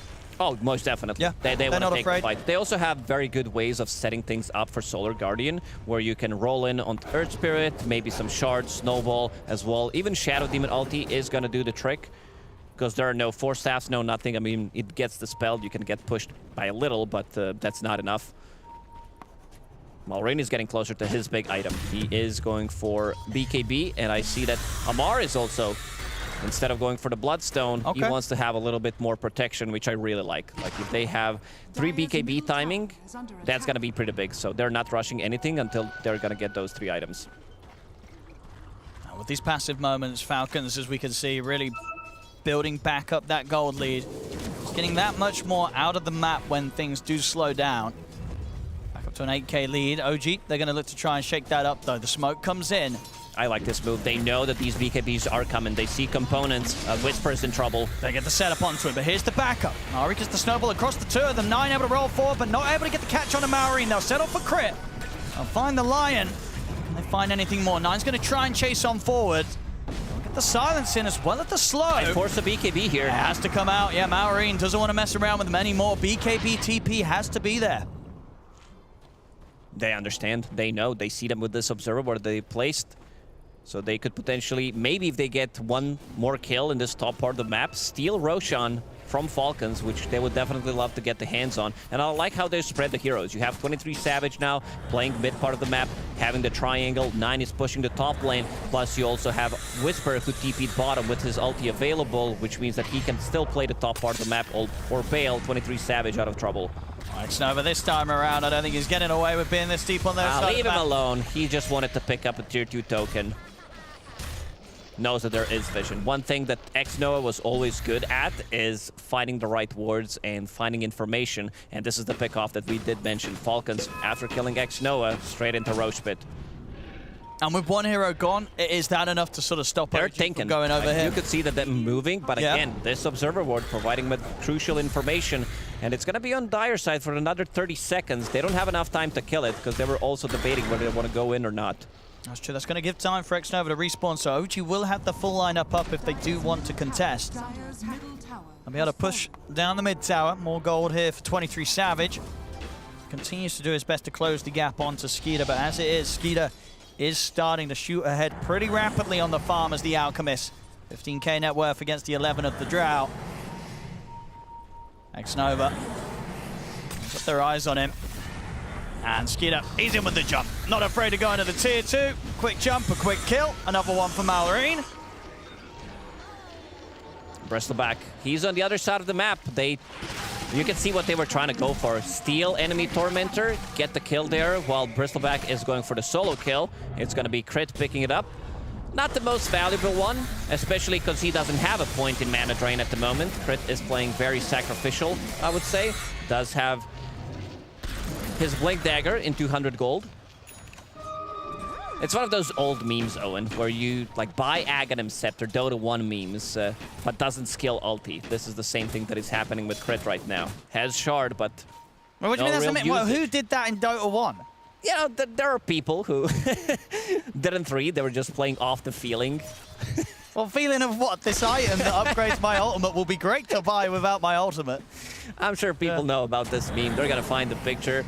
X-Nova. Wait, did you do this? No. Oh, That was good back in the day. I see. There we go, Crit. He's going to get caught by the multi-shot. No chance to run from this, and that will set back his Blink Dagger timing a little bit. It was very close to having the gold. With that, he stole the XP rune. Mission success. I still haven't been able to find the chance to get in to go towards that Roshan Falcons. They really are building up that lead, though. 12k advantage. Skeeter continuing to get rather massive on the Alchemist.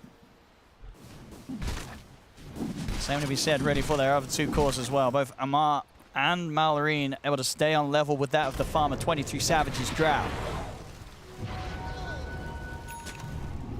It's the Silver Edge, though. Another part of sort of the toolkit that OG require to take down these tough targets. He's steeping bottom, but he doesn't have much mana to work with. You need your multi-shot, you need to have mana for your Silver Edge. Frost Arrows, they also cost a decent amount of mana, so this could be pretty big. Has 6 mana. They might surprise Amada with the Silver Edge. They could. They're going in. Oh, Nine's going to miss the connection. They'll get the break hit, but it's too awkward. He's already too far away, Amar. Snake King. Thinking about the setup and return. Skeeter's in with the jump, but Whisper's got the BKB. Pops it immediately before the concoction comes in. Nine able to roll away the Gust. 23 Savage pushing them back. But OG, they're sort of caught in a tough spot here. Falcons, they might need to fall they're back. Definitely going to want to chase in on this. They'll look to X-Nova. They'll get the Shadow Demon. They want to try and get more. They'll try for 9, but he'll pop the BKB. Skeeter attempting to block off his attempt to roll away. He'll get out to the side of the map, but they should still find him here as 9. BKB fault comes to an end. He will fall. Falcons, no hesitation there to take the fight, and with that, end up in the perfect spot to claim the Roche. It was a nice attempt from them to try to surprise Bristleback, but he was way too already out. He's a hero that moves pretty quickly, and immediate Force Staff coming out from Snake King, plus also Dawnbreaker. He has Shard. He pops the BKB, a bit of a panic BKB. Could have just used his Starbreaker, get that magic immunity, and then try to reset because it's on a much lower cooldown. And now 15,000 gold lead for Falcons. We're going to see it again. Good initiation. Kill him off instantly. Shadow Demon. X-Nova probably thinking about maybe buying back, but he sees the opportunity that it's just going to be a waste. So 9 good body blocks, as you mentioned, coming out from Falcons to be able to shut him down. And 23 Savage did find at least a good neutral item. Has a Grobo. If we're talking about some of the most impactful neutral items on this hero, Grobo, you get Enchanted Quiver as your tier 3 neutral item.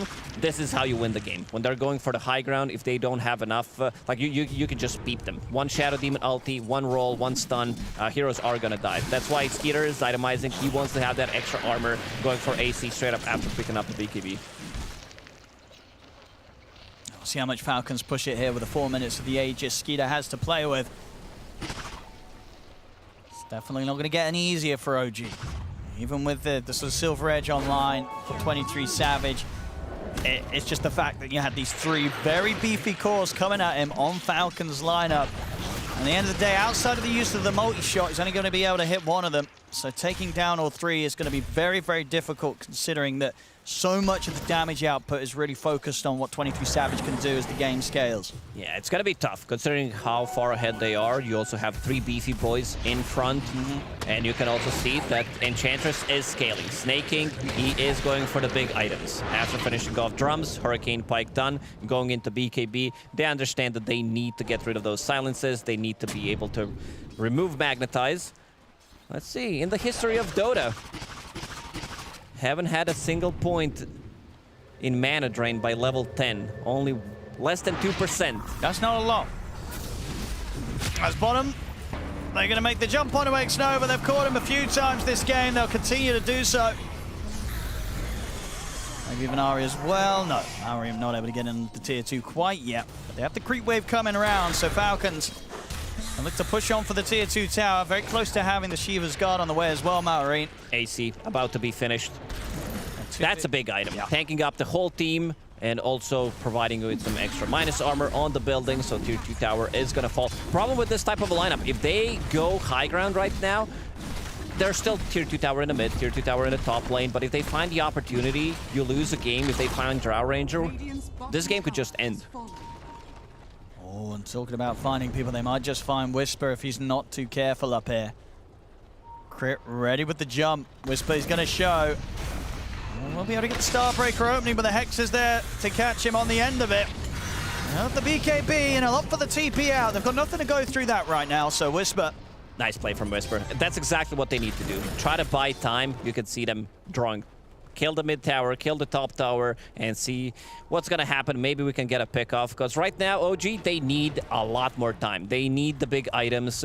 Right now, Tusk is really struggling, has just a Blink Dagger, but I also see X-Noah going for Aghanim Scepter. Didn't find Philosopher's Stone for himself, so that's a bit of a bummer for him. Kind of rushing it after finishing off Mana Boots could be a big deal. After you're playing against Timber, you're playing against Bristle, so having a break mechanic, even Enchantress, could be very valuable.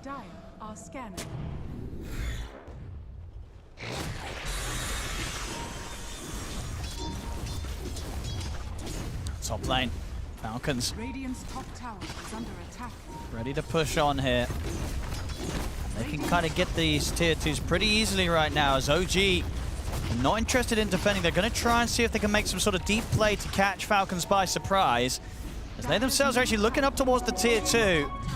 Oh, 23 Savage, he got caught. It's a risky spot to be in.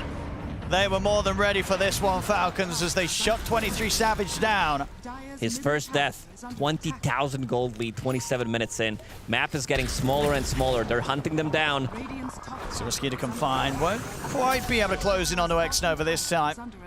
OG, they need another set of items. They need this BKB on Drow Ranger. They need Ags. Earth Spirit needs to finish off Shivas. Any item they can get is going to be quite a lot. The reason why they did go in a triangle, they wanted to farm tier 3 neutral items, buy a little bit more time, but they had a pretty good read what's going to happen. Crit, getting in there, planting down Observer Ward, and blinking in, getting the Hex off. I love this set on Lion. It's a lion. That's true, it is. Very thematic. OG going to be forced pretty shortly to set up just for the high ground defense. Falcons, they're definitely going to be ready to get the push going. A little bit further. Whisper. Oh, he wants crit. We'll see if we can quite get him. I mean, he's not going to get him. Okay, they will get him, but it costs Whisper his life. They need to fall back. Try not to lose another hero. I mean, this move just kind of came out of nowhere. It doesn't really do a whole lot for them there, losing their off lane, only getting crit. I mean, Whisper, he really wanted that lion dead. 23 Savage at least is getting the last hit, so that's something. He got level 18 from that kill. Getting closer to his BKB. He's looking for some potentially crazy players here, just stepping out with the Silver Edge. I mean, they probably feel right now, OG, they've got to take risks. They do, but also I think Falcons, they need to respect Drow Ranger when she's defending from the high ground. Maybe some kickback, maybe some Shadow Demon ulti.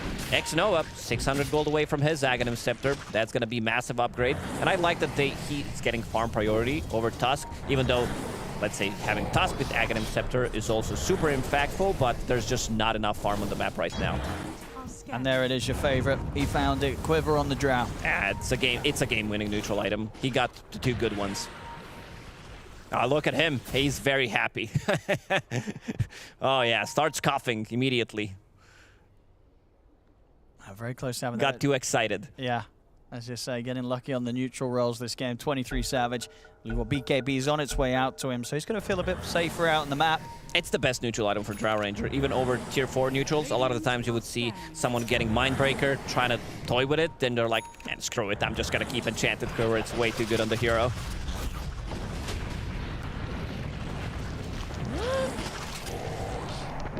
Nine. Didn't want to use any stones. Amar tipping him. It was a short roll, and he knows it. He's going to know as well that Nine's just having a bit of a tough game, falling far behind. See in the mid. I get the setup on a crit. And this time, Whisper able to make sure the crit goes down without any repercussions for himself. And now he's going to try and set up for more. They get the opening onto Malorine. The Timber Chain, nicely done there, down straight to the river. Really love this play. Utilizing innate ability from Dawnbreaker. They see a hero, immediately they know the timing. 30 minutes in, everybody's gonna get revealed if they're not smoked. So they get a jump, they get a Solar Guardian, they get the Donald, and they do get a kill. So I think they're still in this game, even though it looks very misleading. 20,000, they need to get to their items. Silver Edge is online for quite some time. They have Break Mechanic, they found Enchanted Quiver, and now you also have this might catch Amar by surprise. Yeah. With the punch up, they'll be able to shut off his escape with the shot. Ready. He's actually going to turn towards Ari, but Ari rolls in with the snowball. 23 Savage is considering whether he wants to reveal himself here, and he's going to be forced to have to. We'll go for the BKB TP out. They don't have a way of stopping it on them there.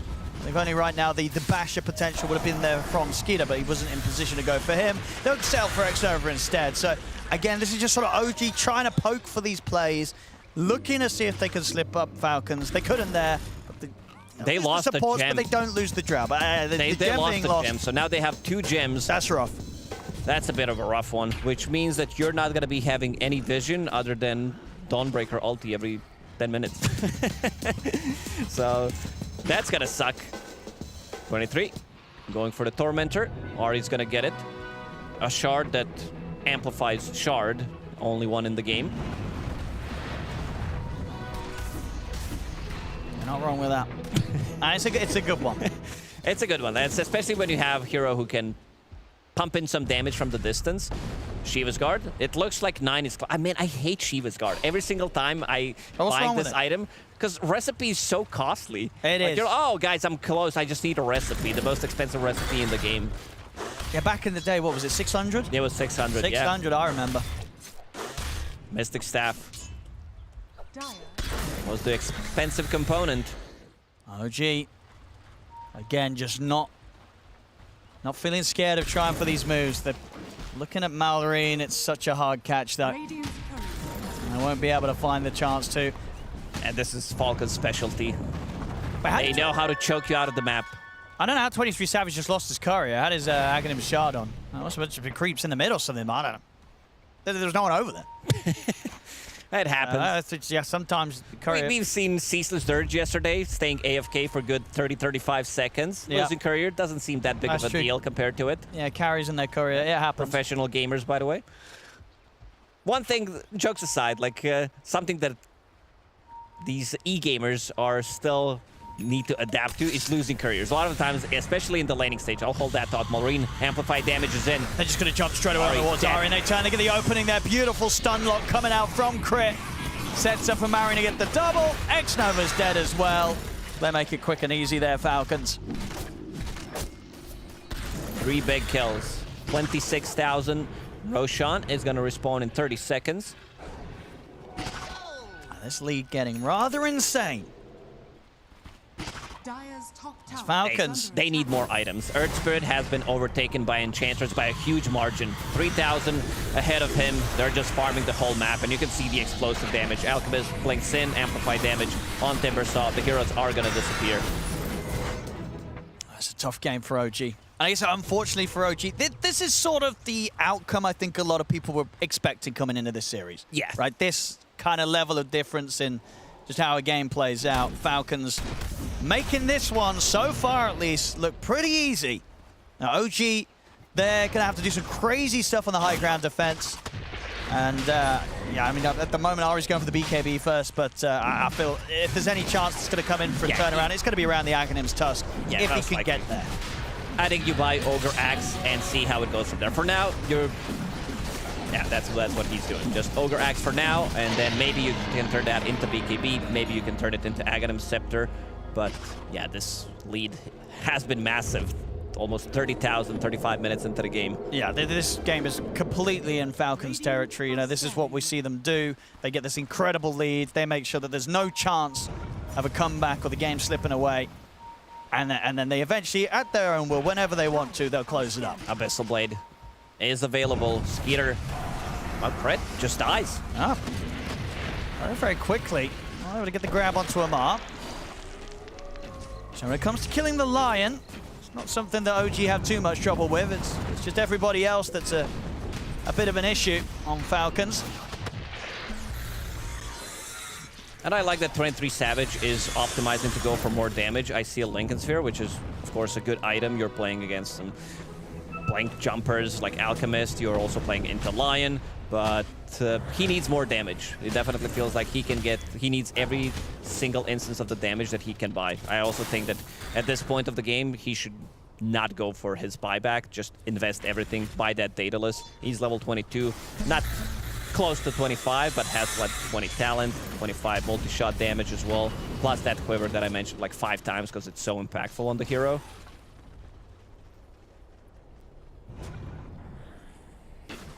Falcons got Crit back alive and with them. And look to make the move once more. I mean, 9 has got his eyes on Snake King. Snake King back down into the river. It's a safe enough distance, and they have an Invis as well here to play with Falcons if they want to try and get the surprise jump. So over they go. They'll get the opening here, OG. They're going to try and look to see if they can burst through the Bristol, but Maori's in with the jump onto X-Nova. The Solar Guardian coming in. Can they finish off Amar? They can. That's the Aegis gone at least. But can they get out of this fight safely, OG? The 2 supports certainly can't. They're dead. Oyster gets caught as well.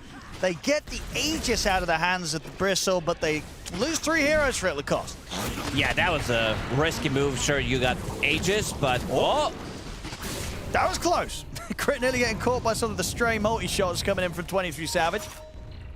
Let's see what they can get out of this. If they're going to go for the high ground, Amar, Bloodstone finish. He was also toying with the idea to buy casual plate mail. There is already Shiva's Guard, there is AC, but he wants to have any kind of armor he can get, and he got that from neutral item. Having Craggy Coat, that provides you with extra 12, plus 20 armor if you click it. Has a lot of gold. This guy is rich. No wonder they call him ATM, sitting on 8,000 gold right now. What does he want to buy? He's thinking, Satanic wants to have like maybe second triple life when he uses Bristleback, with Bloodstone, pop Satanic.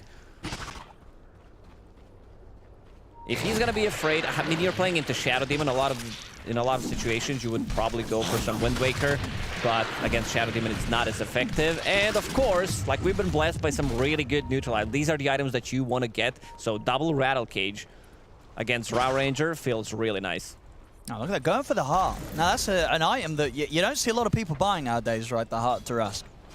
Definitely not. No. It's not that meta. Let's get some stats up on that one, actually. How many hearts are we getting in this patch?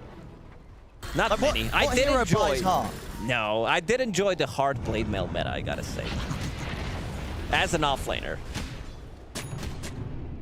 There we go. Nobody else did, probably. No. All other 4 roles were like, yeah, man, this shit's stupid. Now let's see what Whisper's gonna find. It's gonna be another hammer for him. It's not like he doesn't have... It should be like... Because you can't use your Starbreaker if Celestial Hammer is out. If you pick up Havoc Hammer, you should be able to use it. That's lore. Because you have another hammer. But then you should be able to dual wield them. And sort of like do a double Starbreaker or something. That deal double damage. Yeah, I'm down. We did try to toy with something similar back in the days with fire damage, if you remember. Yes, we did. Who had that? There's Brewmaster. Brewmaster, yeah. That didn't last very long. No. That did not last We did not want to become another Pokemon. Yeah, people didn't like that one. They didn't like that one. 37k. It's a big lead here. Courier is dead again. 23 Savage. They lose it again. Yeah, he doesn't have anything on the Courier, but it's been dead. This time, at least, it was a hero that killed his coach. Man, Amar just purchased... What's he bought now? He bought Heart of Tarask and Lincoln Sphere. He bought straight up items. So Lincoln Sphere is going to help him against Shadow Demon ulti. He does not want to get broken. So having these two ultis, he's going to pretty much nullify whole Aghanim Scepter. If you want to break Bristleback, you need to use both of the charges. Oh. Rest in peace, Ari. Might be able to get the blink off. But so will Skeeter. He's on the top of the Abyssal. Crypt. Get some of the quick finger. Has 5 stacks. Nicely built up here by Crypt. Nearly a 40k lead. And there we go. 61 Heart of Tarask games out of 1,478. Nova's dead again. 23 Savage. He's running, hoping, praying. They're not going to be able to find him. I gotta say, I don't like this Lincoln's because it's not red. Bristleback is all about red. He has facets, seeing red. All the items have some redness to it. That's true. Yeah, there's not even a little bit of red in there. There's a little bit of purple. Oh, yeah, no red at all in the Lincoln's. Oh, Falcons. I mean, they could keep on chilling. There's a sort of just chill mode now for Falcons. Just keep farming the map. They, I think with the way they're playing, have no concern whatsoever of this game slipping away from them. Yeah, the reason why Amar is so rich is he got pulled Aghanim Scepter by Alchemist.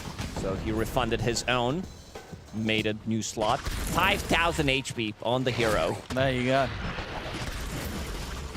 There's a lot of HP, and as I said earlier, when it comes to sort of the damage, it's all down to who 23 Savage is able to hit. Outside of that, these other heroes are probably not working their way through 5k HP anytime soon.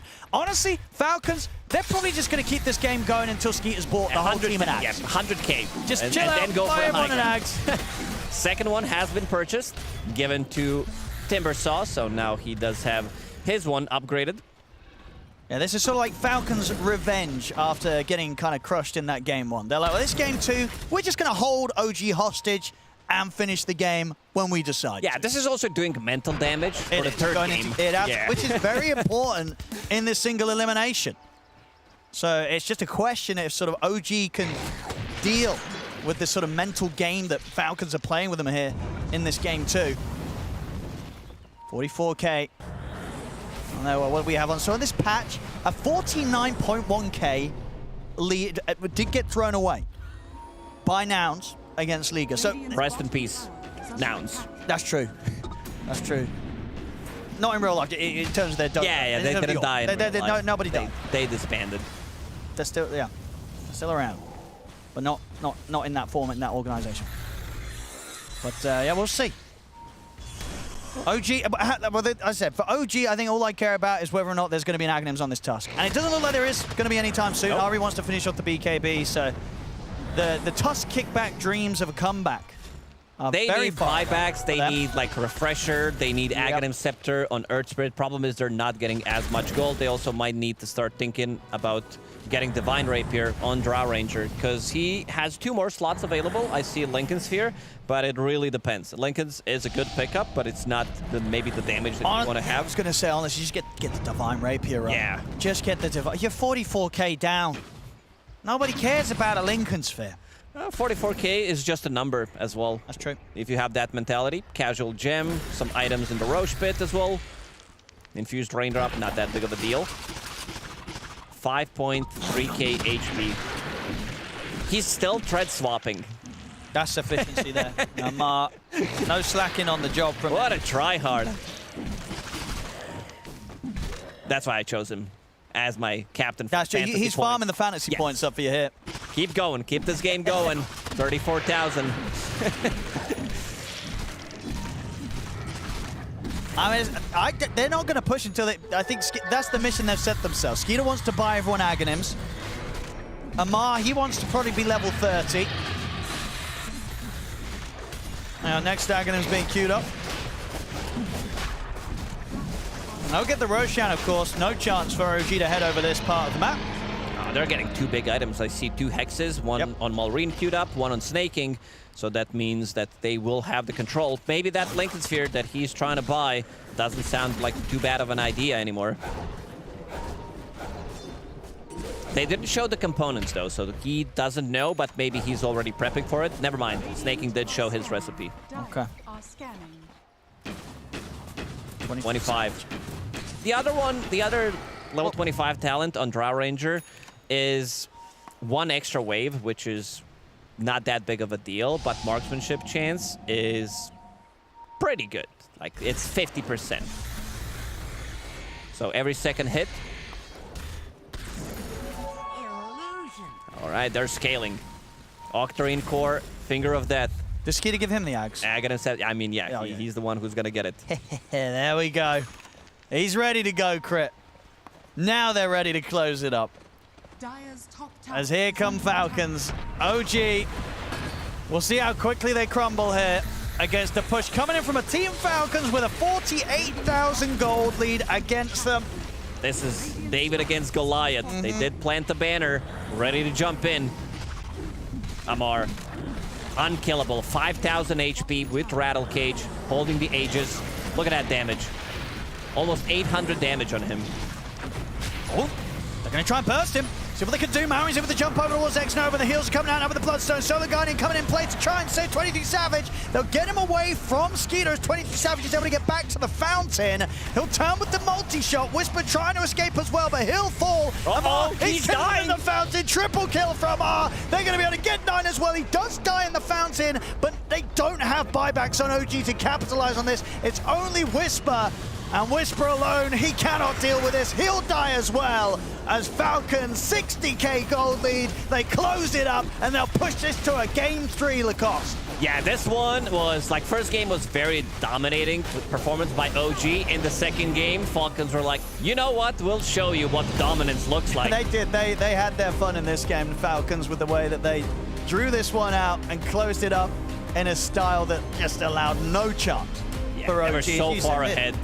Alchemist had a complete free farm, and this time around, Mulreen having a much better game, only dying one time, finishes the game with 15, 1, and 14 score. He was making the right moves, pretty much mirroring what 9 did on his Tiny in the previous game. No, absolutely. Yeah, Mulreen from game 1 to game 2, just an incredible improvement. He had a rough game 1 on the Sand King, but this game 2 on his Timber Saw could not be any better. Could not be any better as this game 2 definitely getting from Falcons what I think a lot of people expected in this series between them and OG. It's 1-1 now. We're going to a game 3. We are going to a game number 3 here, and it's a series that a lot of people thought would go the distance, but with that game number 1 going towards OG, Falcons had to bring something out of the bag, and it was the Timber Saw, all right? I say Falcons, Timber Saw, it makes sense. It feels like they go hand in hand, but it's actually been a little while since we've seen them pick it up for themselves, for this team specifically, the first time in Blast Slam, but it's there, it's for them, and it was the nice setup of they thought it was going to be going into that off lane, and so OG had to ban out a bunch of mid laners, and they're like, no, actually, we're going to keep that one in the mid lane there and pick up Bristleback, which got let through all the way until the last pick, and it was a tough one to deal with here.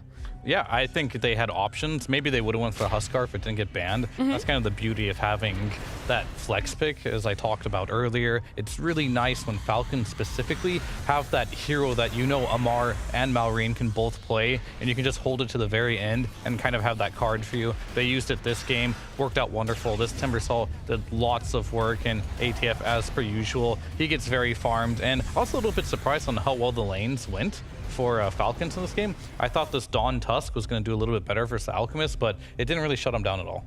Yeah, especially because it was an Alk-Dawn matchup last time. Obviously, 2 different supports in those lanes for game number 1. So it does go to show just how important that lane partner is for you. Or also, it could have just been a learning lesson for Skeeter on how to have this lane go better for himself on the Alk.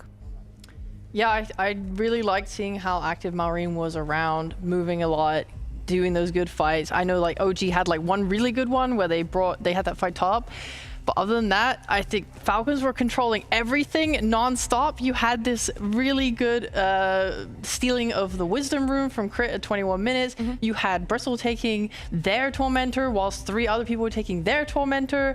I think they had every resource on the map at their disposal, and it's just constantly eking the net worth forward and forward and forward, and they were getting nothing on OG. They had to commit so many heroes to take like one part of the map safely, and then they're like, okay, well, you go push a lane and probably die doing it, but like we got to try and get these lanes out and do anything. Yeah, it was objective gaming. They did great. Obviously, they had to wait and delay a little bit for that high ground push. It's not so easy against a Drow Ranger, which was OG's last pick. That was what they were hoping was going to bring it all together, but unfortunately for 23, Drow just wasn't really it for him. She was trying to farm a lot, and he was doing well for quite a while, keeping up with Alk and farm there, but at the end of the day, just the item progression wasn't as quick as it needed to be. Well, I guess we found out who was right from the last panel. Was it? Okay, yeah, I forgot about that. Was it the morph, or was it, you know, the play and the coaching? The overnight changes for OG. Maybe it was a bit of the morphling, and I think it's going to be something that Falcons is going to look more into. They've lost to this hero twice now, so this is something that Skeeter doesn't really play a lot of, right, himself, so it's not really super strong, but this is definitely one of those heroes that's really OP in the patch right now. So yeah, the Drought I wasn't a fan of, but I would sit in the back room just talking like what could have been better. There wasn't a lot of options, so like you're kind of pigeonholed on that last pick to pick a carry that's not very good, and it's not very unfamiliar situation to be as a carry in the meta where there's only like 3 good heroes of the patch and you got to pick them early. It's kind of like last patch, just the heroes changed up a little bit and they just couldn't get a good hero. There was just none left. Drought did have a hand in a very good early play though, right? We saw Drought go and use the twin gate, was able to transfer through the Drow portal, of course. from the bottom lane onto the top. I'm so glad you know exactly what I'm talking about there, Fear, if you want to talk us through this. Yeah, sure. I mean, this play was just a really good play. This is the one very good play OG had in this particular game. They push out mid lane, as you saw there. They smoke with 3 heroes to the top lane, use the Dawnbreaker ult right away. So in this moment here, we do see Drought in the bottom lane taking that twin gate, as you mentioned, to join this fight, just in case Falcons did want to take this fight. So I would say there's a couple good plays from OG here, but also from Falcons. Maybe TPing in to take this fight after Alchemist is dead was not the right play, but perhaps they didn't expect 23 to join this fight. So they joined this fight. It's 4 versus 5 right away. They get another kill right here, and now they have a numbers advantage, right? This is all because Drought went through the portal. However, I think Falcons maybe didn't read this one as well as they should have. Maybe Alchemist dying there. You just cut your losses, right? And you go back to farming, but they commit to this fight. And this is the one moment in the game where it really felt like OG were going to make a comeback. Sure, they maybe needed 1 or 2 more of these plays to really get back into the game, but that was a step in the right direction. Didn't really need the Drow to make that play necessarily. Any hero could have done it. Yeah, but it helped 23, you know? He's like, I'm glad I wasn't part of it. It was just a good play this. by OG. Okay, all right, I like that. We've got to build them up. You know, it was a tough loss for them for that game number 2. They are going to be looking towards game number 3, but before that, the other things about this draft that were very interesting are 2 heroes specifically in my mind, both the Earth Spirit and the Enchantress, because they were nerfed in the most recent patch, right? We had a letter patch, they both tanked it a little bit, and this Enchantress, Snaking has a fantastic win rate on her. It was 20 games. This was the 21st game win streak. That wasn't really a sentence, but I hope people understand what I meant. He's on a 21 game Ench win streak? Yes. Really? Yes. Wow. Thank you. Thank you for interpreting what my bad That's a lot of words to say that. Yeah. It's specifically Enchantress, and that was her 21st win with Snaking playing. Snaking playing it. Okay. That was also worded poorly. I feel like we should pop some confetti or something right now. I don't know what to say about that. What number is worth popping the confetti? I'm down 20 plus. But every single one from like now onwards. Just every game? Yeah, just keeps increasing.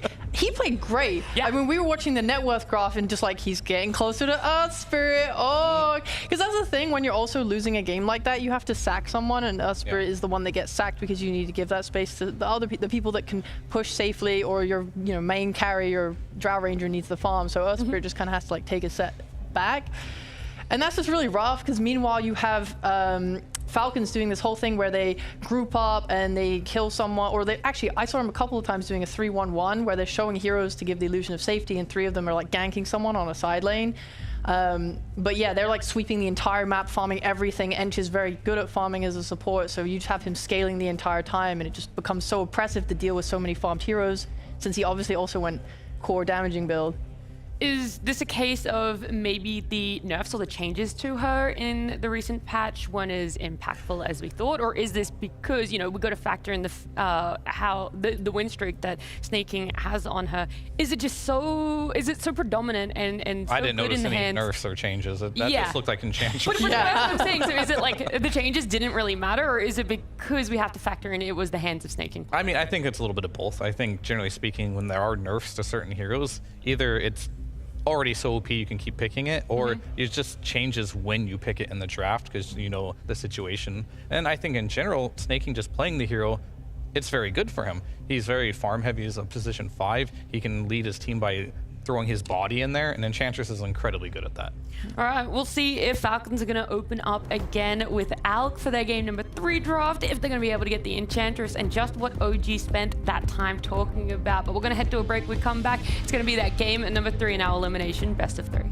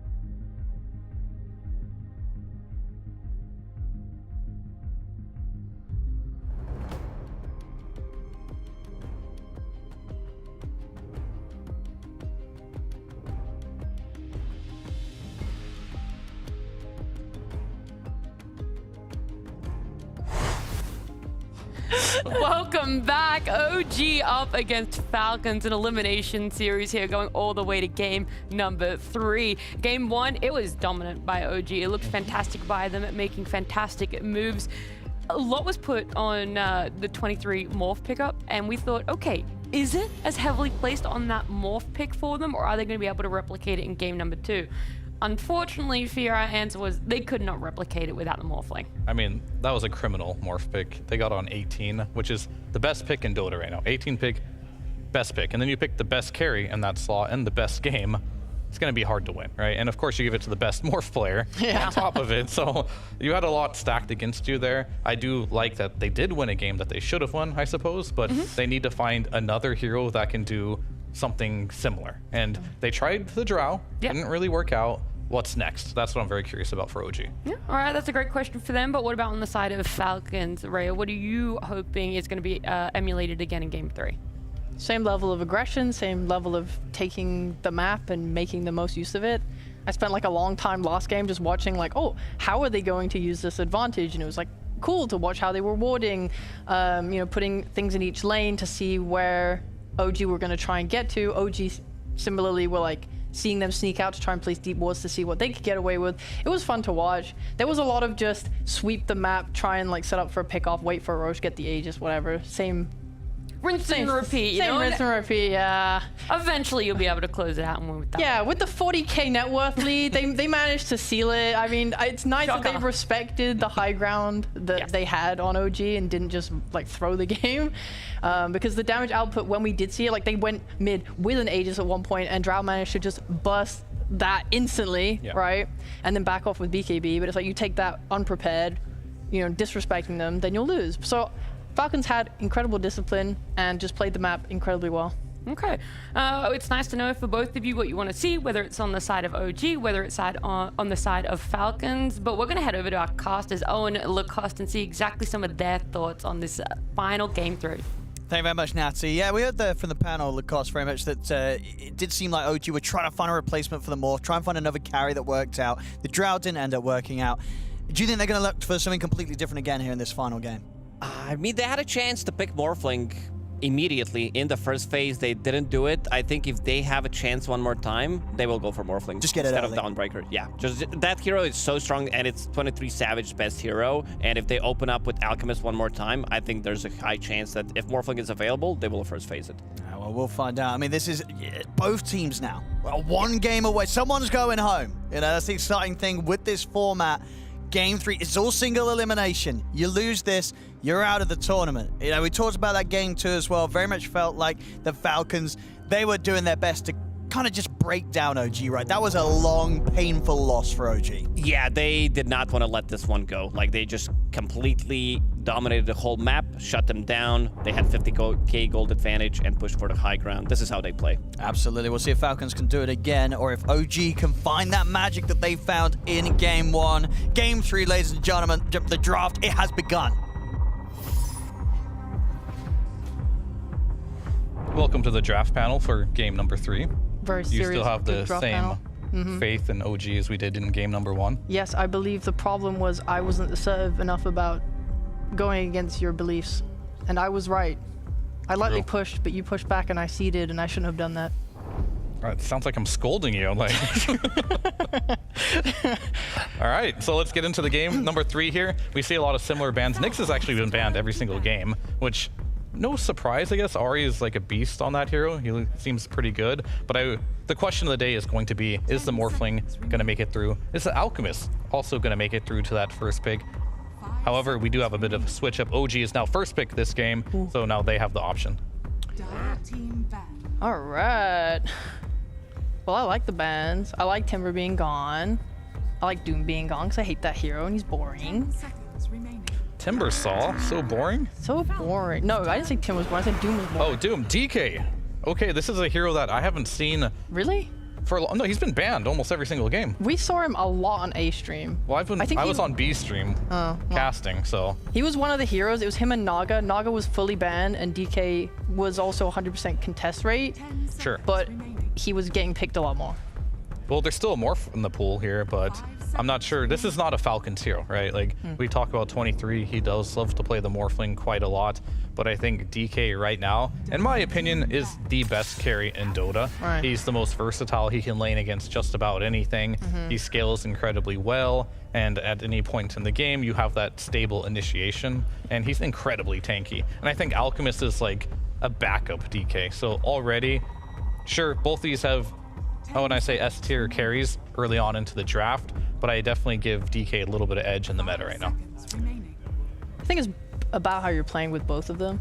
I do love the flex potential from DK. I've seen DKs go, obviously this carry and obviously this off lane is available too. I've seen the iron builds flex up so much. I've seen a DK go 4-staff blink just so that he's able to maneuver around the fight, get his spells off and play that way. I think Amar did that once actually. It was probably Amar a long time ago, but yeah, it definitely has happened. Someone did it. I mean, the bans are pretty nice too. I think they're protecting the DK. DK usually doesn't like magic damage, right? You have high armor. They ban out not only percentage-based damage, but magic damage that will protect him quite a little bit here.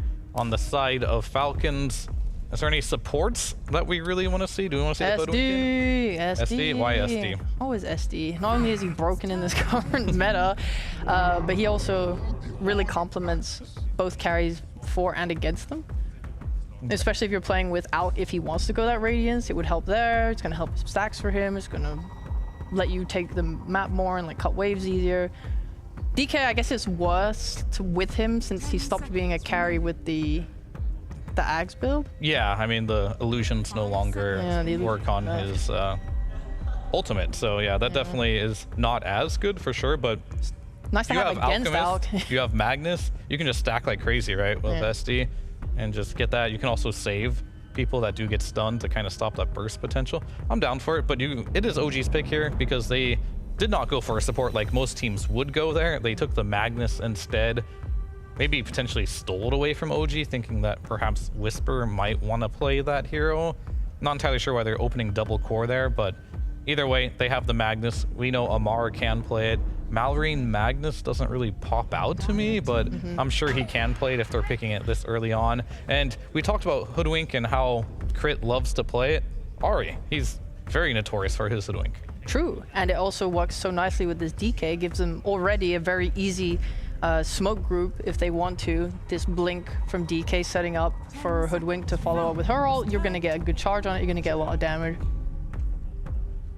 So far, I like this okay. They bring up a Chen as well. This is going to be very tempo-based for OG. This is definitely a game where DK can get online. The Chen will have either mech or pipe, whatever he goes for in this game. Most likely mech, because there's a lot of physical damage. You can group up. Hoodwink will be your catch. And I think that's what we saw a lot in game number 1, where you just got the tempo on OG. You got ahead. You carried like that tempo into winning the game. And I definitely believe in heroes like Morphling and DK being able to match that tempo as opposed to like these harder hard carries such as like the Drow Ranger we saw in game number 2. Yeah, I think it's on Falcons now to, I guess they could commit to their tempo and just pick things that are good at like D-push, or you can be a little bit more aggressive. I think Magnus is nice because there's 2 ways you can play him, right? You can just max that shockwave and fight a lot with him. You can build for that harpoon to be able to fight. You don't have to necessarily just be a Empower bot for Alk or anything like that. He's very much his own hero now. I don't think he's that slow. But now we need a crit hero. We do. There is no Hoodwink. Rubik what is he going to play? There's no Rubik. I mean, he played Lion in the other game, but Tusk.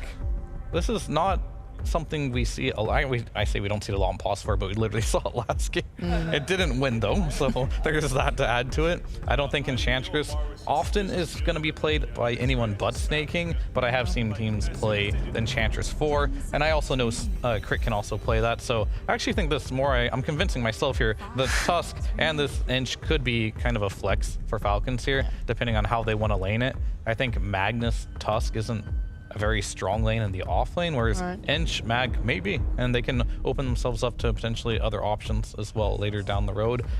But I wanted to ask, because it's been a long time since I've seen the matchup. Who in the current patch of the Ench vs Chen lane, who wins that? Yes. Yes, right. I mean, they don't really interact much with each other, right? Yeah. So like very few times will they lane, but are you assuming that Inch is crit, right? And he lanes versus the Chen? Yeah. I'm not entirely sure, but I do want to say that's most likely Inch favored. And I would hope they've done their homework more than I have, which has been none in this particular matchup. So if they put Inch versus Chen, I sure hope they have an idea on how this matchup works. But I assume just because you can take the creep, that's going to be good enough. And it's really going to come down to who has the lower cooldown and potentially mana pool. Yeah, I guess they could still put like Snake King on the edge because he's so good at it, right? And just lane swap. Yeah, I'm just a little afraid, putting Tusk with an Alchemist lane, because that lane doesn't sound super strong, whereas Alchemist plus Inch is such a strong lane. We saw that in last game as well. Yeah. It went versus Dawn Tusk. It won the lane. I don't see why not to do that again.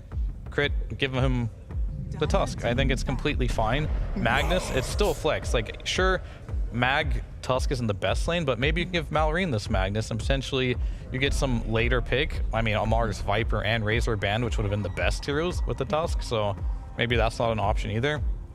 In OG, it's more this draft is progressing, the more I'm seeing similarities in like signature heroes. I'm thinking Mars, like that's a Mars hero, but then like, oh, Whisper's playing Mars. That's his signature hero too. Very similar teams. I love the Mars pickup. I'm a big fan of this hero.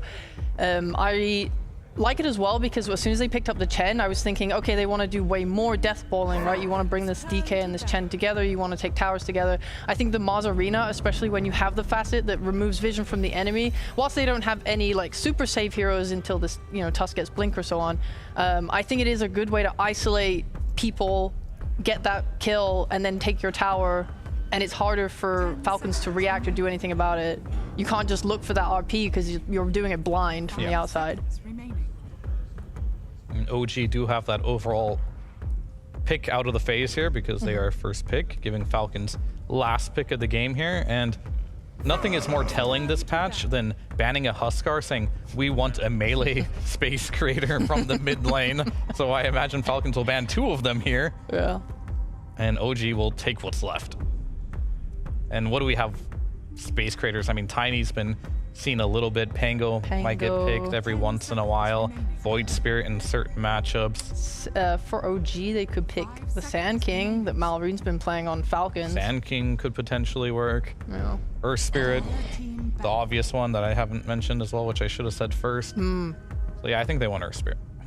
But Earth Spirit, Mars, so it's kind of like a weird dynamic here. Unless they want DK mid. Like, I'm not a huge fan of picking 2 heroes that do similar jobs.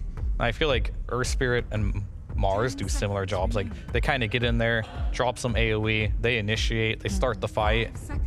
When you do that, sometimes you lack damage, but maybe if you have a DK on your team, damage isn't really an issue. But they are banning heroes, I feel like, to make Earth Spirit a possible pick here.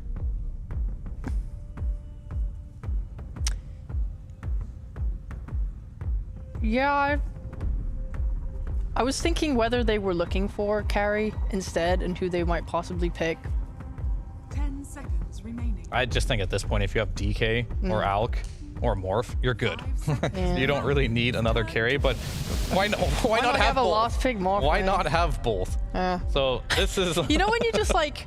I didn't know that's in the pool Yeah, still. I know, right? That's like, in my head, I had removed Morphling as a possibility because it was just gone last game. I was like, if you have DK Alchemist or Morph, you're good. They already have DK, but they didn't also have Morph. So they have 2 of the best carries. But there is a saying, having too much of a good thing. So maybe that's it potentially here. DK is now going mid for sure. I think you throw Mag mid against that. You just call it a day. And perhaps you pick something a little bit more spicy here. I could see an Underlord looking a little bit spicy to deal with the Morphling and the laning stage aspect. You got a lot of AoE to deal with Chen pushes. You can buy auras. Could be good. Is Timber still in the pool? They could throw that mid. No, that was banned in the first phase. Very smart by OG. Great ban there. Very Round cool. of applause. I mean, Morph did get through to the last pick, so who would have been surprised if Timber did as well? Yeah, you can't move Tusk or Ench to support, so it's like, oh, Lion's still in the pool. It'd be nice to have a little bit more lockdown. But I think with RP, you're good enough. They have a lot of BKB piercing stuns, which is nice against Morphling. Yeah, I mean, I'm looking at Beast and Underlord. I think are really good picks. Outside of that, I'm not sure if there's a mid right now that can punish a Dragon Knight. it doesn't seem there's no Viper.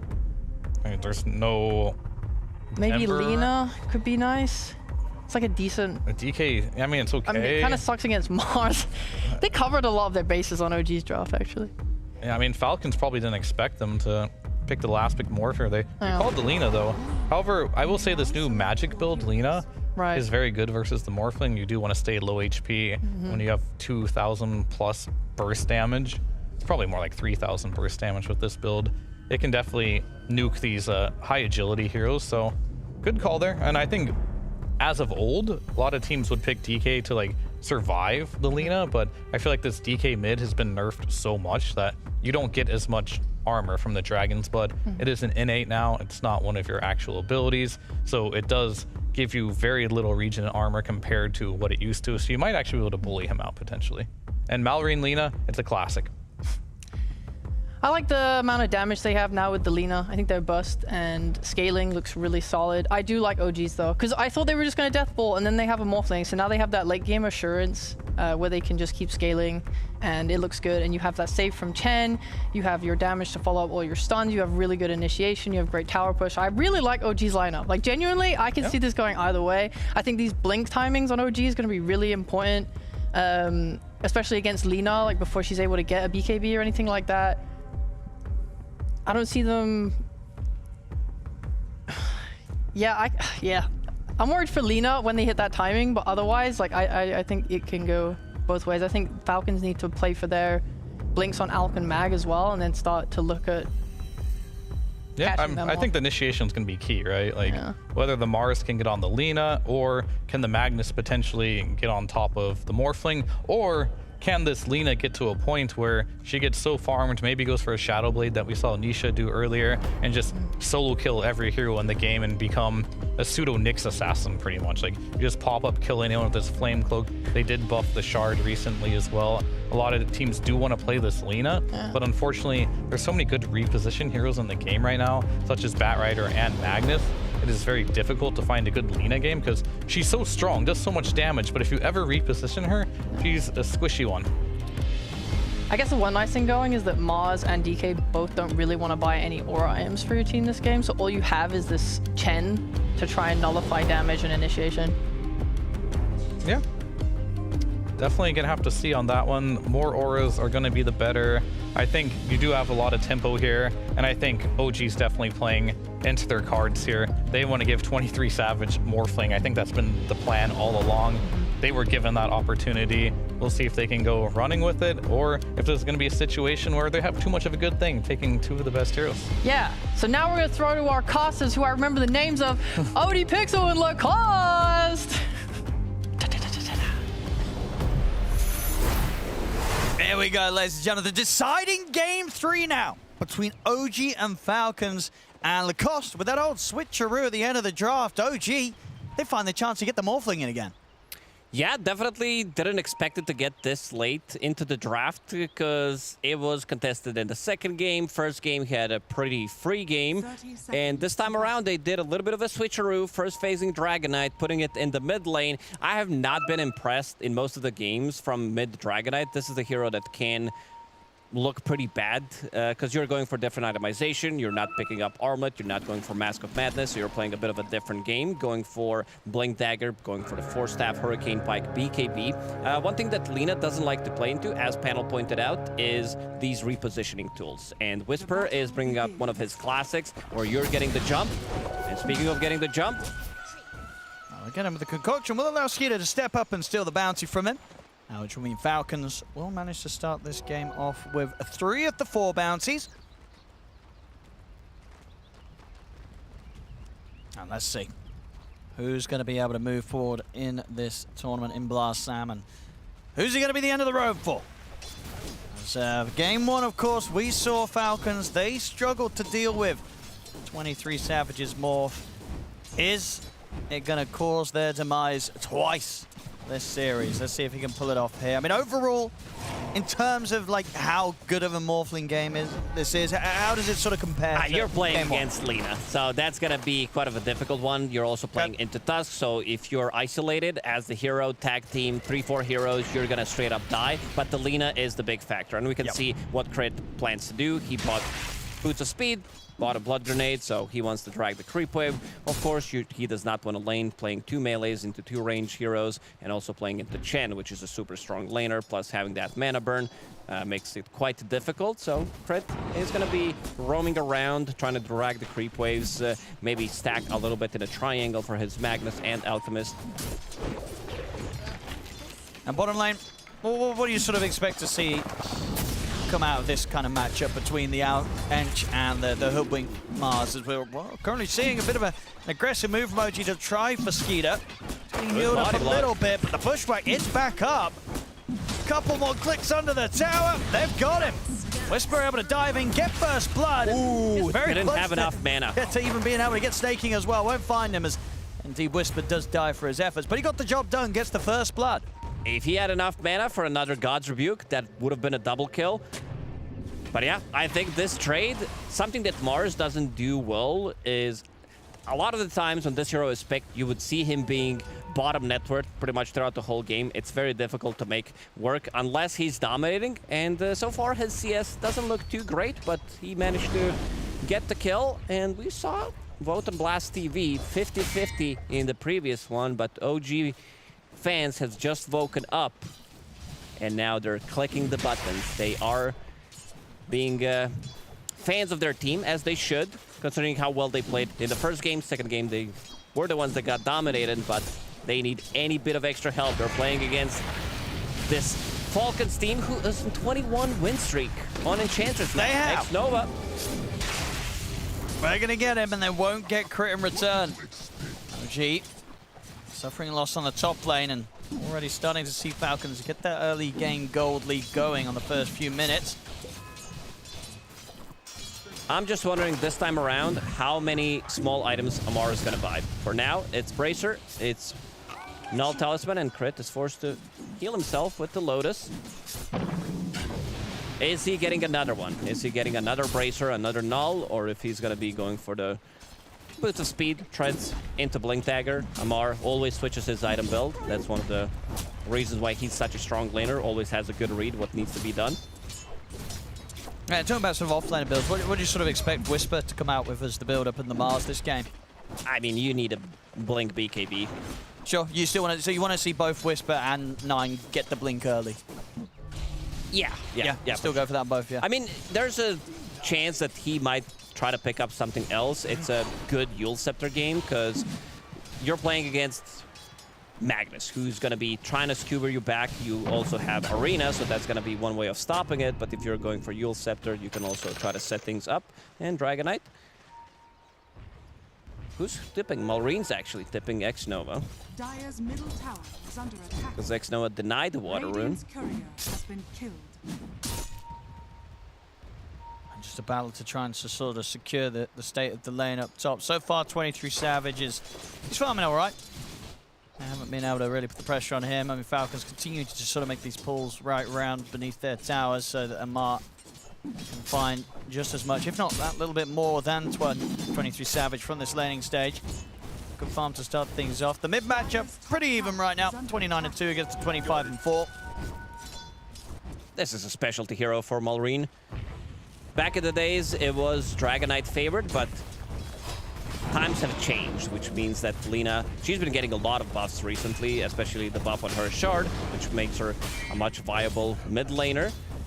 Plus also the build that you're going for. It's a good Lina pickup. I really like that last pick against Morphling, having the burst damage as well. Problem is, if she's getting jumped, if she's getting caught inside of the arena, you're not going to be having any kind of vision, which means that there's not going to be snowball saves, and he might need to be buying BKB in this game compared to like some other games. I don't think he's going to be able to go as greedy as he would want to, because he needs some protection of his own.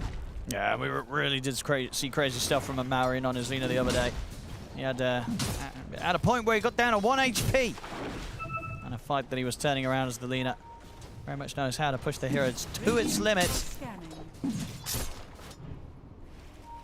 6-minute power rune coming up. Snaking's going to have a look over towards the mid.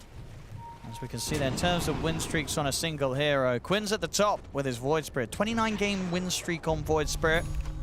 Sacred with the Weaver and Goblock with his Call. See with this. And Goblock, that's a name I haven't heard in a while.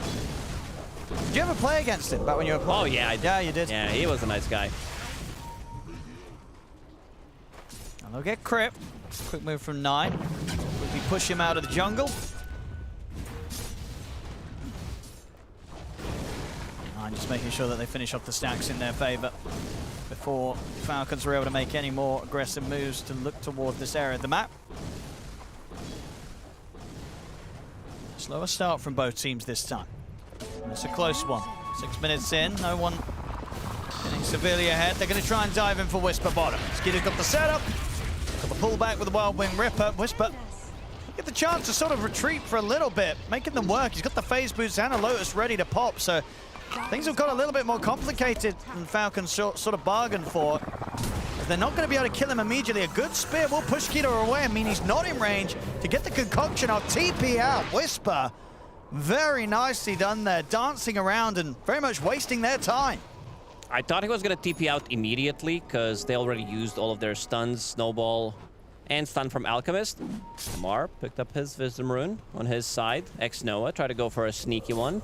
Maybe get a deny with a creep, something that he did on the rune early on. And also Maureen with the first rotation that didn't get anything done. Back down bottom though. They will get Whisper this time. After that great escape earlier, he'll fall. 9 will ensure that they get snaking. Can they catch on a crit? I mean, Dragonform's back up. 9 ready to use it to chase him down, but Crit's in with the jukes. 9, can he find him? He can. Crit, he's got a snowball. Try and break away from this, but there's only so far you can run from this Dragon 9. He'll clean up the both of them in return for losing the offlane. Dragon 9? I didn't, but I should have. And maybe I did.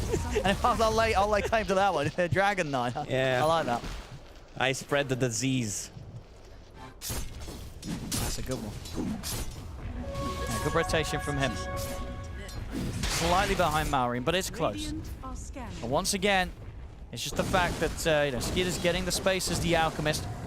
No signs of slowing him down so far from OG as Falcons maintaining that slight lead coming out of the laning stage. 2k gold advantage, 8 minutes in now. Maureen getting close to his bots, so he's going to be able to set things up. Maybe TP on Enchantress's creep. Bushwhack's going to connect, but they don't have the follow-up. Good thing for them is 9 is having a good time. He is on a killing spree right now. Getting closer to his Blink Dagger. Needs another 500 gold. Tower's going to be gone, though. This is one thing that we're seeing Falcons, as we saw in the stats earlier, be very good at getting this early first Tier 1 tower against their opponents. 3-9 minutes, Tier 1 taken, and against a Dragon Knight, nonetheless. A game in which 9 was looking for these movements and has meant that, coming up to 9 minutes in, he's not been able to do any damage to Falcons Tier 1 tower. Yeah, it's full HP, pretty much. I would like to see the stats for Chen plus Dragon Knight in this patch combo. I feel like this combo of the heroes, every single time I watch it, mostly it's Dragon Knight from the safe lane, so it's a bit of a different one, but I feel like it should be pretty high 9. It's a good Dragon Tail setup, and Ari, a Bushwhack to follow things up. Maureen, he gets caught out of position there. And that's going to be the money for 9 to have the Blink Dagger done. Mars, every single time this hero struggles, always bottom network, because if you're using your spells, that also means that you're showing on the map, and that also means, because you're not farming the jungle efficiently, especially the big camps, so that's quite hard. And you're not putting any pressure on the map whatsoever, no kill threat if you show. 9. Gonna take some of the creeps away from Falcons here as he steps into the ancient area. Skeeter, he's looking to try and catch 23 Savage by surprise. Amar stepping up. And the 3 of them take him down. Waveform at the ready, but the shards will block him off. Amar's closing in. The Bushwhack will hold back Maureen, and they've got the Dragon Tail stun as well. The Snowball stays there, bringing Maureen in. He offers up the Laguna Blade. It's still not quite enough to kill 23 Savage. In fact, he's going to live. 23 Savage survives the able to turn. Waveform across the 2 of them. They kill off Crit. The Morphling lives. They couldn't get the job done cleanly. And now Maureen's in an awkward spot. 9's going to catch him again with the Dragon Tail. They've sandwiched Maureen against the top side of the map. Bushwhack comes in. Huge kills there for OG, and a lot of it honestly down to just a fantastic bushwhacks from Ari. The first one, it holds Marine back just in time so he can't get him with the stun follow-up with the Light Strike Array to punish 23 Savage. And the Morph, he gets away from the 4 of them. Yeah, one of the finest creations we ever made in Dota 2. Morphling, I think they burned through 4 of his raindrop charges. He pops the magic wand, switches strength threads, first of course, intelligence to have more mana because he was running low. And let's see what this stat is talking about on crit. Didn't get the chance to read it. we're not fast readers here. I saw 146. Yeah. Something about 146. So he vintage crit. He plays a lot of Dota. Yeah, this guy. That's what the stat was. This guy played a lot of Tusk. That was the stat. He's got 5 heroes with 100 more games on each. Which apparently is quite a rare thing in the world of Pro Dota. To have 5 heroes that you have over 100 games pro on. I thought we were going to get a replay of the stat there to help us out. But anyway, it's the replay of this player. Just say that's connection from Ari. Yeah, just so we could read it again. Paying attention. We needed it. But yeah, look at this morph. I mean, this probably is going to be a little bit of a shake-up for Falcons, right? Because they know what this morph did to them in game 1. And now here in this game 3, this play going wrong. The Morph will never survive. Back in action. That play did not go wrong. A fantastic 2-man RP into the Light Strike Array will quickly clean up the supports of OG. And we also saw Kezu on camera for a second. Very happy about what happened there. Good bait coming out from Morphling, who has his lads finished, but as we've seen, they just got a huge pick off Amar with his Blink Dagger. Yeah, very nice reveal. Yeah, and we talked about the itemization as well, like what Magnus needs to do in this game. Yep. He needs a BKB. You're playing against Mars, so if you don't have a BKB, you're not going to be able to blink in and skewer somebody back, because this is what Whisper wants to do. There we go. Replay of everything except for the stats that we wanted to see. Yeah, we'll have to check the VOD after for that. Well, yeah, Amar. Great Blink reveal. And back to farming up these ancient stacks. And, as you can see, just continues to be really in overall, the kind of bigger differences being that between the offlaners in the farm and, of course, still in the carry. Skeeter very much ahead here on his timing as the Alchemist. There's going to be the full Radiance, I believe, coming out now with the evasion, Talons of Evasion on its way. They're going to try and catch him beforehand, and catch him they will do. Dragon Tail into the Bushwhack combo. 23 Savage looking to continue to get involved. Turns up, and he's actually the one to pick up the last hit and get that kill. Yeah, he doesn't mind. Ooh, look at this.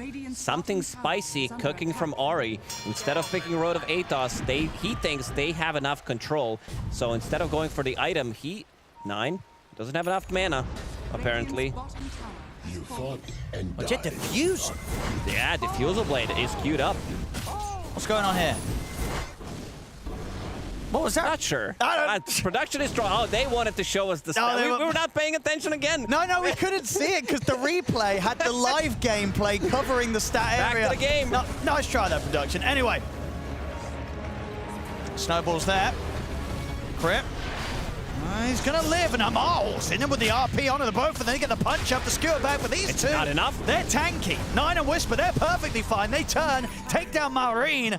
This time the RP not going to plan for Falcons. He'll drop down the GG branch there, Ma. He's not happy with that play, and he'll pay the price with his life as well. Zari gets the double, OG gets the 3 kills, and they'll look to get the tier 1 tower. Oh, that's quite a lot of damage coming out from Morphling as well. He has 300 plus, almost 400 damage when he turns into Magnus with Empower. So another good, like in the first game, they had issues because he was turning into Sanking, using Waveform, and then using the Sanking stun. Now he's going to become a better version of this Magnus. Yeah, I think you have Empower, Skewer as well, so you could Waveform, Skewer somebody back. Got that gap close. And he's committing. Ari's actually going for the Does break this down for me? Because I feel like if I did this in my pub, I'd probably get my account reported and banned. Yeah, you would just not get 4 of them. You would probably get 9 of those. I'm just thinking. I'd report myself. But Diffusal Blade first. What's the thought process here? Because we got to get the stat up for this, but we don't see this as the ever be rushed. I mean, it probably did happen in some of the pro games, because back in the days when Disperser was so good and Hoodwinks, they like to get a lot of farm. You know, I'm pretty sure that somebody bought it. But I'm just trying to think, why is it so good here? Let's have a think. I mean, mana pool. They don't have that small mana pool. Alchemist does. He has Soul Ring. He always struggles with some of it. But other than that, we'll have to ask him if they win this game. That could be a big hit. But Could be we'll some see. big brain play. Because Yeah, I'm looking it. forward to it. I love innovation. I love crazy item builds. We're going to get it here. With Ari with this Diffusal Blade Rush. I'm just excited to see what he gets after it. Small crit. Scale. Let's go. Good spear. Enough damage, though. It doesn't look like it. They're dropping the arena for this one. They'll get him with that. Takes a lot to bring down Snaking on his Enchantress. I mean, one of the reasons, of course, why Snaking, he just can't stop winning on this hero. They have to use a lot to bring him down. And I like this pickup. Ex-Noah going for drums. Pretty standard on Chen. You have drums, you have Vlads on your Morphlings, so there's always going to be damage. You can always go for Roche with these items, and now he's going in for a pipe. You're playing against Magnus. He does deal quite a lot of magic damage. Lina as well, Radiance. Diffusal Blade on Hoodwink. There we go, Diffusal on One Hoodwink. game. One game. Moose. Did he win that game? We need to know. What's the win? Has Diffusal Hoodwink? He did win. 100%. 100% win rate. 9 kills, no deaths. Well, Ari has already died the once this game, so won't be quite able to match up that stat. This is what pros do. They check the stats on one of the most useless item builds, and they're like, yeah, this is it. 100%. Stats don't lie. Whisper. He might live. He's just able to walk away from them. I mean, he looked dead for sure, but the Hand of God comes out and he just walks away from the attempts of Falcons. Whispers out safely. They're outplaying Falcons so hard right now. They're also inside a Roche pit. As we said, look at the damage. Alpha Wolf, Vlad's on Morphling, 350 plus before even turning into Magnus. All the auras are up there. All the buffs. And look at this, Ari. He's queued up Basher next. I'm kidding me. Okay. I got you for a moment then. I got you. Did. I was thinking, okay, well, what's the Basher for? Yeah, I really want to see his next item. Yeah. That's exciting stuff here from OG. Can they do it? I mean, other than Acorn Shot, of course, because it's bouncing. Sure, you get the burning mana burn with that. Absolutely. It's nice. You know, it's one of those on-hit effects. Good rebuke, stopping him mid-air during the skewer. They're in a lot of trouble right now. Same as it happened in game 1. Nice. He knows exactly where they are. Immediately blinks after killing the courier. Maorian's stepping up. I like Dragonlance and Dragonite. Just if it lore friendly. Feels right. Yeah. Is there another item that they should buy that has hero's name in it? Diffusal Blade for Hoodwink, maybe. No. But that's not his name. I know. That's what you gotta do. Are there any other items with hero names in? Thinking. Yeah. Oh, Monkey King bar. Yeah, there it is. Oh, that's the obvious one. Voodoo Mask for Witch Doctor. It's not but it's not his name. But it's sure it makes sense. Bloodstone for Bloodseeker. There we go. That's a good one. That counts. That does. That does. I think Zeus with Heaven's Halberd could also be a thing. That's true. That's true. But just with Maelstrom, right? Isn't that like Zeus's hammer? It is, but oh, no, that's him Thor's being hammer. Lord of Heaven, God of Olympus. Back to the game for real. 4K gold lead for LG. Yeah, talking about some bit of different builds. We're getting the Eon disc coming. Looks to be coming out quite early this game for Whisper. Yeah, I mean, I can't really blame him. Yeah. Because if he gets skewered, RP'd, or if he gets stunned by Lina, he wants to be able to survive, get his Yule Scepter. I really like the Yule Scepter pickup because he wants to be able to, set things up. It's such a valuable item on Mars, gives you ability, another setup after you go in with the arena. This hero doesn't deal damage in the fights. In a lot of the games, you would see Mars being like bottom in terms of damage that he did, but this hero is all about the control. Getting in, getting out of the arena, and then landing your spears 2-3 more times if possible. Things have slowed down a bit, but as we're seeing on the gold, that's only seemingly favoring OG. They have a 4K gold lead as a team against Falcons' Alchemist lineup. Now Falcons, Skeeter's going to have to do some heavy carrying this game. The other two Slipping behind a little bit, Amar and Maureen this time round. Surprising as well, especially for Maureen, seeing as yesterday we saw him have quite explosive performances on the Lina. Yeah, we're not seeing it this game. It slowed down massively, just 1-3-1 so far here, 20 minutes in. It's not what he hoped for. Dire's bottom tower has fallen.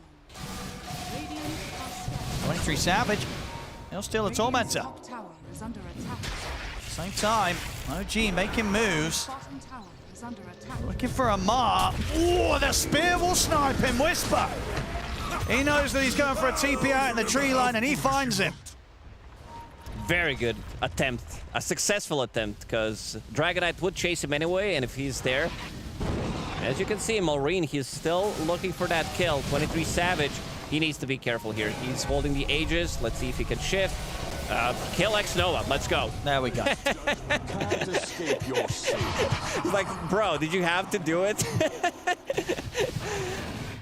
I mean, X Nova probably just didn't even need to be there anyway. We saw 23 Savage. He can solo these Tormentors. He was low on HP. Okay, so I guess. Maybe he needed a little bit of a help. Yeah. 23 Savage. So far, everything going to plan as it did in game 1 on his morph. He's 2-0-4. They haven't been able to touch him. I saw them try their best efforts earlier, Falcons. I mean, this gold lead, it's really starting to ramp up. It's a 9K lead now. It is shooting up incredibly fast. Obviously, those two Tormentors with the shards are helping bump that number up, but even without that, this is a huge lead to have. I think OG against Falcons, 22 minutes in. It's massive. Dragonite is going to hit from very far away. He does have Grobo, he does have Dragonlance as well. Doesn't have the level 20 talent yet, but... will be attacking from a distance. Whisper, as we said, going for that Eon disc. Very close to it. They should keep pressuring. There is no Aegis, but Kanda and Morphling is done, plus Vlad's. This is going to be some insane scaling when it comes down to how much damage they can pump in with the Dragonite. Because this is not a carry Dragonite, as we said. This is the mid Dragonite, so it doesn't build the same items, at least not early on. But once you get to your 5th, 6th slot, you're going to start to feel the damage from DK. Falcons. Well, what's the plan for them? You know, when they're in this sort of spot, it's a bit of a rare spot to see Falcons in. You know, not a lot of teams can kind of do this against them in the opening 23 minutes, the start of a game. Normally, Falcons, they're the ones in control. It hasn't happened this game. No, they are in a situation where they're not putting any kind of pressure, so trying to get some farm, because Amar, he desperately needs it. He needs his BKB. If he dies here, it's going to be very tough for him to get it. 9. Needs more armor. Ogre Frost Mage. And 9's in. He's going to be able to get the jump opening on towards Crit. They're just going to have to let Crit die here. He's got a snowball. Can he blink out? He cannot. Have a kill for 9. Falcons not able to make that play that they were trying to set up for off the back of the smoke. OG just continuing to get kills. They have a lot of damage on the ground as well. Dragonite, because 23 Savage killed 2 Tormies, and also Whisper, after picking up a Blink Dagger, did go for his Shard, so 9 got it, and now you have Shard from Mars, plus you have whatever this spell is called, I keep forgetting, Fireball, yeah, very cool name. Fireball? Fireball, yeah. How do you forget that name? I don't know. The most basic of names. That's why I forgot What is that ball of fire called? And they're going for the high ground. They have all the auras, 10k gold lead. They need some big initiation. Amar, he's farming on a different side of the map. He wants his BKB. Let's see what they can do to slow OG down here. Sold the bracer. Found the BKB. That's ooh! Quick finger. Look at that Manta dodge. Easy. Didn't even flinch. No. That was cold. Cold-blooded. I'll slow down the push at least here. Falcons with that sort of presence and willingness to jump in. So OG will hold back. I think for OG, it's going to be a question of if they're able to secure things around the next rush. We'll see when that's going to be up soon. After this 20-second countdown. Obviously looking back at Ari's build. Nothing crazy after Diffusal, gets the Dragon Lance. We'll see where he goes now, though. Now, oh, okay, well, that's an easy one. Savage getting a solo kill. See if he feels the need to sort of buy any sort of support Imari, or if he just wants to get like a small crit next. I could see that. I don't know. Or just to go for the disperser. He could, but I'm loving this build on Hoodwink. This diffusal base, he's been farming a lot, and he also did go for Go Nuts facet, which we didn't talk about. So having that extra attack and cast range during Scurry, plus having a Dragon Lance, they're going to be attacking from a distance. Yeah, absolutely. I mean, you're playing into 2 melee cores, plus you're playing against Lina. They can keep the distance. Ahri only having 1 Zet involved in 14 out of 16 kills. Skeeter, that's what finished up the AC. But still, just the efficiency on the map. OG able to make so much more happen with this time. Falcons, they're not going to catch up in farming. They've got to look for these fights, look for these pickoffs to try and take away OG's lead. OG holding out for the Roche. It's going to be a slightly longer respawn. Still a minute and a half until we'll see this. And Falcons, they're on their way. OG, how prepared are they for this move? Huddled up pretty defensively, OG. They need to land some really big RP, some 3-man RP to be able to win it. It's just going to be a pickoff on X-Nova, it seems. Rest of the team, Whisper, ready to back him up. He wants to try and fight this. Look at the pushback with the God's Rebuke. The turn towards Whisper here. High damage coming in from the impetuses of Snaking. As Whisper, he's going to try and run. He's going to get caught by the RP, but Nine's ready to cover with the Dragon Tail stun. On it with the Mana, kill him off. Marin will be able to finish off Whisper with the Dragon Slave. The Falcons, they've got to be careful now. 23 Savage coming back. gets caught by the burst. They blow up the Morphling. This time, 23 Savage gets too aggressive, and Falcons, they're quick with the burst. They kill him for the first time this game. Oh, this could be pretty big, because they just forced the buyback from Mars as well. He had 4,000 gold saved up, didn't buy his Aeon Disc. He was maybe thinking whether I need a BKB. Fred is going to pay the price. He's got a snowball. See if he can get out of this one. He cannot. Snake King continue to do a hell of a lot of damage, and he's got the back of a Skeeter and Maureen as Falcons. They will continue the cleanup. They're going to get 9 as well. Uh-oh. That lead, it's fallen away big time. Falcons, they make the play, and they take away that gold advantage pretty heavily. 9 had a big streak as well.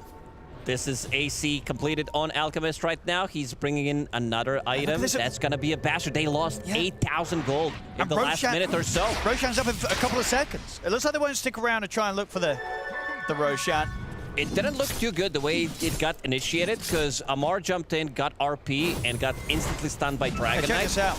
But they also need X-Nova. Like, they need him to be able to provide Hand of God, use his pipe, use his drums, maybe provide some extra armor as well with the Divine Favor. So he buys back. I can't really blame Whisper, because he's thinking, okay, they're going to pop their BKBs. I have a tier 2 tower. I have an outpost with TP2, so I'm going to come back in with the arena. Now, 23 Savage tries to go in, turns into the touch, but it's a perfect setup for Maureen. He was more than ready for 23 Savage to come out of his own snowball and lands that Light Strike Array, trip it up, and setting up for them to kill that Morphling. And look at Ahri, just disappears. 2 spells from Lina. Almost dies instantly. But they also lost the gem. They lost the buyback on Mars, who is now at the bottom. I mean, Amar is still in a bit of a pickle when it comes down to his itemization, because he's been struggling throughout the whole game. Has only a Blink Dagger and BKB on top of the shard, but would definitely love to have some extra items. And now Skeeter holding the Aegis for another 4 minutes. Let's see how much they can do. Tier 2 on the top to fall. OG, they let a huge lead slip away from them there. Falcons quick to capitalize. And Maureen adjusting his item build, knowing that he needs a BKB. He does not want to get stunned. He does not want to get caught inside of the arena. So picking up BKB, going for Shadow Blade next, and also has a pretty cool neutral item, Whisper of the Dread. And Ahri, it almost seems like they know that Maureen's going to be sneaking out on the map here. Maureen is going to look for the solo play against Ahri, but Whisper is going to one-shot. Indeed he will. Not even any sort of timing or opportunity for Whisper to interrupt that, as Maureen makes quick work of Ahri. And it's ready. Pretty much ready again with level 20 talent, minus 25 seconds. It's an insane amount of damage that you deal.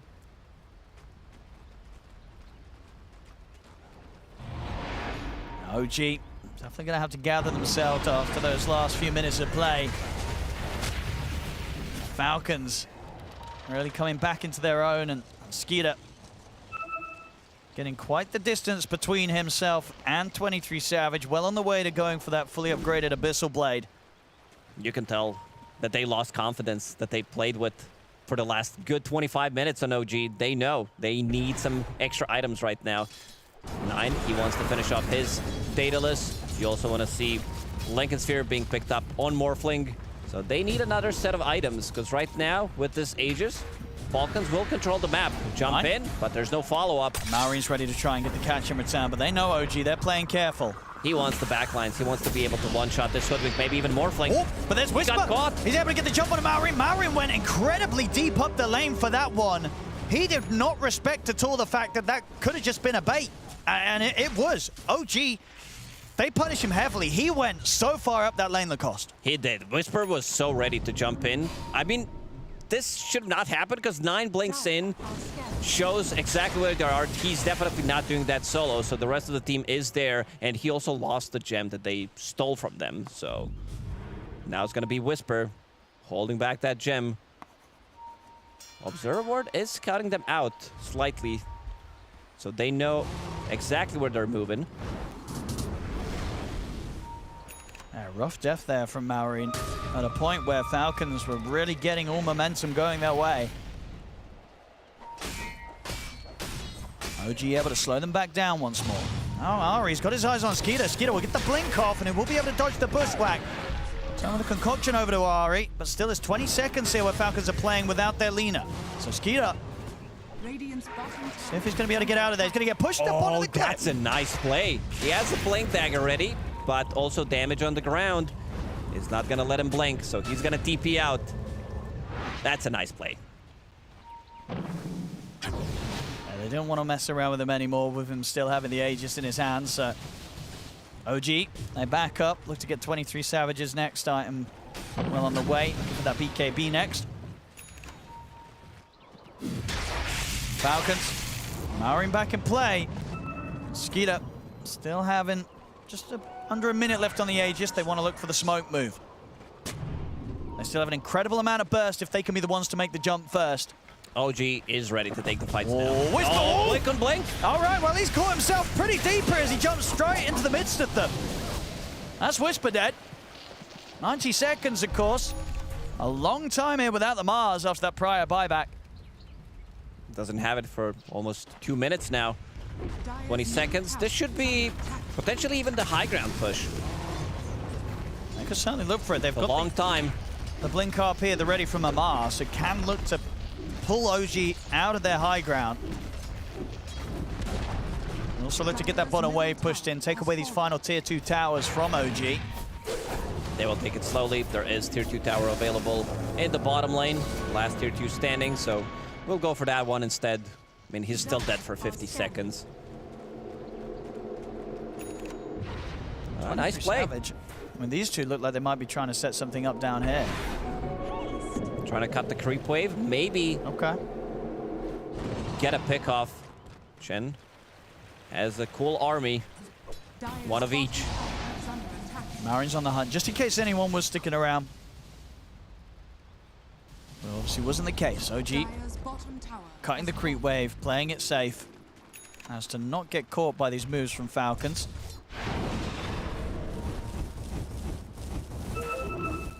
Big chunk of gold. Kills all 4 of them. See a mark. He has got the Lincolns done, so it'll be much easier for him to make these blink RP skewer plays without interruption. Falcons, they're really looking for kills here. Responding to the fact that this top wave is pushing in. Skeeter is going to try for a jump, but again, OG back to remaining a step ahead, dodging these attempted sweeps at the map from Falcons.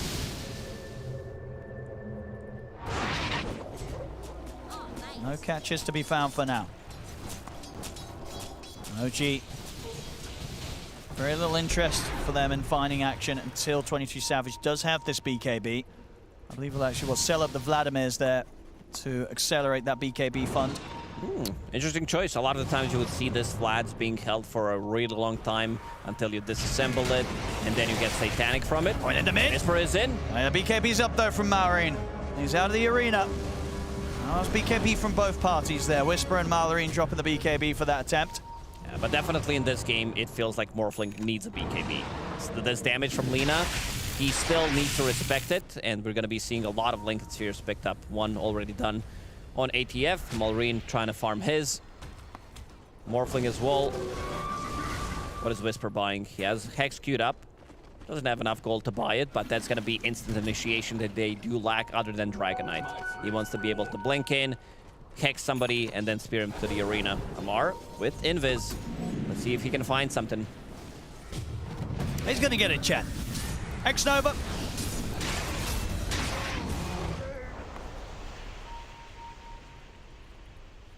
Same time, looks like the rest of OG were maybe seeing if they could catch anyone from Falcons alone. Will they get the chance to jump Crit? Crit's got eyes on them, so should be prepared for this sort of move. In fact, Crit's going to look to set up himself. He's in with a punch in the snowball towards 9. 9 will be able to Hurricane Pike and blink away. Snake King's trying to come in with the chase as well, but the backup's in from Whisper and Crit. He's gone.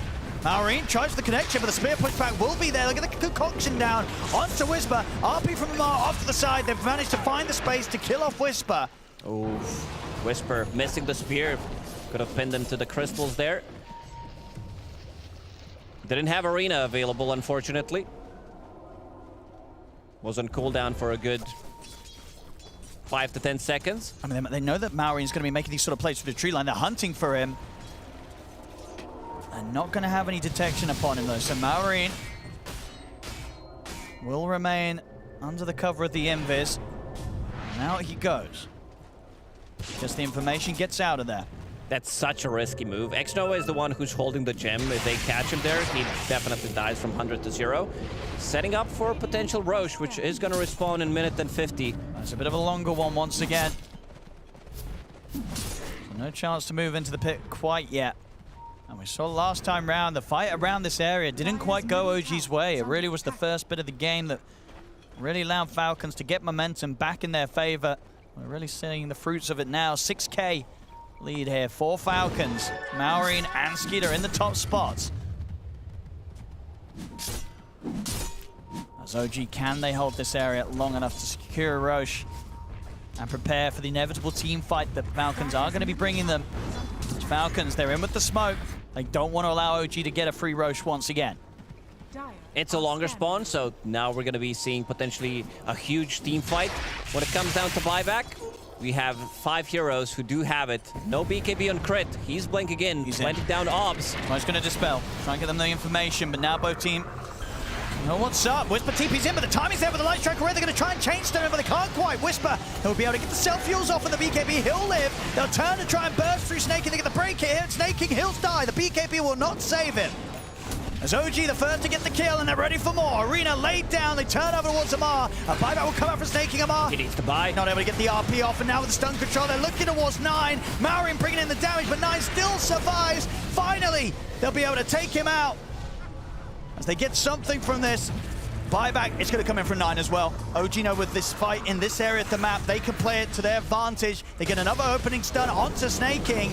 You got to remember, he bought back and came back into this fight a second time. OG, they'll kill him off a second time. OG. It's respawning in 5 seconds. Sure, you caught Whisper, but they didn't kill him off immediately. Then he finds another target with Urena. They kill that target off. Skeeter, he's still having that great of a game. Problem is, he can't solo carry. If Malorine uses ulti on one of the targets and doesn't get the kill, they're going to be lacking damage. ATF also getting caught inside of that arena, which means that he didn't get the RP off, unfortunately. Yeah, sort of had that opportunity at the end, but holds back on popping it as he knows that even if he presses it, nothing big would have happened. Snake King dying so quickly here at the start of that fight, and the damage from Mari as 9 comes out towards him. And yeah, just being able to isolate Amar made it very hard for him to have impact with that final RP. Falcons at least getting the 9 kill, but overall a painful set of events for them as they lose the team fight and they lose the opportunity to secure the Roshan. And it's the big one as well, the Aegis and the Aghanims both going to 9 on the Dragon Knight. Yeah, this is pretty massive. This Dragon Knight is also getting closer to his level 25. So getting next set of items. Kezu. There we Hell go. yes. Little Write bit it of a fist down. bump. Roshan kill. Very good. He's probably writing down some memes. This guy's a big memer. He's doing a lot of writing.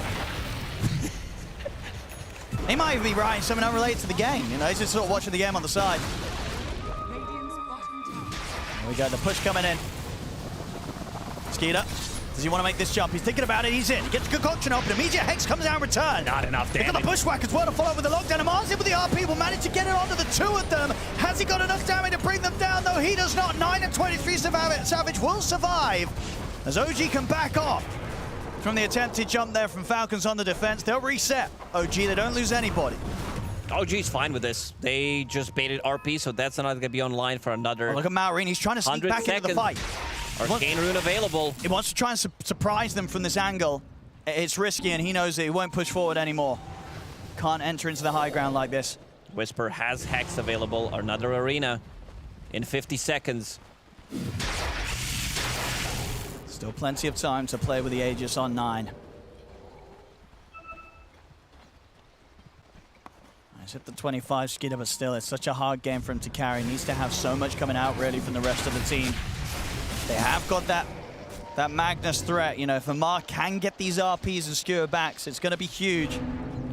That's what they need to play off. If they get some like 2-man, 3-man skewer RPs into LSA, into concoction from Skeeter, it could be pretty big. Problem is, they're going to be spread out. They can slowly siege with either Dragon Knight or with Morphling, because these guys are fully slotted.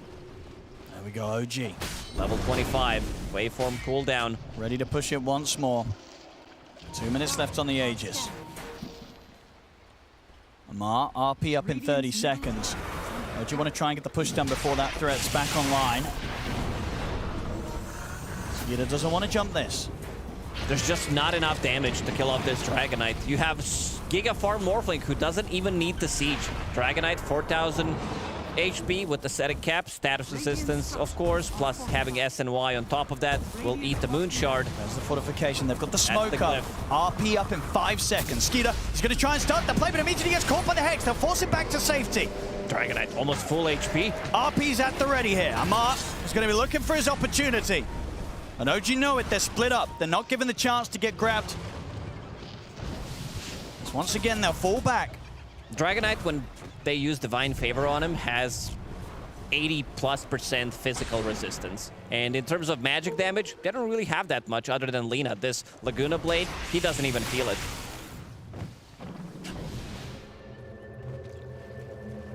They'll look to sort of deal with the pressure being applied here. Over the lanes, they know that they've managed to force Falcons back in the base, so free space across the map for OG. Get the next round of items done.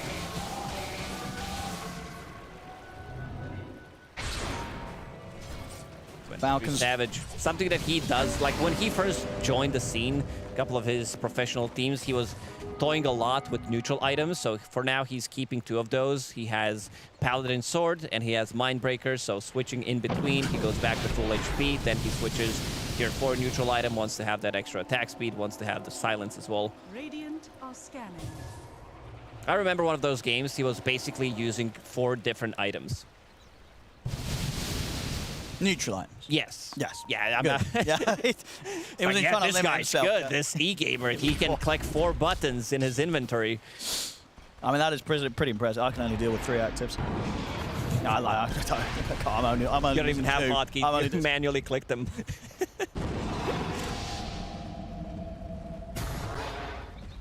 Another Hex about to be finished. Ari continues to farm up.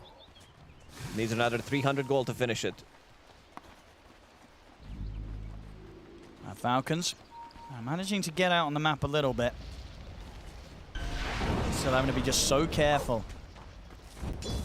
Sort of the control that OG possess right now. And you see on the god the fact that OG have 2 cores that are both just as farmed as this Alchemist. Of course, his net worth held back a little bit by the fact that he has farmed up and given away an Aghanim's. But still, nonetheless, it's just crazy numbers on 23 Savage's Morph and 9's Dragon Knight.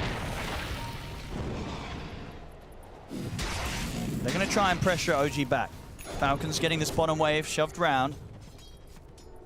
See what sort of a response they can get out of OG, or if OG will just look to try and get the response out of them with the push top.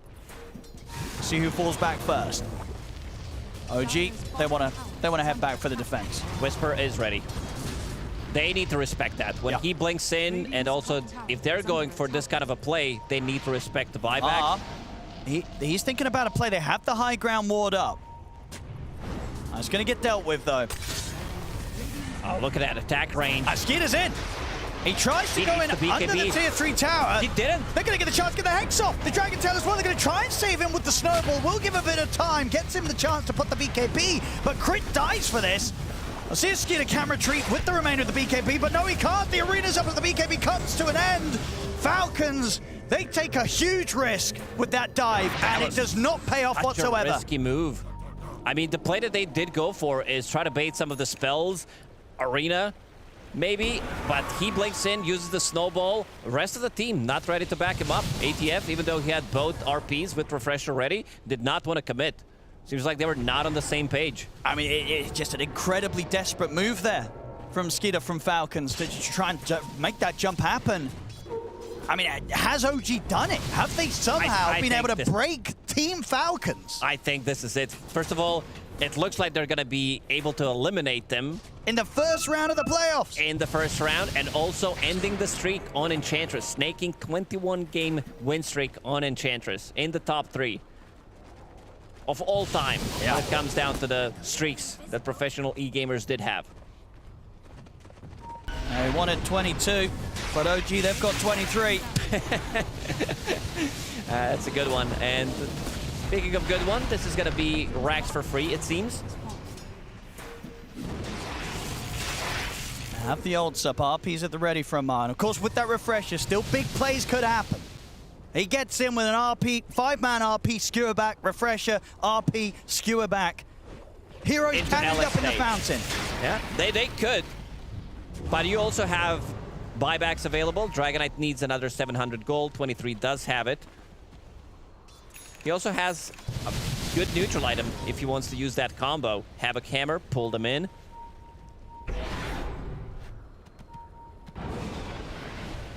OG.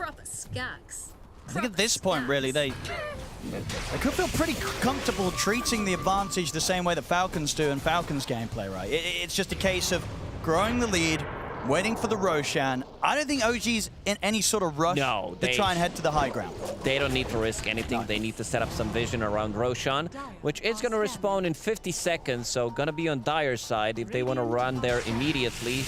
Put some Chen creep inside to make sure that they have vision. And now you have AoE Dragon Tail. Only works in dragon form. I said that like it's nothing. Only works in dragon form. That's a good job that spell does have a pretty good uptime. Out they go, Falcons. Who are they going to catch? Crit. Smoke dispels. Get the vision down, they get the jump in. Crit's going to try and lead in with the punch, but there's the return play for 9. He's in with the Dragon Tail. Crit, he's dead. He's gone. I did get X-Nova at the same time. Crit does have buyback available if he feels it's necessary. X-Nova, of course, uses his straight away. I want to make sure that they've got everyone up around this potential Roshan respawn. And this time it's up quick. Roshan's up and ready. OG in position to take it. I found another one. I was not even thinking about what needs to be said. Something cool, something smart. Ogre has Ogre Sealed Totem as a neutral item. That counts. And Ogre Club. There we go. There we go. Yeah, Ogre. 2 items for 2 heads. Can't really use... I mean, Ogre's a smart guy. He can put Club on his head. Why would he put it on his head? Because he has 2 heads, like where he's going to put the item otherwise. He's going to hold it. He has a club already in one of the hands. Oh, okay, sure. He's running out of hands. He's not the smartest of dude. Malrine. He can't go for this pickoff. Like, he's been trying for a really long time to get some kind of a solo pickoff, but the heroes are way too tanky. Still doing a good job pushing out this bottom wave. Creep skipping. That's exactly what they need to do. Yep, just keep the game alive somehow. And as I say, just look towards Amar. He is going to be the factor that can make the comeback happen for Falcons. If he gets these RPs, They've given him the Ags, so even easier to get the catch and the setup with the Horn Toss online.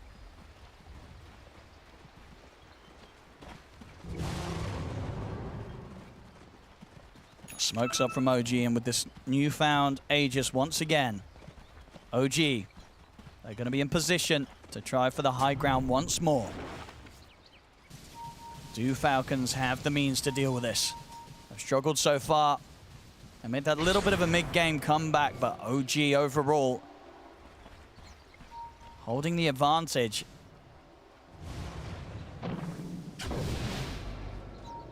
Falcons understandably not having any interest in leaving the base right now. They've got to be prepared for this defense. I think it's time to risk it. You have such a massive lead. Try to go for a slow siege. You have Moonshard now also purchased on Morphling, and he wants to risk it. This is what I like to see. Divine Rapier in his quick buy. Blink in. And he goes. Blink out. Wants to force a reaction. Amar's keeping his cool, though. He's not going to fall for the bait. Next time he jumps in, Amar will probably go and try to make something happen. Problem is they have 2 hexes, so if Amar doesn't get his BKB, sure, he has Lincolns here, but they could also maybe double hex him, because this is what pros are very good at. Finding, like, you see some kind of a pattern, and other team is gonna react to it, but then you know that they might be reacting to it. Let's see. If 23 Savage goes for it one more time. Manta style, everything is ready. There it Horn is. Toss gets the skewer back as well. 23 Savage, immediate BKB comes out. The drop the arena. Whisper's able to get the catch on a Skeeter. 23 Savage with his BKB turns and faces the tier 3, takes it out. Forces out the BKB from Maori, and they'll put the fortification. Here, Falcons. OG starting to pull back a little bit. 9. He's going to get caught in the shards. He's able to shove his way over with the Hurricane Pike. They can't do anything about that. So they lose the tier 3. They was down a fortification and not really able to even kind of give a scratch to OG. Yeah, I think it's time to keep doing what they've been doing. Poke, see what's gonna happen. He's dropping fairly low. Swap in that neutral item. Try to go back to full HP, shift everything. Good old Paladino sword. I mean, what's he gonna get rid of for the Rapier? Or do you just, ooh, Skeeter. He's gonna jump in for this. He's looking for 23 Savage. He's not going to have enough to kill him. I mean, Crit's in with the roll forward and the punch-up. They're taking him down the ones, but Crit, he's dead. And 9, he's moving in over towards Skeeter. Skeeter has to put the chemical race, the BKB, run back to the high ground. Shooter, it hits. He's slowed down, but that's a buyback from Crit. And all they got was the Aegis. Only just able to take that out of the hands of 23 Savage, which... You asked what is he gonna get rid of if he wants to go for Divine Rapier is a bit of a risky one, but if he wants to get rid of something, he can move his Manta style. I mean, he can still keep everything if he has enough for buyback, doesn't need to sell it necessarily. It probably just swaps the refresher. Yeah, so he can keep swapping items in, have Manta style, refresher, BKB, put it in the backpack.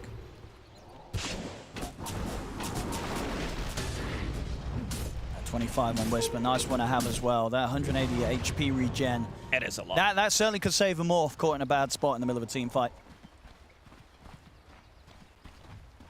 Next Roshan, 3.5 minutes. Let's see if they're gonna do the same thing. I think they might, you know, after that game too, you know, we saw how Falcons looked to draw it out before closing it up. I think it might be OG's turn to have a bit of fun with them. Just keep the game going, keep the pain going. As Falcons scrambling to find some sort of way to turn this game around.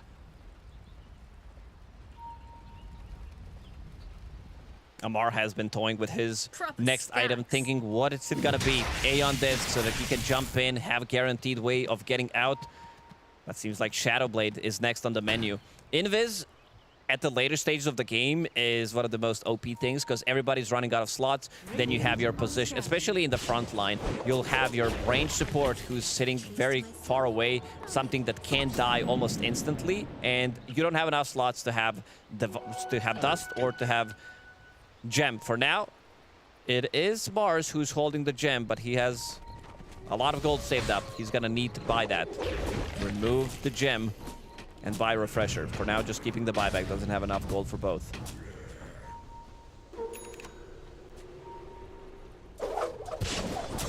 Falcons, they probably want to go and take the... I mean, do you think they do want to take the risk to make a play? Or is it just sit back and wait?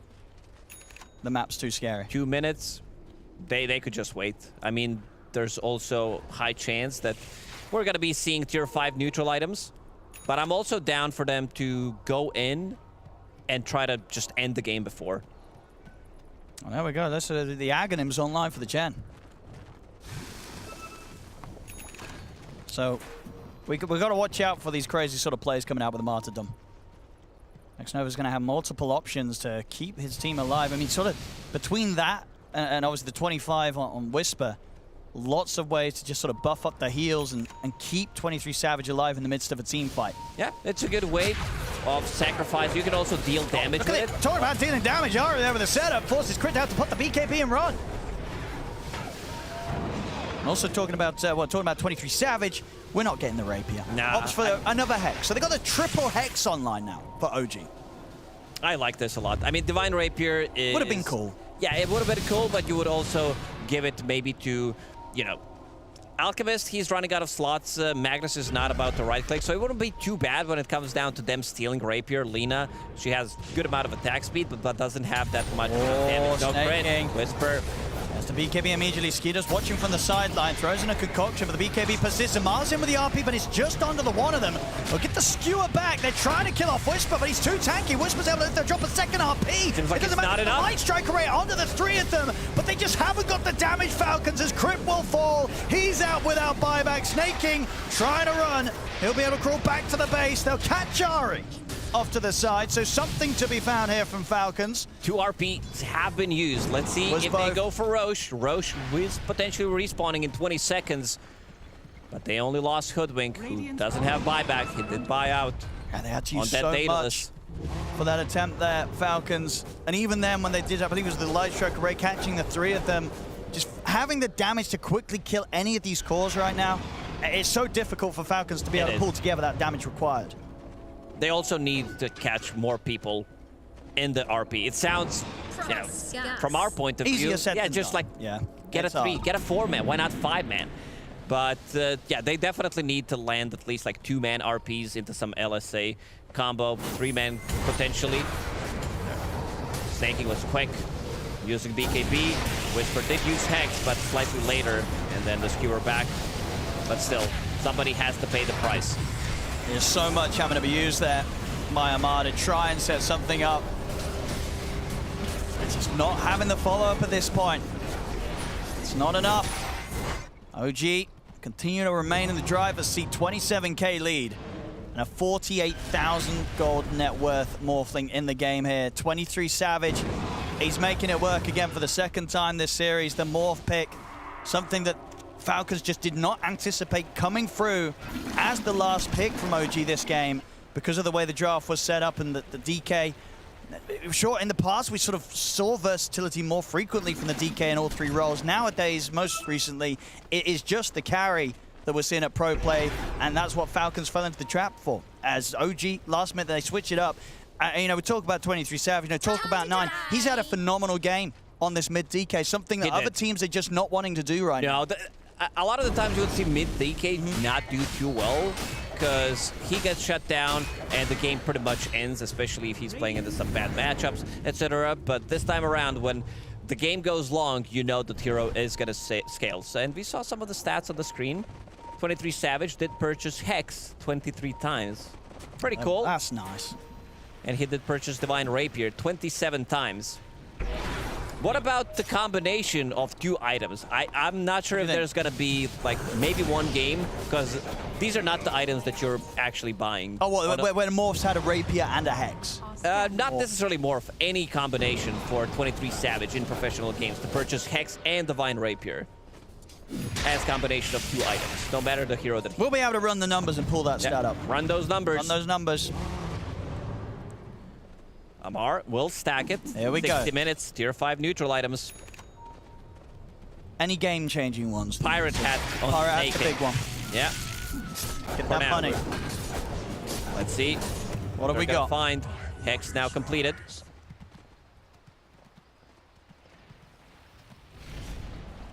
That's Pirate Hat for Snaking. Force Boost for Skeeter. Mirror Shield for Ari. Pirate Hat for Xnova. So both sides have got a Pirate Hat. You want that extra money. Amar, you want to see a stone. Think of the skewers. Let's see. Straight to the fountain. That's got to be the dream. I mean, you could go for some sort of damage neutral if you're getting that offered as tier 5, but at this point, I mean, Mirror Shield would be great. I think because he's hesitating, he probably didn't get the option of a Mirror Shield. If you got the Seer Stone as an option, you got to look for those fountain skewers. That's how you get back in this game as your Falcons. They're going to try and head out on the map towards this Roshan. He probably has some like really bad choices. Maybe some Pirate Hat. Yeah, he's taking his time to pick. And now that Roshan's gone, the Falcons really want to try and take a fight out on the map. He'll settle with the Mirror Shield. Did have the option of the Mirror Shield, so Mirror Shield from Amar. They're going to try the jump already. The Abyssal Blade's down on the win. They've got the RP onto the two of them. They caught the DK and the Mars. Second RP comes in Amar. It's a beautiful setup. They'll kill 23 Savage the once. And they do it a second time, though. Both RPs have been used, and Whisper's in with the arena. Waveform forward, 22 Savage. He's going to look straight to the back lines. In fact, he's going to look to get out of it. Jumps to the side. Crit's getting forced away here by Whisper. Snaking. Look at him bouncing around in the trees. Goes for a TP out for the BKB. Snaking gets out. Amar will skewer away, but 22 Savage has turned into him. Trying to close the gap. Won't catch on towards the Magnus, but the big loss there for Falcons being that. But the Alchemist is out, and now Crit. He's going to be gone as well, so OG, they'll still take the fight, but the buybacks are coming out. They get the Hex in, Arena's down. They caught the two of them. Whisper found the angle. The spear. They'll use the skewer to drag Snaking back over into the wall. Maury caught outside of the base. He's out, but he has buyback. He can use it. He's cutting the creep wave. He's creep skipping, but they're going for the throw. They have to use the buyback. Is there. Snaking and Marion have the buybacks, though. Marion will use his. That'll be enough to slow things down a little bit for OG. They'll respect that buyback. But still, damage is done. Most importantly, 23 Savage did not buy back, but they did use two big ones. They did use one on Dragonite, and they did use one on Mars. Falcons, they put a lot into that themselves as well. There's 3 buybacks from them.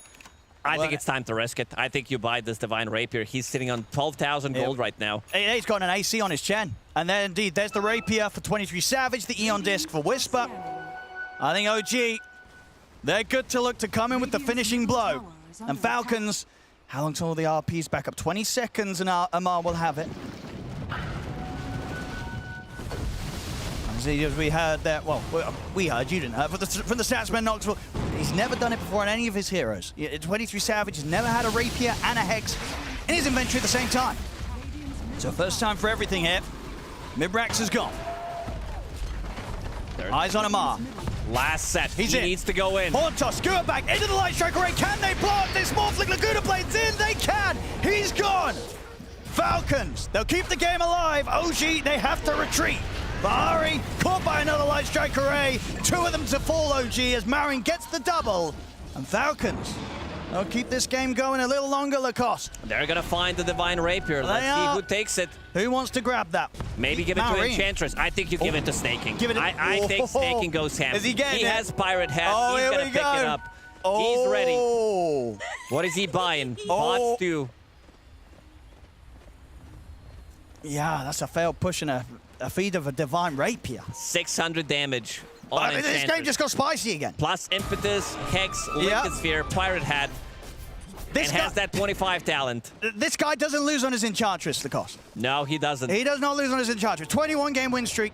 And now, on the hunt for the 22nd game in a row, on his Enchantress win streak, he's got a Divine Rapier in his hands. They do have double Pirate Hats on their team, plus they also have Alchemist, so there's going to be quite a lot of gold coming out from those bounties. Well, if OG have let this one slip away off the back of that, that is going to hurt big time. 25 seconds until his back has another Divine Rapier. We'll see it again.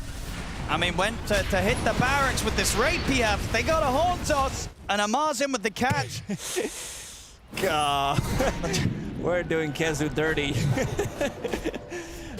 He's not been impressed. The rest of the team also not ready to back him up there. There were no saves whatsoever. Wow.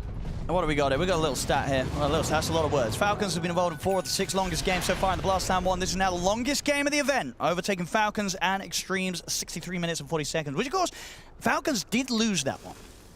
They The did, last time we had this post-60-minute game, they weren't able to get the win. Can they do it here? They've already just made the beginnings of a huge comeback. And Getting the something rapier. that we didn't mention is Chen getting 25. I didn't even see it. Like, never actually see that talent. This is one of the rare ones. That's a big one. Yeah, that's the big one. Hand of God applies a strong dispel. So it's very nice against all of the stuns that they do have.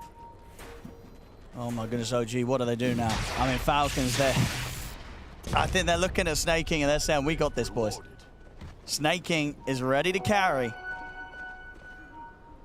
As killing this Enchantress, it's not proven to be too easy for OG. They've only been able to do it 6 times in the 66-minute game. And you also have, I believe, it works.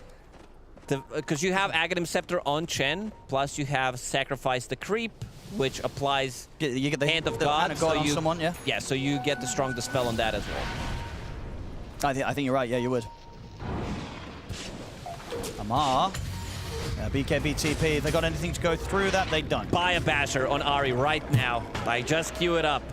He has also Divine Rapier. He has 7,000 gold. I don't know if Rapier is going to be the solution here for OG. It certainly wasn't the first time.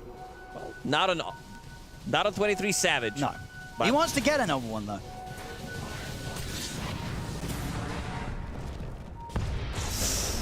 Ma. He's got the RP. Whisper's going to come in on with the boost drive for 2. He wants to join the fight, get the arena down with the 2 of them, but BKB's out for Skeeter and Amar.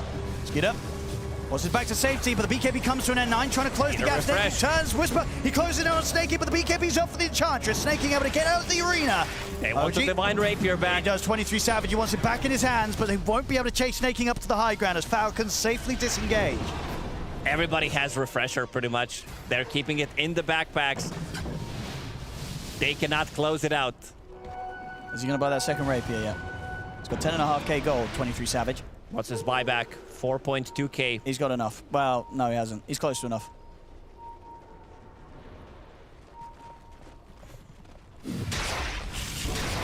They're pushing up.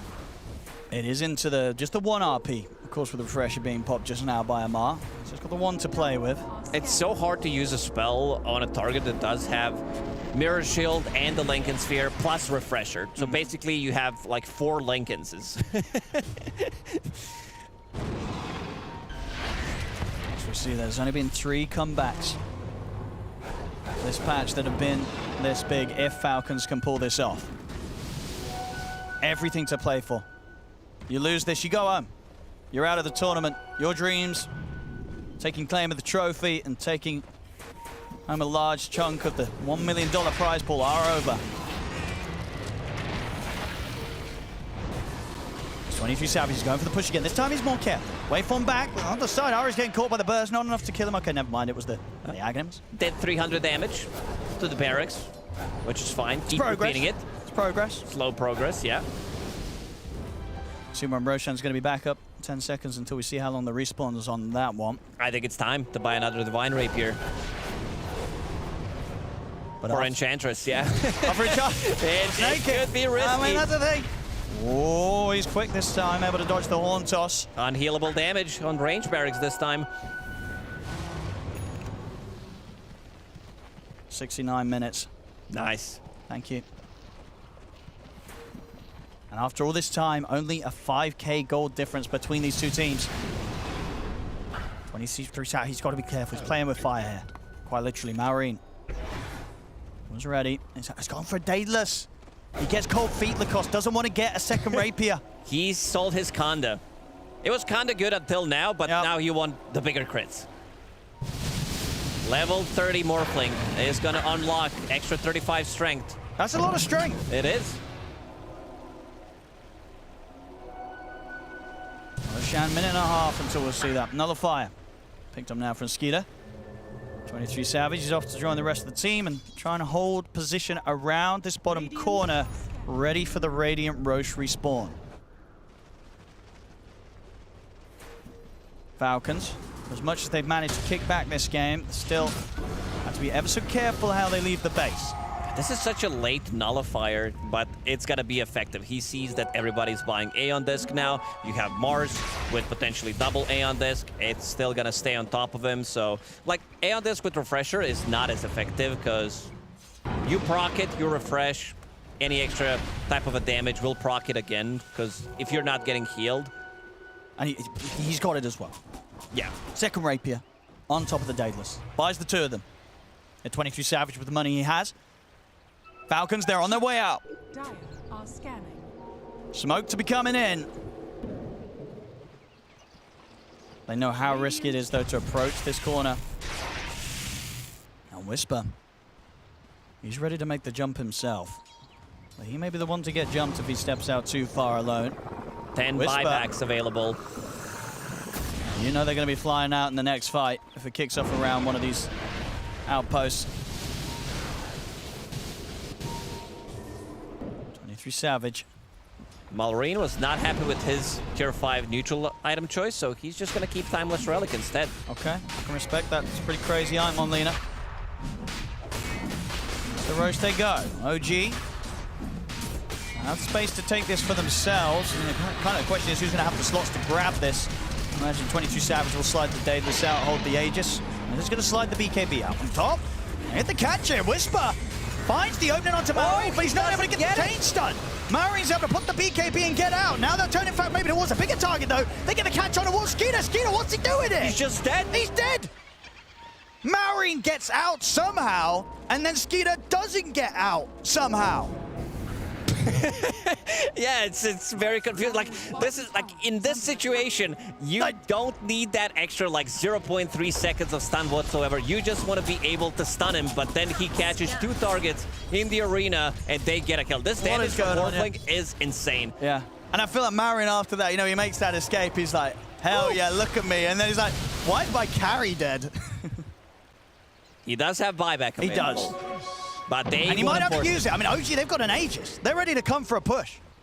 Oh, Amar in the mid lane. Oh, what's it? Ooh. I'm going to try and chase him at 23 Savage. And he's in. He's got a lot of damage. He's got the Hanks. Amar. He's going for the solo kill pretty much. They've got the E-Blade. It's going to give him a bit of protection. They're taking the light strike away. They're able to burst through 23 Savage at once. That's the Aegis gone. I'm going to go for round 2. Still 1 minute. 60 seconds no without Alchemist. Oh man, that was so close, but the E-Blade. Yeah. Force Staff, Flash Spike from Enchantress, keeping him alive. OG, no Aegis now.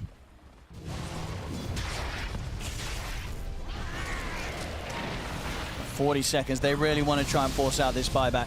23 Savage, he's in, but they're going to get the jump up. They go straight towards it. 23 Savage gets caught in the opening, so the horn toss. The skewer back to the Amar, fountain. he's got the RP as well. He's going to have the refresher ready for the second one. They're locking down the morph. The second RP's in. Have they got the damage to kill on 23 Savage? They're throwing everything on the morph. The skewer. The fountain. The Hanks, they've got him.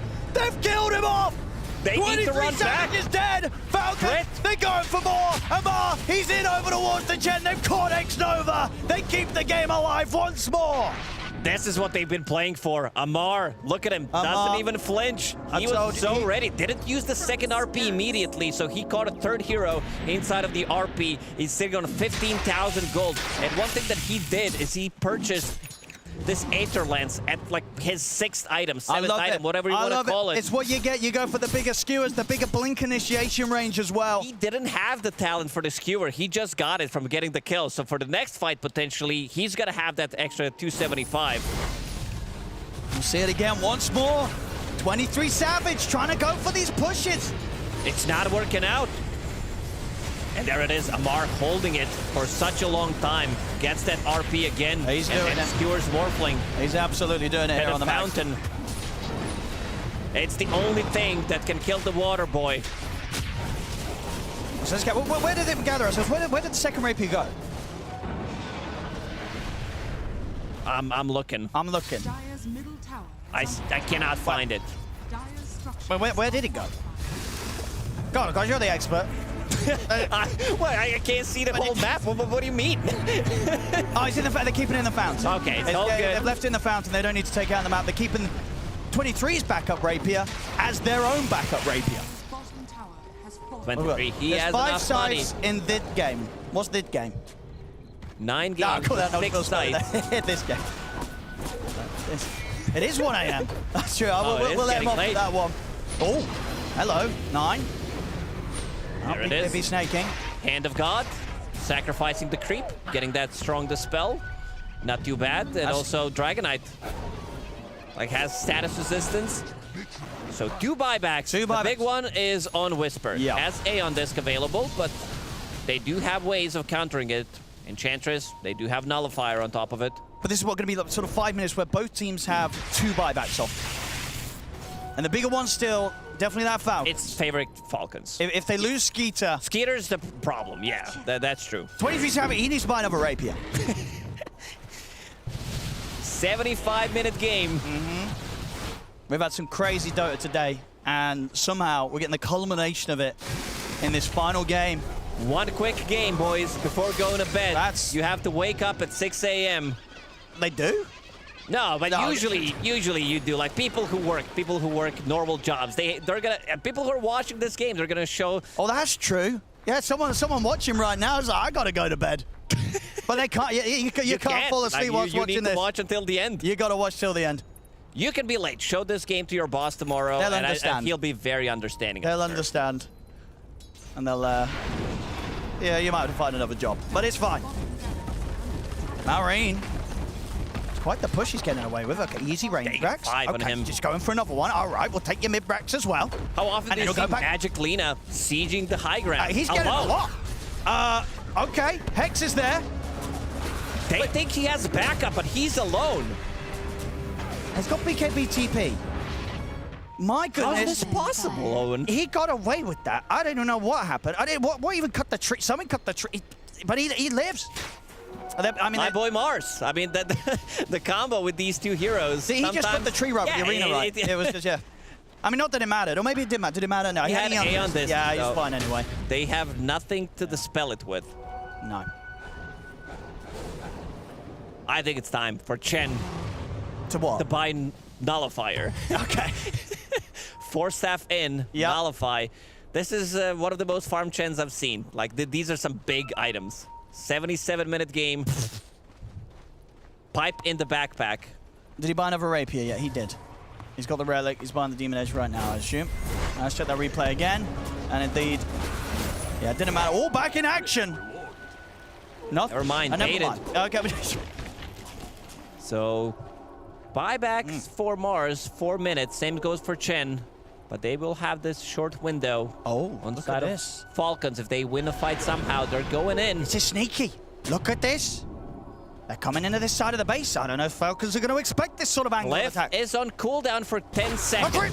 He gets caught with a Hex. They've got the stun follow-up, but he's got the Aeon Disc. He's able to put the BKB walk out of the Samar. He's stepping up. He's looking for the potential to grab someone, but he won't get it this time.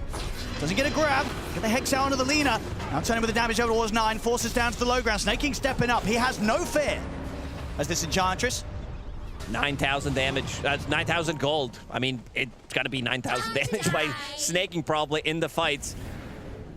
He's fully jacked. He has also Pirate Hat, which he has been holding for a good amount of time. And look at the gold difference because of those 2 Pirate Hats. They've been digging, picking up some bounty runes. Alchemist on top of it. Yep. The graph looks insane. Yeah, crazy stats here. So with the 79 minutes, we're going to be the top 50 longest LAN games ever. 15? In any video game. Yeah. I don't know about that. Is there any other video games at esport level that have long games? What's got a long game? I don't actually know. I don't know. What if they play FIFA in real time? They play for like 120 minutes. I don't think they do that, do they? They don't? No. I don't think they do. I mean, maybe. I don't know. They should add the mode where you can actually play for 2 hours and then shoot penalties. Oh, there we go. So apparently 90 minutes. Longest League of Legends. 2 times 15. 94 minutes. That's not 2 times 15? Yeah, this is extra time. That's not 90. What? 90 is normal game time for football game. Yeah. Then you add extra 30 minutes, that's 120. That's 2 hours plus penalties. So yeah, we're not the best esport out there if FIFA or whatever it's called. But has longer games. Yeah. 80 minutes on the clock. A lot of money. In other games, this would be the current net worth. But not this one. That's how much gold they've got in their pockets ready to spend. They couldn't finish off these barracks for good, I don't know, 30 minutes? Yeah. Oh. Oh, a bit of a lag. Kale. Kale! Hello? I think we might need to go. Arena is closing. It's too late. It's 1 a.m. They shut down the internet. We're going home. Well, hopefully you lads and ladies at home can still hear us. Hopefully this is a minor issue, and we'll be able to fix this. We're going to get Slacks on the case right away. Yeah, I'm sure that will help. Slacks is probably sleeping already somewhere. He's definitely try to reconnect. He's deep asleep. But the boys are having fun. Still awake. Look at them. They know. 80-minute game. 80-minute lot of sweat on their foreheads. Smiles all around, which is good to see. It's a stressful point of the game, but they're doing the best to cope with it. The loser of this, they're out of the tournament. We're getting the word from production that they will need to remake the game from the start. Just kidding. No, don't worry about it. Don't joke about that, though. You never know. No, it should be fine. Everything's okay. Everybody just needs to calm down. We're going to be fine. Just breathe it in. Who says that? Is it Venno? No, it's Necro. Oh, it's Necro. Breathe it in. There we go. We're loading back in. Oh, that looks like an error message. Oh, it's fine. So it is time for drinks break. Yeah, stay hydrated. Have a drinks break, 80 minutes. Just a drinks break, though. Amar, he's chilling. Mode chill. What do you even say? Like, you, at this point of the game, like, there's nothing you can say, pretty much. Well, you can say... they're probably saying... guys, I have a refresher. Like, what are you even saying in an 80-minute game during the pause? Guys, I was going to try and make it to the burger shop, but it's past 1 a.m. Yeah, I'm not going to be able to make it now. It's closed. We're going to need to order some We're going to have to get some room service. I don't know if much. Sandwich. It's past 1 a.m. Probably not a lot. That's true. Maybe 24-hour room service will save the day here. Yeah, well... Maybe it was 8.00. Did we just get a new patch in Dota? I'll double check, because we just had the... we just new had patch. patch. Did we get a new patch? Trying to reconnect, but it's not working. No, they need to try harder.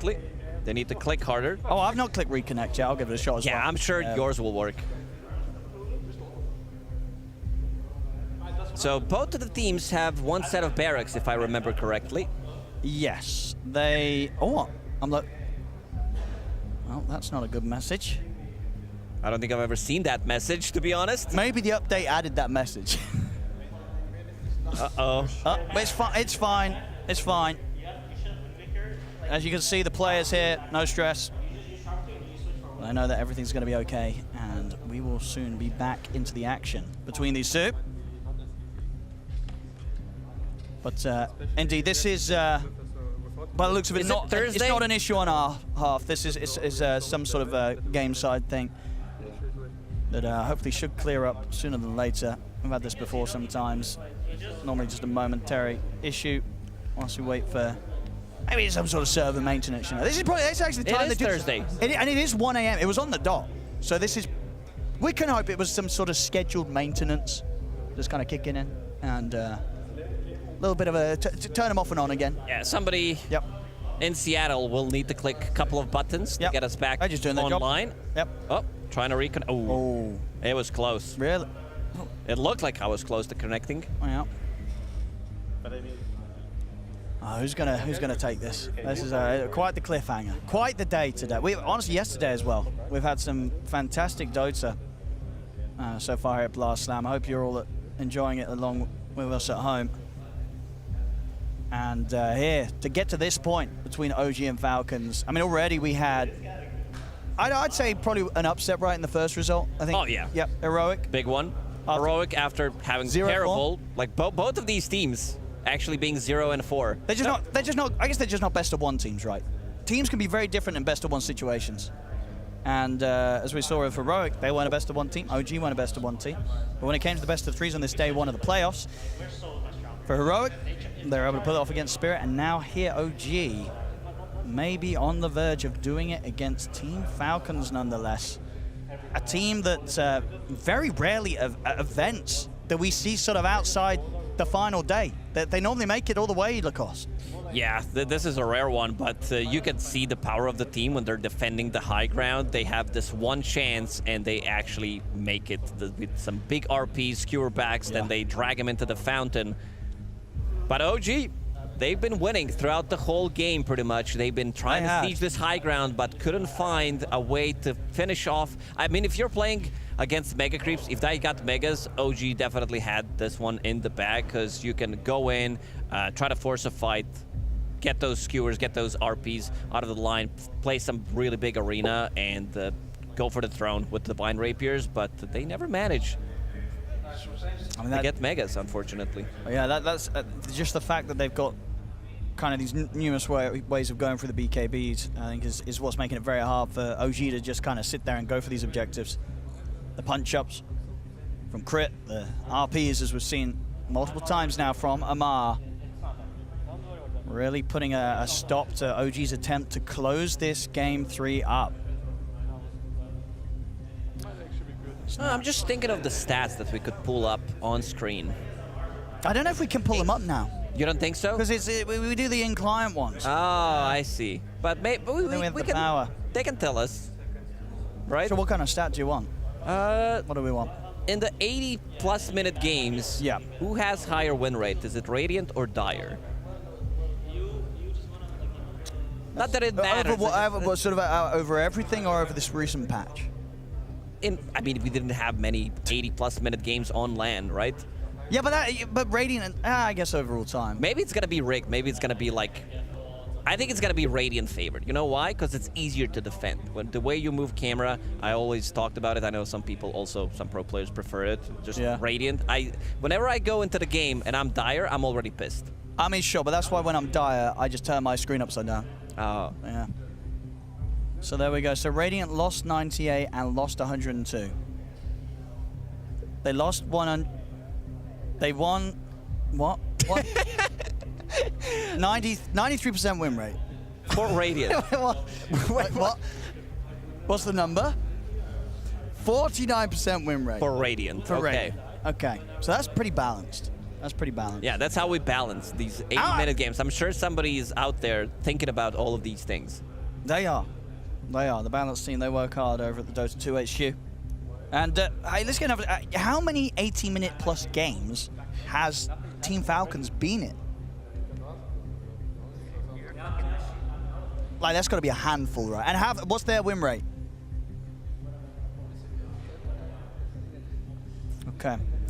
Well, looks like, ladies and gentlemen, we're going to have to give this a bit of a pause whilst we make sure that we get everything back up and running.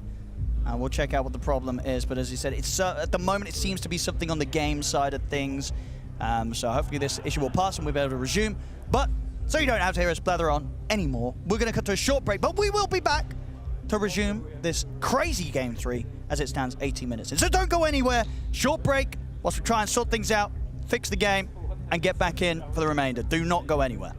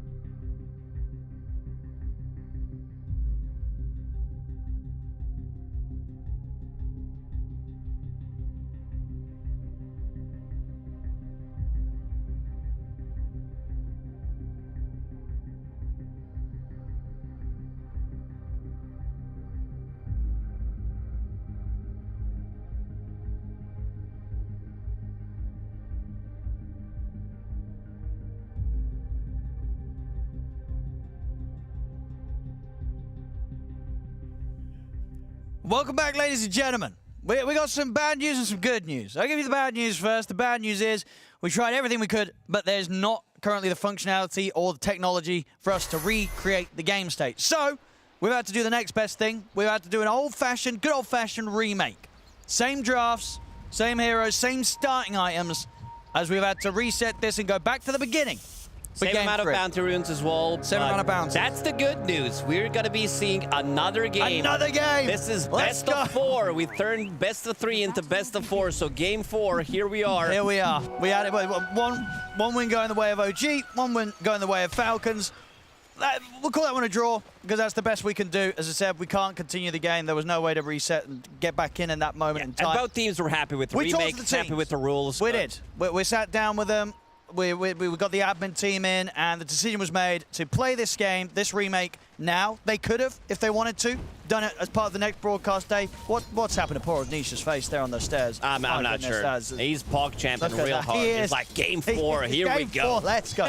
But anyway, yeah, we gave the option to the teams if they wanted to play it tomorrow instead, but they both would rather play it now, which is understandable. You know, they're gamers. They're ready to go. This is gamer hours. It's not even that late. They're just starting. Like, this is the time where you're going to be getting, like, these degenerates in your games, but these are professional e-gamers. So they kind of want to play this at 2 a.m., which is not a bad thing. I think everybody loves to play some good games until the morning, if it's possible, if you don't have to wake up. But this is what the guys do for a living. So we're going to be seeing the same draft, as you mentioned. We want to see how this one's going to turn out. Do you remember who got the first blood in the previous game? It was like 2 hours ago, Owen. It was. I don't. It was bottom lane, right? No, you remembers that. It was Mars. It was Mars, yeah, right? It was right. Mars. Yeah, he got a got it, double and then he kill. died. Yeah. That's right. I remember. That was yesterday. It was nearly yesterday. It was. Oh, was it actually yesterday? It was actually yesterday. Oh, here we have it. Anyway, well, I guess the good news for Snaking, he's keeping the win streak intact. You know, we'll reset that. So he's currently on a 21-game win streak on the Enchantress. Once again, looking to try and push it to 22nd. And just a reminder of where we actually are in this tournament. This is Game 3. It's a single elimination gauntlet format. So you lose this game, you lose the series, you're out at the tournament. So both teams playing to stay on. That's what we said for the previous game as well, but because we never finished. We weren't able to finish that one. Yeah. I always wanted to know, like, do we know what's the longest game? On a LAN? Not necessarily professional game, like out of all Dota games. There was, I believe, a 4-hour game. 4-hour game? I think there was one that was longer than longer than the Cloud9 versus Scary Faces one back in the day. That one was like a 3-hour, 20-minute game. I think we did actually have a longer one since then. The reason why we're not talking about the game is because we said everything already. Before. Yeah, we've seen it. It's like watching a rerun. The difference is that Snaking has his camp open, I believe, and so he's putting much more pressure. He did have a small Satyr creep with the mana burn, and he just brought in another creep as well. In terms of CS, Mars is doing good, while we're seeing Morphling having a lot of denies, but not having too much CS, and I think the CS in the mid lane was pretty similar as well. And this is what happened in the game. Crit pulls the wave. Number 3. Number 1. Game 3, number 1. Where he was pulling a lot. Amar also going for the same items. But yeah, 3 minutes in. 1k gold lead already for Falcons. Radiant structures are fortified. They're getting a nice little slight bit of a lead. Skeeter having the easier time down here on the bottom lane. And interesting to see, of course, what we'll get in terms of item builds this game. As far as I'm aware, the players, they don't have to go the same items. You know, it's a different game at the end of the day. The best we could do was sort of just set the parameters for it to begin in a similar fashion with the instructions to get the same heroes, same starting items, same bouncies. But beyond that, it's a fresh game. It's a fresh start. It is, but not for Hoodwink. I see Ari he one more time. Yeah, he wants to yeah. have the same game. He did go for the same facet, of course, because he had to, and then he is going for the Diffusal Blade. High impact. Most definitely, those bounces, those mana burns are very annoying. We're seeing so far in the mid, 25 and 2 against the 23 and 5. So close matchup result once more between Maureen and 9. Radiant's courier has been killed. Still yet to have that first blood. Slow start here. And it comes for looking for for that action. As we said last time around, we did get it down on the bottom lane. Whisper was able to get quite the nice setup. Skeeter, it's got to be careful. Doesn't want to get tripped up the second time round. At the moment, it really is that top lane where the suffering... Orphling's really struggling in the top lane this time. Slow start. Here we go, we got longest pro games. Apparently it was the one I did. I didn't know that was true. I thought there was a longer one. But there we go. It was the one that I casted back in 2015, I want to say. Oh, Empire Vega, this had to be like 2015 or something. Do you remember that one? I mean, it's from the era, because Empire and Vega Squadron didn't last for really long, and Empire. What an iconic organization in Dota 2. No. That was 2017. That was even more recent then. 2017, you had that second longest one. I said the longest one there. That was back in, I believe, March of 2015. Maybe February. Beginning of the year, that one. I remember talking about... there you go, 20th of March. I remember that one because ran very late into the night and I was nearly late for work the next day. Which some of you guys and girls might be if you're staying up for this game. So, well, I would say don't make my mistake, but maybe do. It worked out quite well for me. Made a career out of it. I don't know if you're going to be able to make a career out of watching Dota at home, but maybe. You know, you could hope for the best and see what your employer says. I mean, that's what analysts do. They watch games. That's true. There you go. Sometimes they talk, or not necessarily analysts on screen, but team analysts. So you can watch a lot of games, get good at it, and get a career out of it. Amar maximizing the farm, pulling onto the small camp, and getting some extra farm, getting some extra XP.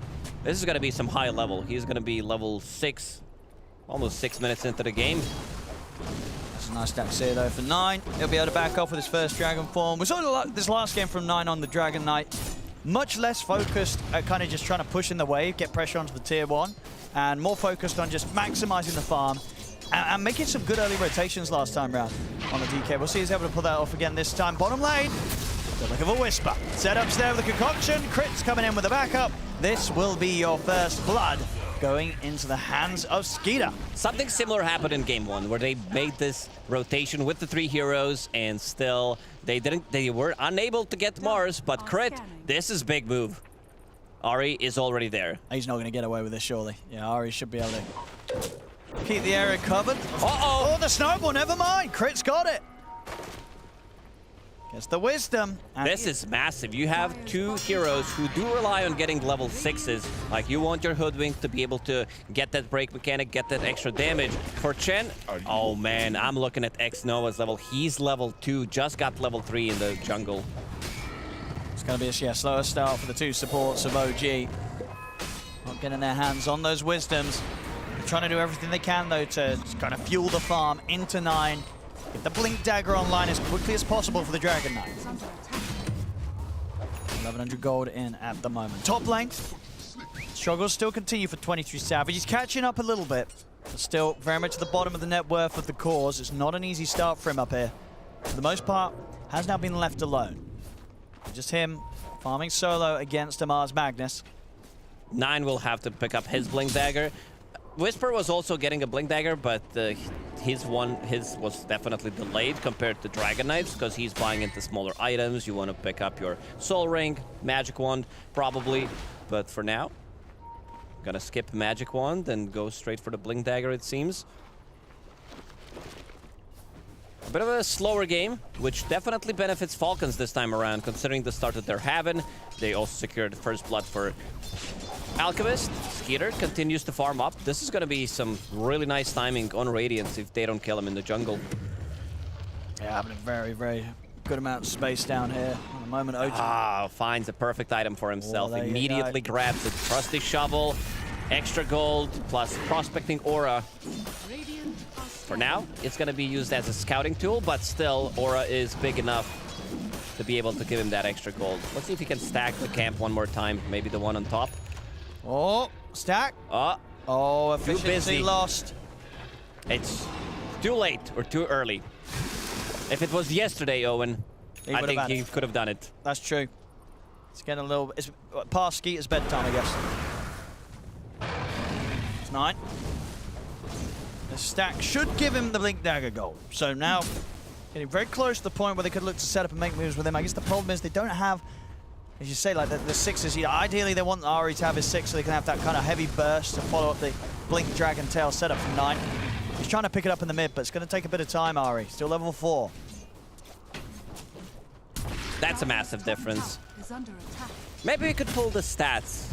In professional games, if you pick up 2 bounty runes 7 minutes in, what are the chances of winning the game?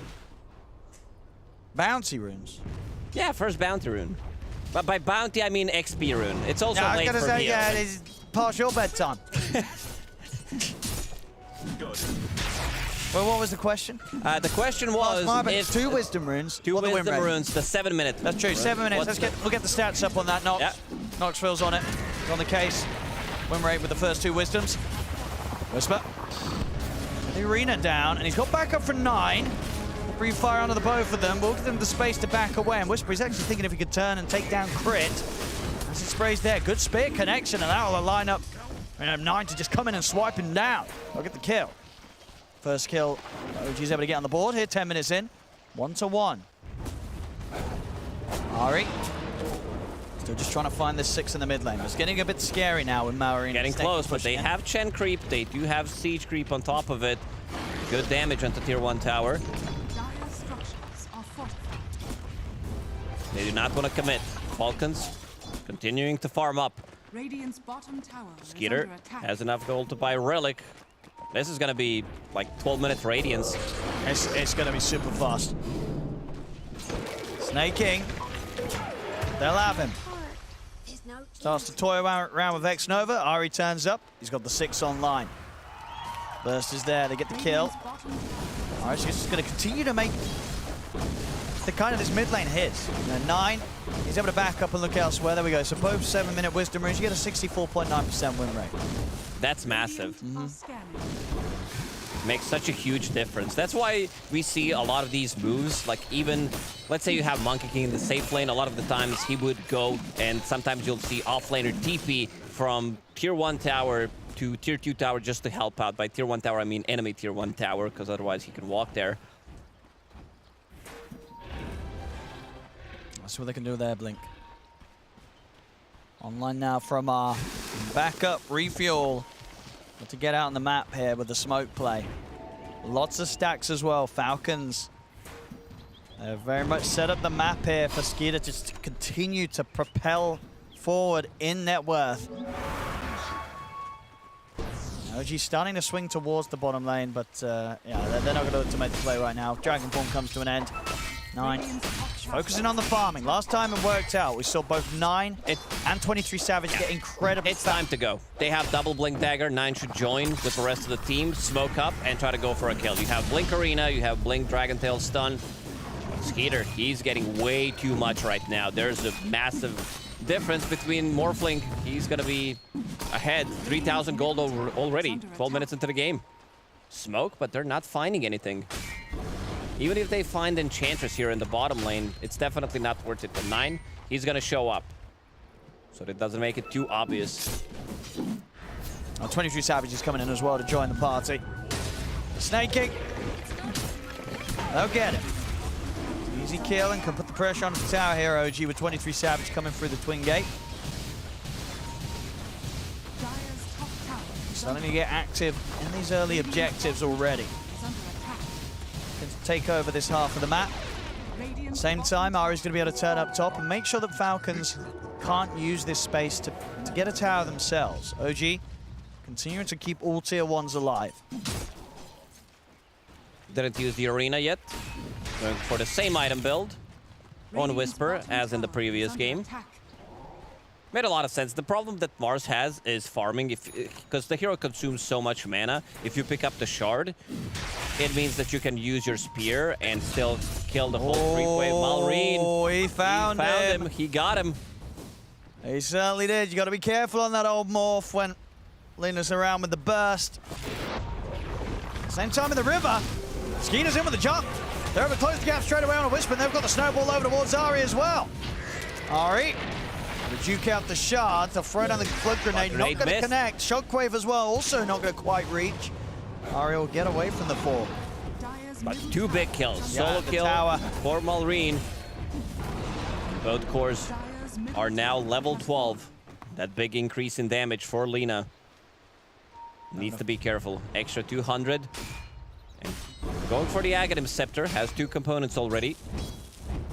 Much different game. Team Falcons. Seems like they're in full control. Yeah, much faster start from them. Skeeter's farm continuing to go completely untouched. Nobody's been able to slow him down so far this game. 9. Look at the setup. That's enough burst, though. It is. Not an easy kill, but they do succeed. That's 9. Is getting some good action with the Blink Dagger on the Dragon Knight. Still staying up there. Second highest on the board.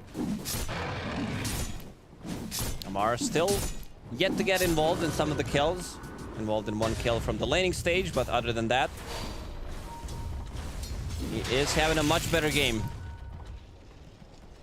Going for BKB, pretty much same items. He did pick up the shard in between. That's his farming tool on the offlane Magnus. I really like that build because it does provide you with extra slow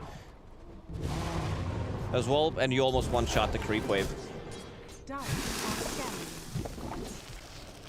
They're going to see if they can maybe find a play down in 9. They blink forwards. Thinks about going for the twin gate, but wants to check this area out first. Knows it's a very favorable part of the map that Skeeter is likely to be in, but Skeeter leaves the area. Falcons continue to do a pretty good job of dodging these moves. Over towards the mid, though. They're going to get the jump in. Arena's there. Not the kill. And they don't have follow-up damage. 22 Savage. Kill Alchemist. He's going to turn to the Alchemist himself, but he cannot push forward for the fight here. They have to back off.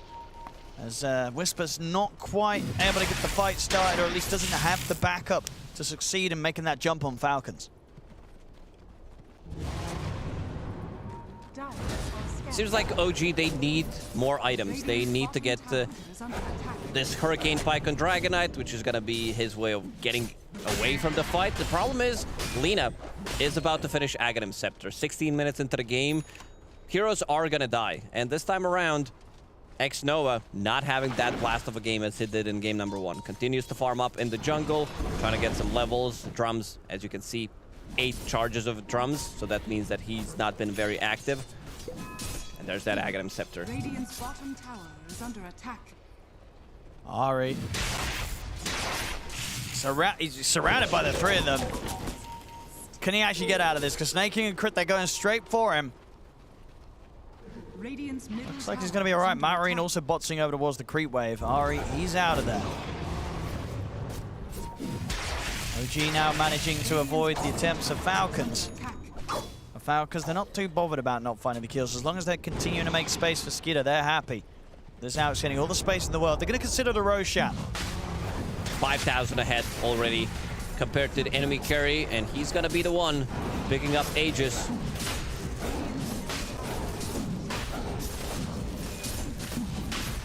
OG, they are not interested in doing anything here. They start to make the move with the 4 of them smoked up.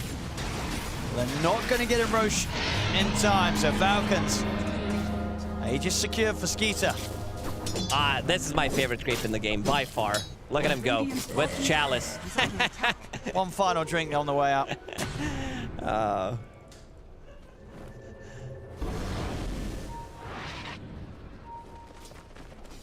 Now that the Aegis is online for Skeeter,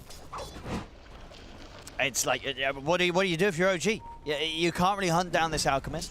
He's going to get the chance to get his BKB online. Again, this is crazy timings from Skeeter. One of the faster ones you'll see on an Alchemist. You'll see, in terms of the Tusk game stats, Crip, he's up there at the top. Ooh, Fade. 46. This guy retired a couple of times. DJ, what happened to DJ? Is he still on a team? I don't think so. What? I can do some research. There was a morphling there. Did you? He just disappeared. Radiant's top tower is under attack. They just got Lagooned out of the game. Well, that's 22 Savage dead. He's been on Boom Esports this year for... Oh, there we go. 20 days. He played for Boom Esports for 20 days. Okay. We're talking about DJ. Yeah, that Aghanim Scepter just completely... He was blasted just gone. Morphling. 22 Savage got to be a bit more careful, especially around this mid area of the map. And with this Lina on the prowl, Maureen will make quick work of him each and every time he shows. Snaking. They don't want to go for this Enchantress. Snaking is already pretty terrifying as an Ench. Level 10, Dragon Lance on top of the treads. It's not an easy kill to go for. Bottom lane. Ari's been found. Skeeter and Crit, they've got him. The kills continue to roll in slowly but surely for Falcons. The lead. It will grow. They're finding another connection here on towards the Mars Whisper.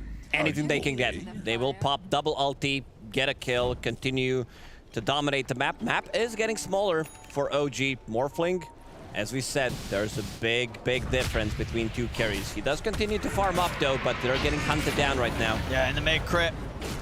With the catch on Xnova, will put the Hand of Gold. Will get forced to the side, but they're in under the tower. They'll kill him off as well. As Falcons getting everything out of this early game. 9K lead. It's 20 minutes in. 23 Savage. He's really got his work cut out from this game. Hard game for OG. Yeah. In terms of protecting the high ground, if they want to go for it relatively soon, I mean, Falcons, they are going to continue to farm up, but this lineup from OG works really well in the late game, especially in an 80-minute game. I'll see if they can get there again. This time, Xnova doesn't die to the Tormentor. We saw what happened last time round. This time he survives. Same thing to be said on the other side of the map. So Snaking had a bit of a close encounter with the Tormentor.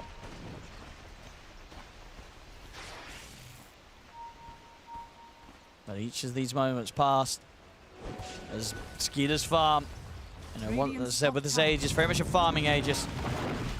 Knowing that he'd have this whole sort of 5-6 minutes or so just to be able to farm uncontested. OG not able to go looking for him. Looking to get the AC online next. Once that's there, OG is certainly going to struggle with damage issues when it comes to taking down the Alk in the team fight. That AC is going to come in quickly. This is going to be... we could check some of the stats, but this has to be one of the fastest ones. Once he finishes it, though. They're also feeding him some extra gold. Got to be careful. Dire's bottom tower has fallen. 9. Doesn't really want to go jumping into here. There's too much that they don't know about. So OG not going to be looking for a fight into this high ground. At least they want to wait out that 40 seconds of Aegis that Skeeter still has to play with. They're going to set up on the high ground themselves, just in case Falcons come looking for them, and they will. There's a smoke up from Falcons. 30 seconds left on Aegis. Noir tries to get the jump in, won't be able to get the initial connection. Skeeter straight over towards Xnova. He's found the Chen. Xnova still able to break away from Amar. He's got the RP onto the both of them. The burst comes in on a 23 Savage. The Morph is dead. The DK falls as well. And Xnova was dealt with by Crit diving in. The turner was Whisper. Falcons, they're not done. They're looking for a 4th kill. The blink's up in time. May lead Whisper safely under tier 2, so he will make it. But they lose 3 heroes, and they lose the 2 big ones, both 9 and 23 Savage, getting caught by Amar. They don't have enough damage, Owen. They, like, you have 2 cores, but still to kill Magnus with a BKB who's sitting at, what, 2.5k HP, that's going to be a difficult one. Plus, he also did go for talent. The level 15 talent gets extra stats as well once he hits RP, so becomes super tanky.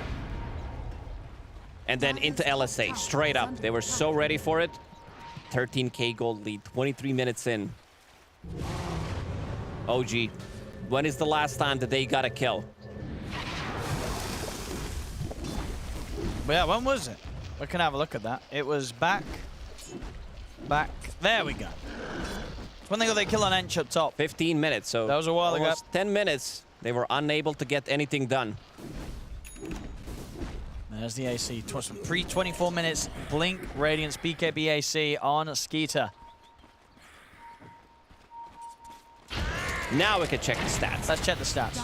Because this seems to be one of the fastest. Way too far. Like Alchemist, 18,000. Not in terms of net worth, but the purchase timing for AC seems to be too good. Radiant's bottom tower is under attack. Might slow things down again though, Falcons. Even though they have this lead, they can just wait for the next Roshan. going to be very difficult for OG to try and take a team fight around it. The team fight from Falcons, if Amar gets these RPs, is absolutely terrifying, as we've seen in the last few plays where Amar's able to get the jump.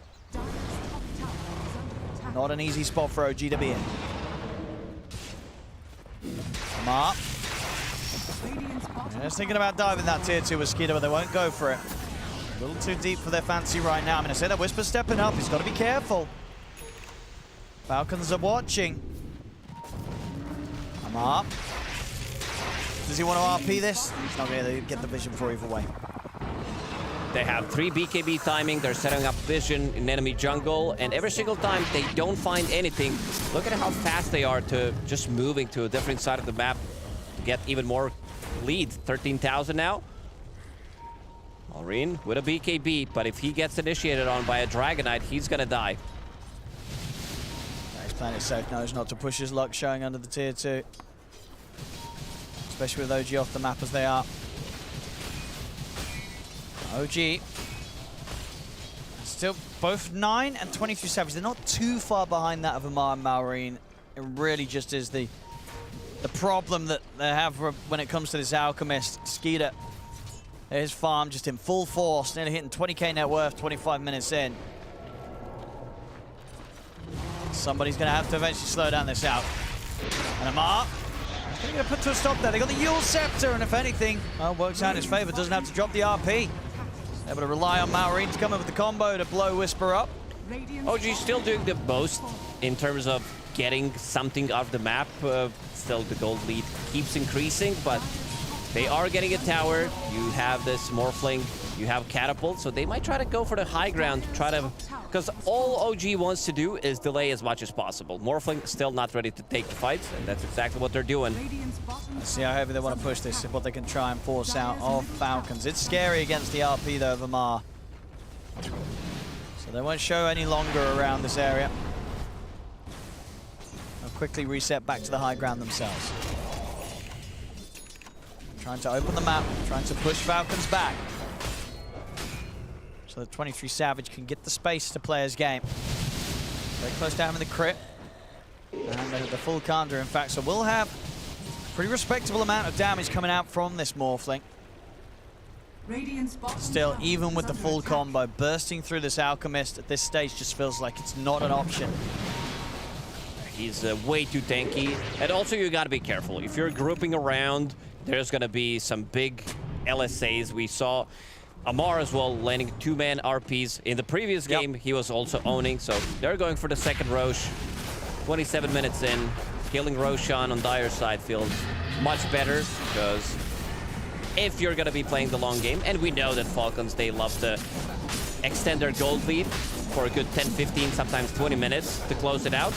You're waiting for that Aghanim Scepter, your Alchemist can buy it for somebody else, so in terms of scaling, this type of lineup is going to scale well. They still want to do this into the Aegis.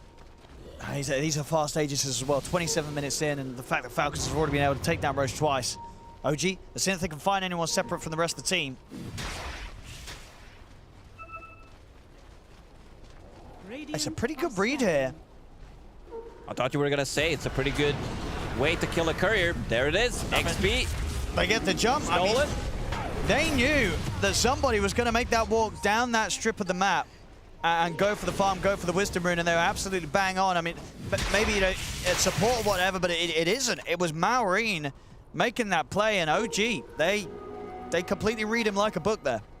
Took them good 13 minutes to get a kill, but this one is worth a lot, plus also stealing the XP rune.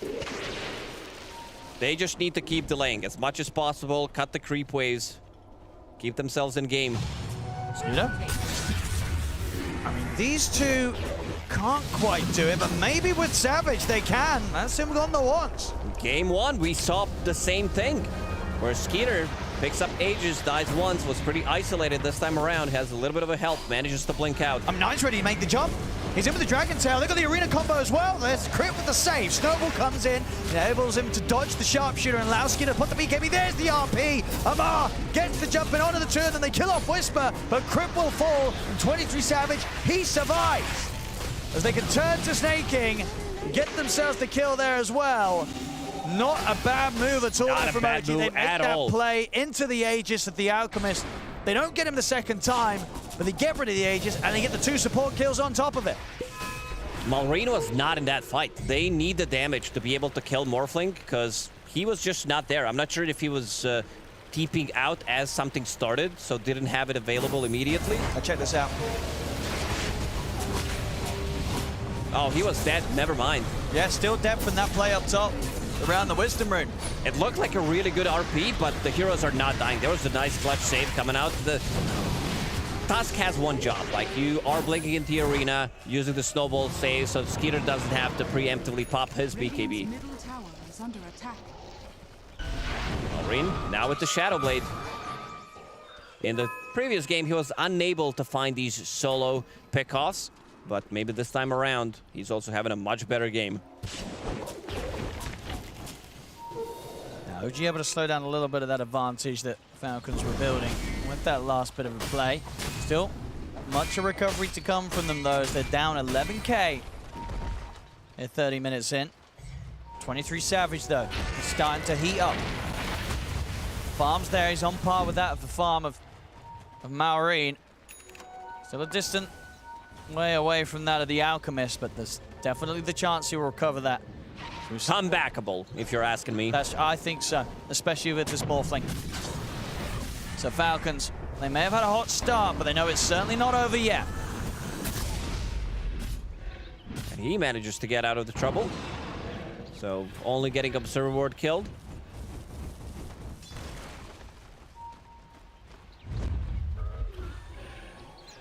See what they want to head with the smoke. Radiant. They want to go for the Twin Gate, try and see if they can catch someone off guard up top. They might get the chance to find 9.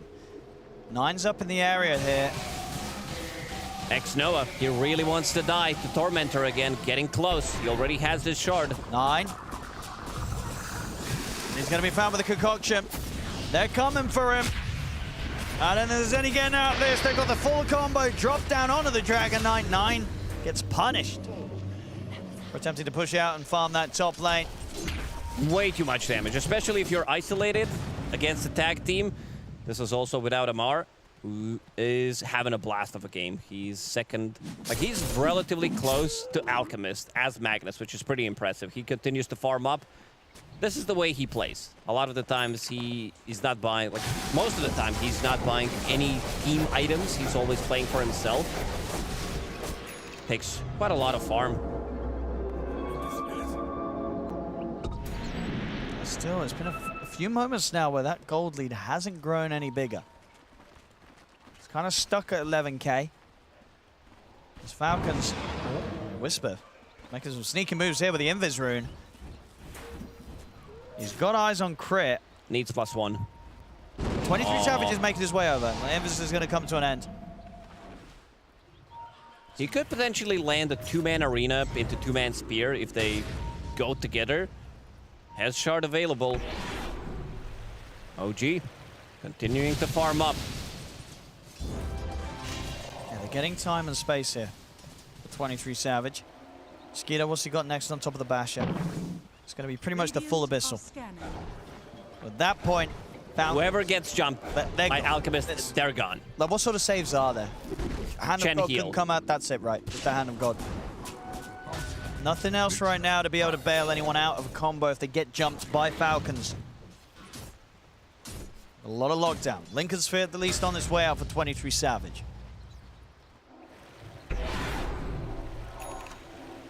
And there it is. Nice and early this game. Refresher on Amar. We did see prior how much he could do with these 2 RPs in the team fights. His control was fantastic. OG, they've got to be very prepared and aware of where this Magnus is at all times if they do decide to head into a team fight against Team Falcons. Yeah, such a difficult task to ask. 33 minutes in, Lincoln's BKB, So Refresher, and a Blink Dagger. Level 22. Amar having a blast of a game. OG, are they prepared for this? Falcons coming in with the smoke. OG. Now smoke in turn. Who's going to get the jump on him? Malrine will show himself with the Light Strike Array. They know where his in a rough whereabouts. Amar backing off. Doesn't want to get the smoke dispelled as of now.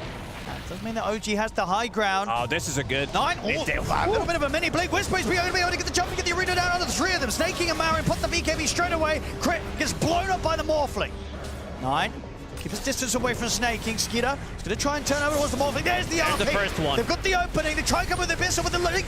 There's the second. The second RP's there. Grabs the 2 of them. 23 Savage, though, he's still alive. The skewer. Is it enough? No. He's away. Goes for the TP. Doesn't matter, though. Maori's in position with the right clicks to kill him off regardless.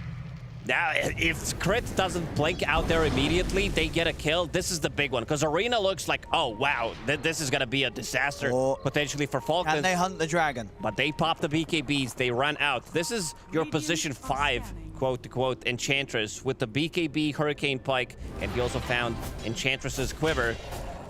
So the damage is going to be there. And 9 able to sneak away. 4 BKBs, Owen. We'll check that replay again. Straight away. I think it was actually what Snaking's enchant. Maybe they popped the Lincolns and sort of set up for them to not only able to get the RP regardless on towards the Morph, but also just the Abyssal Blade coming in from Skeeter afterwards. So they really had everything in place to keep 23 Savage locked down in that fight. Oh, look at what Amar has queued up. Switching up his item. So what do we got? There it is. There is Abyssal Blade that you mentioned. He wants to go for Revenant's Brooch. Oh, well, I guess some of this pretty nice in a game when there's a Morphling Dragonite and a Dragonite. Morphling, they have a lot of armor. They do. Does he have enough mana to sustain all of that? Probably not. When you take into account refresher and RP, you know what I mean? Yeah. You look at the RP cost of 300, the refresher cost of 350, times that 300 by 2, 600 plus the 350, times the rest by 2. That's Count in level 15 talent as well. Wait, what's that? Plus 12 stats per hero hit. Oh, that's true. That's his mana. That gives you the mana. Amar? Well, he's going to get caught at the front of the fight. Lucky for him, he's going to have Crit to bail him out. Crits him with the snowball save, allows Amar to walk away. Crit is really on the money with the snowball saves. Oh, Skeeter's in. 9 does have the protection of the Lincoln Sphere. They'll be able to tell the Dragon Tail and the Bushwhack to hold back Skeeter. That was a nice play from 23. Knowing that whoever gets initiated on, he's going to throw in a Lincoln's. Now he's ready to bail out his teammates. Big pickup just made as well by Whisper. He has the Hex now. Still needs to be delivered. Courier is flying out. Amar, refresher on cooldown for 30 seconds. Coming up soon. Like, yeah, that Revenant's Brooch doesn't sound like a good idea anymore. After counting in how much mana I think he did the maths, yeah. He did the maths and he was like, no, I'm not going to have mana to play with a Revenant's Brooch. Oh, Lincoln's saving the day once more here against the Dragon Tail. OG. Ready to form a fight here around this Roshan. Still down quite a large amount. 15k gold lead Falcons have. Amar is level 25. He's the highest level hero in the game by far. That's crazy. 25, 37 minutes in. 400 CS. He's having quite the game here. I mean, we saw, I said in that previous one, how much he was doing as the Magnus. That was his warm-up. Now, just exploding into this game straight from the start. The fact that he's just, what, 4,000 gold behind his Alchemist. You know, this isn't a poor Alchemist either. This is Skeeter with full free farm, pretty much. Yeah, this is also not Aghanim Scepter purchased for Magnus. Like, these are his items. Ari. And it's just to blink out. And he's going to get caught in the trees. They're going to play finishes him off. 9's in with the jump, but the Lincoln Sphere keeps the Lena protected from the Dragon Tail. Skeeter turns with the Abyssal Blade. They drop down the arena, gets the space for 9 to back away. See if they can turn and focus down anybody. Snaking's looking over towards Whisper for now. Skeeter is going to get chased a little bit by 9, but it's still hard for OG to push into this. Falcons, they've got the jump. Amar, he's in with the RP again, catching both Whisper and 23 Savage. They've killed the 2 of them.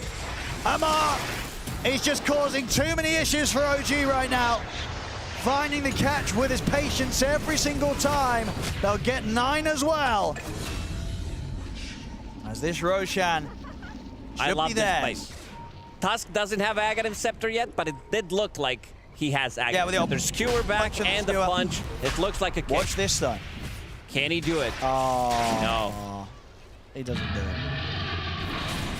Thought we were going to get some big brain He plays bought there, back but already. It's such a risky move. That's true. If he didn't, he would probably go for it. He would absolutely have gone for it. Might get a courier. Is that not? What's from the courier? Never mind, it doesn't quite see the courier. I just said you would anyway. Who wants to kill that courier? Nobody. Ex-Noah's courier got killed. Oh, did manage to get the pickup first. Got the Greaves delivered. Greaves online, but 23k gold lead. Now for Falcons. Money to burn. See how good OG's high ground is. It's not going to be easy.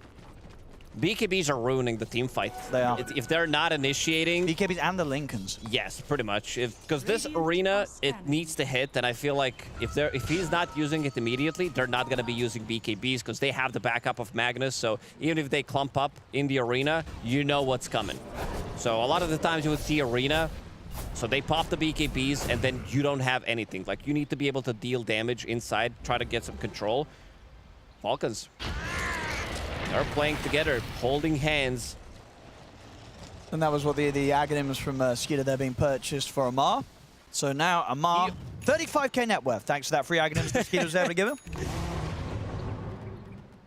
Just purchased Overwhelming Blink and Harpoon. Thinking about what he's gonna get as his neutral item. 5,000 HP. Havoc Hammer. OG. Any big items around the corner for them? What do we have? 23 Savage in the BKB is still quite a fair way away from that. We've got Daedalus. That's pretty close for Ari. 9 has his. Close, but not really. Oh. This could potentially be the end, the start of the end. Amar. He can blink in aggressively. 30 seconds until his refresher is up. Savage. Oh. Ooh. If he gets out of this, which I think he will. I mean, Whisper, does he want to do this? He wants to try. They're going to get the burst on the walls. Crit to see if they can blow up the tusk. They can. That's Crit gone. Get the arena down onto the bow from the sharpshooter. Comes in on a Skeeter. He's playing his cool for now. He's still got the Aegis to rely on. Can they get him even the once, though? They can. The Aegis gone. Skeeter's ready for round 2. 10 times 23 Savage trying to keep the illusions on Amar, stopping him from being able to get the chance to get some sort of blink opportunity. RP, though, is going to get dropped at 23 Savage as he waveformed in aggressively and just sort of hands himself to Amar to be able to RP him. That's 23 Savage dead. And now the rest of OG, they're in trouble. Ari, he's going to get taken wants down. another the Skewer's RP. there, sets it up. Doesn't even need it. And he doesn't indeed. The Dragon Tail puts a stop to the RP, but again, Amar didn't need to refresh and pop it anyway because the rest of the team had to lock down. They kill off 9. They get all four of them. He finds 23 every single time. With the first RP, they bring him down. 5,000 damage coming out from that Magnus. RP, only one has been used, and 4,000 damage as well from Lena, almost 5,000. Amar still wants that Revenant's Brooch. I'm wondering what he's gonna switch up, like which item. I think you just get rid of the treads. It's hard to play Magnus with no boots, though. Another Lincolns. They're online for Falcons. Snake King's got his. They're going to try and close it. Fortification is there. That's the glyph. I mean, buybacks. They don't want to use them on OG. I mean, at the moment, 23 Savage, he doesn't even have the money for it. So he's going to have to sit and wait the 15 seconds before he's back in the game. Going to give the time for the mid-rack to get cleaned up. Maybe even the top as well. Left did reset, but they are going to use it. So that's going to be 2 sides. 43 minutes in. Amar, Lincoln's on top of him. And he's going in. He's caught Whisper. Whisper's dead. No buyback on the Mars. Dead for 73 seconds. Double RP about to be available in 15. There's so many defensive items amongst them between the Lincoln Spheres, the Eon Disc as well, now coming out for crit. And I like... Double Roshan's banner. Yeah, that's true. They've got 2 of them ready to go. I think one Roshan's banner should protect the other one. You take 50% less damage. What? Yeah. It needs to be something. What if you could combine, like Lotuses? You pick up 3 Roshan's banners, it becomes a better version. That would be kind of hard. But maybe you need 2 of them, because a lot of the time you will not see that happen. Observer ward placed. Let's see if they have a sentry. I like this. 23 Savage, he knows what needs to be done. He's bought the Blink Dagger. The way they win this game is he had to become the Magnus. Yes. Had to become the Magnus and do the Blink Skewer. Where's his refresher at? Against them. Oh, no. He's going to become dead first, potentially. They're going to catch him. Bye. He's dying. He's out. Dead for 90 seconds. They get the catch. It would have mattered. Like, they are way too far. 45K, 44 minutes in. Something that I do say, 1K gold lead per minute. The game is over in my book. There's no coming back. Oh, this is going to be it. There it is. GG is called. It's been an eventful day and a crazy series, but unfortunately for OG, it's the end of the road. Falcons will be moving on here at Blast Slam. Yeah, this time around, Falcons complete domination in this game. From the start, they had huge advantage coming up from the laning stage. Amar was the big factor because he had a much better game. He was the one who was staying on top of the network, even overtaking Alchemist after he was fed with the Aghanim Scepter. But yeah, having a blast of a game, these RPs, they were hitting hard. Yeah, absolutely. Amar's Magnus today, he was sort of lost count at the game-winning plays he made throughout this series on this hero. Yeah, phenomenal stuff from him. And yeah, OG, they struggled this time round. 23 Savage just didn't get to play the Morphling game and keep to the level of performance that we were seeing earlier from him in the series. Had a rough one, 1-7-4. They just had his number. They knew where to find him, they knew how to catch him, and they knew how to kill him. All three lanes pretty much got shut down, especially the Morphling lane. He, at 10 minutes in, lowest network core. They also were not playing as aggressive with this, what's it called? Mars. And Mars and Hoodwink, this time around, unable to replicate what happened. They didn't get the first blood. They were the ones who were getting rotated on. Both supports, XP runes getting stolen. Quite a hard game for OG. It was. They had a rough group stage. They came into the series. They certainly gave us entertainment. Yeah. Right. They gave it a very good fight, considering, I think, what a lot of people expected when it came to OG matching up against Falcons in this first round. But as it goes, we might have had the upset earlier with Heroic getting the series win against Spirit and progressing. But here, no upsets today. Falcons, they'll be the ones to move forward and continue to make their run here at Blast Slam. And OG, it is the end of the road for them. And for us, it's the end of the show today.